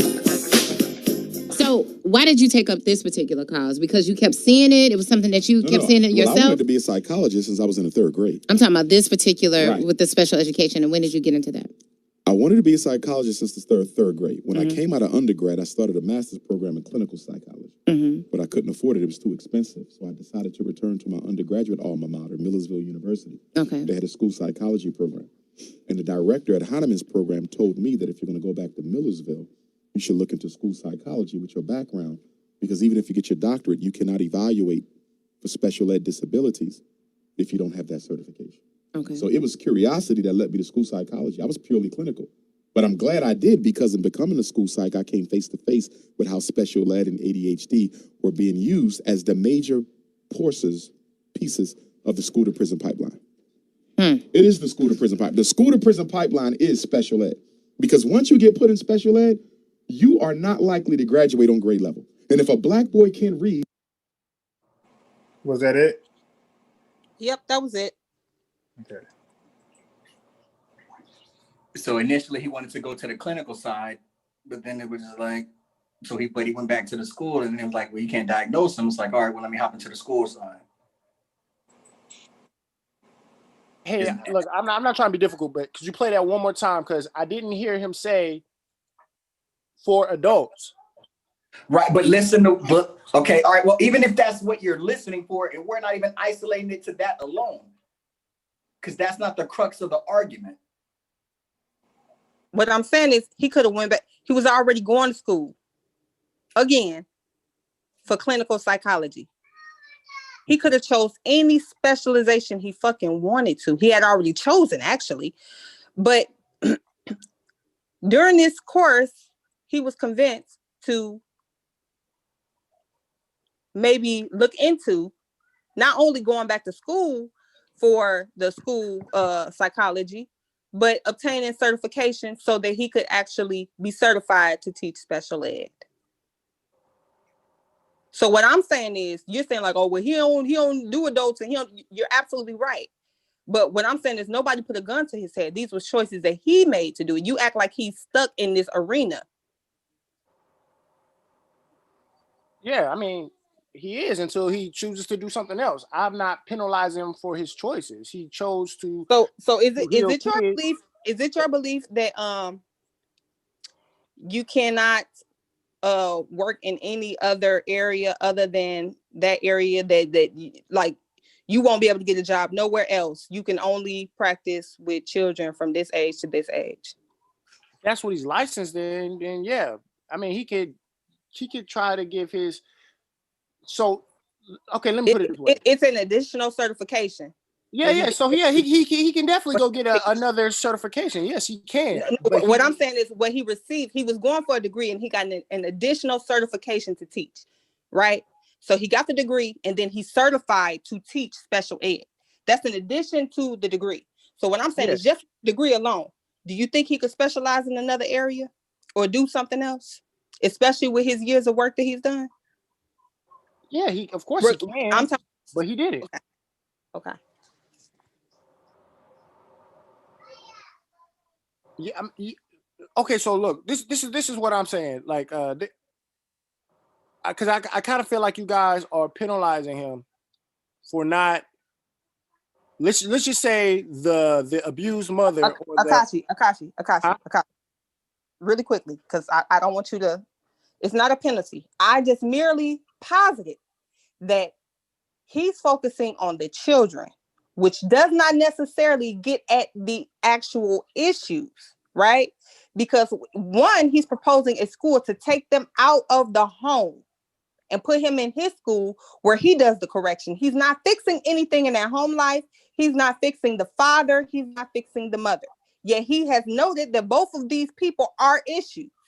So it not only is he tapping into the school to prison pipeline, he's also tapping into the foster care system, because now he's fostering these fucking children.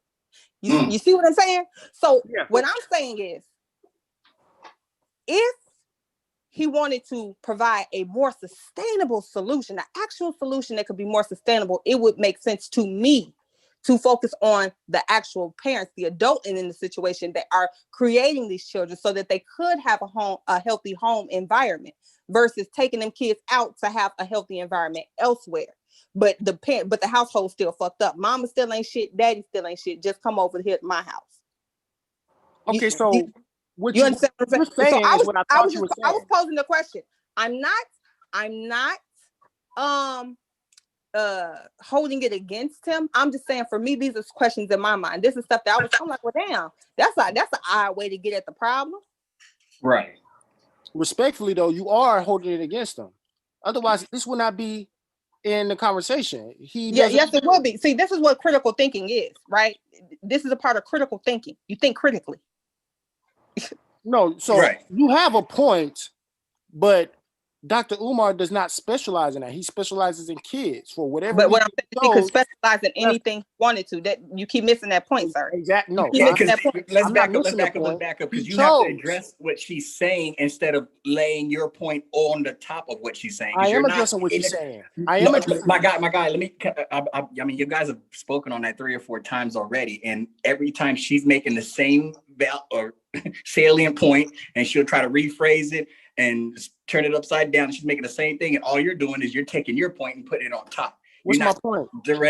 You're not directing what she's saying head on. You're speaking to. I am. Listen, let me. Okay. You asked me a question, so my guy. Remember, when I choose to interject, I'm trying to be the voice of reason and find a solution. You don't have to get defensive when I'm saying stuff, especially if you haven't heard the period. You may hear me pause or a comma or whatnot, and you jump in, but you gotta wait for the period to my point. Maybe I'm long-winded, and I'm gonna work on that because I have to get better at being concise with my points. But just to clarify, she's asking a valid question, just critically thinking. In your mind, you may say, well, you're over critically thinking, just pause.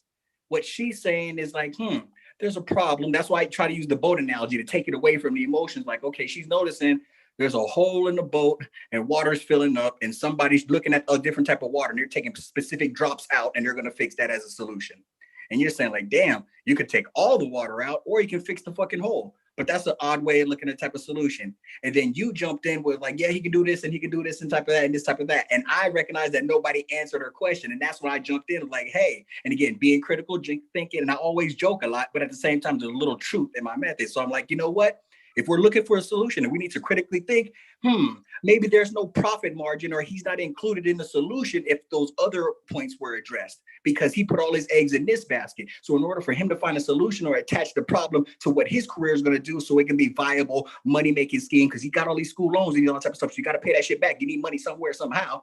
Well, maybe I can tie the problem into something that I can use. And when I throw that out there, niggas can dismiss it or smack it. I'm like, you know what? I may not agree with it, but it actually makes sense. And I think I even heard you say, you know what? That kind of makes sense. Now, that's addressing what she specifically said. Now, if you're going to just, instead of addressing and just say like, well, I think you're being critical. Yeah, you're doing this and that. You're already doing, it's like you're kind of making an excuse of, or you're quote unquote on the defense of his choice of specifically choosing a raindrop. And you may not be consciously doing it. Because I may speak to certain people and they're like, well, you know what? He only did that because you were driving an out-of-state car. And I'm like, no, I was in a rental car and it was the same choice. Well, maybe he was having a bad day. So now what you're doing is you're trying to justify the reason why this motherfucker pulled me out of the car and did all that type of shit. And it's just like, no, let's not do that.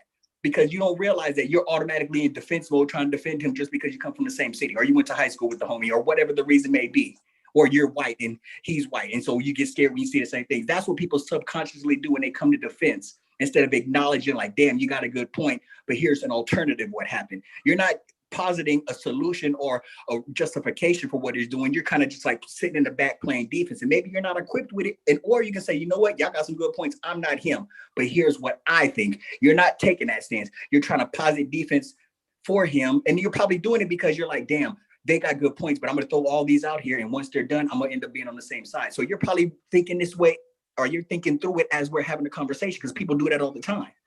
But you got to recognize like, damn, am I positing what I feel? Or like my last 3 points were all in defense of, well, he doesn't have to do that. Well, what if his degree's in this? Or what if he went to school for that? Or what if he doesn't know? Do you kind of see what I'm saying? Because all the things that are coming out of your mouth are quote unquote in defense or more aligned to justify what he's doing instead of saying what you think he's doing. And then you're rephrasing the question in defense of him. Like, well, what else he should have done? What he got a degree? So you realize we're proxy debating him, and he's not giving any answers, and it's a messy conversation, and that's when it becomes circular because we're never going to get to a reason or a conclusion. That's why we have to stop, take a break, play a video because the conversation is becoming stale. Stop, read something because the conversation is being stale. But then it's good to go back to it because some people, when they debate, they're not really focused on the whole cupcake. All they can hang on is to that one sprinkle because that sprinkle makes sense to them and they can keep speaking around that sprinkle because no one was able to defeat that sprinkle yet. If that makes any sense. I'm sorry. No, you made good points. And I've been very liberal giving out your guys' points. So I don't appreciate and I appreciate that. I don't appreciate you saying that I'm not. Right, and that's why I'm gonna stop and I'm say I not in appreciate defense of Dr. Umar. I'm listening to what you guys are saying. I'm actually listening. You guys are now critiquing his choice not to, and now this is not not my opinion. This is what you're doing. You're critiquing his choice on what he chose to do. I am critiquing it. That's a part of critical thinking. The whole point is to critique. The whole point is to see, okay, how, like, which one would be the most, like, that's how you come up with reasoning and logic. You weigh the different outcomes. You weigh, okay, well, if I want to obtain this objective, what is the best means to get to that objective? This objective might be good, right? I'm not saying it's a bad objective, but is it the optimum objective? You understand what I'm saying? There's a I difference. understand exactly what you're saying, but Okay, the so yes, solution. I definitely am critiquing it. That's what I do. So we Are can you move familiar forward. with We can move Occam's forward on razor, that. We can move brother forward on man? that. You Okay. acknowledge you're critiquing his choice. So you acknowledge that. And my position is that's unreasonable. You're not in a position to critique his choice. You can examine it, but if he chose if he chose to try to heal the community by specializing and focusing on children, that was his choice. Who cares why? Well, here's the or thing. what was more efficient? There are other But physicians out here. here's the problem though, right? I'm critiquing it because it does not get at his objective. What's not getting his objective? If his objective is reunite Black families, if his objective is improve the homes, right? Improve the quality of life of the child. Do you know why when children go into foster care, do you think they go into foster care to be there forever? No. What is the ultimate goal? They are there until their parents can do better a lot of times. Okay. They're there. So if he brings them to his school, is his objective to keep them until their parents can do better? No. No. So what is his objective? His objective is to train them and heal the kids going forward so that when they produce, they're not producing the same outcome that their parents produce. Okay. So do you know why most children are reunited with their parents if their parents can do better? Do I know why? It's their parents. They are obligated to them. Exactly. So do you think it's more detrimental to the child or less detrimental to the child to remove the child from the home with the intention to improve that child, but never improve the home so that they don't return to the home? You think that's healthy? Yeah, it can be. You're only going to be able to do so much with adults. So, for example, let's just say, for instance, my mom and dad were drug abusers. And I am now 8 years old, and my parents want to do better or whatever like that. They didn't have all the whatever to raise me the way they did. They didn't have the competence, or they didn't have the sources, but they mustered up the funds to send me to Dr. Umar's school, hypothetically speaking. And hypothetically speaking, Dr. Umar does a good job. I go to his school and I learn all these good characteristics and everything that I can now teach my kids when I get older. So I go there at 8, and if it's at middle school or however old I get there, when I graduate middle school, I'm going to college. I'm better now. I'm older. I've learned things. Yes, so when I go back home, I might pick up.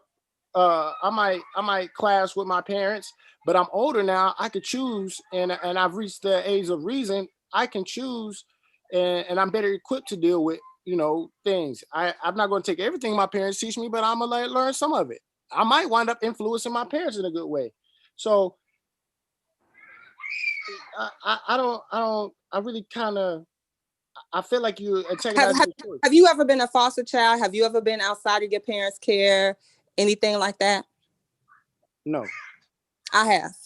So what I'm saying to you is that's not something that goes away. That's like, most kids do not opt to be out of the home of their parents, especially when you're talking kids 8, 9 years old who've had a nice childhood experience with their family. No matter how fucked up their parents is, they love their parents, and that can be detrimental and damaging to a child just in its fucking self. I wouldn't give a damn if you moved them into $1 million home and gave them everything, every whim and hope and dream. But I don't think he's kidnapping them. I don't think he's saying you can't go back to your mom and dad. It's not about kidnapping. It's about either stick with me or you stuck, right? Because I've never heard him say that. Listen to what I'm saying, right? So let's say mother sends child to school, right? Kid is there 2 years. Kid is missing mom. Mom is missing kid. Dr. Umar, I just really need to, have a relationship with my child. Oh no. They're in my school. It's boarding school. You want that, your child up out of here, right? So now you say that? No, this is a boarding school. The kids got to stay here. We ain't doing that because you're not in a position to be. I don't want you unduly influencing this program. So right? mom didn't know that. I've heard him say that. Hold on. Listen to what I'm saying. I don't want you unduly influencing my program. Once they minds, they minds. Now, if you want him back, you can have him back, but you can't have him back and he stay here, right? So now mom has to decide between relationship with my child wanting a relationship with me, potentially fucking them up forever, or hopefully giving them a chance. And now let's say mom decide that I want my baby, right? Is that not saying either fuck with me or you stuck or figure that shit out without me? Is that not saying that? No, it's not. So what is it? What is it saying? Mom sent child off to boarding school. But when are you listening? Are you listening? I'm listening. I don't think you are. listening. So okay. What's illogical to me is though mom sent child off to boarding school. That's a choice. Boarding school, knowing the rules of the boarding school. I hope she knew the rules.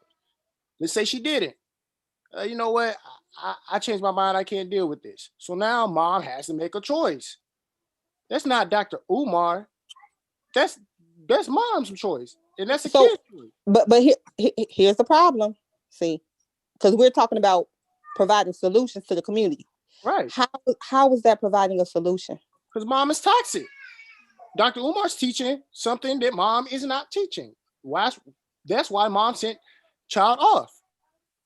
Okay, and so now the mom sent the child off, not because she's toxic. That's not necessarily the case, because you said that he don't necessarily blame the parents earlier. But now mom is toxic. So mom can't give something. Mom sends child to Umar for hopefully a better life. Okay, hopefully. We can say that. Yeah. For hopefully a better life. Then realizes I'm unhappy, my child unhappy.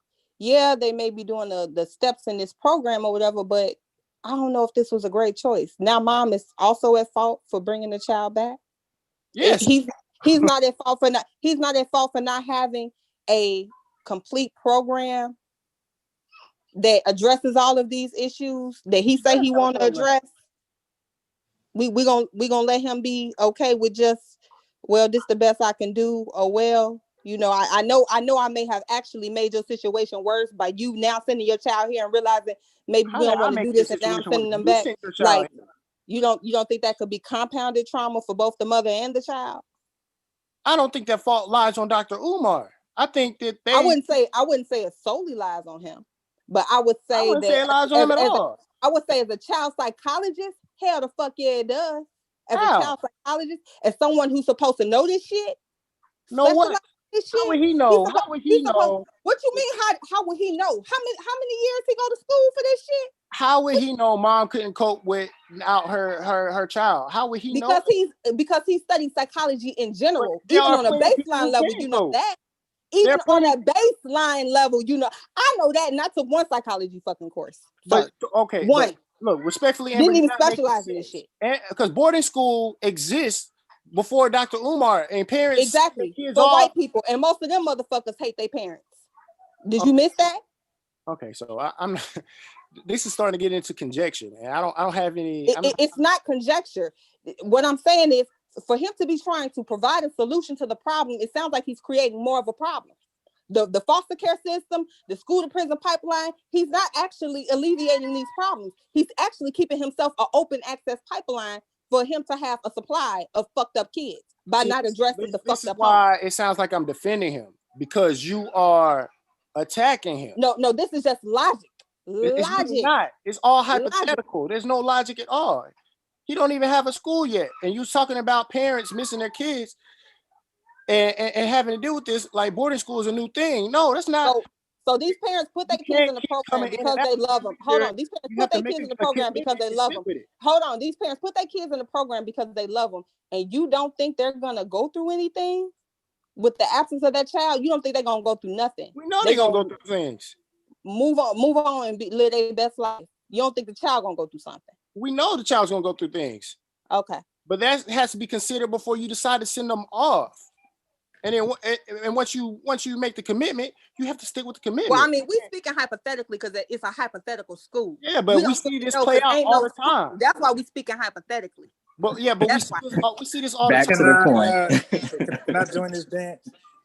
For real. Yeah, go ahead. Yeah, I want to mix it up a little bit, right? Now, for my brother, you know me, I consider myself a decent researcher. You know what I mean? Great objective, and I try to critically think. That's my ability. Brother, Dr. Umar made some claims about why these children might be suffering from ADHD, correct? Right. Have you ever heard other doctors speak on this subject? Because there are other doctors that have a problem with ADHD, like Dr. Umar. Do you know what they think causes this? I probably read it, but no. Why is everything? Yeah, do you understand everything I asked you that you're not sure of? You said you probably read it. I probably read some articles on other doctors' opinions. So you don't recall. So you don't recall anything that they were saying could be the cause of ADHD. You don't recall not one thing. No. Maybe this shit is real then. ADHD. Maybe some of us need some medication. I've already acknowledged I could be wrong. Yeah, I'm saying, have you ever been diagnosed? No, this is a fact because he's reading things and not recalling. I think he missed it. I just want to know if you ever been diagnosed with ADD. No. Okay, because you have a pattern. There's a pattern I'm seeing with you. You can read something possibly, but not know anything of what you read. I didn't say I didn't know anything. But okay, so do you know anything this is why I of the answer the way I do.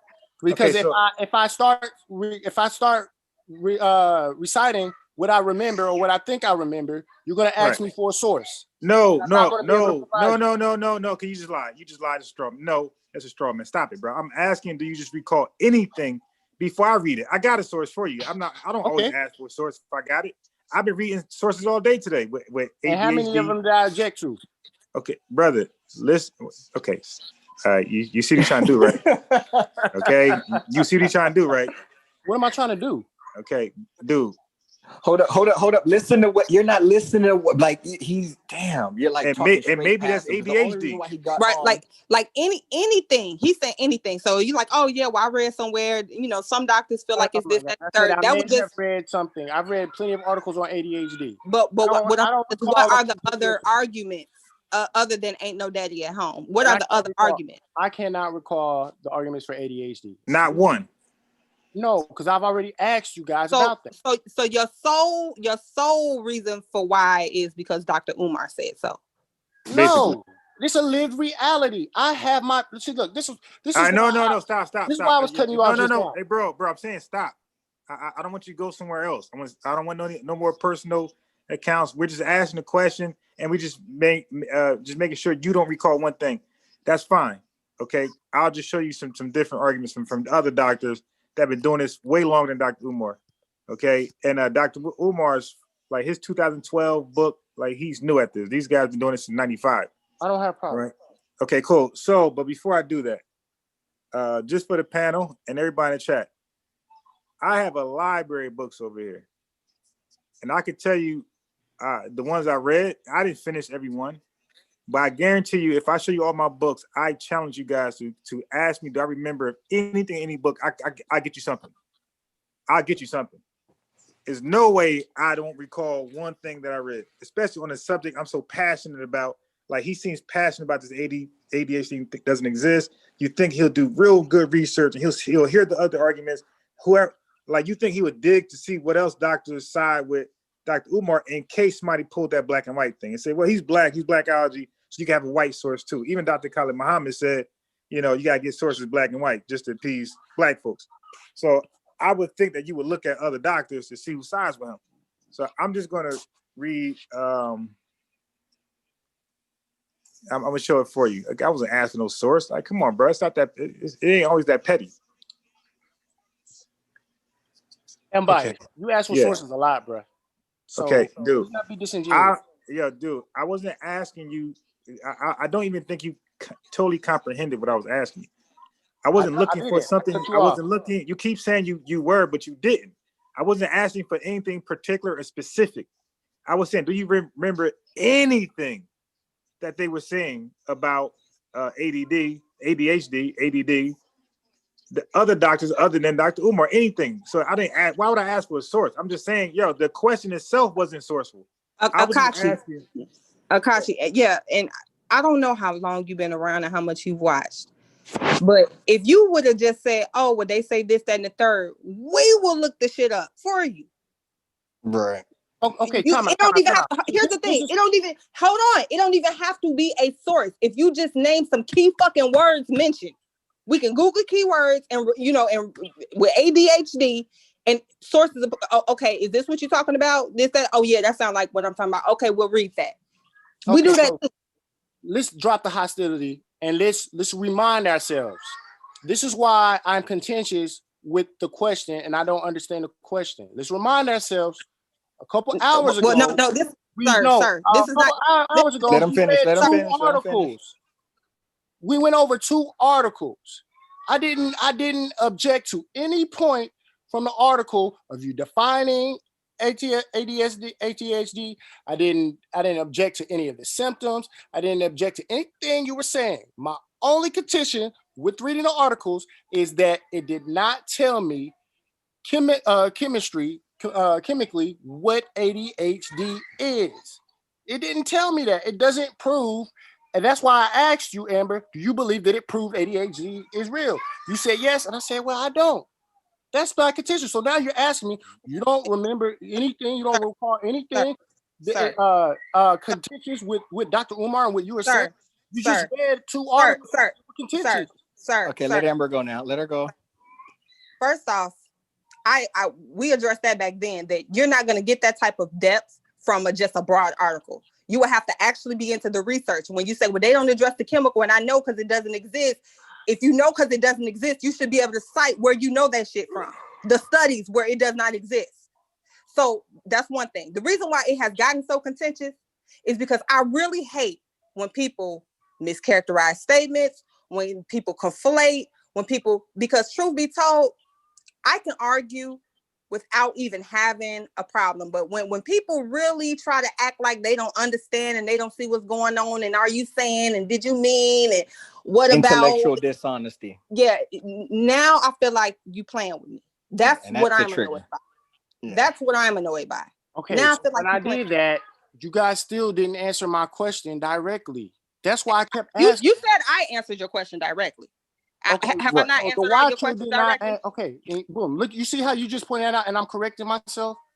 Hopefully I can earn some points that I'm being genuine with you. I have, like, if we go back and record this, I say, you know what? You're right. There's valid points. I have not heard you guys say that now. One time, the whole 5 times I've been on the panel. Hold up, Everything sir. is illogical. Hold up, sir. Boy. I stand corrected and I give you credit. Off with that. Right. I do that. I'm known for doing that. Motherfuckers get pissed at me on my own panel because I do that so much. Okay, well.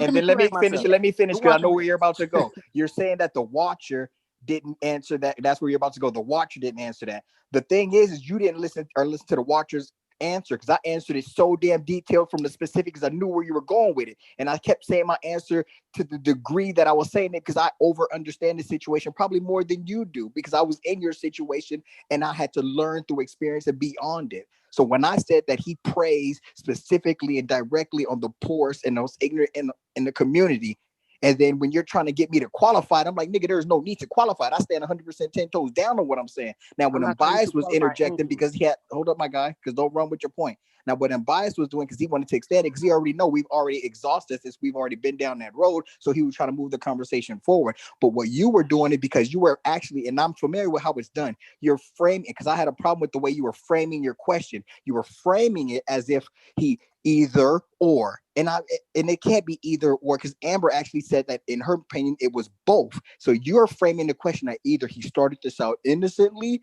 or he either started this out as scamming type shit. Or And I'm saying both. like he could have, or both. And I'm That's just why trying to say, That's why I said Amber answered, because she said both. And right. And then but and then I I'm got saying cut if off. you Unbiased had cut me off. Unbiased cut me off because he wanted to play a video because we were tired, because we've been talking back and forth about it. So it's not like nobody's dodging your question or we're being intellectually dishonest, because I'm not going to let you put that charge on the watcher. You agree with Amber that it was both?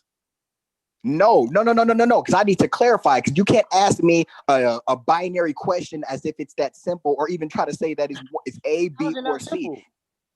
How do you want me to explain it, or do you want to keep me in the box saying that I'm not doing it the way that you want it? You want me to explain? Do you Because remember I'll sit up right now. I'm laying down chilling. I'll sit up if you want me to break this down for you. Do you remember what my question was? How's that not a simple answer? No, see, that's how it's done, because I know the intellectual arguments when people try to ask pointed, specific questions and put me in a box. So my statement is within that diagram for your understanding. But I feel like I don't operate that simplistically, because it's more complex than that. I can't look at somebody and say like, he could have ADHD, or I'm sorry? What's the point of communication? Well, my understanding, to receive information between a person who's sending a message and effective communication works when the person transmitting the message delivers the message. So the person who the message delivered to has to understand. I'm trying to understand. I'm not. Well, I mean, I'm gonna be honest. I heard clearly what he was saying, and what I'm saying is he doesn't want to limit himself to those two words. But what I will say is, now the incompetent part, I'm not gonna say that he agreed to that, but the what was the other one? Intentionally disingenuous. Okay, so it was Umar definitely heavily implied in his response that he definitely feel like he's intentionally disingenuous from initiation, because he also said he also said that it's possible that he didn't start off that way. He no, what I said, listen to what I'm saying. I felt in my heart he probably felt like, you know what, I can stop, because I'm gonna help you out, bro.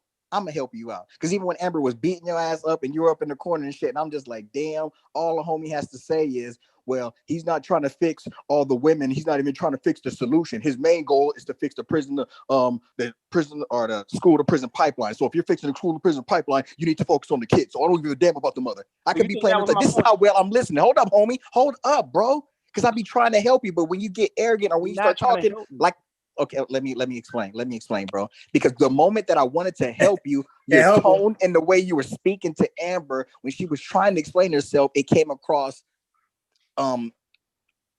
unprofessional. I don't want to say unprofessional. It was like you were off your square. That's the word I would use. You weren't on your square, because I seen you when you're on your square and you handle yourself nice and you're very pointed. But when you got back down and you didn't know what you were saying and the pressure was put on you, you kind of like was waffling and waffling, and it just didn't get right. And then that's one thing that's going to trigger anybody on this panel, when you're not just sticking to it or you're trying to waffle, or you're speaking very definitively overarching things, or when you're trying to, like, you can make a declarative statement for everyone based off of your small experiences. That's what set people off. That's what ended up triggering her. And then that's what had me where I'm at. Now, again, I'm just throwing this all out to you just to show you that I'm paying so much attention to this fucking conversation. And I'm picking apart different points and what he should have said and what he could have said. I play the voice of reason. I don't play sides.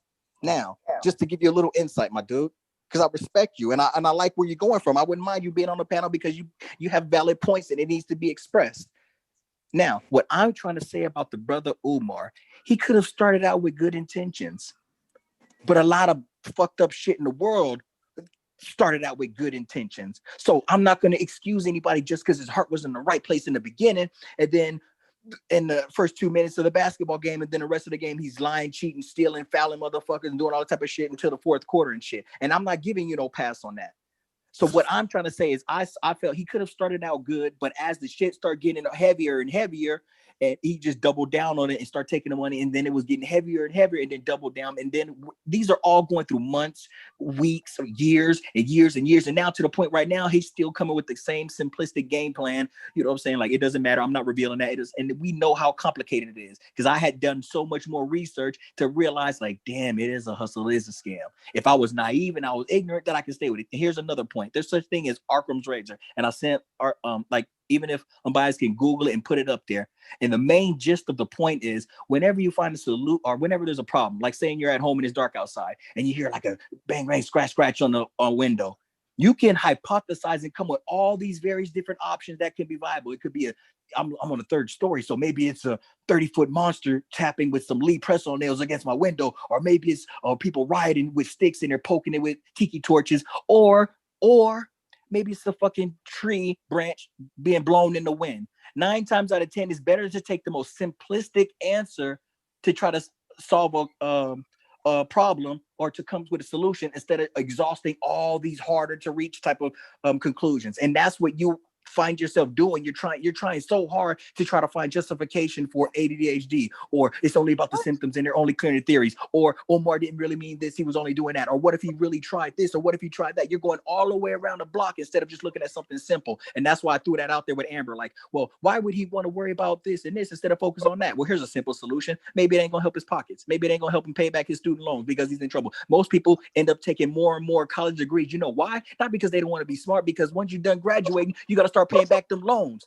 So it's better to pick up a second program or a second option or get a second degree, or, you know what I'm saying, or get a second major until you can get your foot right, until you figure out how I'm going to get this money coming. Because once you're done and you get that little 6 month, 12 month, 18 month grace period, them loans hit your top of your head and you got to start paying them, and then interest hits.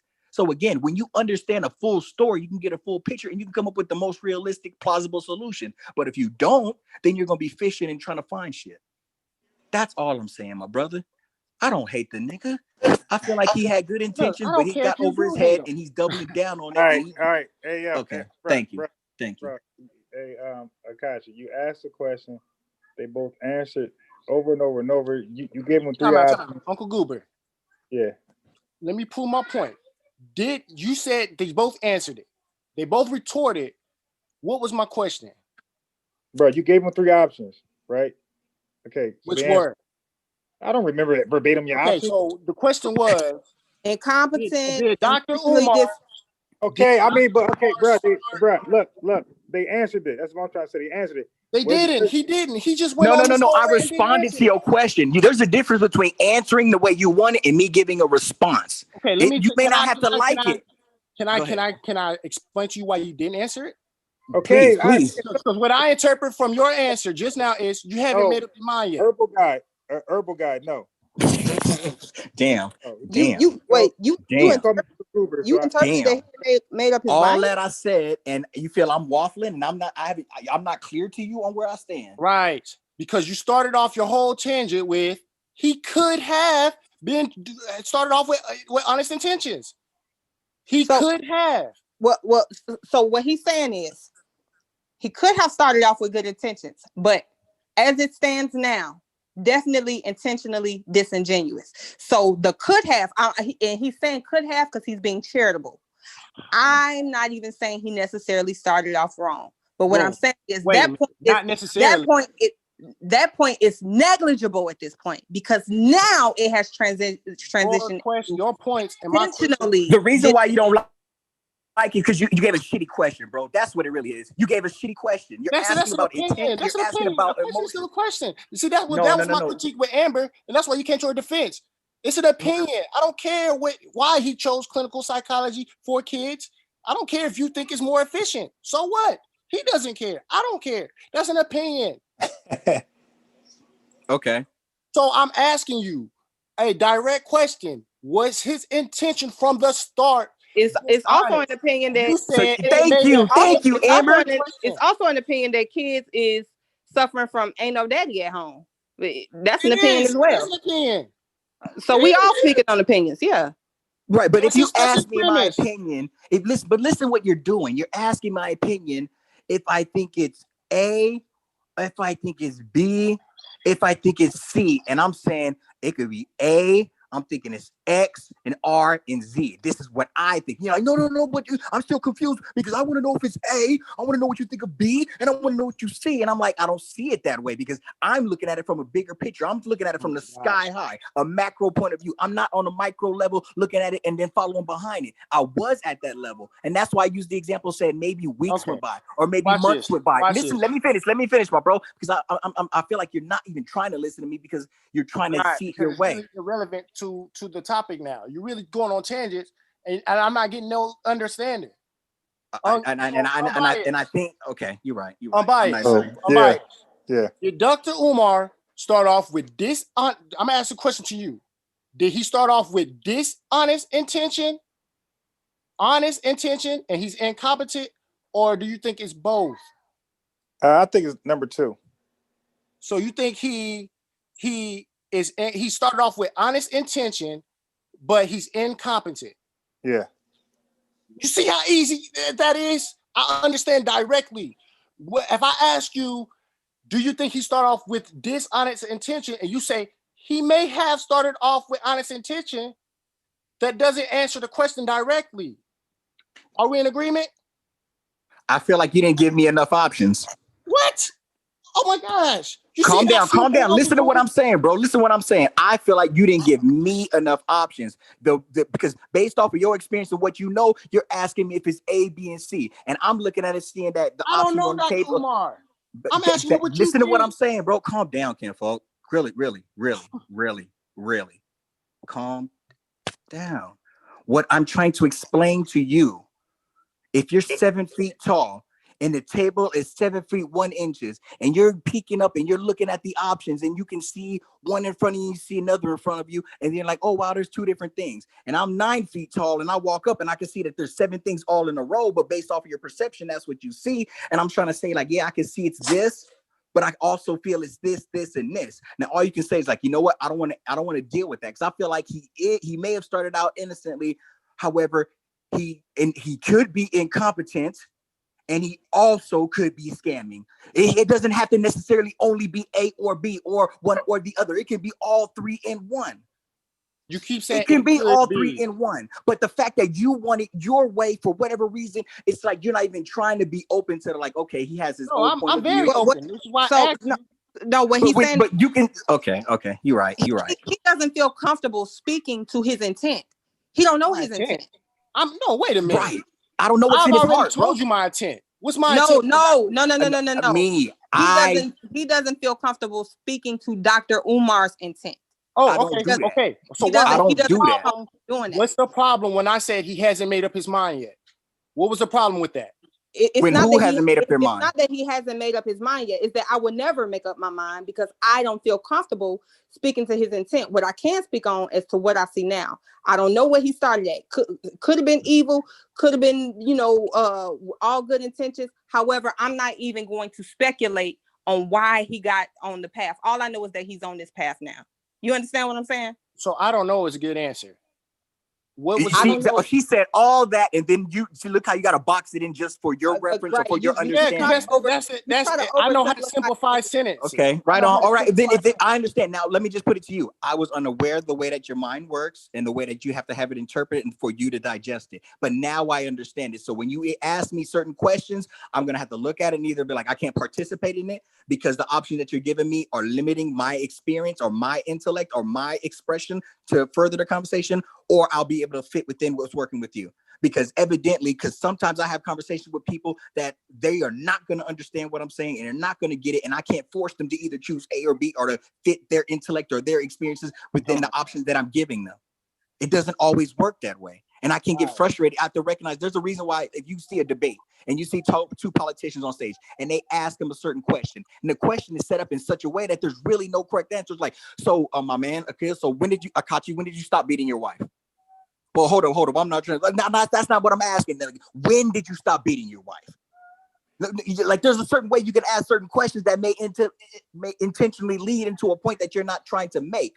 And so some politicians know that. So it's like, I'm not even going to answer that question. I'm going to give you my response to that question. And then those people who I responded to, well, you didn't answer my question. Well, I gave you a response. You can take that, but you can't force me to say what you want me to say or to put it in your ways. You have to recognize when you can't do that with a brother or a sister and move on. And instead of trying to belabor the point and try to make it seem like they're being disingenuous and they're being dishonest or they're not working, because it doesn't always work that way. An intellectual person, eventually, as you grow up and recognize there's more options, there's more than two flavors. You recognize that everybody's mind don't work that way. You can't force them to answer it that way. Is it possible a person can go on a 2-hour rant and not answer the question? Is that possible? Highly. Okay. But let me ask you this. Is it possible that someone can have to be forced to expand a 2-second answer to a 2-hour rant and they're not intellectually depth enough, or they have ADHD and they can't find a solution? Is that possible? Is that possible? Yep. My man. Hey, you looking at my screen? Yes. You see what it says? Yes. Everybody else see what that says? Yep. Yeah. That was the other guy who was acting like I was doing something wrong with videos. Well, they post something up and YouTube said, nah. They snatched that thing right off. Whoa, so this is the video that you got flamed on? Right. So they took it down? No, I'm saying no. I'm saying, like, I was accused of doing something dirty with videos, but apparently they are too, according to YouTube. Oh shit. I hope you didn't report them, you petty nigga, you. Oh, no. That's not me. I'm teasing, bro. No, they posted a video of, you know how they be doing it. They have debates and they have people ranting and beating up on other people. So and talking, YouTube, yeah. Right. So YouTube said, nah, we ain't tolerating that. So I guess YouTube gonna put an end to like roasting. Damn. I don't, because I think it's good to have platforms where people argue and they go back and forth and they express different opinions, but it shouldn't get shut down unless you go threatening. Like if you're threatening someone, like, nigga, I'm gonna come over your house and get you. Then I'm like, that's okay, why they call it harassing and bullying, though. Like they believe whoever they were roasting, they was probably right there with them. Because I actually seen I got the notification of the video, and then when I went to go click it, it was definitely a throwback. By the way, I went to go click it and this popped up. So this pops up if anybody try to watch the video after it has been removed. Damn. So, but I wanted Akachi about the question I asked about what are other doctors saying? Like, are other? So basically, let me just narrow it down to this: are other doctors who agree with Dr. Umar's premise, are they coming to the same conclusion that it's the no daddy at home, or are they saying other things are the reason for ADHD?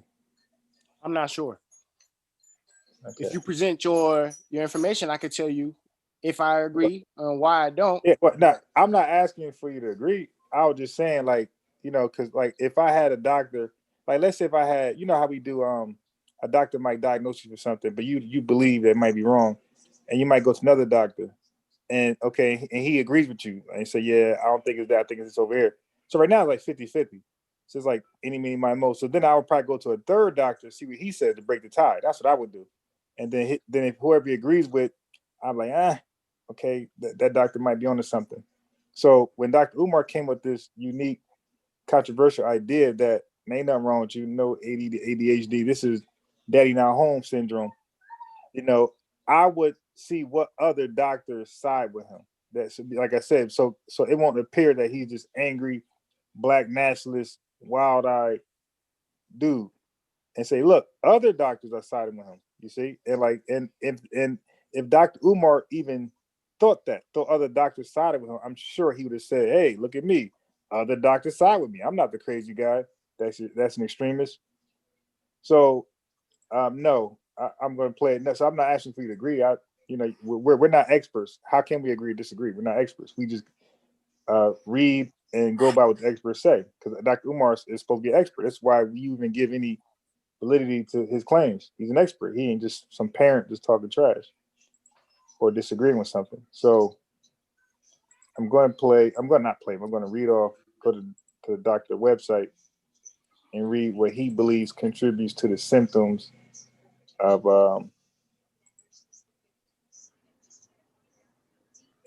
ADHD. Okay.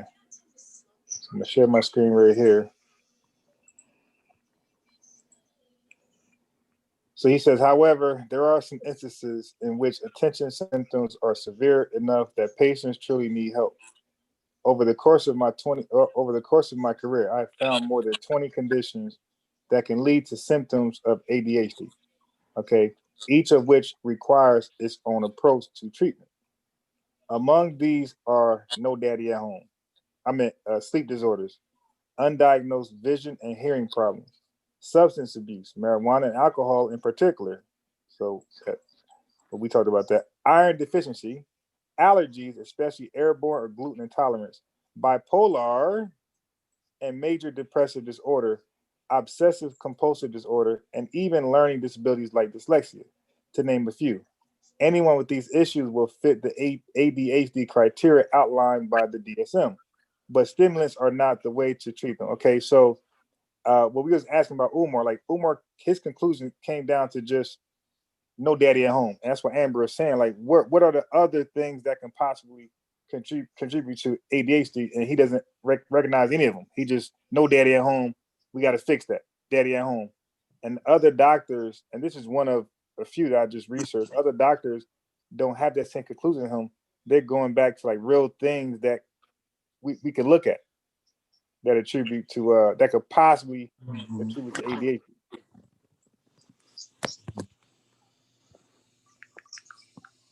Okay, so can I report? No, go ahead, Watcher. Go for. I'm sorry. Go ahead. Where am I going? I don't know. I thought you were going to retort. Okay, so my retort to that is that what you just read does not negate or disprove what I'm saying. Did I read that? Wait, dude, do you know what? See, that's what I'm trying to say with the comprehension thing. Do you know? I just prefaced while I was reading that. Do you understand that? Okay, bro. Did anything I say was supposed to disagree with you?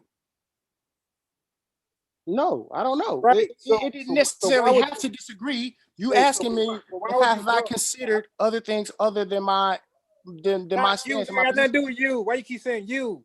I said Dr. Umar. We said Dr. Umar only what you just read. I don't think Dr. Umar would agree with either.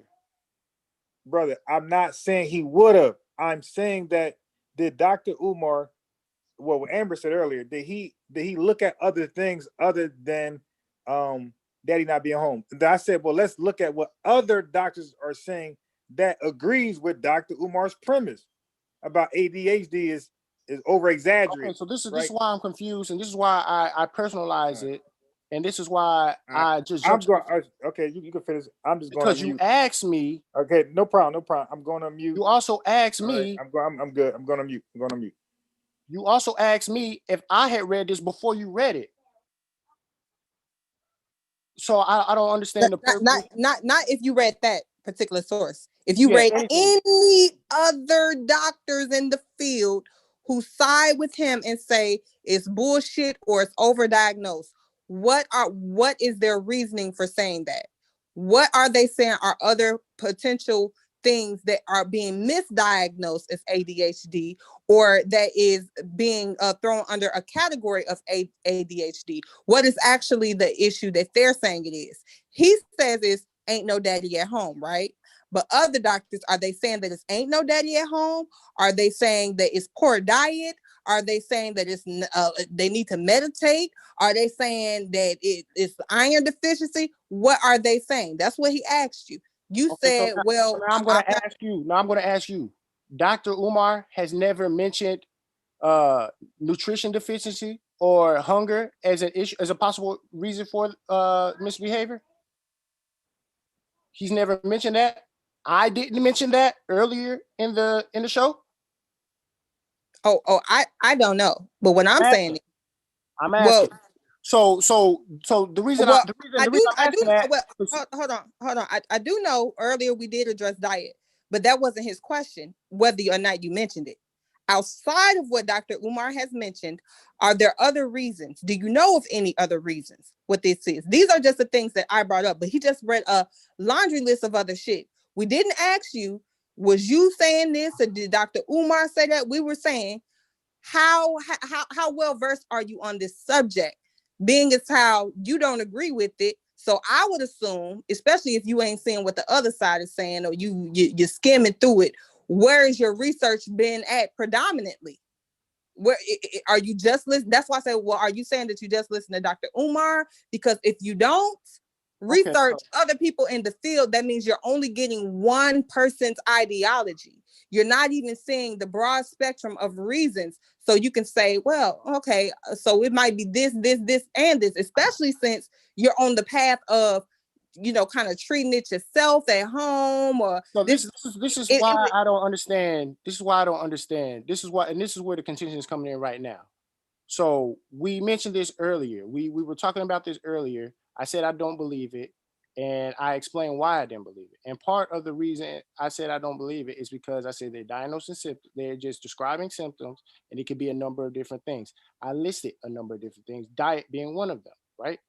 I said that requires the ultimate thing is a lack of discipline. That's what it is. You guys keep thinking I'm talking about spanking or chastising, but I'm not just talking about that.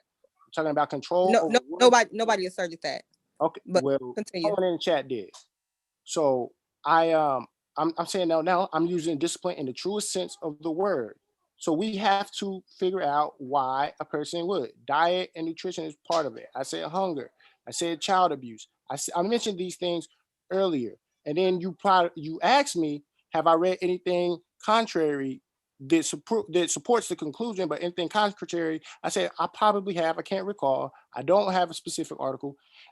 I don't understand the question if you're not trying to disprove my premise, and then you read an article that actually kind of supports our premise.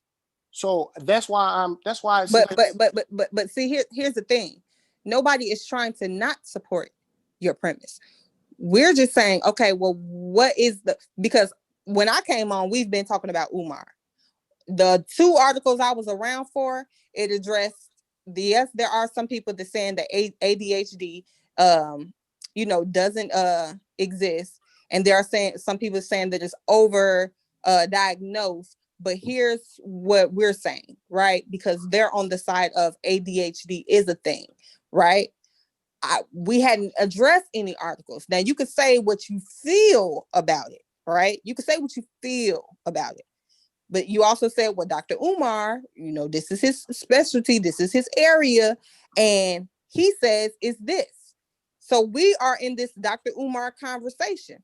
So then it comes back around, well, have you read or heard anything else? And you, no, I probably, but I don't really recall. But you didn't really want to answer because you felt like he was trying to try to not.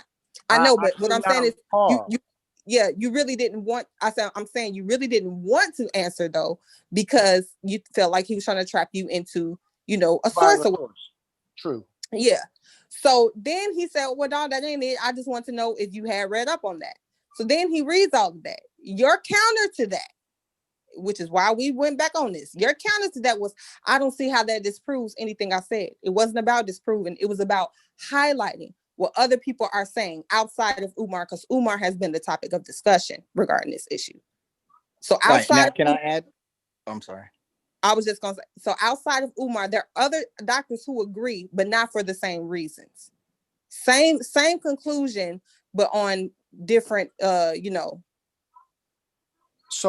the contention right now is that you are saying they disagree with Umar for different reasons, but from what why do you keep saying contention? Why do you keep saying contention? Because that's the way his mind is framing everything. It's like, that's why he feels like he's being attacked, and he feels like it's in a diet or a bite. Let me explain. It's like, because every time you're talking, like, well, if you say something like, well, that didn't disprove what I'm saying, or they're saying exactly what I'm saying, or we're saying the same thing, you have to recognize from your mind, you're holding your point of view and you're thinking that other people are attacking it. And then once they're done, you're like, okay, my point is still there, still valid. You didn't knock it down. You don't get no points against it. That's showing right there that it's a contentious conversation, and you feel like you're going tit for tat and you're trying to score points. And when you have that mindset, it's not beneficial to concede points or concede when you're wrong. You got to save face, because you're trying so hard to like win a debate, and nobody's even in debate mode right now. Nobody's even in the panel where we have a topic and it's this person versus that person, and you're going rounds and you're getting points for that. We're just trying to have a build in a conversation. But if you're holding on and you're so contentious, well, you didn't back down my points, I'm saying all the same thing, you got to recognize, like, damn, this nigga's still keeping score.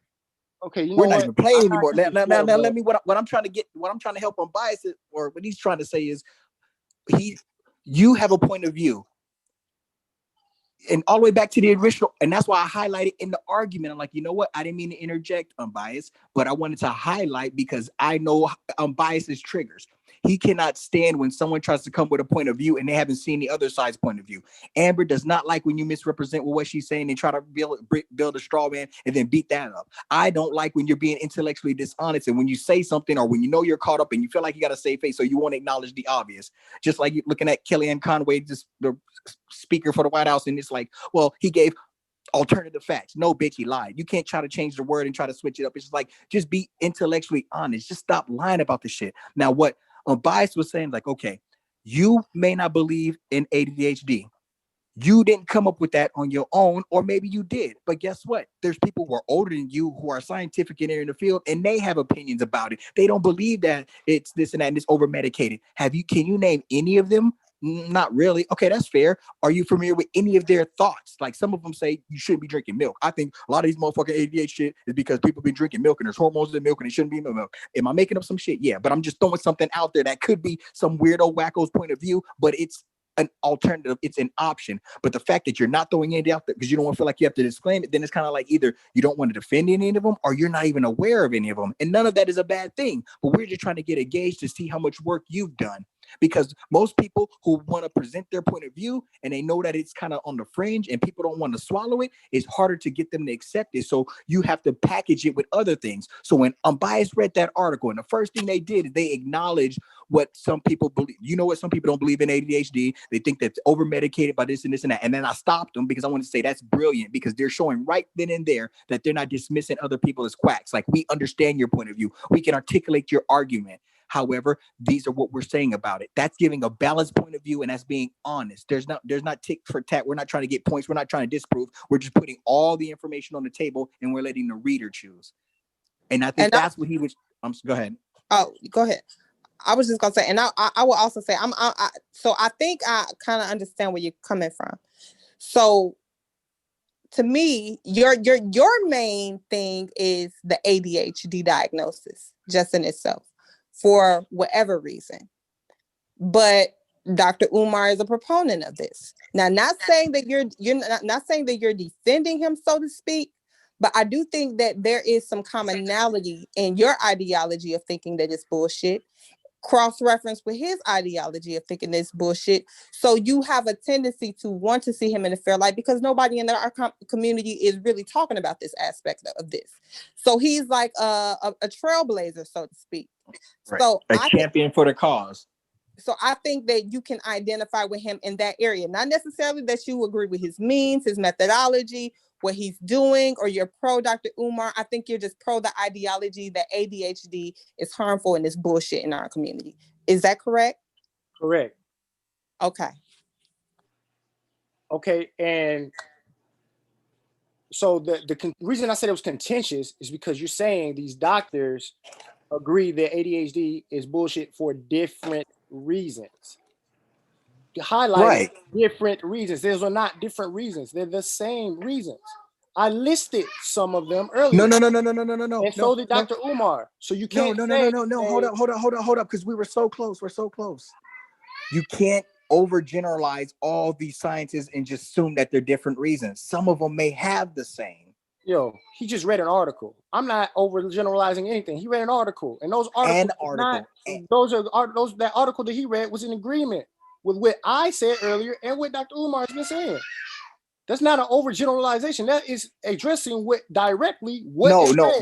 My man. I'm saying when you say that other scientists or doctors don't believe, you can't say that because you don't know. Because you said it, and he only read one article. My guy. See, you cut me, and you're not letting me finish. What I'm trying to say. You go off on these long tangents, and you miss. You miss it. Well, if that's the case, then I'll fall back. Unbiased asked me about other scientists. He said other scientists. Right. And he provided an example, an article written by one or a summary of what other. So he just provided one argument. That's not even an issue. That's not a contention. But he just so I addressed the one article being that he chose to represent other scientists. So now you're telling me I can't use the phrase other scientists when that no, is, I'm not saying no. You're missing because, bro, you're completely I'm missing missing. what I'm saying. Okay. Now I understand the confusion. You're damn. There's no point system. There's no scoring. There's no scoring in this shit. We're just having a conversation. Now listen to what I'm saying. I'm biased. The reason why he was asking you the question because I know this nigga. Amber knows this nigga. He's asking this question because he's probably sitting down looking at a fucking scientist right now who believes ADHD is full of shit and it's not true, and he has his own reasons why.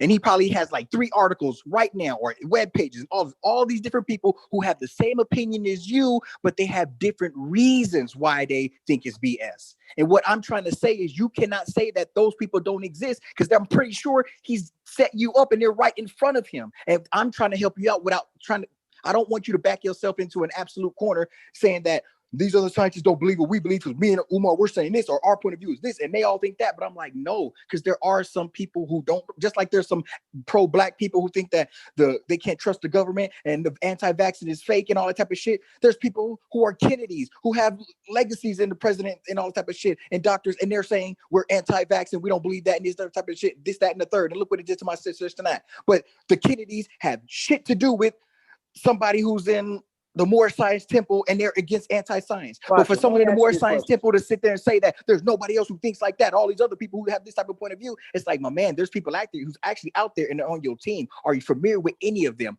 And that's all this conversation is going about. Nobody's attacking you. We just want to know, like, do you know, like, you're familiar with all these people who want to pump the medicine in the kids and saying that they have ADHD, but do you know? And if not, you don't know, would you like us to let you know? Or can we talk about some of these people who don't believe that ADHD is something because they're just dealing with the symptoms, but they think it's because these different origins. Watch it. But do you feel me? Or I missed the mark again? Are you understanding what I'm saying? Yes, the article that unbiased. No, we're not talking about the article because we're moved on beyond the article. I get it. The articles that were brought up and I was in your corner. And that's what I'm so annoyed because you don't see that. I stopped everyone and I wanted to verify that your whole saying the differences though. Keep saying the differences for different reasons. And I haven't heard any different reasons yet. That's the whole point. That's why everyone's getting annoyed because we haven't even got to that part yet. And you're not even allowing us to, you're not sitting back and say, hey, drop your sources. Let's see where you're going with this. Because I want to hear what you got to say. Ask me, have I studied scientists who believe the same thing for different reasons? So, and I said, your response is either yes or no. Well, here's the thing. He did say different reasons than Umar. I didn't hear ain't no daddy at home. What? And I asked you specifically, Amber, has Dr. Umar ever addressed nutrition or stress or trauma in the home? He's never, and I asked you that. Listen. He said these kids are suffering from ain't no daddy at home. Generally speaking, he's also addressed malnutrition and trauma in the home. He has. When? So I have to pull up a video of Dr. Yes, Umar. because we're discussing the videos we was watching. Okay. But you're talking about a video we haven't played today. Is that what you're saying? Like there's other video. Okay, then that's how you have to clarify. You got to clarify that. Yeah. So here's so what. Okay. So yeah, now no, clarify. hey, are bro, you denying that Dr. Umar has addressed those? No. Listen, just find your video. Find your video. Okay. I guarantee you, whatever his findings is, it's going to lead by ain't no daddy at home. That's going to be first. That's not the point. The point is, just find the video then. Ain't no daddy at home is one issue. Just find the video. Stop talking and find. I found 4 Dr. Umar videos. Got you. You find one. Go ahead. I am. Because so far you ain't find anything today. I've been looking up this stuff. I'm biased. Do you have a few doctors that have his same opinion, but they have different conclusions and reasons? No, I'm gonna read one more. Like you said, I do have. Can we find one with his exact same opinion? You're not gonna find that. But look, I'm gonna find you another PhD doctor. Okay, that gives his now, and it's not a bunch of these. So I heard you tell the watcher, no, it's not a bunch of these doctors. It's just they're few and far. Okay, it was very hard to find these two. Okay, so there's a book, The Myth About ADHD Child. Okay, so right here it says more than 20 years. This is a separate doctor than the one I read before, I believe. Was it? Let me make sure. That's the same dude. No, I'm sorry. This was the other doctor I read from. Okay, this is a different doctor. The first one was Dr. Saul. We read about the symptoms that cause ADHD. Okay, this was the first doctor. All right. So now this is a separate doctor over here. Move. Okay, the first one was a Time article. This is a separate doctor, and he also been researching for 20 years. He says more than 20 years after Dr. Thomas Armstrong's myth of the ADD child first published, he presents much needed updates and insights in this substantially revised edition. Hold on, somebody trying to get in. I got him. Sosa. So he said this was first published in 1995. Dr. Thomas Armstrong made the controversial argument that many behaviors labeled as ADD or ADHD are simply a case of no daddy at home. No, he said are simply a child's active response to complex social, emotional, and educational influences. And this fully revised and updated edition, Dr. Armstrong shows readers how to address the underlying causes of a child's attention and behavior problems in order to help their children implement positive changes in their lives. The rate of ADHD diagnosis has increased sharply, along with the prescription of medication to treat it. Now needed more than ever, this book includes 51 new non-drug strategies to help children attention and behavioral problems, as well as updates to the original 50 proven strategies. Now, but it's his website, he goes to say this. Right. So the book gives like a little.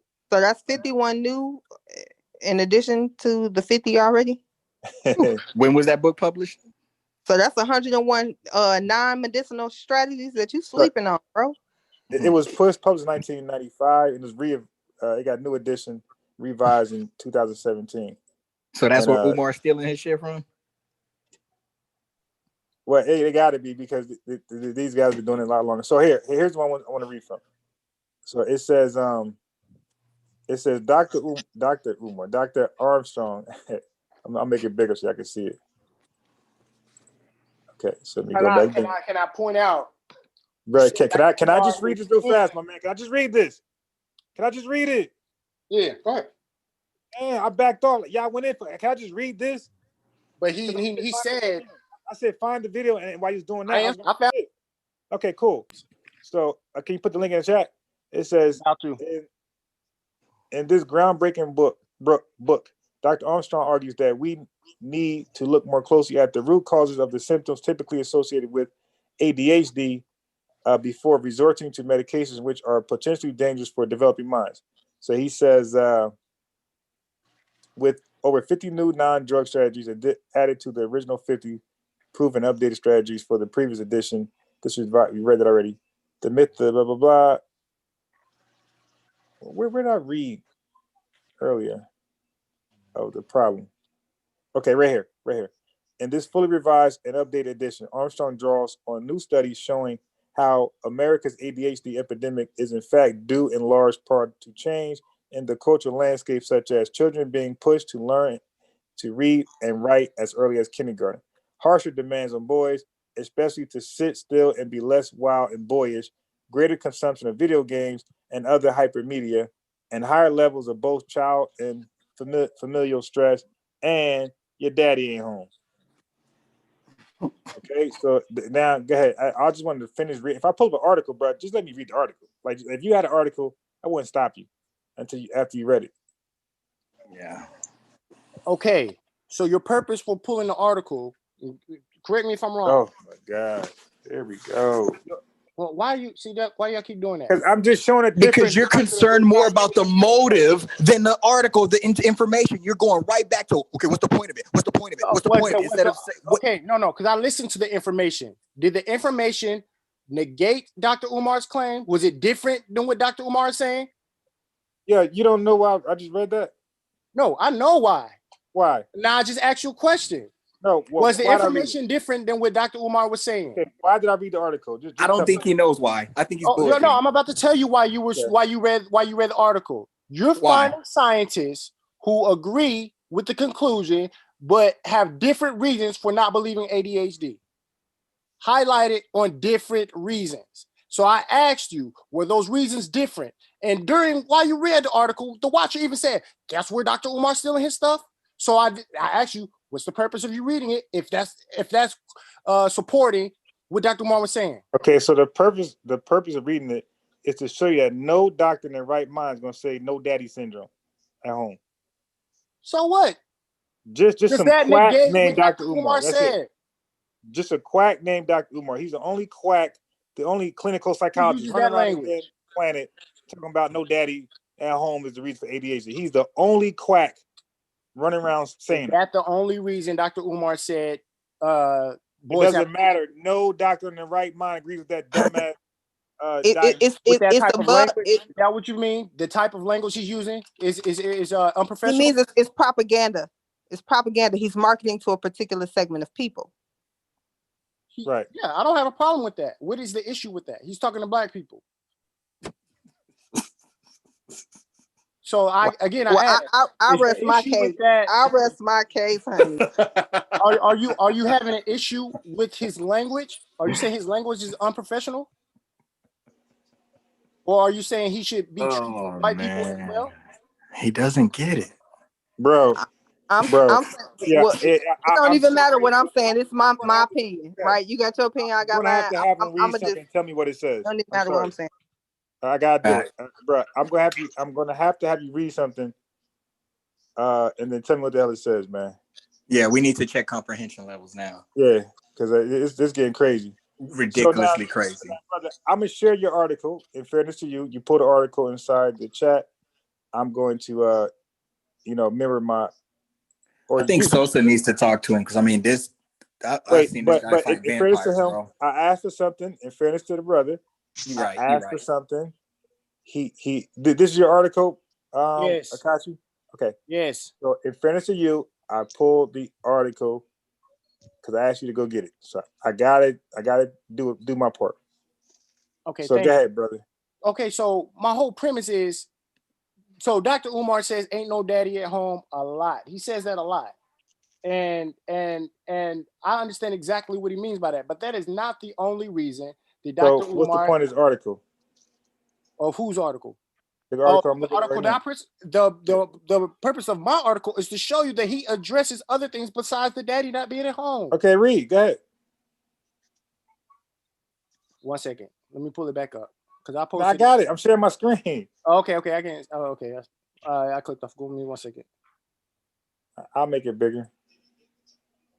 Okay. Why are we medicating so many of our African American males for attention deficit hyperactivity disorder, ADHD? Recent study shows that there is 70% increase in ADHD identification for Black children. Black boys are diagnosed with the disorder at a higher rate than any other group in the United States. Any group of students in the United States. Educator and school psychologist Dr. Umar Johnson says one way the schools deal with perceived bad behavior, which is a highlighted point, is to diagnose and medicate students for attention deficit hyperactivity disorder or ADHD. Dr. Johnson joined Roland Martin Wednesday on News One Now to discuss his book, Psycho-Academic Holocaust, The Special Education and ADHD Wars Against Black Boys. You lost me. All right, right here. It says the increase. The increase in misdiagnosis of ADHD in the Black community, how to combat the American education system's use of ADHD and behavioral disorders that stigmatize African American. Okay, hold on. I'm gonna bring it up for you. Okay, go ahead. ADHD is a diagnosis came to us in 1980. Jonathan told Martin, then it was called ADD, attention deficit disorder. In 1987, the H for hyperactivity was added to ADHD. He added, when it became ADHD, it opened up a vacuum that allowed nearly every child to be diagnosed to prescribe medication because previously it was attention deficit disorder. Once they added the word hyper, it opened up the opportunity for medication. Excuse me. Martin highlighted that the fact that most children at 7 or 8 years of age are a little hyper, he said. That's just being a 7 or 8 year old kid. Dr. Johnson agreed with his assessment, saying it's the normal childhood behavior. Dr. Umar went on to discuss the underlying issues associated with the practice of identifying and diagnosing African American boys with ADHD. 97% of the public school teachers, charter independent school teachers are female, so you have to look at the female culture of the schoolhouse and how boys cannot adjust adequately to female expectations. They are marginalized. Hold on, let me That move it is up. an issue. Other than ain't no daddy at home. That is an issue. Can we acknowledge that? Now, I want you to read it verbatim. Okay, good. Next No, one. I did. I just read it, and I stopped right there. I just read that verbatim. Is that an issue to the diagnosis? Where did you? No, just finish. Finish. I'm trying to read. No. Hey, Can you bro, acknowledge I'm trying that to have point you that is an finish issue reading other it. than ain't no daddy at home? Okay. As your guy, just finish reading. You can acknowledge that, right? Bro, read. This is why I can't. I'll acknowledge that is another See, this is why I can't. This is why I can't tell. Okay, just go ahead and read. I want you to finish reading. Or you can't build. Finish Okay, reading. great. No, I want you to finish. It's a long It's article. not one that the Article. other doctors mentioned, but it is another reason. Okay, but go ahead. finish the article. Okay, brother, great. Just finish When the article, you look please. at the criteria for ADHD, losing things necessary to get your work done, not being able to pay attention, blurting out answers, having excessive energy, that's normal childhood behavior. But when you come to school, you're kind of expected not to engage in traditional male types of behavior. If you do, you become stigmatized. And then it comes the drug companies, manufacturers of all those popular anti-stimulant medications who pay for a lot of teachers' conferences. They are fueling the diagnosis. They also fund significantly the American Psychological and the American Psychiatric Association. So a lot of this is about money. It's not about treatment. Dr. Johnson says the best way to combat the misdiagnosis of ADHD is through education. Parents need to know that in school, we do not diagnose ADHD.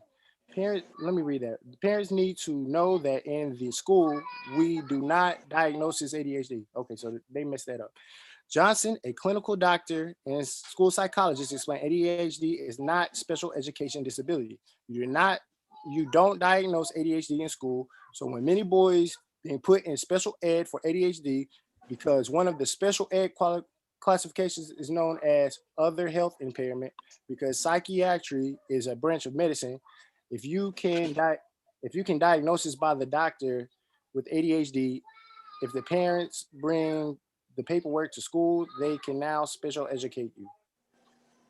Dr. Johnson proclaimed that he has a big problem with that because he believes that ADHD is not a learning disability. Johnson questioned a second time why Black boys are being put in special education environments, saying that 85% of the time, the evaluating psychologist never observes the child environment where the complaints are being made, which is why I posted this article. That specific sentence right there. Johnson explained that parents need to remind teachers who are attempting to label a child as suffering with ADHD that their degree, certification, and expertise is in teaching. It is not mental health diagnosis. It is illegal for teachers to tell parents their children have ADHD. It is not illegal to recommend that a parent look into the problem more. So at what point I'm gonna read about diet? Go back up. Examine. I noticed you emphasizing the statistics. Can you provide? What statistics did I emphasize? You emphasize the go down, unbiased.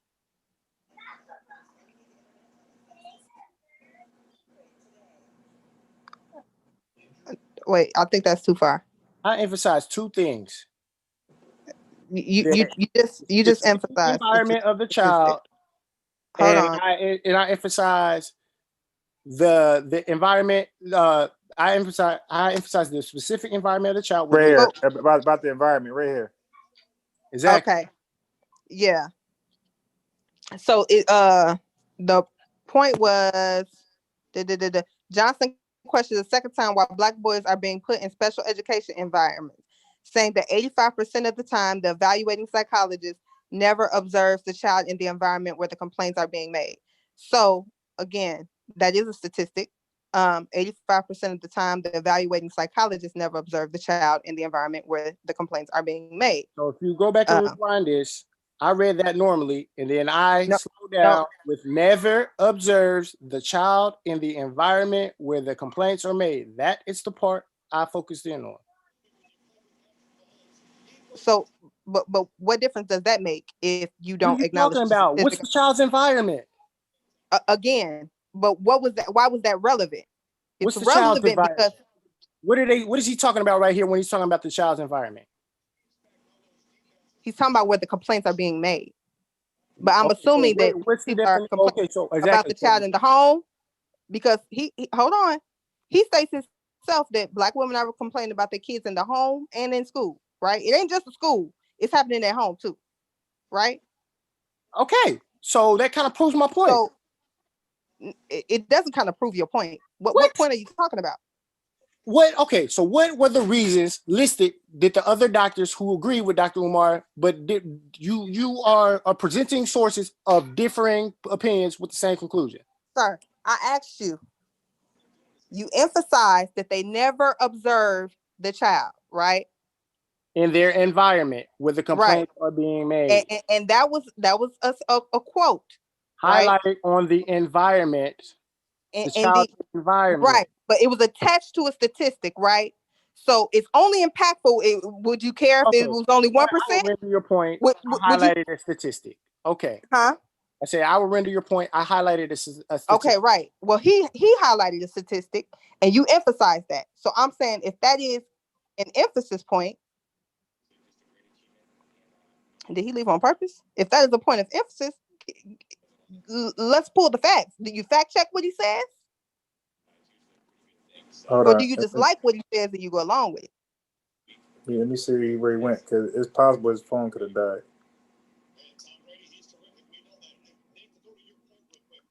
My thing was this, though. I'm listening. I'm trying to get clarity. Like, okay, when you look at ADHD, right? Schools can't can't diagnose ADHD because that's a health disorder, right? They can only point out different concerns, right? Concentration, so forth, so on, right? So the school is not making the diagnosis; they're just saying, "Hey," you know what I'm saying? Like, yeah, just like your parents concerns here. Right. They're gonna note the weird things that the behavioral issues. They're gonna note those things. Yeah, so focusing. He's not. Right. Yeah. He's breaking in the conversation like in the middle of talking, he's interrupting. You know what I'm saying? He can't see. You know what I'm saying? And then they go for a more professional psycho. Which a responsible teacher would do, because if the son is not getting the lesson, that could make the teacher look bad or the class look bad, or in the class. So they gotta point out, hey, this kid might not be right for this class. Yeah, and if they're in a public school setting, she can't have the child constantly interrupting the class. I mean, truth be told, a lot of this stuff is not even relevant because a lot of schools are moving to have those kids even in the class. They just have a special teacher in the classroom. They have additional aides. They aren't even doing special ed classes like they once were, like where they isolating the kids. Yeah, but I mean, but Umar says schools should not diagnose ADHD. They don't. You see what I'm saying? Like, they don't do that. Right. Well, he was saying that they're calling the kids ADHD and then putting them in special ed. That's what he was saying. Look, it says it right here. Look, you see it right here. Okay, yeah. So I'm not contending that that's what he calls it. No, brother. Look. The thing you were contending was that he also talks about nutrition. No, I didn't say specifically just nutrition.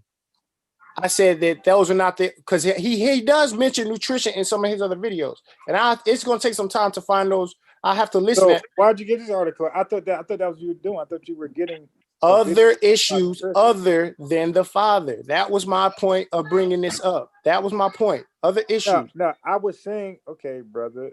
Again, bro. I was saying he leads by ain't no daddy at home is the main reason. He leads. It says right in quotations. He leads with this. My man doesn't lead with any other issues for being a reason. He leads with ain't no daddy at home.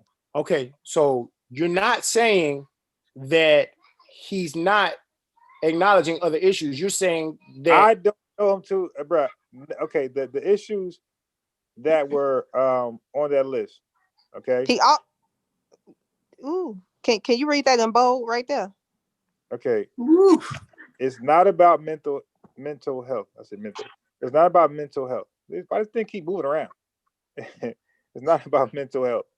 It's about the breakdown of the Black family that leaves the mother there with the responsibility of turning a boy into a man. So it's not about mental health. It's all about the daddy ain't home. Right. Right. So this is what he pitches out front. Nothing else. It's the Black family. It needs to be in order. The mother can't turn the boy into a man. Where's the dad? Basically. So why are other races being diagnosed with ADHD then? and why? So I'm assuming that there are no young Black boys who have been diagnosed with ADHD with the father in the home.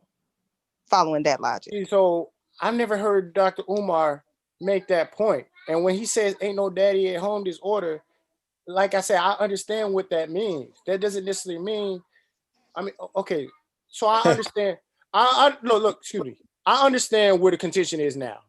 Because what I'm interpreting what he's saying, and you guys are how you guys are interpreting what he's saying, interpretation shit. It's totally different. It's gotta be.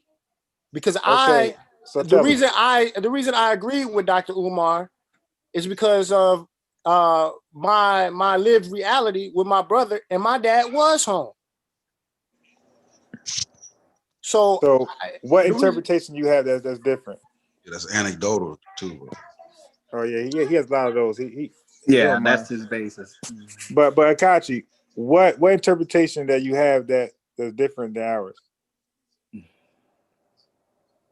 So you guys are taking what he's saying like extremely literal. Extreme is a very loaded word. And when you ask those questions with loaded words, you see how the contention starts.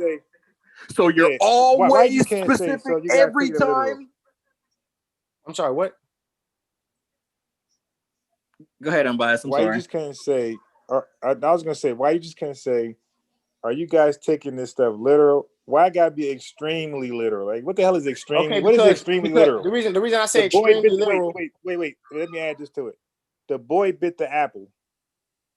The boy bit the apple. You're taking that extremely literal. Like, bruh, that's just taking it literal.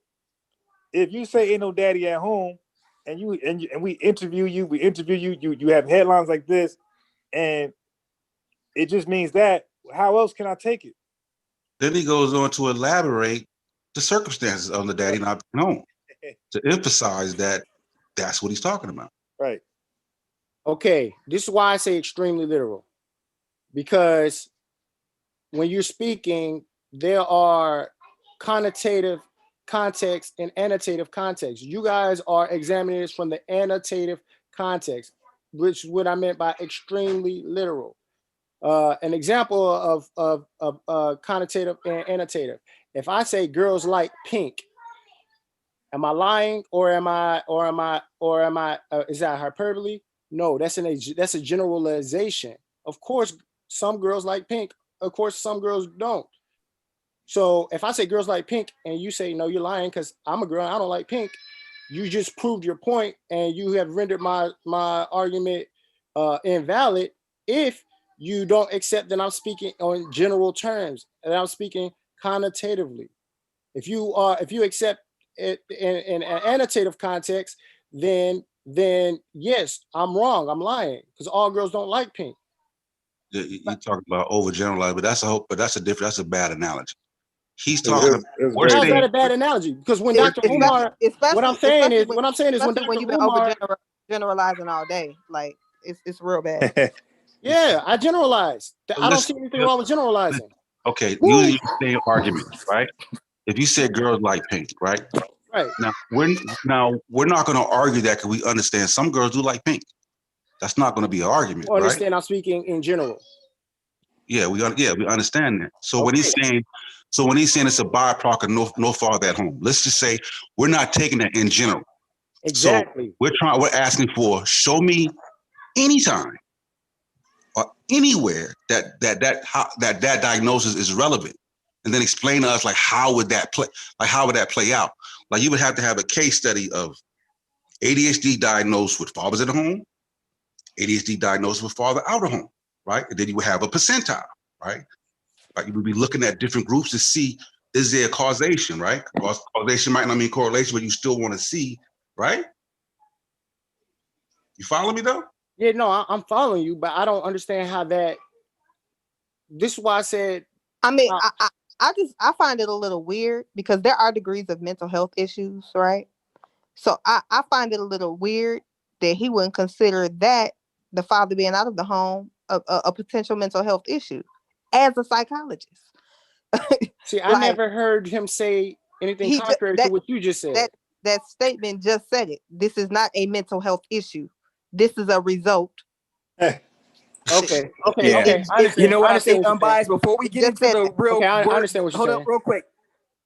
Yeah, I hate the fact that we're doing this. What does words means and what does this mean? And we're taking it from this and that. Can you look up denotative versus connotative or annotative versus connotative, whatever homie's saying, and so we can look at it Google so we can understand the difference between a literal word and then like the reference of a word and what a word means, because the fact that those aren't being laid directly out and it's being thrown at us as if we don't understand, and then I'm out. I didn't say you didn't understand them. But listen to what, see, there we go again. It's thrown at us as if we don't understand, because you've thrown it at us like 6 or 7 times, like we don't get it. We don't need. Okay, my fault. I missed it. There we go again. I'm saying that's my fault. I'm not saying that you guys don't understand it. I wasn't saying that at all. I was just referencing how you guys are. That's why I instead of using the word extremely literal, because you know that definition is going to pop up. So do that back. No, I'm not backpedaling anything. I lay my definitions out. I lay my because my original term that I used was extremely literal, and Unbiased challenged me on that use of the word.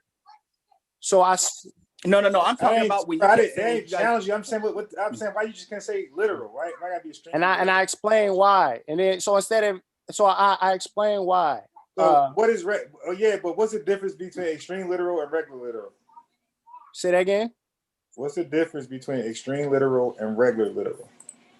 And that's what I was saying, man, because he was speaking, Dr. Umar was speaking literal, but he was speaking connotatively. No, he said, what's the difference between? No, he said, what's the difference? So now the watcher is saying, family. No, he asked you, what is the difference between literal and extremely literal? I just told you. Extremely literal is to annotatively, as literal is to connotative. You see what I'm saying? Like, okay. So you're saying that when he made that statement that we're flawed because we're thinking that he's. I'm not saying you're flawed. I'm not saying you're flawed. I'm saying we perceive it wrong because we think that he's representing every single boy. I'm saying you perceived it how you perceived it, and I perceived it how I did. No, I did not. We're saying that we perceive it like it's every single boy. Extremely literal, yes. Okay, so let's just say he's talking about 50% of the boys. No, let's tell you what. Let's do 20%, right? So now we're not taking extremely literal, right? So time out. It's not about percentage, because it can also apply to a child with a father in the home who isn't attentive to the boy. It can also apply to but a we're father talking in about. the home. So why would you say it's ain't no? Why would you say? Why would you name it "Ain't No Daddy in the Home" if that's not even the actual issue? Then there must be something else going on. Speaking in general, there are a lot of mothers out here, single mothers out here with no daddy. I mean, with no husband. But do you think that's professional to say as a psychologist? Do you think it's professional to rename something and say that it's not actually a mental health issue? It's a result of ain't no daddy in the home. So I and the motherfucker over here with a child with ADHD to say, well, my child must ain't got that because we got a daddy in the home. Look, so I asked you if that's what you meant earlier, and y'all were mad at me. But do I think that's unprofessional? Yes, I can see. I don't personally think that it's unprofessional, but I understand you saying that's unprofessional, and I asked you that earlier. That's why I was asking you, but you guys were mad at me. Wait, that's exactly why I was asking you earlier. Asking what earlier? And who was mad? If you guys were saying that if I was asking you if you guys had a problem with him phrasing it that way, if that was your issue with it. I did. I told you that. I wasn't mad at you. I actually brought that up to you. Okay, that's what I was talking about with the crack, cocaine. I said there are other factors that play into this. So for him to isolate it as to be this thing, he's doing a disservice as a professional. Now we're going in circles because what I'm saying is he never just isolated it to that. He led with that, like Unbiased said. He led with that, but he never isolated it to that. So that statement is very isolating. I'm sorry, it is. It's an isolated statement. Now whether or not he isolates it, hold on. Now whether or not he isolates it all the time, or whether or not he didn't isolate in this video, but I can see how you can get it here. Again, that's sloppy. It's sloppy because I may not watch every Umar video. I may just watch this one. I don't know what he said in his 50 other fucking videos if I'm watching just this one where he's saying ADHD is not a actual mental health problem. It's just if you ain't got no daddy in the home. What if I say, well, shit, well, let me just go out and find him a daddy to be in the home? It don't even have no qualifications on the daddy. Deadbeat daddy. Whatever. Okay, so I understand your point. I understand your point, but I believe that Dr. Umar had a meeting. He had a context when he said what he said. We could, we could speculate, or we have our own opinion on how efficiently he communicated the message. We have our own opinion, but what I'm realizing is the disagreement on this ain't no daddy at home is what I'm interpreted from what he's saying it and versus what you guys are interpreting. That is what I'm realizing we're disagreeing on. That's not. Well, let me ask a question then. Do you side with Umar when he says that ADHD is not a mental health issue? Yes. Well, no. Depends on how you define. It depends on how you define mental health issue. Because Amber made a great point a little while ago. So it depends on how you define mental health issue. Okay, how do you want to define it? So that's why I have to ask: is stress a mental health issue? Yes, it is. In the same manner that stress is a mental health issue. You know what I'm saying? That loneliness is a mental health issue. ADHD is a mental health issue in that regards. No, that's kind of being vague. Like stress is not a mental health issue. You can be stressed. Okay, so if stress, that's why I asked you to define it, because now you're not accepting my synonym. My you can be stressed. Wait. So ADHD is real now? Because I thought stress. See, now you're not listening for context. The same way stress is real, and the same way stress is a mental disorder, ADHD is a mental disorder. But you're saying ADHD is not. Hold on, sir, because I'm not arguing against you. I'm saying you said ADHD is not a real thing; it's symptoms. So, do you want to just say the symptoms that may be confused with ADHD? I do believe those symptoms. You said, huh? In all honesty, I think that's what he means. Okay, because because of what I'm saying, I just want you to be consistent, right? So, I'm just saying, if you want to say the symptoms associated with that is mental health, I can go with that. Yeah, because Sosa wasn't here for that part. You have to explain it to Sosa, because just real quick, Sosa, he doesn't, and that's what's so annoying, because he's been so contentious with me, and he don't even understand that I agree with a lot. Not even going to say what percent, because I'd rather sit where I'm at right now and let him think that I'm going against him and I'm not understanding and all this other type of shit. But what the brother was saying is that he doesn't necessarily view ADHD as some sort of a illness or sickness specifically, because even all the articles that people bring up, the only semblance or traces of it is that you're looking at symptoms that's in the child. And if it was an issue, then you'd be able to find it like in a CAT scan or brain scan, you'll be able to treat it. But since there is no treat, all they're doing is run around and fixing the symptoms i.e. so it doesn't really exist to a degree. And I know I'll be butchering it and I may be fucking up what he's trying to say, but you said it perfectly. Okay, but I don't understand. But we've been going back and forth on the whole argument. They're looking at some. So you got to get your specifics when I say you they're don't looking understand. at some genetic ties to it, right? But I think it's still an ongoing process, right? They've been looking at certain areas of the brain of kids that have been diagnosed with ADHD. Right. He's saying until they know specifically that is not Yeah, they that won't does just. not suffice. Yeah, Right. So We until brought they that come up. up with the solution, it doesn't exist, but we're just treating the symptoms because you need to pinpoint it. And so I tried to go back, like science is still working on it and advance it and went until so I mean, we went down those rabbit holes, climbed back out, fell back in, thrown back out. But I mean, in a nutshell, just so you can understand his understanding of ADHD, so you can continue from there. So He you can said go ask they him the don't know question. the chemical or the chemical composition the of what chemical causes it. makeup of ADHD. So, Right. What is the so chemical to makeup him, of it does ADHD? not exist.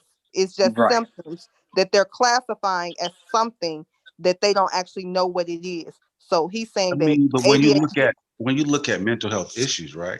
It's not like you go.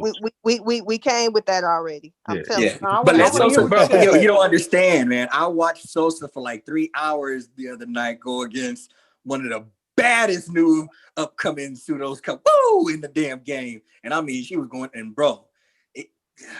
I want to hear what Sosa said. I do too, 'cause I know he get into that near. Yeah, because Sosa, he's patient enough to tease the questions to get the right response out of them. Yeah, because I want to make sure the argument is framed right, so I can before I just jump the window. And I'm glad you said that, Sosa, because framing an argument, or even framing a question, is very important. A lot of people don't understand that. So I can ask you a question, but the way I frame it will make me not just go all in. Do you understand that part? Yeah. Or go around in circles for no reason. Right. And you think that someone's not answering it, but it's just the way that you frame the question. And I'm not going to just say yes. You still beating your wife? Yes or no? No. Okay, so you stop beating your wife. No, I never. But there's a certain way you phrase questions, and a lot of people don't do it on purpose. But nonetheless, if you are familiar with that, you don't want to throw yourself out there. But go ahead, and I want you to try to get a full understanding of what ADHD and explain to him what it means to you and how they trace it and where science is with it at the point. Yeah, because like even with let's take like how we was talking about sociopaths, right? Like sociopathy and psychopathy, right? It's not like they get a chemical breakdown of your brain. You know what I'm saying? Now they can test the regions of certain sociopaths and they can see that region of the brain ain't lighting up, right? But what they do is they go through there's like a litany, a test that you have to go through, and they have to be able to trace drug use coming up. You know what I'm saying? But that's kind of how psychology works, though. That's kind of how that field works. Not like they're going to draw blood and go, oh, this nigga ADHD, this nigga blood, this nigga iron level. You see what I'm saying? Like, I agree with you. That leads into his argument. You're helping his argument. That's why he's able to draw that logical conclusion, and I don't find fault in that. Yeah. But what I'm saying is that if that's your stand, then you'll ever be in like quicksand with that, because they're never gonna give you that. I mean, at least not. Maybe they will one day, but that's not where we're at genetically right now. But can you give an example like Alzheimer's or something else that's similar with that, and you can break that down? Because Fitz is even posting like an MRI scan can show the difference in a child with ADHD and a child without. The article we read, stated that. That's what I was saying. Why I felt like it was sufficient, because they can monitor this in children who have it and display these behaviors, and children who don't via an MRI. And they provide treatment, and it suppresses the behavior. So whether or not they can pinpoint exactly what is making this thing happen, they know that something is definitely happening, and they have treatment to suppress these things from happening. So I consider it to be effective. Yeah, they can see causation. Yeah, they can recognize causation. Yeah, but I'm saying, but you said they can recognize causation. They've been able to, like you just talked about, they've been able to. That's what I'm saying. That's why in some way they're thinking it's genetic. They said what is the cause? They said it's not necessarily. It could be. Can you pull the article up again? So again, they said frontal lobe. Okay, I'm sorry. All right, continue on. Frontal lobe underactive or understimulated. It's pretty much what they were saying. Okay, so which controls emotional responses and your ability to calm yourself down, right? So if that is not operating at optimum capacity, you have all of these behaviors, and the child is unable to calm themselves down because that part of the brain that does that is its job is not functioning where it's supposed to be. So they give medicine so that it can function in the way that it's supposed to function, or suppress those other areas of the brain. So that's what I was saying earlier. But you said that's still not enough because they don't that's have not the a chemical. cause. Okay. That's not a cause. And so let me rephrase what you just said and what the article was saying. And King Sosa, tell me if I'm wrong. They can monitor the brain activity of people with attention deficit disorders. They can monitor brain activity. Yeah, they Of get people who are identified. not, of people who are misbehaving or not paying attention. And they can see that the frontal lobe is not lighting up, the synapses are not lighting up as a person without, as much as a person without that. Yeah, and Do certain we areas. also, real quick, because the way he framed that question, Yeah, because the way he framed that. and certain areas of the brain can be smaller in people with ADHD, and where other people, the areas are larger. Okay, so that point has not been brought up, but that would be an explanation for what ADH looks like. Is that a part of underdevelopment though? Would that qualify as underdevelopment if it's supposed to be a certain size and it's not that size? Would that qualify as underdevelopment? Yes. Okay. But I asked specifically, what is ADHD? What is its chemical makeup, or what hormone is deficient? What nutrient is deficient? What is the issue? How do I know this is that this is real? And if all you can do is describe to me the symptoms of the person. That's all I can do because I'm not a doctor. But I told you they have medical journals around. No, it. they So don't. If you really want, okay. No, they don't. Sir, you don't remember the shit you do read. Even the article, You talking to the wrong Amber Lord. We went over this already. Even the article they pulled up, they said it could be a number of different reasons. I can't with the pump faking and the capping and no shit. pump Like fake. you just definitely know what they do not I know. asked several times what causes ADHD. You don't even know if you know it. No, but I asked several times but what you know causes this ADHD. for a fact. Man. Right. So I didn't ask. I never asked what causes ADHD. Hey, brother, we're talking about your recollection. Like a minute ago, you can't recall anything that you read. Now, all of a sudden, you can recall something you know for a fact. Time out. I said I could not refer to specific sources. We never asked, brother. You keep saying, okay, brother, your recollection is in question. You keep saying sources. You keep saying specificity. When we said nothing like that, we said anything. Can you recall anything? Capital N, capital E, thing. Can you recall anything? Contrary to what I believe. That was the question, about what right? you read. No, about what you read, or the different doctors and their issues with ADHD. You said nothing. Now that was twice. You're right. Because we kept it real simple, bro. I said nothing. Why did I say nothing? This has been recorded, sir. Like it has, and I'm acknowledging that. Why did I? Because the watcher even acknowledged I didn't want to answer the question when he asked me that. Why? Because I thought he was trying to trap me into a source that I couldn't provide. You want me to just bring it back? But when he provided the source, there was no contention. I'm lost. I'm lost. I'm lost here. No, because now you're critiquing my recollection. What he's conflating is the first articles and because you're critiquing my recollection of what I read, and when I give you my premise, you cite. No, man, I don't know what you're talking about, bro. All right. Listen, man, just let's just move on because I have no idea. I don't feel like doing that. I like it's not you love to do this roundabout stuff. Like I'm about progression. I feel like y'all are doing the roundabout. I feel like y'all doing. Okay, so let's move further. So anything else? My bad. Let's just move further, bro. No. I just remember. I can't remember now. Akash, last time I taught him. Last time we had the little thing.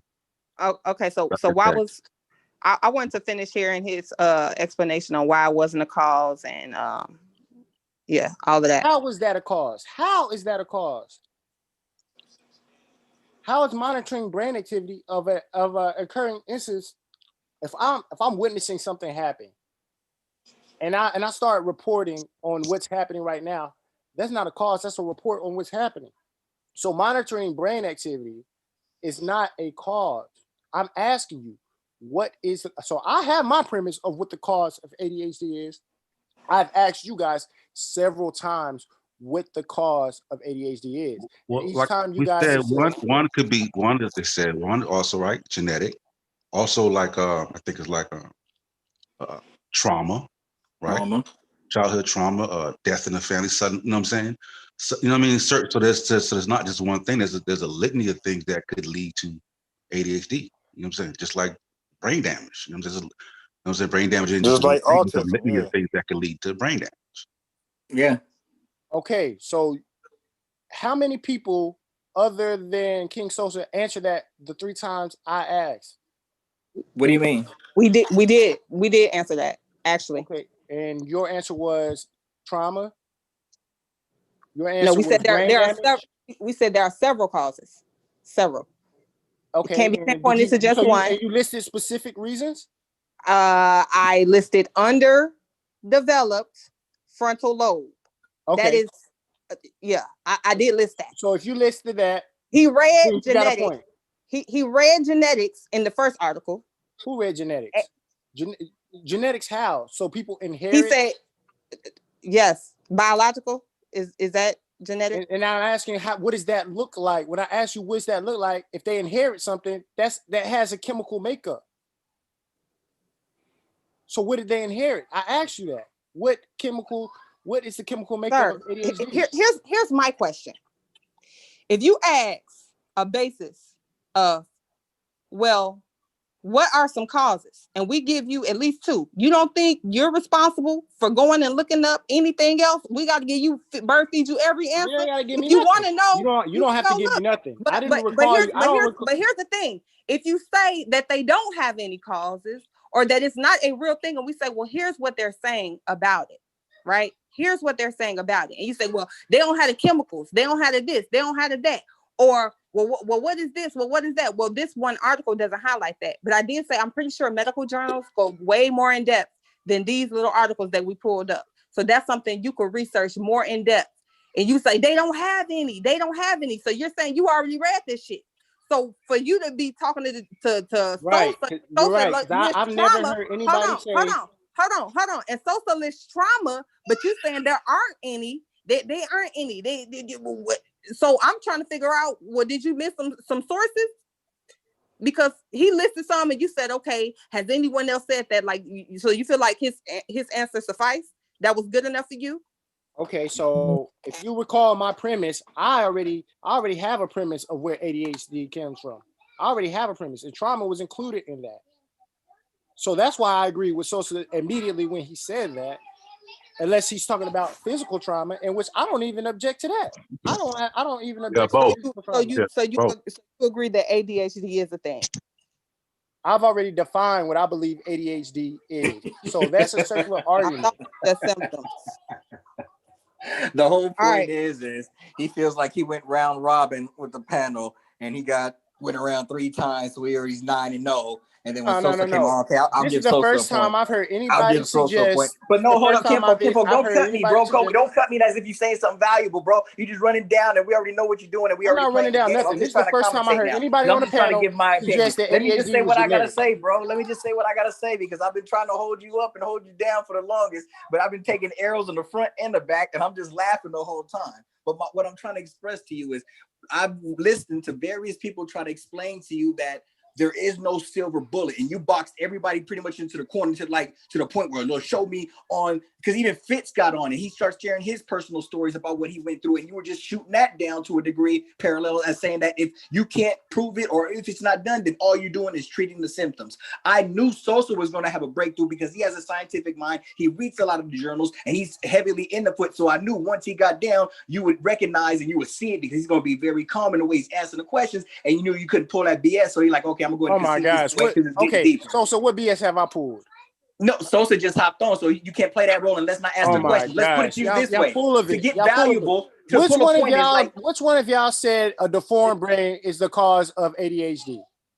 but hold up, but for a deformed brain, what is the cause of that? Break it all the way down in science, like what's the chemical balances? I need to know the origin. That's where you were putting us as if, and none of us was even equipped to say none it. of But let y'all me finish, said my a dude. deformed brain But at let all. me None of y'all finish. said that.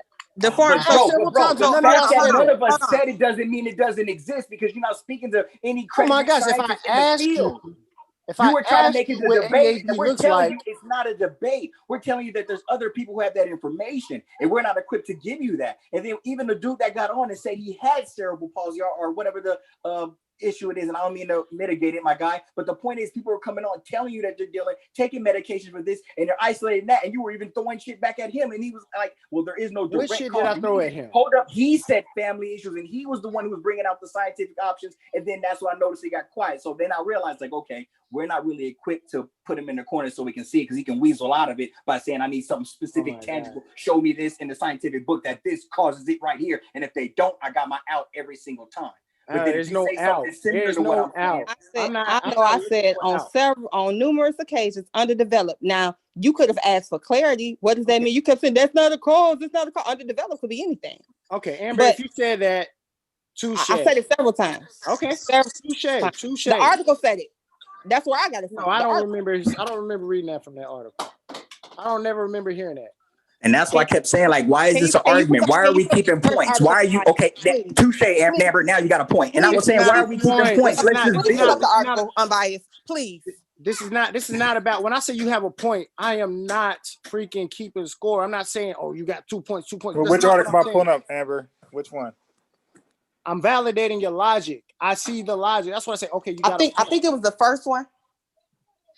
Of the anti-doctor or the pro-doctor? Oh, pro. Okay, hold on. But go ahead. The article about proving ADHD is real. That article.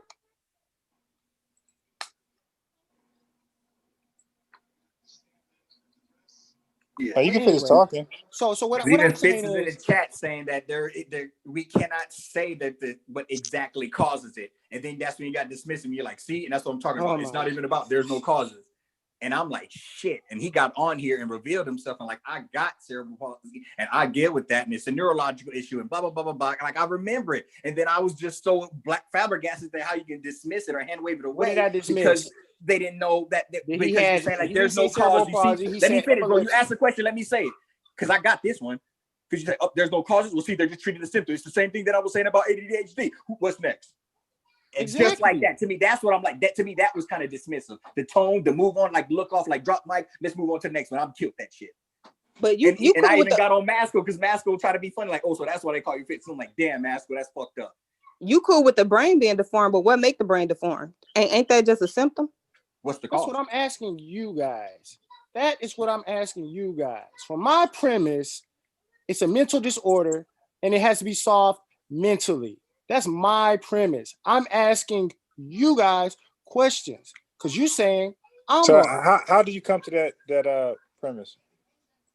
It's a mental disorder. So let's say it is deformed. Let's say one part of the brain is smaller, right?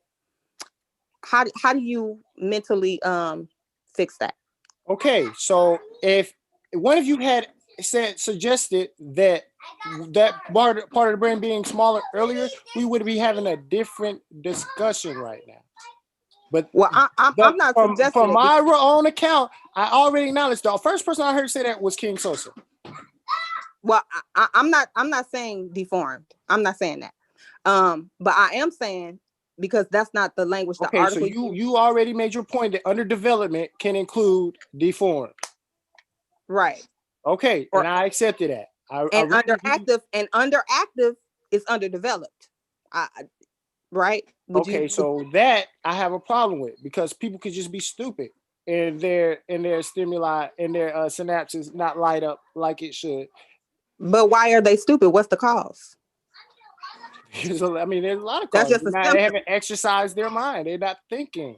There could be a lot of reasons, nutrition reasons. But we're not talking about a person's competence. We're talking about a person's ability to focus or pay attention. So you think a physical, like if it was actually something physically wrong. That's why I keep saying asking for the chemical makeup. That's why I keep asking for the chemical makeup. That's why I keep asking for the chemical makeup. Is it something physical or is it something mental?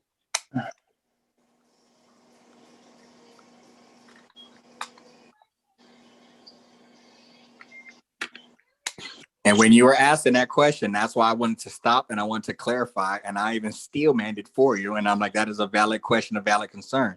And that part has to be addressed. I remember you saying that. I remember you right. saying And then the fact that what I feel like, and the fact that, and I do that a lot. I'm the type of guy, I don't give a fuck about ego. I don't give a fuck about being right or wrong. And I can know I'm right. And somebody say, well, you're all over the place, you're ranting. And I'll say, yeah, you're right. My bad. I'll fall back. But it was just funny that once I admitted that, then it seemed like you got like, oh, ain't nobody on this equipped to answer that. Then that's when the chest came out, and then it just, your tone started changing, and you were just, it became rapid fire. And then that's when bias ears went up, because I know he catches that type of shit. And then that's when he wanted to get involved. So now he wants to see the depths of what you were knowing. So when he was asking you questions, I think you realized that you may have said too far. Then you try to play the dumb role, like, well, I don't remember what I read, and I don't know what any other scientists said. Dumb role. It's not. It's not. Well, okay, well, you play cautious. Let me clean that up, bro, because I mischaracterized you, and I don't want to have that on the record. Well, you decided to not put yourself out there because you want to see where the punches was coming from. So you put the guard up and you step back. You know what I'm saying? Like, where's this nigga coming from? You know what I'm saying? So you were just like, well, I don't, or maybe you got real specific and say, well, I know I read right, because I know he's going to get real specific. Right. Just Well, like, let me when I asked, after he posted his articles of scientists who agree with the conclusion for different reasons, I started asking you guys, how are their reasons different from mine and Dr. Umar? How are the reasons different? And then I had to go pull the article of Dr. Umar listing other reasons. So you don't understand why I thought he was going to ask me for a source? Because he asked me for a source. But no, no, that part I have no empathy or sympathy for anyone who feels. I'm not asking for empathy or sympathy. My guy. I'm trying to speak, bro. You don't have to get defensive or feel like I threw a rock at you and you have to respond to it. Because I'm speaking. I'm sorry. Quickly, I'm sorry. I did a quick Google ADHD underactive brain. ADHD brains have low levels of a neurotransmitter called norepinephrine. Norepinephrine is linked arm in arm with dopamine. Dopamine is the thing that helps control the brain's reward and pleasure center. The ADHD brain has impaired activity in 4 functional regions of the brain.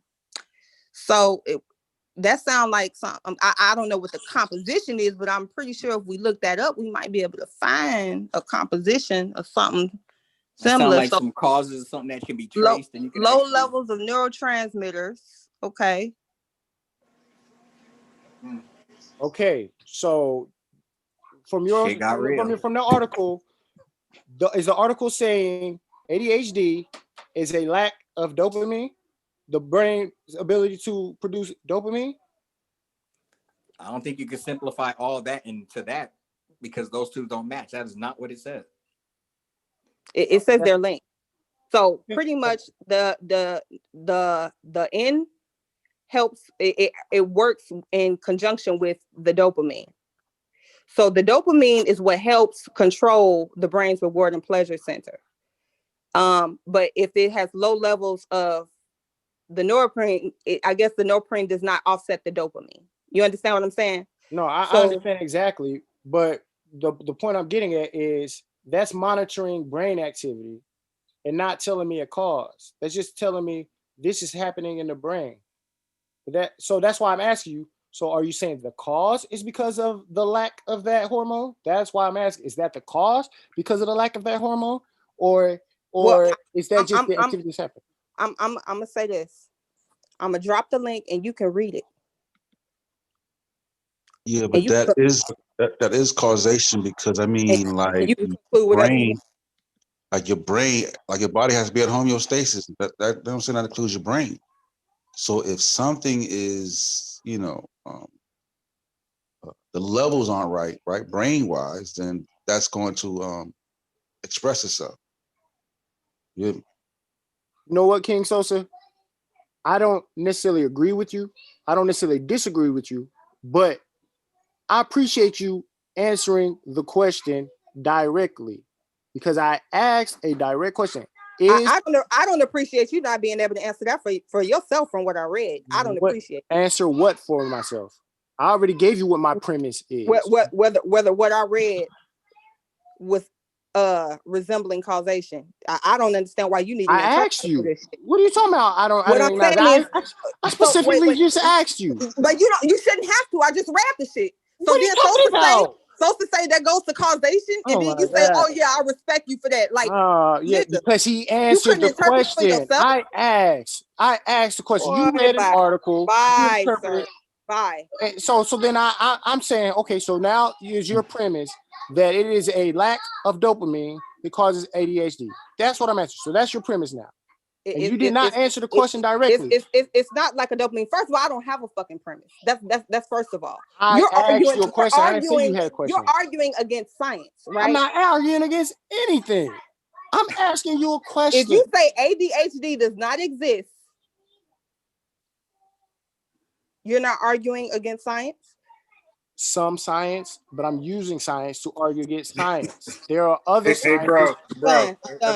Stop. Wait, hold up. Where we at? I can't see myself. Where we at? Okay, dude, stop. You have a few scientists out there arguing against it. Like you have few scientists arguing against everything. Majority of science, right? So the consensus is that ADHD is real. So you are arguing against science. Time out. You just said there are a few scientists. Are those few scientists not doing science? Did you just not hear me just now? I heard you exactly. Okay, bro. What did I say about the consensus? Okay, do you know? Consensus. You didn't say I'm arguing against the general consensus. You said I'm arguing against science. All right. Listen, are y'all good with this guy? I think we need to make a distinction really quick, right? You're good with this guy right here. Hold on. I think we need to make a distinction really quick because although doctors of psychology are doctors, they are not scanning brains, evaluating differences. So there is a difference with somebody looking at behavior and saying, okay, I don't think that this is a thing. I think this is normal behavior for a child. And there's a difference in getting an MRI scan and saying, we see some definite differences in this brain and that brain and the way that these people behave. Can we make a distinction between that? Yeah, I agree with what you just said. Okay.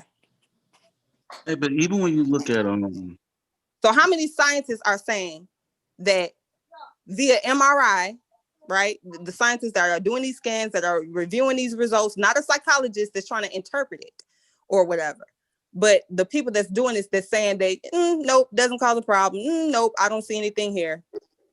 How many scientists are saying that? The fewer.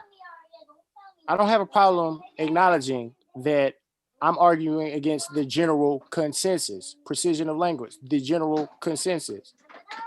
When you asked me, when you said I'm arguing against science, I didn't even deny that. I said, yes, I'm arguing against science with science is what I said. And then my follow-up question to that was, the few scientists that disagree, are they not doing science? And he said, I can't, I'm not going there. That's what he said. Actually, you did disagree initially, but you did walk it back afterwards. But initially, you did disagree. Okay, well, if I walked it back, I walked it back.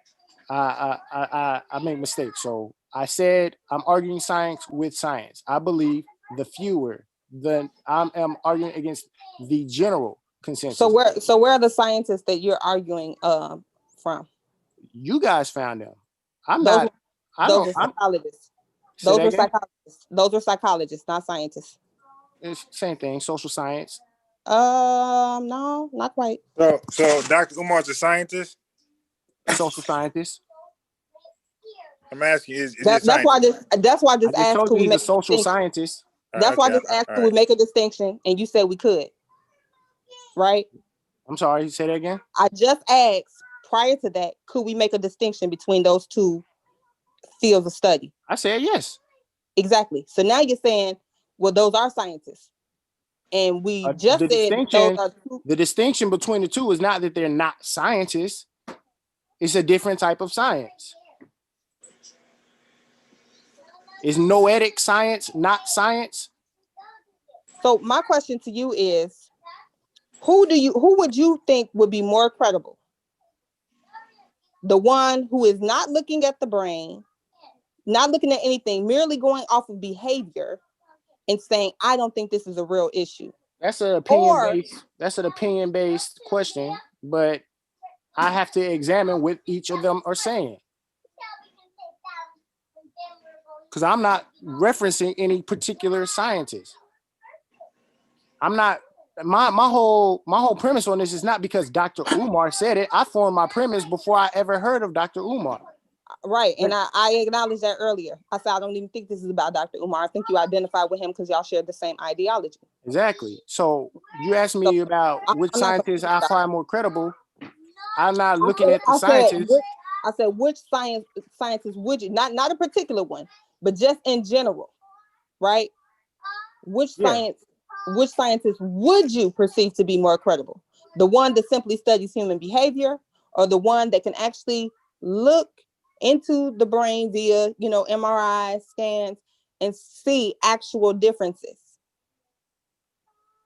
So I think they both are necessary, because the person looking at the physics is not necessarily the person looking at the symptoms.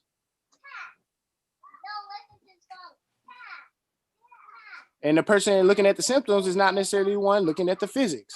So they're both necessary. If I had to answer your question exactly, I don't know. I have to consider the topic at hand. In this particular matter with ADHD, I would in general hold the person looking at the physics to be more credible, to distinguish that ADHD is a real thing. But as of right now, all I've got is they're monitoring brain activity and the possibility brain deformity.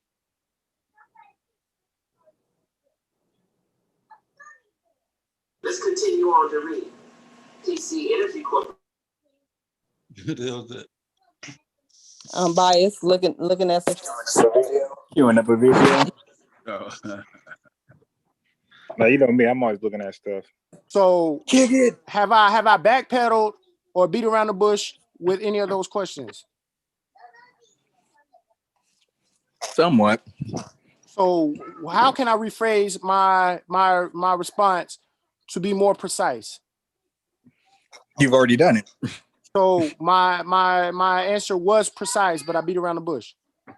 No, you cleared it up after you had the conversation with Sosa, and when Amber brought in some things, then you kind of clarified it and you sharpened up your point. And that's the whole purpose of being on panels like this, is to get your shit tightened up. Okay, so what am I saying that's illogical? You hear, bro.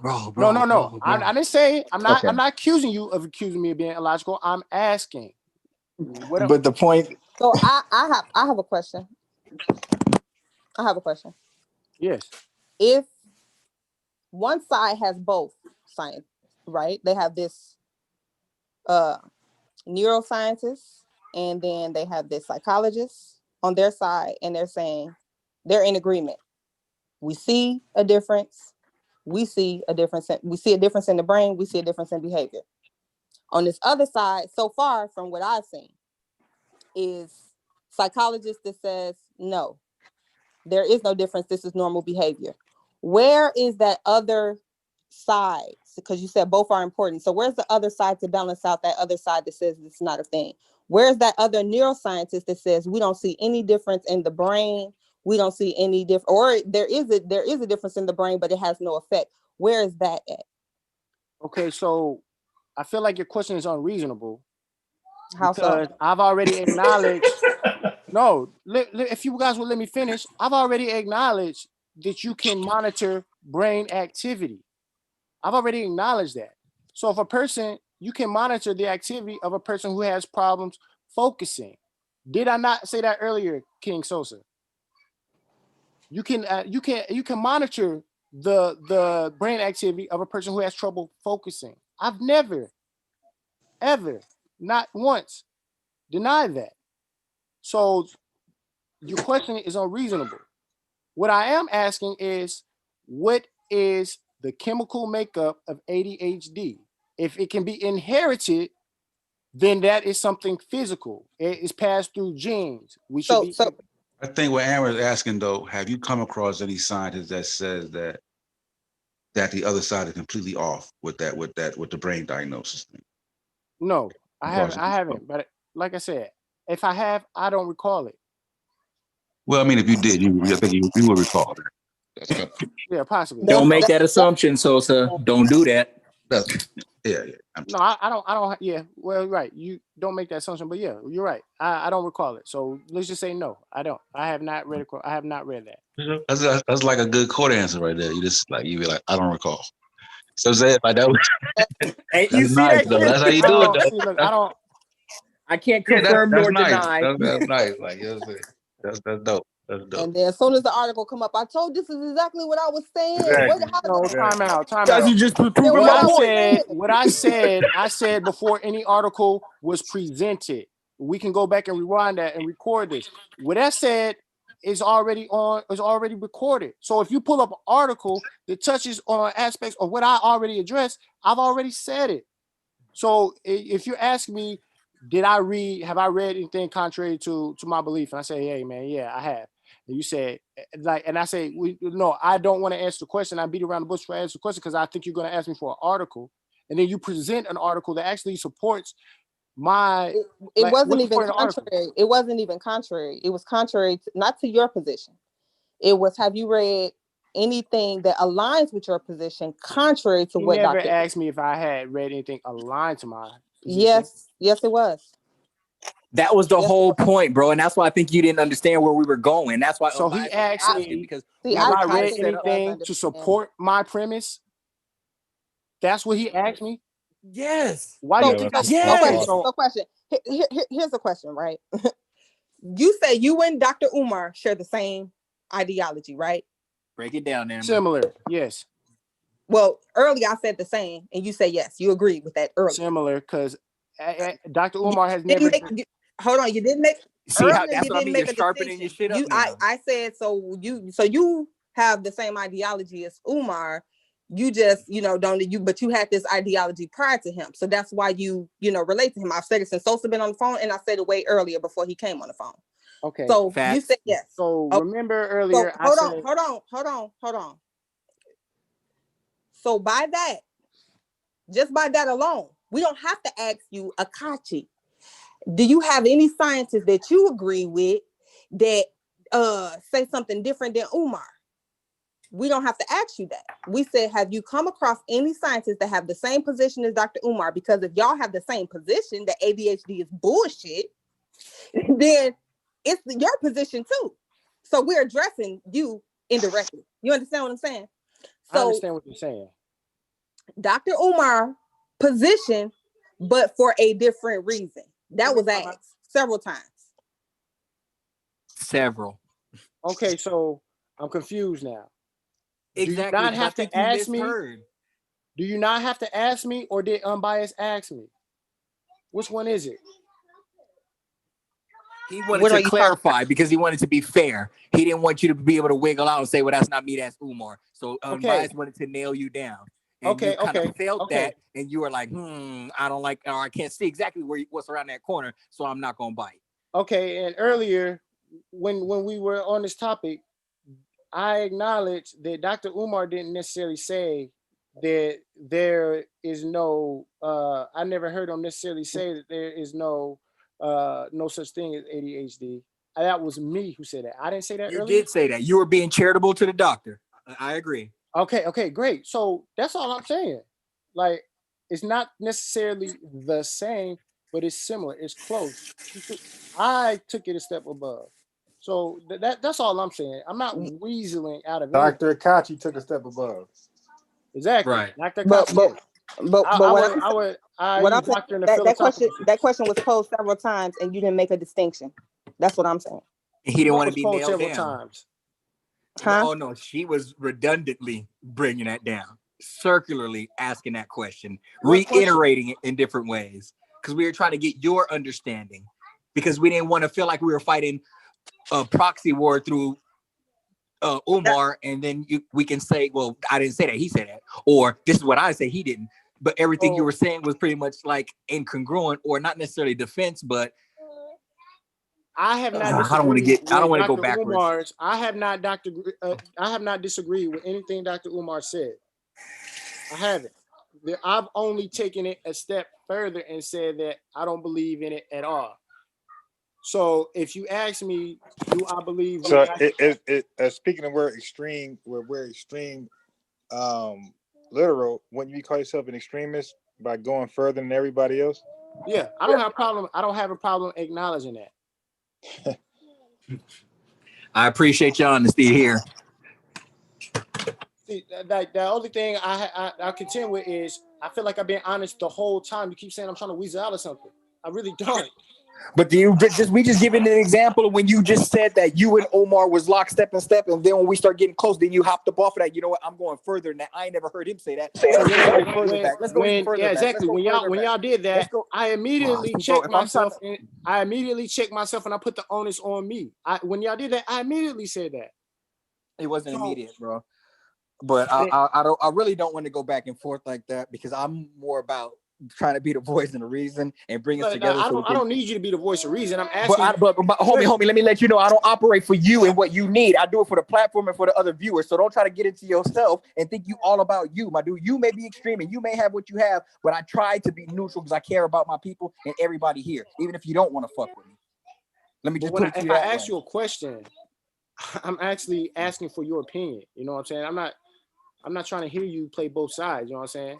But I don't play both sides. You don't. Oh wow. You know what? Damn, cuz. Fuck. Okay. Fuck. Well, See how you're saying there's both sides. To me, I'm thinking that these are people who are trying to build at a table, and I keep trying to take it away from the point system where I'm on my side, I'm against you guys. This is what I think, and that's what you guys think. And I'm saying, get out of it, and put the information on the table. System. Get out of it, Umar, and put his opinion on the table, and we can talk about that, so we don't have to get so defensive. But again, based off your experiences and the way you operate, my issue with what you're saying. This is what my issue with what you're saying. I repeatedly have to ask you guys, is it logical or is it not? I asked you this guy. If what's logical? It's just you know what? I agree, I disagree, or that's illogical, or it's not. Like that's what it's about. It's not about a point system. So you can stop saying that, because I'm not even counting points. When I say you have a point, I'm saying that's logical. I understand that. I don't mean specifically or verbatim the word point, but if you don't get it, man,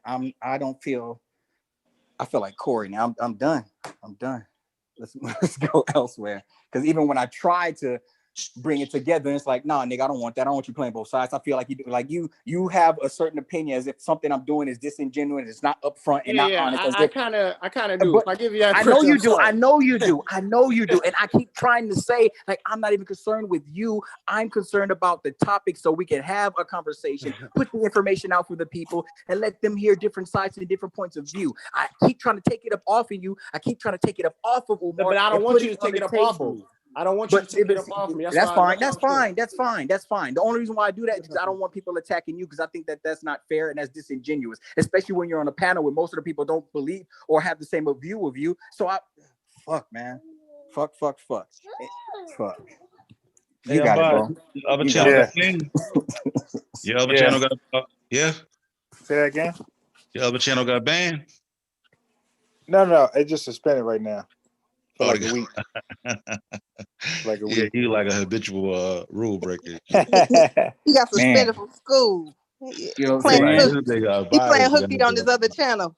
Shit. Hey, what you do to What you do to Sundata, man? I did nothing to him. I did nothing different that I would normally do. What was he complaining about the title and shit? Like, you know what? Sosa, you know what the title was? The title was Uncle Goober's Zoom meeting. Oh, that's what it is? So there was no title. So he thought he was calling him Uncle Goober. Oh, he thought Uncle Goober was talking to him. Right. Yeah. And you see how miscommunication could have people set off in their own world and just going this and that, and it was just a miscommunication. You hit him up? Did you hit him up? No, I don't even. But honestly, I don't even think that was him. Like, I think maybe somebody had to run that back to him being on some message. Like on some message. Did you hit Sundata up though? Nah.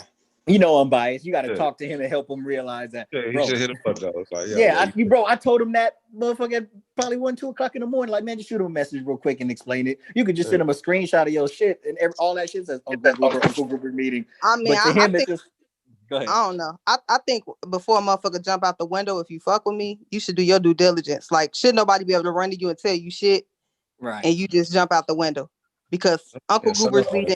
He named a lot of shit like that. That's what it come up as. Yeah, I'm about to say, I don't name it. It's already that. Like, I don't right. name it. Yeah, what I'm saying, son, that is old. Like, niggas be taking shots at us when he hear shit. He used to be like, another guy. He's like, I showed that nigga love. Like, you know what I'm saying? Like, that's all it is, man. See, fun. Yeah, we get it. So, you know what? I don't like the way you playing both sides, seeing a logical point of view and that type of shit, my nigga. I don't like the way you doing that, nigga.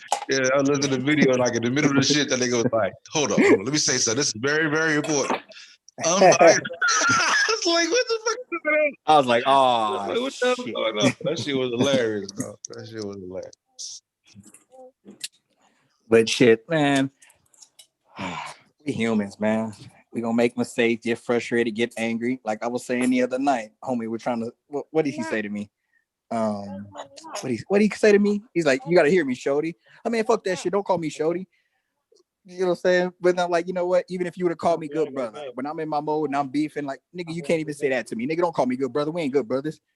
But at the end of the day, I'm not that ignorant or in my emotions. I'm like, yeah, I was frustrated. I wasn't fucking with you at the moment, but I know you meant good. I didn't know you didn't mean nothing by it, my dude. But when I'm there, I'm there. You know what I'm saying? It's growth. Somebody hopping in? Stupid. Peace. Yes. I was listening. I'm back. What's happening? And they was asking what damn Candace on was. I finally found out. She just had a damn baby. That's why she was damn missing for a couple of months. Who? Candace Owen? Who? Candace on, the one that always. I'm like, damn. Is the baby she had a baby biracial? with that dude? Oh, you yes. already know that baby. That baby Yes. already. You Yes. already. Okay. So you play games like that. Yeah, you ain't no. Come on now, ain't no nigga finna be. She's proud of that fact. Do you know who she was before she started? Like, have you ever seen any of her videos or all her stuff before she went right? Nah, not really. Yeah, because she was like who is that girl that Tariq Nishi used to make fun of? She used to wear makeup and stuff. Shit, you know, 90% of females. Yeah, there you go, right? Yeah, but I mean, she's like some YouTuber, and she would like beta, or what did she try to say? Beta males type. That female. She was like one of them type of females. Like she was super pro black and super pro woman, spilling the tea type stuff. Tell you a secret. Like she was.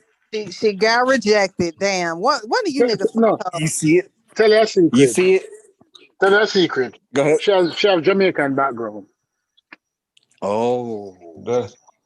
I mean, what does that mean? I think she was actually assaulted too, like by like white supremacy. Something like she's got like a little lawsuit or something she won. Yeah, and exactly. Yeah, she sued some motherfuckers and won because of some racial stuff. Yeah. And then she want to turn around and say it don't exist. It's not real. No, I love how she speak about her baby. I'm having a biracial baby, like it's a jewel in our fucking crown. Shut up, bro. Yeah, she did not say that. Of course, I'm having a biracial baby. I heard her today on a program she did with an English reporter. She said, "I'm pregnant with a biracial baby. It's like it's the biggest feather in our cap. It's like the crown jewel achievement to get to suck some white dick and swallow some white sperm." And let me stop before. Yeah, you don't want to come across jealous, bro. Let me send my son out the room. I'm trying to be a mom over here on mute. Hold on. Yeah. No. Yeah, I just saw the day. I'm surprised at you. I like that makes sense. That's like makes sense. Wow. But that dude got bread though. Ain't he like some internet or some computer tech YouTube owner or startup app motherfucker? I ain't even think that deep. He got commas, my nigga, bro. He got commas. She's not fucking. Yeah, this motherfucker got commas. He looked like a what do you call? What's that dude? Jared Kushner. Right. He looked. Remember him? Huh? Remember, when the house slave go into the slave house, I ain't even gonna go that far with it. Of course, I'm going that far. We're taking it there. We're taking it there. We're taking it there. We're taking it there. I'm not that guy. We're taking it there. The wagon hitch onto the horses. Everybody jump in the wagon because we're going there. He said, "We going there. Bring your ass, nigga. We going there. We're going there." Well, you know, trying to be the voice of reason. it's like that young lady went up into the plantation house and she got herself. What's the dude? What's the actor name in the movie, the slave movie? The pretty boy man who starring Leonardo DiCaprio? Yeah. And she got an ugly version of Leonardo DiCaprio. Right, but wow. Hey, Leonardo DiCaprio, like he stay with some black women. Yeah, but he don't be. Did you hear about him? Like his quota's 24 years old. A female, once they get like 22, 23, they already breaking up. He giving them their money. You go live over here, and then he gets them a new one. Like he got a cap on them. Shit. No, I respect that. Damn. I respect that. I mean, he got cold. Shit. I'm saying I got money. He said there's an 18-year-old there's an 18-year-old born every day of my liking. Like, damn, bro. Do he have any kids? I don't think he doesn't have any kids. Whew. Yeah, no, but he's rich enough, and him don't want a headache. He does not want a headache. Yeah, he probably look at damn Johnny Depp. Whew. Like married that girl. Who he married? Young girl, 18 or so. They probably together for like probably a year or less. Or like took him for like half his jaw. Like. Oh no! Wait. So he married him a young one? I think she was like 18 at the time, maybe probably 18, 19. They was probably together for a year. She got like a day and a half of shit. Damn, and how old is she now? In her 20s or something, 30s? She's definitely in the 30s. That just ain't been that long ago. Oh no, my nigga. She may be 20. Ain't been that long. Remember the one-legged one who got married to Paul McCarthy? This one-legged girl? This one-legged lady who got married to Paul McCarthy. She took him for half his She got like 500 million. Wow. Yeah. Ain't like Bezos, you know. So Bezos break up, they split. She became the richest woman in America. Nah, nigga, you gotta go, bro. You gotta go. Listen, Trump would have had his 2 mil. You gotta 2 years go. later, he richer than he was when they was together. So like that shit ain't, you know what I'm saying? That shit didn't touch Bezos. Bezos have so much money that losing half. Yeah. She took like 13 billion, I think. She took like 13 billion. Like she took 13 billion. Yeah, about that. Yeah, he never even win. 13 billion is nothing to him. Yeah, he didn't even make a fuss or nothing. He just God. Yeah, he started going to the gym and he got himself a young girl. Yeah. Cut him hair off, went to the gym, got a trainer. Yeah, on him yacht. These are okay. This is 13 billion isn't anything. You know, you little people worrying about $1 million. Yikes. But 13, that 13 mean when you got 26 versus 500 million when you got $1 billion, it's like, yo. Shit, that's a big difference. But you gotta understand, once you get like 500K, or once you hit that, what is it, 750? Or we pretty much just say it's 1 mil. Once you hit that, if you can live without even touching that, putting that in the bank, let that shit sit in the year, that's when you get the 150K in a year, and then 250K in a year. Then it gets to the point where your money's making money. So when you're talking about billions, it's a whole nother fucking game.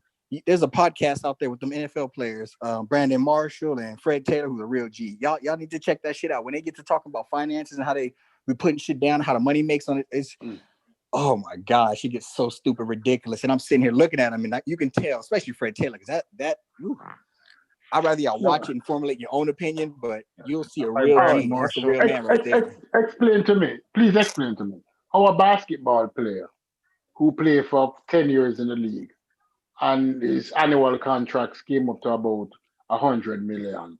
After taxes, he had 50 million. And less than 10 years after he left the league, i.e. Scottie Pippen. Shit, but look though, a lot of times have you seen 30 for 30 going broke? Yeah, they have financial advisors who go there and be ripping them off. They got to pay the agents. Like it be all type, but then it be having like people coming in and having them invest in bad deals. Like then they got their own little drug girl partying situation going on with the whips, but like shit go back fast. And then you fucking bitches on the side, and you got to pay $1 million to get abortions or hush money. And you got to recognize when 40 million go fast, you got 40. How to break it down? And it's real when you listen to these athletes like Andre Rison or what's his name? That basketball player, Antoine Walker. Like ESPN 30 for 30. They got a special about going. It's called Going Broke, and you'll see like, I had 40 million. I bought a boat, bought a car. I bought a boat. I bought a. He said, I bought a house. I bought a boat for 10 million. That's my whole point. Like he said, I bought all those. Yeah, I did it all in that year. No, but my question is, and he spent $37 million. What about a vasectomy? Only made $40 million in a career, bro. So what's no, these dudes having baby mama drama. Baby mama asking for $50,000 a month for child support. Future latest baby mama was asking for $52,000 a month for child support. God damn. She didn't get it. Ludacris was giving his baby mama $7,800 a month for child support.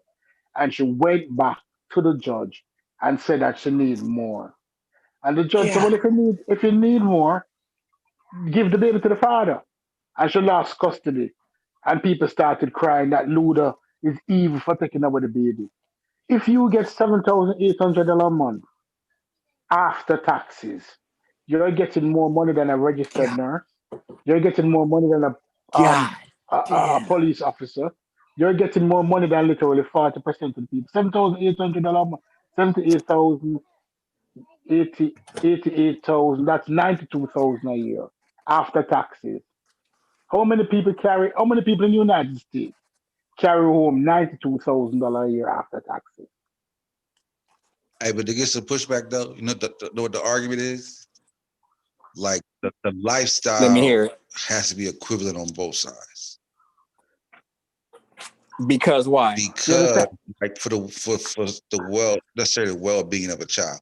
Let's say she come to daddy got the damn spinning living room. She go in the room, spin around, giraffes, monkeys, you know what I'm saying? The whole kit, right? She go home. So you know what I'm gonna say before you bring up the alternative? Then she go home to but do she have a crossover step back J? Well, I'm not saying that it's I'm not saying it's correct or incorrect. I don't have a side. I'm just giving the pushback on why the judgment is sometimes swayed. You know what I mean? Like set up that way. The other side of the bullshit. No, you want to hear the other bullshit? No. I'm saying I don't have a side. You know what I'm saying? I'm just saying like that's the pushback on. Look. I think Puffy was paying like 20,000. I think Puffy was paying like 20K. So one of them was paying like 20,000. Yes. Some of them 50 Cent paid like $3 million in child support for his son entire life. $3 million is almost call it 20 years. That's $150,000 a year, right? And when it finished, when the child support finished, Mama didn't have a house. When the child support finished, Mama didn't have a house. Mama got $3 million in child support, and she didn't have a house. She didn't have a $350,000 house. She didn't have a $400,000 house in New Jersey, or a $500,000 house. Yeah, that's you get $3 million. Most people don't work $3 million in their lifetime, and they send children to college, and they have a retirement plan, and they have a house. But that's what I'm saying. Like if I was set up like that, the first thing I would do, like even if before the settlement, whatever, I would have to buy them a house. Like I would have to make sure that they at least got that. Let me go. I'm going to buy you a crib. You're going to buy the woman a crib? Huh? You're giving what type of crib? No, an exact replica of what you're having? Huh? The exact replica of what you have? No, I ain't said that. I said I would buy her a home. I'm Look, saying, but I'm not. If I live in, but I'm saying if I live in a $35 mansion, I'm not gonna put her in a damn $500 house. All right. Dwayne Wayne divorced to his wife. All Yeah, right. I mean, but she was like, that's not a good example because like she lost custody. Like she was just a bad mom. Yeah, no, she lost custody. But Yeah, at the like end of the day, he gave her a house, he gave her 3 cars, and he gave her like 5 million. You know that bitch don't have $1 now. yeah, she went broke. Yeah, I mean, she just a bad. Like I said, she was a flawed individual. Like Dwayne even had to fight hard to get that kid. Like the judge was like, no, like no, Dwayne here. Like you know what I'm saying? Like this is the best age with the bad kid. No. You get $5 million. You get if somebody look on you today and say, dude, yeah, but look, Supi. Eh? Think about how many. I'm say, saying, think about how many. Forget about the basketball players, right? Yeah. Think about how many lottery players go broke. Shorty after winning the biggest lottery they ever won in their lives. Remember the girl who won her share of 500 million, who bailed her boyfriend out for 24 million? Yeah, you see what they was doing, right? Yes. No, you win the lotto. You win your girlfriend, your fiance win 200 million after taxes. 200, no, almost 300 because it was 1.5 billion split in 3. After taxes, it was like $300 million. And you still was selling heroin. How is it that you have $300 million in the bank and still selling heroin? You'll be done. You ain't see the girl. I think she won like, I think 700 something million. It was hot, some crazy amount. And at first she did something for her boyfriend. Then it cost like about $3 million to take care of legal stuff. Then he get locked up again. She had to pay. I'm talking about within a week, she already spent $6-7 million. No, she ended up spending for that boyfriend. She ended up spending the same girl. It was 500 million she won, but it was 300 after tax. But for the boyfriend alone, and the state realized that she had the money, the judge was just throwing out some big bonds, $24 million bond, because the state want the money. The judge said, since you don't know what to do with the money. No, if my girl, if I bail her out the first time, and she go back to jail, when she calling me, I'm sorry, this number does not accept calls. Because my phone won't be accepting calls from nobody, right? And you can't find me because the gated community that I live in, when you reach the front and the security guard asks you, who are you coming to? And you can't give an answer. The police coming to beat you down and kick your ass because you're trespassing. I don't want to hear from you. You're not going to see me. And if you see me on the road, if I have 500 million, chances are when I'm going on the road, guess what I have beside me? Security. Yeah, if you have 500, if you have 500 million, you have to have security. Yeah. So what is he going to do? When I have the off-duty policeman with him license firearm beside me, what is he going to do? Give away his life? No. Like I said, when you see how many of them lotto, like I'm talking about them lotto winners, whew, like you'd be surprised how much broke within a year. Yeah. Go broke within the first year, nigga. Like some of the highest lotteries you ever seen. 1 year later, people with 15, 20 million go broke. Yeah, and them say, it's a curse. It's not a curse of the lottery. You're stupid. 100 millions, nigga, be broke within a year. You're stupid. Buy a house and buy a simple car and live good. You can't live like you were working. Why you need to look at the rappers and say, oh, he has a $50,000 chain, I'm going to buy a $200,000 chain. I want an AP, and I want an AP, and I want a Richard Mille, and I'm going to Jacob and Companies, and I'm going to buy the $1 million tourbillon. I want like 600 million. Look, you just go to Jamaica, build you a $35 million house out in Red Hills, but you know what I'm saying? Look here. Up in the sky. I build a house on the beach in the Ocho Rios, and I'm buying all shorts and t-shirts. When you see me, I'm in sandals, shorts and t-shirts every day.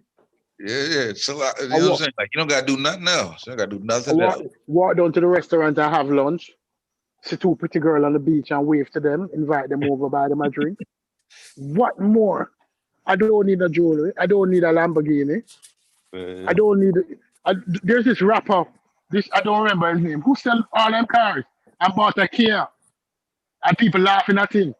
And I'm saying, listen, he sold all of his cars and bought a Kia, KIA, a little Kia Sportage. Oh, Kia. Just leave it. I just need this shit to get around. So when the cars were costing too much money, I had millions of dollars worth of cars and these shit it's not working. Like that, Kawhi Leonard like that. Let's say like Kawhi Leonard like he drive a car he bought like back in the day. You know what I'm saying? Kawhi Leonard, the van that he drove, this Man, old fuck all that shit. No. Bronco. No, What you do? no, Yes. no. Spend your money, enjoy your fucking life. You can't take it with you. Once you take care of the people around you, live your life. I don't like people who be doing that type of shit, man. I don't. I mean, when you trying to do wealth though, you got kids. You got kids. You know what I mean? Listen, no. If the money, if money is coming in constantly, if Jeff Bezos can buy a yacht for $100 million, them say the annual upkeep on a yacht is 10% of the value of the yacht. So if you buy a yacht for $100 million, you're paying like 10% a year to keep that yacht operational and to carry around $10 million a year. Jeff Bezos can do that. You know why he can do that? Because every day more money coming in. Hand over fist. Right? If you win the lotto, it's one money. It's one money. So you need to sit your ass down first and say, how can I divide this money to say, I am now 50, I am now 40, I am now 30, I don't intend to work for the rest of my life. How I'm going to get this money lasting for the rest of my life. Yeah, and I'm not sure, right? Those banks won't give you interest on all of it, right? You have to like spread it out, right? Right. Yeah. But then you also can't just drop it all in one bank. Like, yo, give me you have to like spread it out. Yeah, but you invest your money. There's so many different ways to make money. But I mean, like these players, like you got to recognize there's people who are living their whole lifetime. Just real quick, there's people who are living their whole lifetime working quality jobs, making 50, 60, whatever a year, and they're never ever going to make it to $1 million. Make it to $1 million. I mean, they live their whole life and spend all this shit. They're never going to make it to $1 million. And then you got people sitting on 15 million, 150, 130 million, signing contracts for 250 million.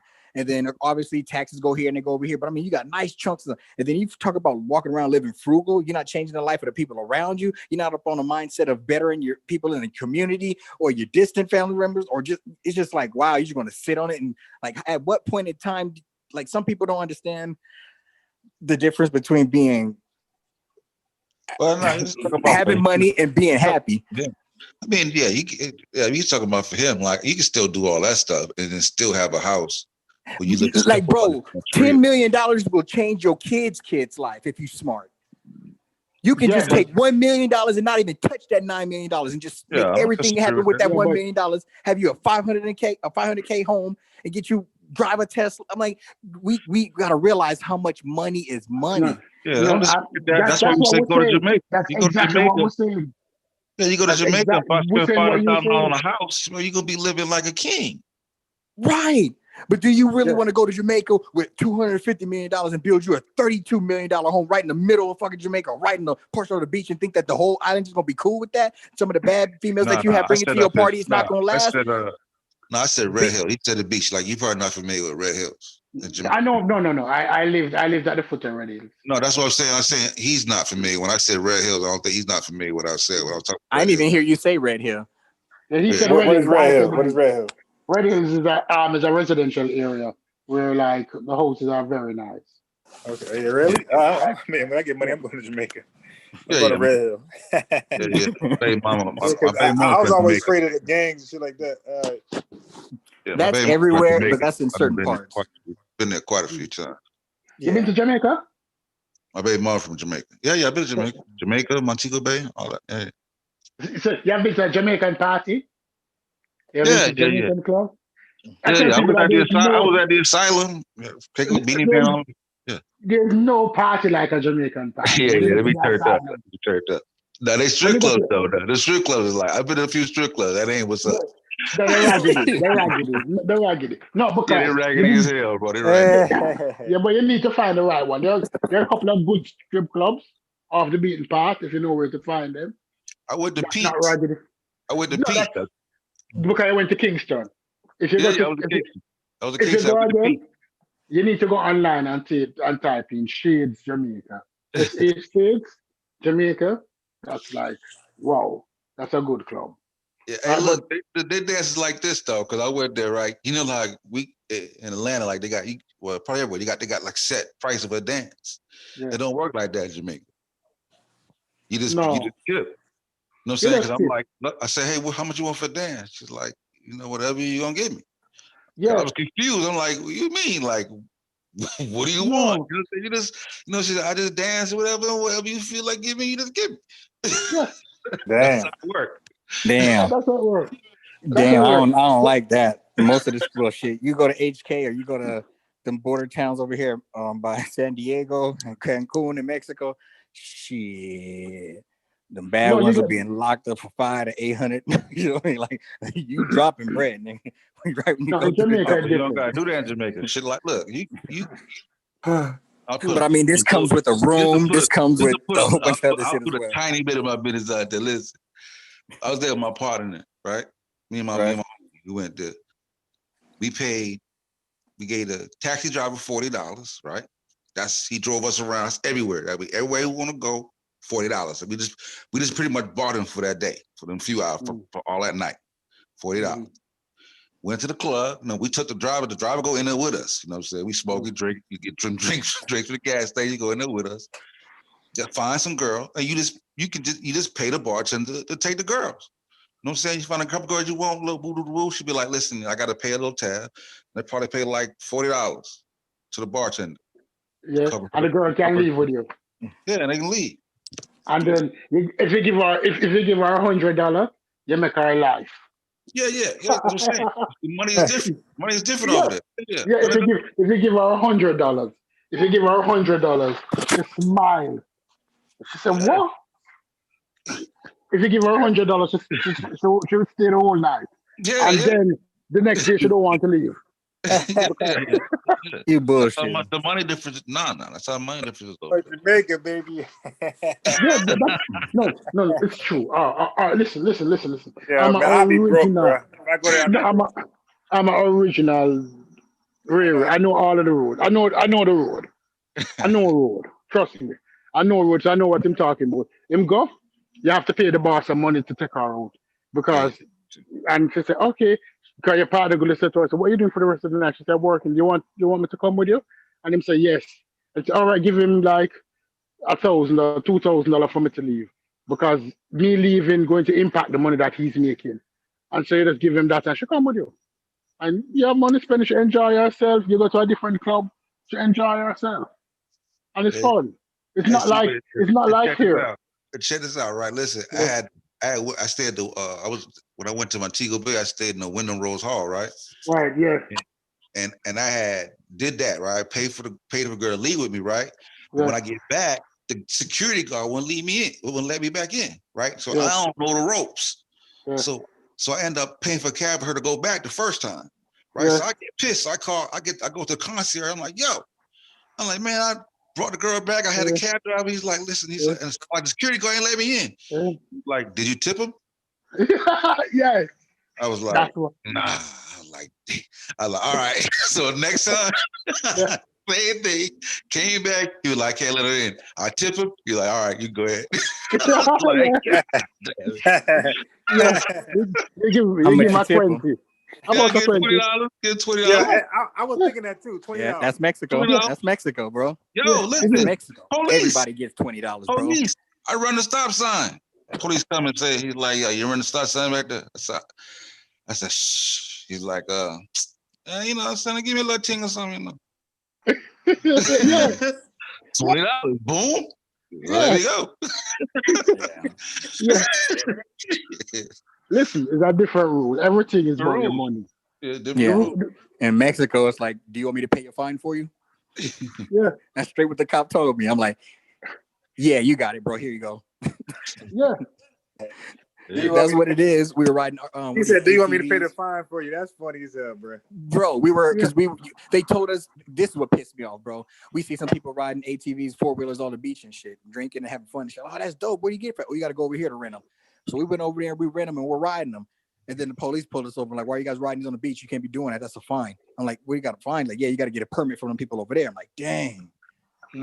I said, man. And he's like, yeah, you guys get on the boat. He said, yeah, we're going to go take it. And then somebody had something in some foil wrapped up that we shouldn't have had. And so it was like, yeah, y'all in trouble now. Now you got to pay a big fine.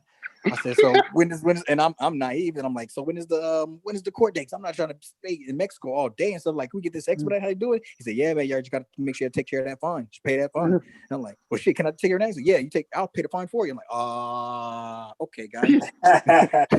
I just went over there, got the guys and got us in a huddle. Like, okay, we're gonna take care of this. And I'm like, and then right when they say, I'm like, okay, so do I need to pay for a permit? He's like, nah. I said, so when I take these RTVs back, who do I got to take it to? He said, oh, no, you pay me now. You fine. You guys can have them. Just leave them there when you're done. We'll gas them up. I'm like, oh, shit, it's a whole business. Everybody's involved. The guy who got us the ATV, we're back at the hotel, everyone's all involved. Yeah, just like how you said, the security guard, and then the concierge, and then the club, like everybody all knows the deal. Oh, this nigga's coming with some money. Make sure you get yours. You a tourist, you're on vacation, like they know you come to kick it, but it's like, yo, that's how they make their money. No, you ain't gonna come over here and fuck on our bitches for free. No, kick in. It's the same thing with me as a local. Only thing is that I will pay less than you. That's the only difference. Yeah, because when they took me to the club, they was like, when we went in, they was like, okay, listen, they said, don't talk. Because if they hear your accent, they know you're foreign and they'll charge us more. So yeah, don't talk. That's the rule. When the only person you talk is the girls. Because as soon as the girls hear the accent, it's a whole different ball game. Oh shit. No, listen. Like the other day, I went down and I carried 2 people down with me. And we went somewhere. And we emptied the place out. We were staying at a bed, bath, and beyond, and we emptied the club out. Yeah. Didn't cost much. It was like 6 girls, 600.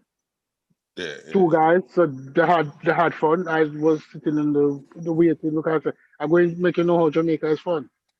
So, imagine you have 3 girls in the room with you. I had time of my life. I loved it. A few times. Yeah. I've never.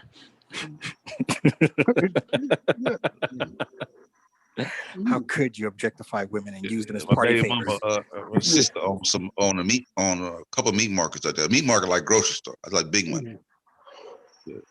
Yeah. So when I went, that's how I stayed. That's how I know about Red Hill. When we went to Jamaica, we stayed with her in Red Hills. She was in like some MTV Cribs type shit. So you had the view of Kingston. You saw the lights. Kingston pretty at night. You see the whole place and the airport and I went party at the Asylum. Went to the Asylum. I don't know if the Asylum's still open. Yeah, it's still open, but there's now a different club close by named the Quad. There's 4 clubs. So you can switch from club to club to club, different music. So it's 4 clubs and all is packed. And you know that the party turn up. And then they should carry you. I think when you go there, you used to have like open air parties, like Pasa Pasa, where they have parties on the street that keep all night until in the morning. All night. Yeah. Hey, one of the coolest thing about Jamaica too, yo, like you could just be in your car driving, right? And then you see you stop at a light. There'll be somebody on the corner with like a grill cooking. Yeah. You get some food right out the window. Hey, yo, let me get it. And they come right there, boop, boop, boop, give you the food. Grab your food and go. Grab the light. I'll give you some salt and pepper shrimp real quick. Yeah. God, you make me hungry, bro. You know what I miss most about Jamaica? Everybody look like me. It's unfortunate. Everybody look like me. The police look like me. The doctor look like me. The lawyer look like me. So no, everybody look like me. It makes a difference, Because when the police approach you, it's not a white police approach you.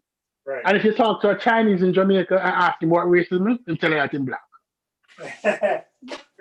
Seriously. Everybody. There's Chinese food. Jamaica black. Chinese food was good as hell. Chinese food. It's different. How do you try the KFC there? It's different than the KFC here. Okay. No, I tried to KFC. I was like, I refuse to come to someplace else and they eat shit that I eat. No, man. No. Where I'm at. Like, the next time you go to Jamaica, they eat McDonald's. The McDonald's not so good. The Burger King, try the Burger King there and the KFC there. Because what happens is that we don't cook for the white people. So the chicken seasoned and the burger seasoned. So the burger have a more spicy taste. No. Honestly. So if you eat the KFC there, you'll be saying, Why they don't that? Why they don't sell this shit here? Because the first time I came here and I tried the KFC, I said to myself, no, this is bullshit. But when you go to Jamaica and try the KFC, there's a barbecue chicken there. It melts off the bone. It's seasoned to the bone. You even bite the bones away. The chicken season. It's a total different experience. I remember they're competing with the same like sellers, food sellers on the street. The pan chicken, KFC competing with the pan chicken, and how our jerk chicken is good. Jerk chicken in America tastes not like jerk chicken in Jamaica. The jerk chicken in Jamaica is fantastic. So if KFC is competing with those people, that their chicken have to be very good because it's more expensive. Trust me, the next time I go there, ask the baby mother about it. Ask her, is it true that Jamaica KFC is better than the KFC here? And she said like 100 times better. Yeah, I just ain't. I just like I wouldn't try. I was like when I was out, I was like, nope. Yeah, man. People have people coming up, and them say before you come up, stop at KFC and get a bucket of chicken, and they kept the bucket of chicken on the plane for people up here. I can tell you. Plus, I was up in Red Hills. You know what I'm saying? She got drivers. She got a driver. She got a cook, maid. She got everything. So like, when you want something to eat, you just tell the cook, and they just whip it up. Cook can't cook, don't. Yeah, they whip it up. Enjoy yourself. Man, trust me. Yeah, man. That's good time. Good time. She's not taking you to Port Royal to eat fish. That is good. Coming to Port Royal, well, you I think because you know Jamaica got that different kind of lobster out there, Jamaica. Yeah, you order your food and they jump right on the boat. Go out there, catch it, bring it back, cook it fresh. Shut up. Nah, bullshit. You see a good jump boat, go out there. Go grab your shit real quick, come back. You know what I'm saying? Throw that shit right on, cook that shit up.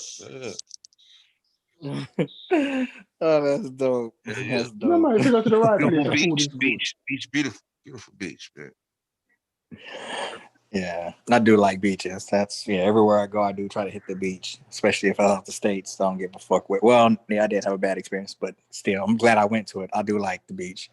You get a different feel for whatever the environment is when you're at the beach. Most likely, I find the most authentic, real people in the beach area. I know, but when Black Americans come to Jamaica, they often take off guard because it's like the first one is like everybody black. The security is talking to black. It makes sense. You don't believe me, no, but it makes a significant difference in it. I can imagine. I definitely can imagine. Man, I'd be so excited and loving that poverty, though. You know what I'm saying? Like, they're poor. It's poor. Pat's very poor. I'll never deny that. Pat's very poor. Like I don't want to leave that out. Act like it's just like it is. No, man. It's very poor. Pat's there's a lot of very, very poor people, and there are a lot of very, very rich people. Yeah. It's like far more poor people than rich people. Yeah, no in the middle. No middle. It's either you got it or you don't. Right. But everybody, when you look around, the cars, black people. Every car is black people. That is what I miss. That is why I wasn't in the business up here. I got dreads, and when I went there, I had my dreads all the way down to my back when I went. You know, like the kids followed around. They call you Rasta. Yeah. Help, give me some Rasta, please, Rasta, help me. You know what I'm saying? Bunch of kids, they all, you know what I mean? You try to, try to look out and give them things, but it'd be a bunch of, you know what I'm saying? If you give a child a 10 piece, that child feel good. Yeah, man. Make their day, you know what I mean? You made a year. It's a good feeling because, like, trust me. Yeah. The poverty is there, but when I came here, it was culturally different. Yeah, when you go into a place and people looking at you, you say, "What the fuck you looking at me for?" Where are you looking? I don't want think I'm coming here to steal anything. It's like here put you. That's why sometimes when people talk about separation, I kind of agree with it, but then I realize that it won't work because the system is going to ensure that we stay poor if we try to separate. Yeah. Make it easy to sing you out. Yeah. So you guys finish with Dr. Umar now. Oh, Lord. Leave doctor alone. You need to make a living. The $700,000 is not a lot of money. I'm living off that. Let's be honest. That's not a lot of money. Look, the dude who went into the riot, the white dude who went to the riot with the AR-15 and killed 2 people. His GoFundMe report stopped in less than 2 days at $350,000. Dr. Umar has been trying to open the school, and in the last 10 years, he's only managed to raise $700,000. So that was reported. That was reported. That was reported. Doesn't he do lectures and he goes around city states and he passed that plate and people be giving him monies and going to different churches and they be having to build fund and they be sharing and be doing that shit for the last 10 years too. He probably made that exact He has to be living also. Remember that that's the money that him get in check, the 700,000. The cash it might make another 700,000. But if you divide it by 10 years, that's $70,000 a year. He's buying plane tickets out of it. He's living in efficiencies, hotel rooms. But let's not conflate the two. When you have speaking engagements, people are paying you to speak. When you write books and people are paying for autographs and buying books. But if you have a bucket on the side that say the church building fund, that's a whole separate fund. Yeah, but it's true. But we don't come down on pastors like that. Look at Kessler. I just want to see. I'm waiting for the fourth excuse. I just like just piling on just to keep it reasonable and just see how many times people just going to keep trying to justify and make explanations. I am not justifying it. I know that. I'm just saying. I know you're not justifying, but you're giving me multiple reasons of why you're minimizing other people's suffering. That some person is preying on the weak. He's preying on the weakest, the poorest, and the most vulnerable of our community. That's unfair.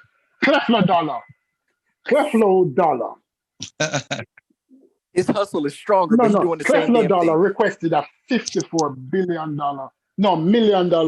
Lear jet, right? Did he? And they gave it to him. I have no problem if he told these people up front what he wanted and they gave it to him. Fine. No. Now if he was asking for money and then he just bought it and didn't tell nobody and they found it out through an investigation. Right. He told everybody when he didn't lie. He didn't say he's the Pan African, all this crazy shit. He said, "Listen, guys, I want this jet. Of course, him lie. Of course, him lie, because I'm telling people that it's seed money that is sowing for the opportunity to go to heaven." Yeah, but they believe that anyway. That's something separate, though. Why you want to conflate it? We talking about the jet. Yeah, let's be charitable to the brother. The jet is to allow him to preach so they can go to heaven. But God wanted him to have that jet. You wasn't in that conversation between him and God. That's look, 3 times I'm caping for a motherfucker. But I hate doing that. Let me say this. It's 2 P's. Yes. Go ahead. Yeah. When Creflo said that, I can do it too. When Creflo said that, the same audience who are mad at Dr. Umar were mad at him. The same audience, we were mad at him the same exact way. But again, like we knew he was speaking to a specific audience. He wasn't going around lying to people who we call conscious to support something. Like we look at Christians as lost people. So when they donate to something like that, we feel like, okay, that's expected because we see them as brainwashed or tied into a religion. But when you go to people from all different walks of faith and you pitch this idea to them, and it's just turned out that it was a horrible, non-thought out plan. People have issues now, but that's not why I posted video. I posted video because I don't look into Umar at all. Zero. Like I just in my mind, he just a scammer or did things poorly. So I happened to see a video that said the most controversial interview with Dr. Umar. So I was watching it first, okay? I watched about a good 20 minutes of it. I said, wow, this is pretty good. I said, I wonder if everybody else seen this interview. So that's when I shared it, Stu Pease. And then it ended pretty quickly. So I played some of the Lord Jamar interview. So that's what I was doing. Listen, Umar is trying that thing. I think that if he gets enough money, if he got $10 million, he would buy a school. He would buy a school with 5 and live off 5. But if the people gave him $7 million, I don't think he's gonna do it. No, because we still need the 5 to live off. Right? I'm teasing. I love Yeah, the dude, but I'm pissed no. I'm disappointed. No, but Please, seriously. that man ain't even got a damn staff for himself. Man. That man don't know how to run no damn school. you know what type of staff you need to run a school, man? Listen. Do you know the insurance that you got to pay yearly to have kids in dorms at your school and feed Man, this them? man, he had to clean. He had to call people online to do cleanup. Hey, love, we doing kids today for Tuesday. Everybody come down. Like, come on, man. Bring your flashlights. Can you bring some Listen. trash bags? Bring Listen. flashlights. Listen. Oh, listen. He has a concept. He has an idea. It's not a bad concept or a bad idea.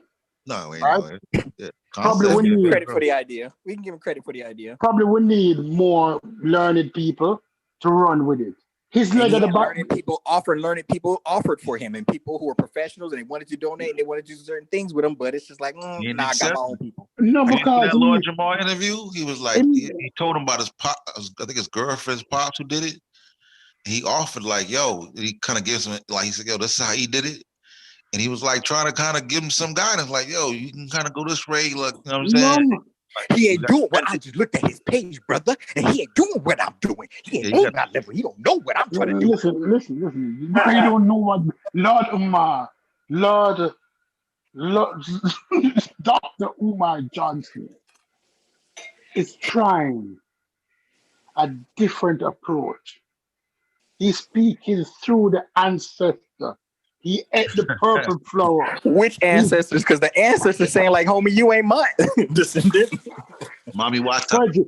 Frederick Douglass and Marcus Garvey speak to Dr. Umar and say, Umar, you ain't in our family, cuz. Please stop saying that. Sign. Umar, The Douglases. Umar, we are going to build a city on a hill like Camelot. Settle down, Mr. Kennedy. I had to read the same speech, London. Right on that shelf, that book over there. A city on a hill. I got Winston Churchill. I can recite up. Let's go.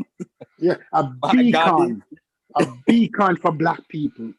A lighthouse to guide us to consciousness. Leave Dr. Umar. That's his rule. You just need 5 million. We need to go into our pocket. Listen, there's 42 million Black people in America. If each of us give $1, we'll see the school. I've given a man over $50. All right, so you cover 50 people, right?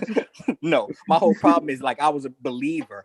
I had faith in him. He was brought to me by Ogard and Solomon when they were doing some blog talk radio. And there was another female with them. I don't mean to leave her out. And I was praying, but I'm listening to all these niggas talk mad shit. These motherfuckers is haters. They never trying to give a Black man a chance. This is before I was even fucking with Sonnet and them type of shit. So I was drinking the Kool-Aid. I was hoping. I was making excuses. I'm talking to my lady at the time before we even married. Like, no, he ain't on that type of shit. Side-eyeing me, like, okay, whatever. And I'm giving my own money. I'm thinking I'm caring. I'm giving more than $50. I ain't gonna put myself out there, but this is what I was talking about with Akash. Like, man, don't play me because you don't know. Look, he's not playing you. He's not playing you, but you need. Look at Sarnetta. Although Sarnetta having wheels, You mean not Uncle Google? perfect. You mean Uncle Anetta Google? was taking donations to make a school, bro. Right. Although Sarnetta might not be perfect, him having issues. None of us can really deny him contribution to exposing information. It might be pseudo, and some might be relevant, some might be pseudo. It's entertainment to me. That's what it is. Let's keep it real. I ain't gonna make it more than what it is. It's entertainment and pastime. I'm bored. What's in this YouTube channel?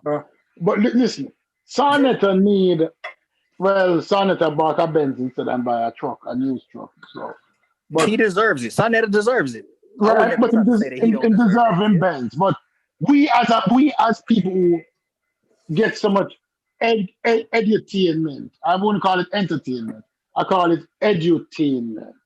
Yeah. Because some of it is edifying, some of it is educational, and some of it is entertaining. So that's an edutainment. Yeah. Sarnetta should have had a news truck already. I agree with that too. All of us should have contributed $100 to Sarnetta news. I don't know about all that. I don't. That Or even that give. Give even what a you can 10 give. piece, What's in your heart?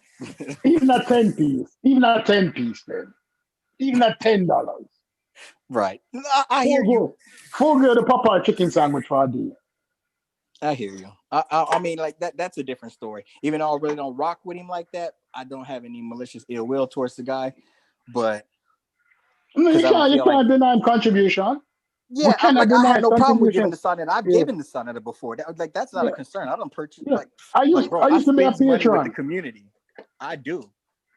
So like I can't even put sonnet in this type of category because he don't have the strikes that these other guys we've been talking about. So I mean, like putting him in this, it's like that's no, I don't think no. that's not a fair comparison. I'm saying that no. What I brought up sonnet is that we have somebody who is doing the work and showing the work that he's doing, right? Versus Right. Dr. Omar, who's moting the work. Well, I feel like Omar's doing the work and all. However, people's been putting in, grandmas wanted, like, I have 60, 70 or 80-year-old women who believe in me and they're giving their last dollar so they can have this. I'm like, well, if that's the case, let's get to school before grandma died. You understand what I'm saying? It's like you at some point in time, the fundraising comes, the building fund. But I mean, like some people want to see some sort of tangible actions, want to see something. My nigga, could we get a lesson plan? Can I get a syllabus? Can I get something, my nigga? And then when people ask for it, the tone, when they ask for that information, you're a hater. You don't need that. Why do I need to do that? And then when you conflate and try to deflect, well, nobody asked Nike what they do with their money. You got black people spending with this company and that company, and they don't ever do this. Like, why are you doing all that? You ain't helping the cause, bro. All we want to do is just to give us a little bit, my nigga. I got the 500 right here. I'm double dutching, about to give it to you, and you just bullshitting. It's like, man, fuck it. Let me just send this nigga 100 and end it.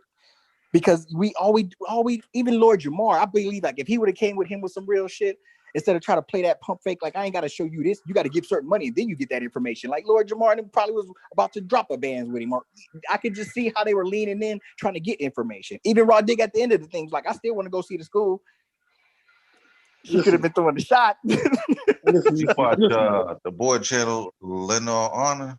Man, like if you see some of the things Umar be saying, thank you. That's what unbiased really need to play. That right there. Like he talked to the baby mom class where she work at, like to go down there and boycott her. Like he do some, like he do a lot of off the wall, like a lot of off the wall stuff. Didn't somebody make a movie about it? Didn't someone make a well-looking movie? That's him, Lenore Honor. Like okay. Yeah, I think it was today I was watching. Somebody put me up on it. Yeah, today I was watching YouTube, right? And I was watching this white boy channel on YouTube, and he was able, like he says, today I'm going to buy out 5 stores. And the first store he bought out was, he bought a GameStop, he bought out a supermarket, he bought a car lot, he bought a sporting store. I don't remember the first store that he bought. A clothing store. He bought out 5 stores. Right, he spent about $1 million. Right? Yeah. And he gave this stuff away. Like when he bought the clothing store, he went and he just took all the clothes to Goodwill and gave them away. When he bought the car dealership, he was out there giving away cars for the $0 when people come in and they said, "Do you want a car?" And he just gave away like 10 cars. They weren't new cars, used cars. Yeah. But he spent about, right? He spent about $40,000 at the car, $40,000 or $50,000 on the car lot. Right? Damn, you gotta pay taxes on that, but okay. He went to the sporting store and he called some coaches in from high school and just gave away the stuff. That's fucking dope. That's fucking dope. Yeah, and then he went to the food store and he has a food pantry. I'm going to try and find out what's the name of that dude. Right? And he gave away the stuff. Right? No. And then the last store he went to, no, that was a food store. Yeah, he gave away all of the stuff. And no, the GameStop, he wrapped all the games and gifts and gave them away to some charity that give children, Boys and Girls Club of America, for needy children who need toys, right? No, you inspire me, bro. What I'm saying is this, right? White people. No, let me give you another example, a better example. There was this news thing that came up with this dude who walked like 5 miles to work every day. And one day this banker saw him and picked him up and asked him, where is he going to? And he said he's going to work. Whether it want to be snowing whether it raining, this dude didn't have a car. He walked 5 miles to work and 5 miles home every day, right? And they put out a Patreon for him. And he got like $450,000. And people came in and showed him how to invest the money. And Ford Motor Company gave him a car. It was in Detroit. He was never late for work, and he was never absent, and he worked every day for the last 10 years. Right? No. White people don't question you. They don't question whether the dude is a crackhead. They just give. Why we questioning the doctor? We know the doctor's intentions are good. But we know that But he's taking, he's not giving. He needs to buy strippers too. Remember the cartoon with the stripper? He's giving to the community. You absolutely right. I fucked up. Right. Yeah, I fucked up. He's giving back to the community. But he did call that conscious stripper. He called her out her name and shit. So I reserve. I'm reclaiming my time. Right. We need the money to buy him strippers to get the efficiency to clean up. Remember the time in camera flip around and show them, right? You need the money to get a Spanish helper to come in and clean up the place. I saw that pizza box on top of the trash. Right. You need somebody to come help him clean up the place. You're right, bro. To get to the stripper money. He's becoming a sympathetic character to me now. I'm feeling bad. Right. Bro. You're making me feel have to have sympathy towards him. Right? You humanizing this dude to me. What is you doing, Stu? Well, no. Listen. The doctor need money. I agree. He does. He got all those degrees. That means student loans is hitting him over the head. I get it. Right. That man paid up the student loans was crazy. I get it, my nigga. And then you get another degree, and then you go back and instead of clinical psychology, now you want to be a school psychologist. So that's another master's degree, and that's more money. Come on, I get it. Yeah. I get it. So some have bills to pay. If white people giving them money, a white girl come on YouTube and say, "Oh, I have an OnlyFans, and I need it," and she's making $20,000 a month. I will never speak bad about the brother again, Stupies. I'm off Umar. What's today? January 24th, Sunday, 8:00 in my standard time. Forgive me, my brother. I'm not blaspheming. I will not besmirch your name or your works or anything that you're doing again. The devil unbiased made me do it. Umar, they're giving to the people. And I would say some more, but I'm a demur on the rest of that. Yeah, I'm a demur on that. Listen. I'm a demur because I got the right to question. You know what I'm saying? Listen, the dude need the money because you don't understand. If it's white people give towards everything. Look at them. Look. Trump lost the election, and even after he lost the election, white people gave Trump $180 million in donation between the 6th and the 10th. $180 million to fight. So man, that's supposed to be a billionaire. You know, though that doesn't even count the $2 million dollar pardons he was giving out. And he pardoned 146 or 149 on that last day. Yeah, look at Wayne. Even Kwame Brown got out of jail. Yeah, Little Wayne got out of jail. That one, goddamn. Even Lil Wayne. Everybody wonder why Lil Wayne took that pick with Trump. He's like, Lil Wayne was like, yo, I can say what y'all want. Nigga. I ain't finna do these 10 years of a gun charge. You know what I'm saying? Man. Right? Shit. So white people gave him in 10 days. So after, when it added up, Trump was campaigning against the steal up until the 20th. And white people were still donating. We don't know how many millions he got. Yeah, right? They do support their hustlers and scammers. They do. Yeah, they do support they theirs. support Where's them our hustlers. loyalty? Where's our loyalty to our scammers and hustlers? Come on, black people. Yeah, the only hustlers we support are our pastors. Only our pastors we support. Yeah. Remember that there's a YouTube one with a pastor on it telling the lady that let's go down and get us a cargo minium. Yeah, it needs to buy Gucci. It needs to go into the Gucci store. And the lady said, why so many Gucci suits? Because I sweat a lot and I sweat out the suits. You never saw that one with a fat dude. Oh no. When he was being interviewed, this pastor, millions of dollars. Millions. Oh, that's a church house. We use it for when pastors come in. Oh no, the Rolls Royce is a church Oh, Rolls I Royce. know he's talking about that dude. He was that black pastor, and they got caught him for all that embezzlement. And he was explaining how he spent all that money. Yeah, I that's a seen that church one. Rolls Royce. Yeah, that was disrespectful. Yeah, that hurt my heart. That's a church Rolls Royce. Oh no, that's a church the Mercedes. church is Rolls Royce. Right? If the church is, but we keep it at my house. Yeah, no, that's a church mansion. Who lives Oh in yeah, that that's mansion? right.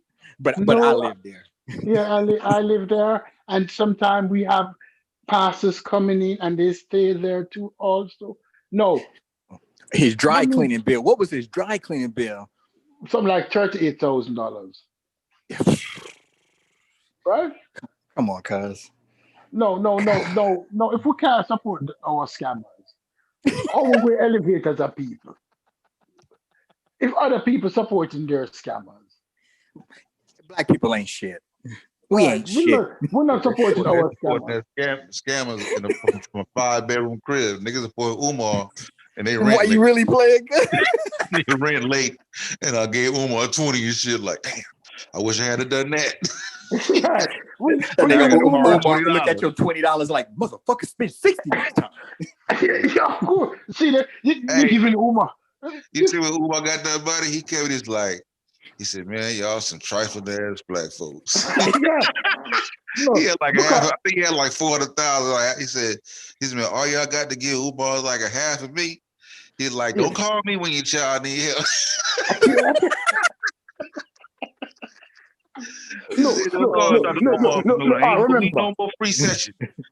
Remember, this is blasphemous. White people the other day want to get them kids into Ivy League colleges. But they made donations, $200,000 donation, just to get them kids into. Remember the other day they arrested like 10 parents.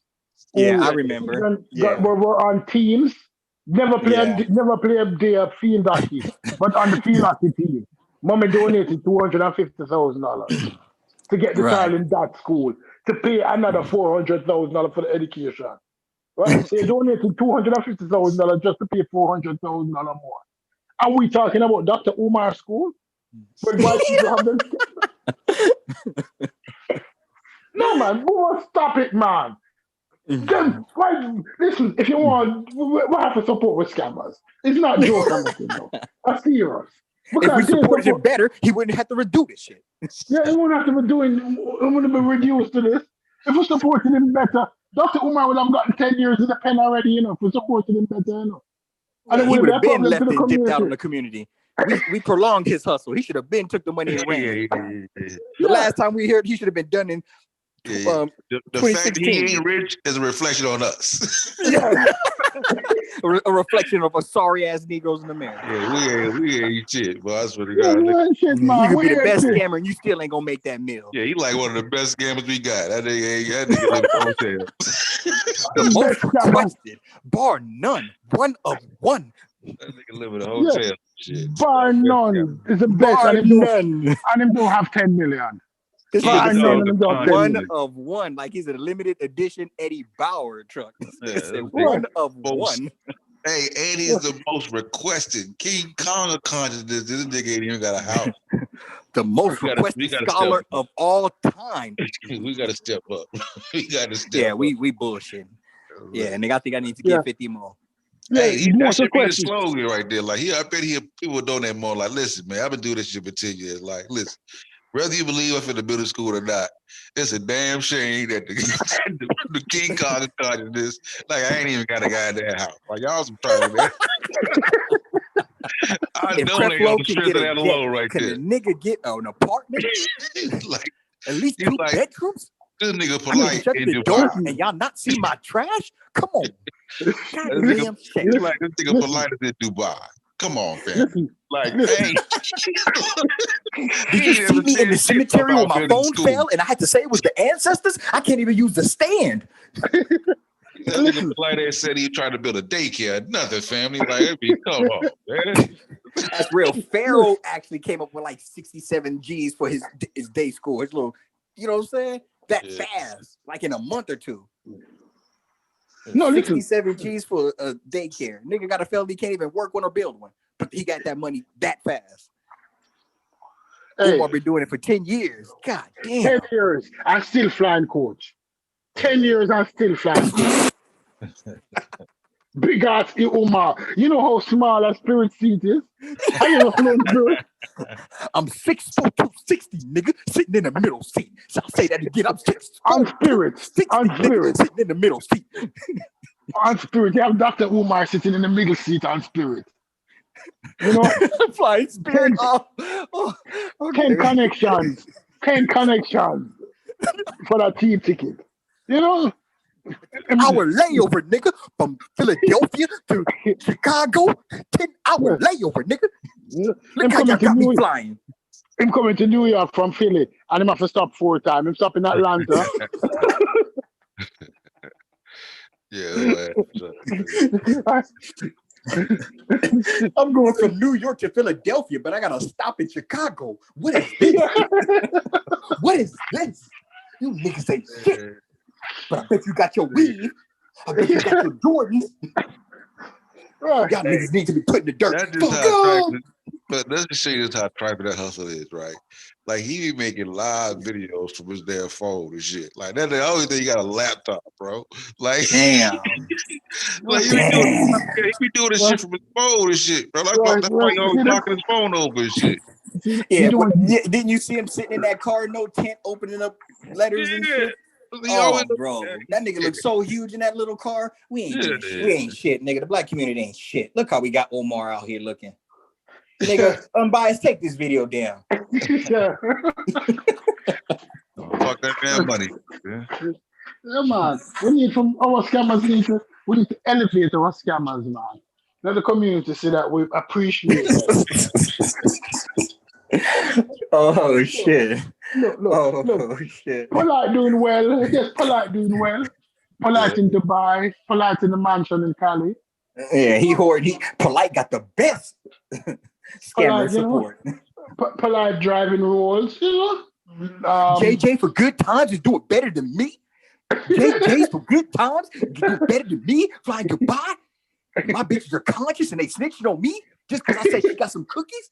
I wanted some cookies. You should have stayed down with goddamn Tariq Nasheed though. You know what I'm saying? Woo! Yeah, that was a super ether, bro.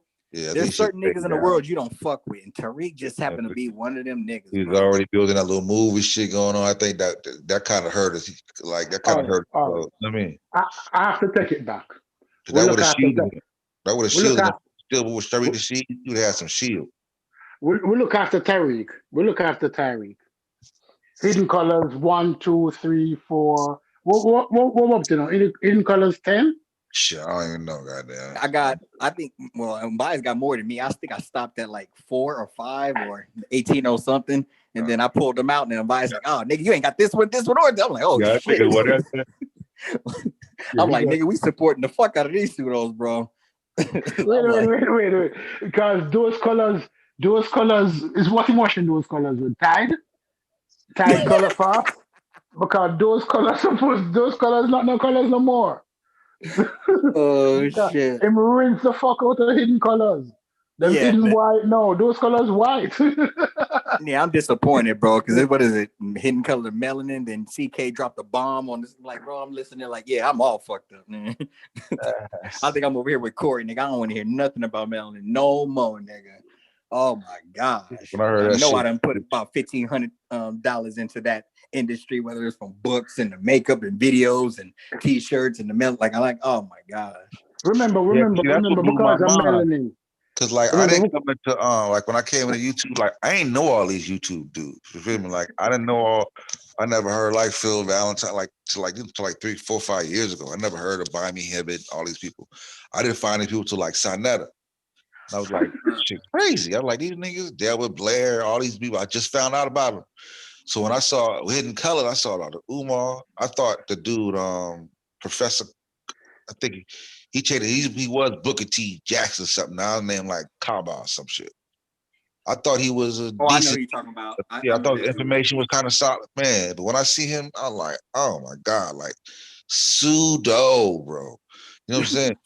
Then they had Phil Valentine on the first hidden color with them. You know what I'm saying? I thought Dr. Umar was this years ago, so I thought Umar was pretty solid. I thought Umar was solid. I thought Tabawa, I thought he was solid. You know what I'm saying? And they had now Joyce DeGrasse, she is solid. She's a Dr. Joyce DeGrasse, she's for real. You know what I'm saying? But he mixed in there some real folks with some pseudos. That's what he does. He sprinkles like, the real folks on top of the shit cake. So you Then don't when really I saw feel the the shit cake. information, then when I saw the first one, it was a little pseudo, but it was still when Van Sertima wasn't really exposed like that, so it wasn't that bad. But then when he did the melanin thing, I was like, oh my God. Like, shit. No, man, hidden colors is the greatest thing that ever been made, man. That shit will brainwash the fuck out of anyone. Good marketing though, real good marketing. Real good marketing. No, but trust me. Which other one we have? But Tariq, I only then seen you like have the red pill and the blue pill. I don't know who the shit those dudes are. I ain't ever Those watched, dudes. I know what they are, but I never like watched the thing. I don't know what they, you know what I mean? I really don't know their skill like that. Yeah, to me, they one of them kind of reminds me of a toned down Lord Jamal, but extra jeweled up and pseudo. And the other one seems more laid back, and I don't really hear him talk. And then there's like KT, the arch degree, who finds what do you say? Hidden secrets in movies, or like I didn't really follow him to a degree. I tried to get into it, but I just couldn't do it. I was more respectful of Mother Pill, their mom, who has like the herbal background and the history. Like There's I a was more mama, fascinated with her. whoa. There's a mama pill? I Of believe course. so. Yes, there's a mama pill. Yeah, Yeah. and I get nothing but love from her. Like she gives off like that motherly respect. Like I don't see no fuck. Like that's really her mom? I mean, like I'm saying, like that's really the pill's mama? The mama pill or something. It was like this is a while ago when I saw it, and Okay, I'm they being was serious. I'm raised. not joking. I don't Okay, disrespect the no. elders like that. No. I'm just saying, Okay. like it made me kind of respect them a little more. Okay, they was Right, raised exactly. in that. They They was come raised from a into tree of that. pseudoism. Yeah, they was Right. raised in that. Okay, yeah, all right. Yeah. I didn't know that. Yeah, that's why it's like certain people I can't just like kick down because I ain't never heard of them do no fuck shit either. Like I ain't hear about them selling Luke Cage water and all these other, but people say they do have like they smell like jewelry. And to me that's jewelry. It is what it is. Like they do those. I don't know if it was them who did those hats with those metal stuff on it, but I know they have like rings and Yeah, that's dope. That's dope. Cause like see Umar do rings like the Egyptian dude. It's like he exactly. He do real good work. So I heard a lot of people comment like compliment his work. Yeah, they do good shit. But the whole point is if you're giving somebody a service and then like if you give me like Sonnet, you give me a DVD, I give you money, then that's fair exchange. You know what I'm saying? If I give you $500 and you tell me that my status has changed, that's a hustle. You know what I'm saying? If I'm giving you money, you telling me you're gonna build something and do something, and that never come to fruition, it's either a failed option if you had no intentions, or if you and then you still like with Trump. Some people believe that he really was fighting, so they donated. But then once they recognize that he wasn't fighting, and the lawyers over to BS and saying that we're going to be over at this place, and then once they start unraveling, then it's like, okay, I believed in you in the beginning, but now I think it's a hustle, and you're going to just play the scam and say that you're fighting it to the end of the day to get as much money as you can on your way out.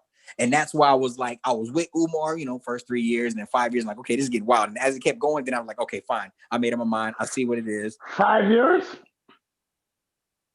Oops. Oops. 5 years? You're right. My lazy, stupid ass. I should have waited 10 years, at least 15 years. Give a brother a chance. Who the fuck am I? Shit, you right. You right. You right, Stu Peas. Yes, honey?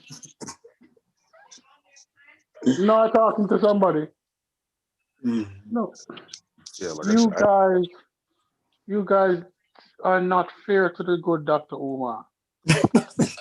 Doctor, you need to get Dr. Umar should have a private jet by now. Yeah, you're right. I should be this nigga's pilot. Just sacrifice my wages and just fly this nigga jet forever. Live in a hangar. I don't need to eat or drink.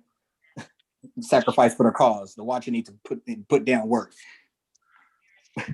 Shit, man, I'm gonna tell you what. Listen, the dude that be doing the shows over Umar probably make more than Umar, man. Just doing shows over Umar, but they be exposed to everything he do. You know what I'm saying? Like, For real, you ain't lying, bro. yeah, That they be dude. going to his tax records, see that he ain't paid the taxes on it. Like they be like, yeah. Yeah, he be in Umar shit. Now that I think about it, damn, yeah. They trying to warn like they be trying to warn the community, like, listen, he lying. Here, you know, here's what he owe. Like the light bill ain't on. Here's the light bill. Sosa, Sosa, did you see the part when his father went to the school and made a video about defrauding these and give these people back their money? I think that was my last straw. I totally forgot about that. I ain't seen it. I seen that. Yeah, and I hate bringing it up. I wish on bias if you get a chance, Google it, look that up, or find the video first. You ain't gotta play it, but I mean, like, yeah, that I think that's what it was. That was the last straw because his father was walking and talking. Like, we didn't raise you to do this, you know, better than that. And oh no, I think that because it was what's the his name? older one. Yeah, I seen that one. The older Yeah, one. Yeah, because I think Tariq Nasheed was saying it. Like, come on, dude, when your own father come out. Because people trying to get Tariq to say something about it. For the longest, he wouldn't even say nothing. He was kind of like, you know, he kind of just let him do his thing. You know what I'm saying? Then he kind of got out of pocket. Then he kind of went back and forth a little. You know what I mean? That's right. Now I remember completely. Damn. Because he kind of let him know, because, you know, because he was really the big homie. Because Tariq the one that had the money. Right. Saying so, you know what I'm saying?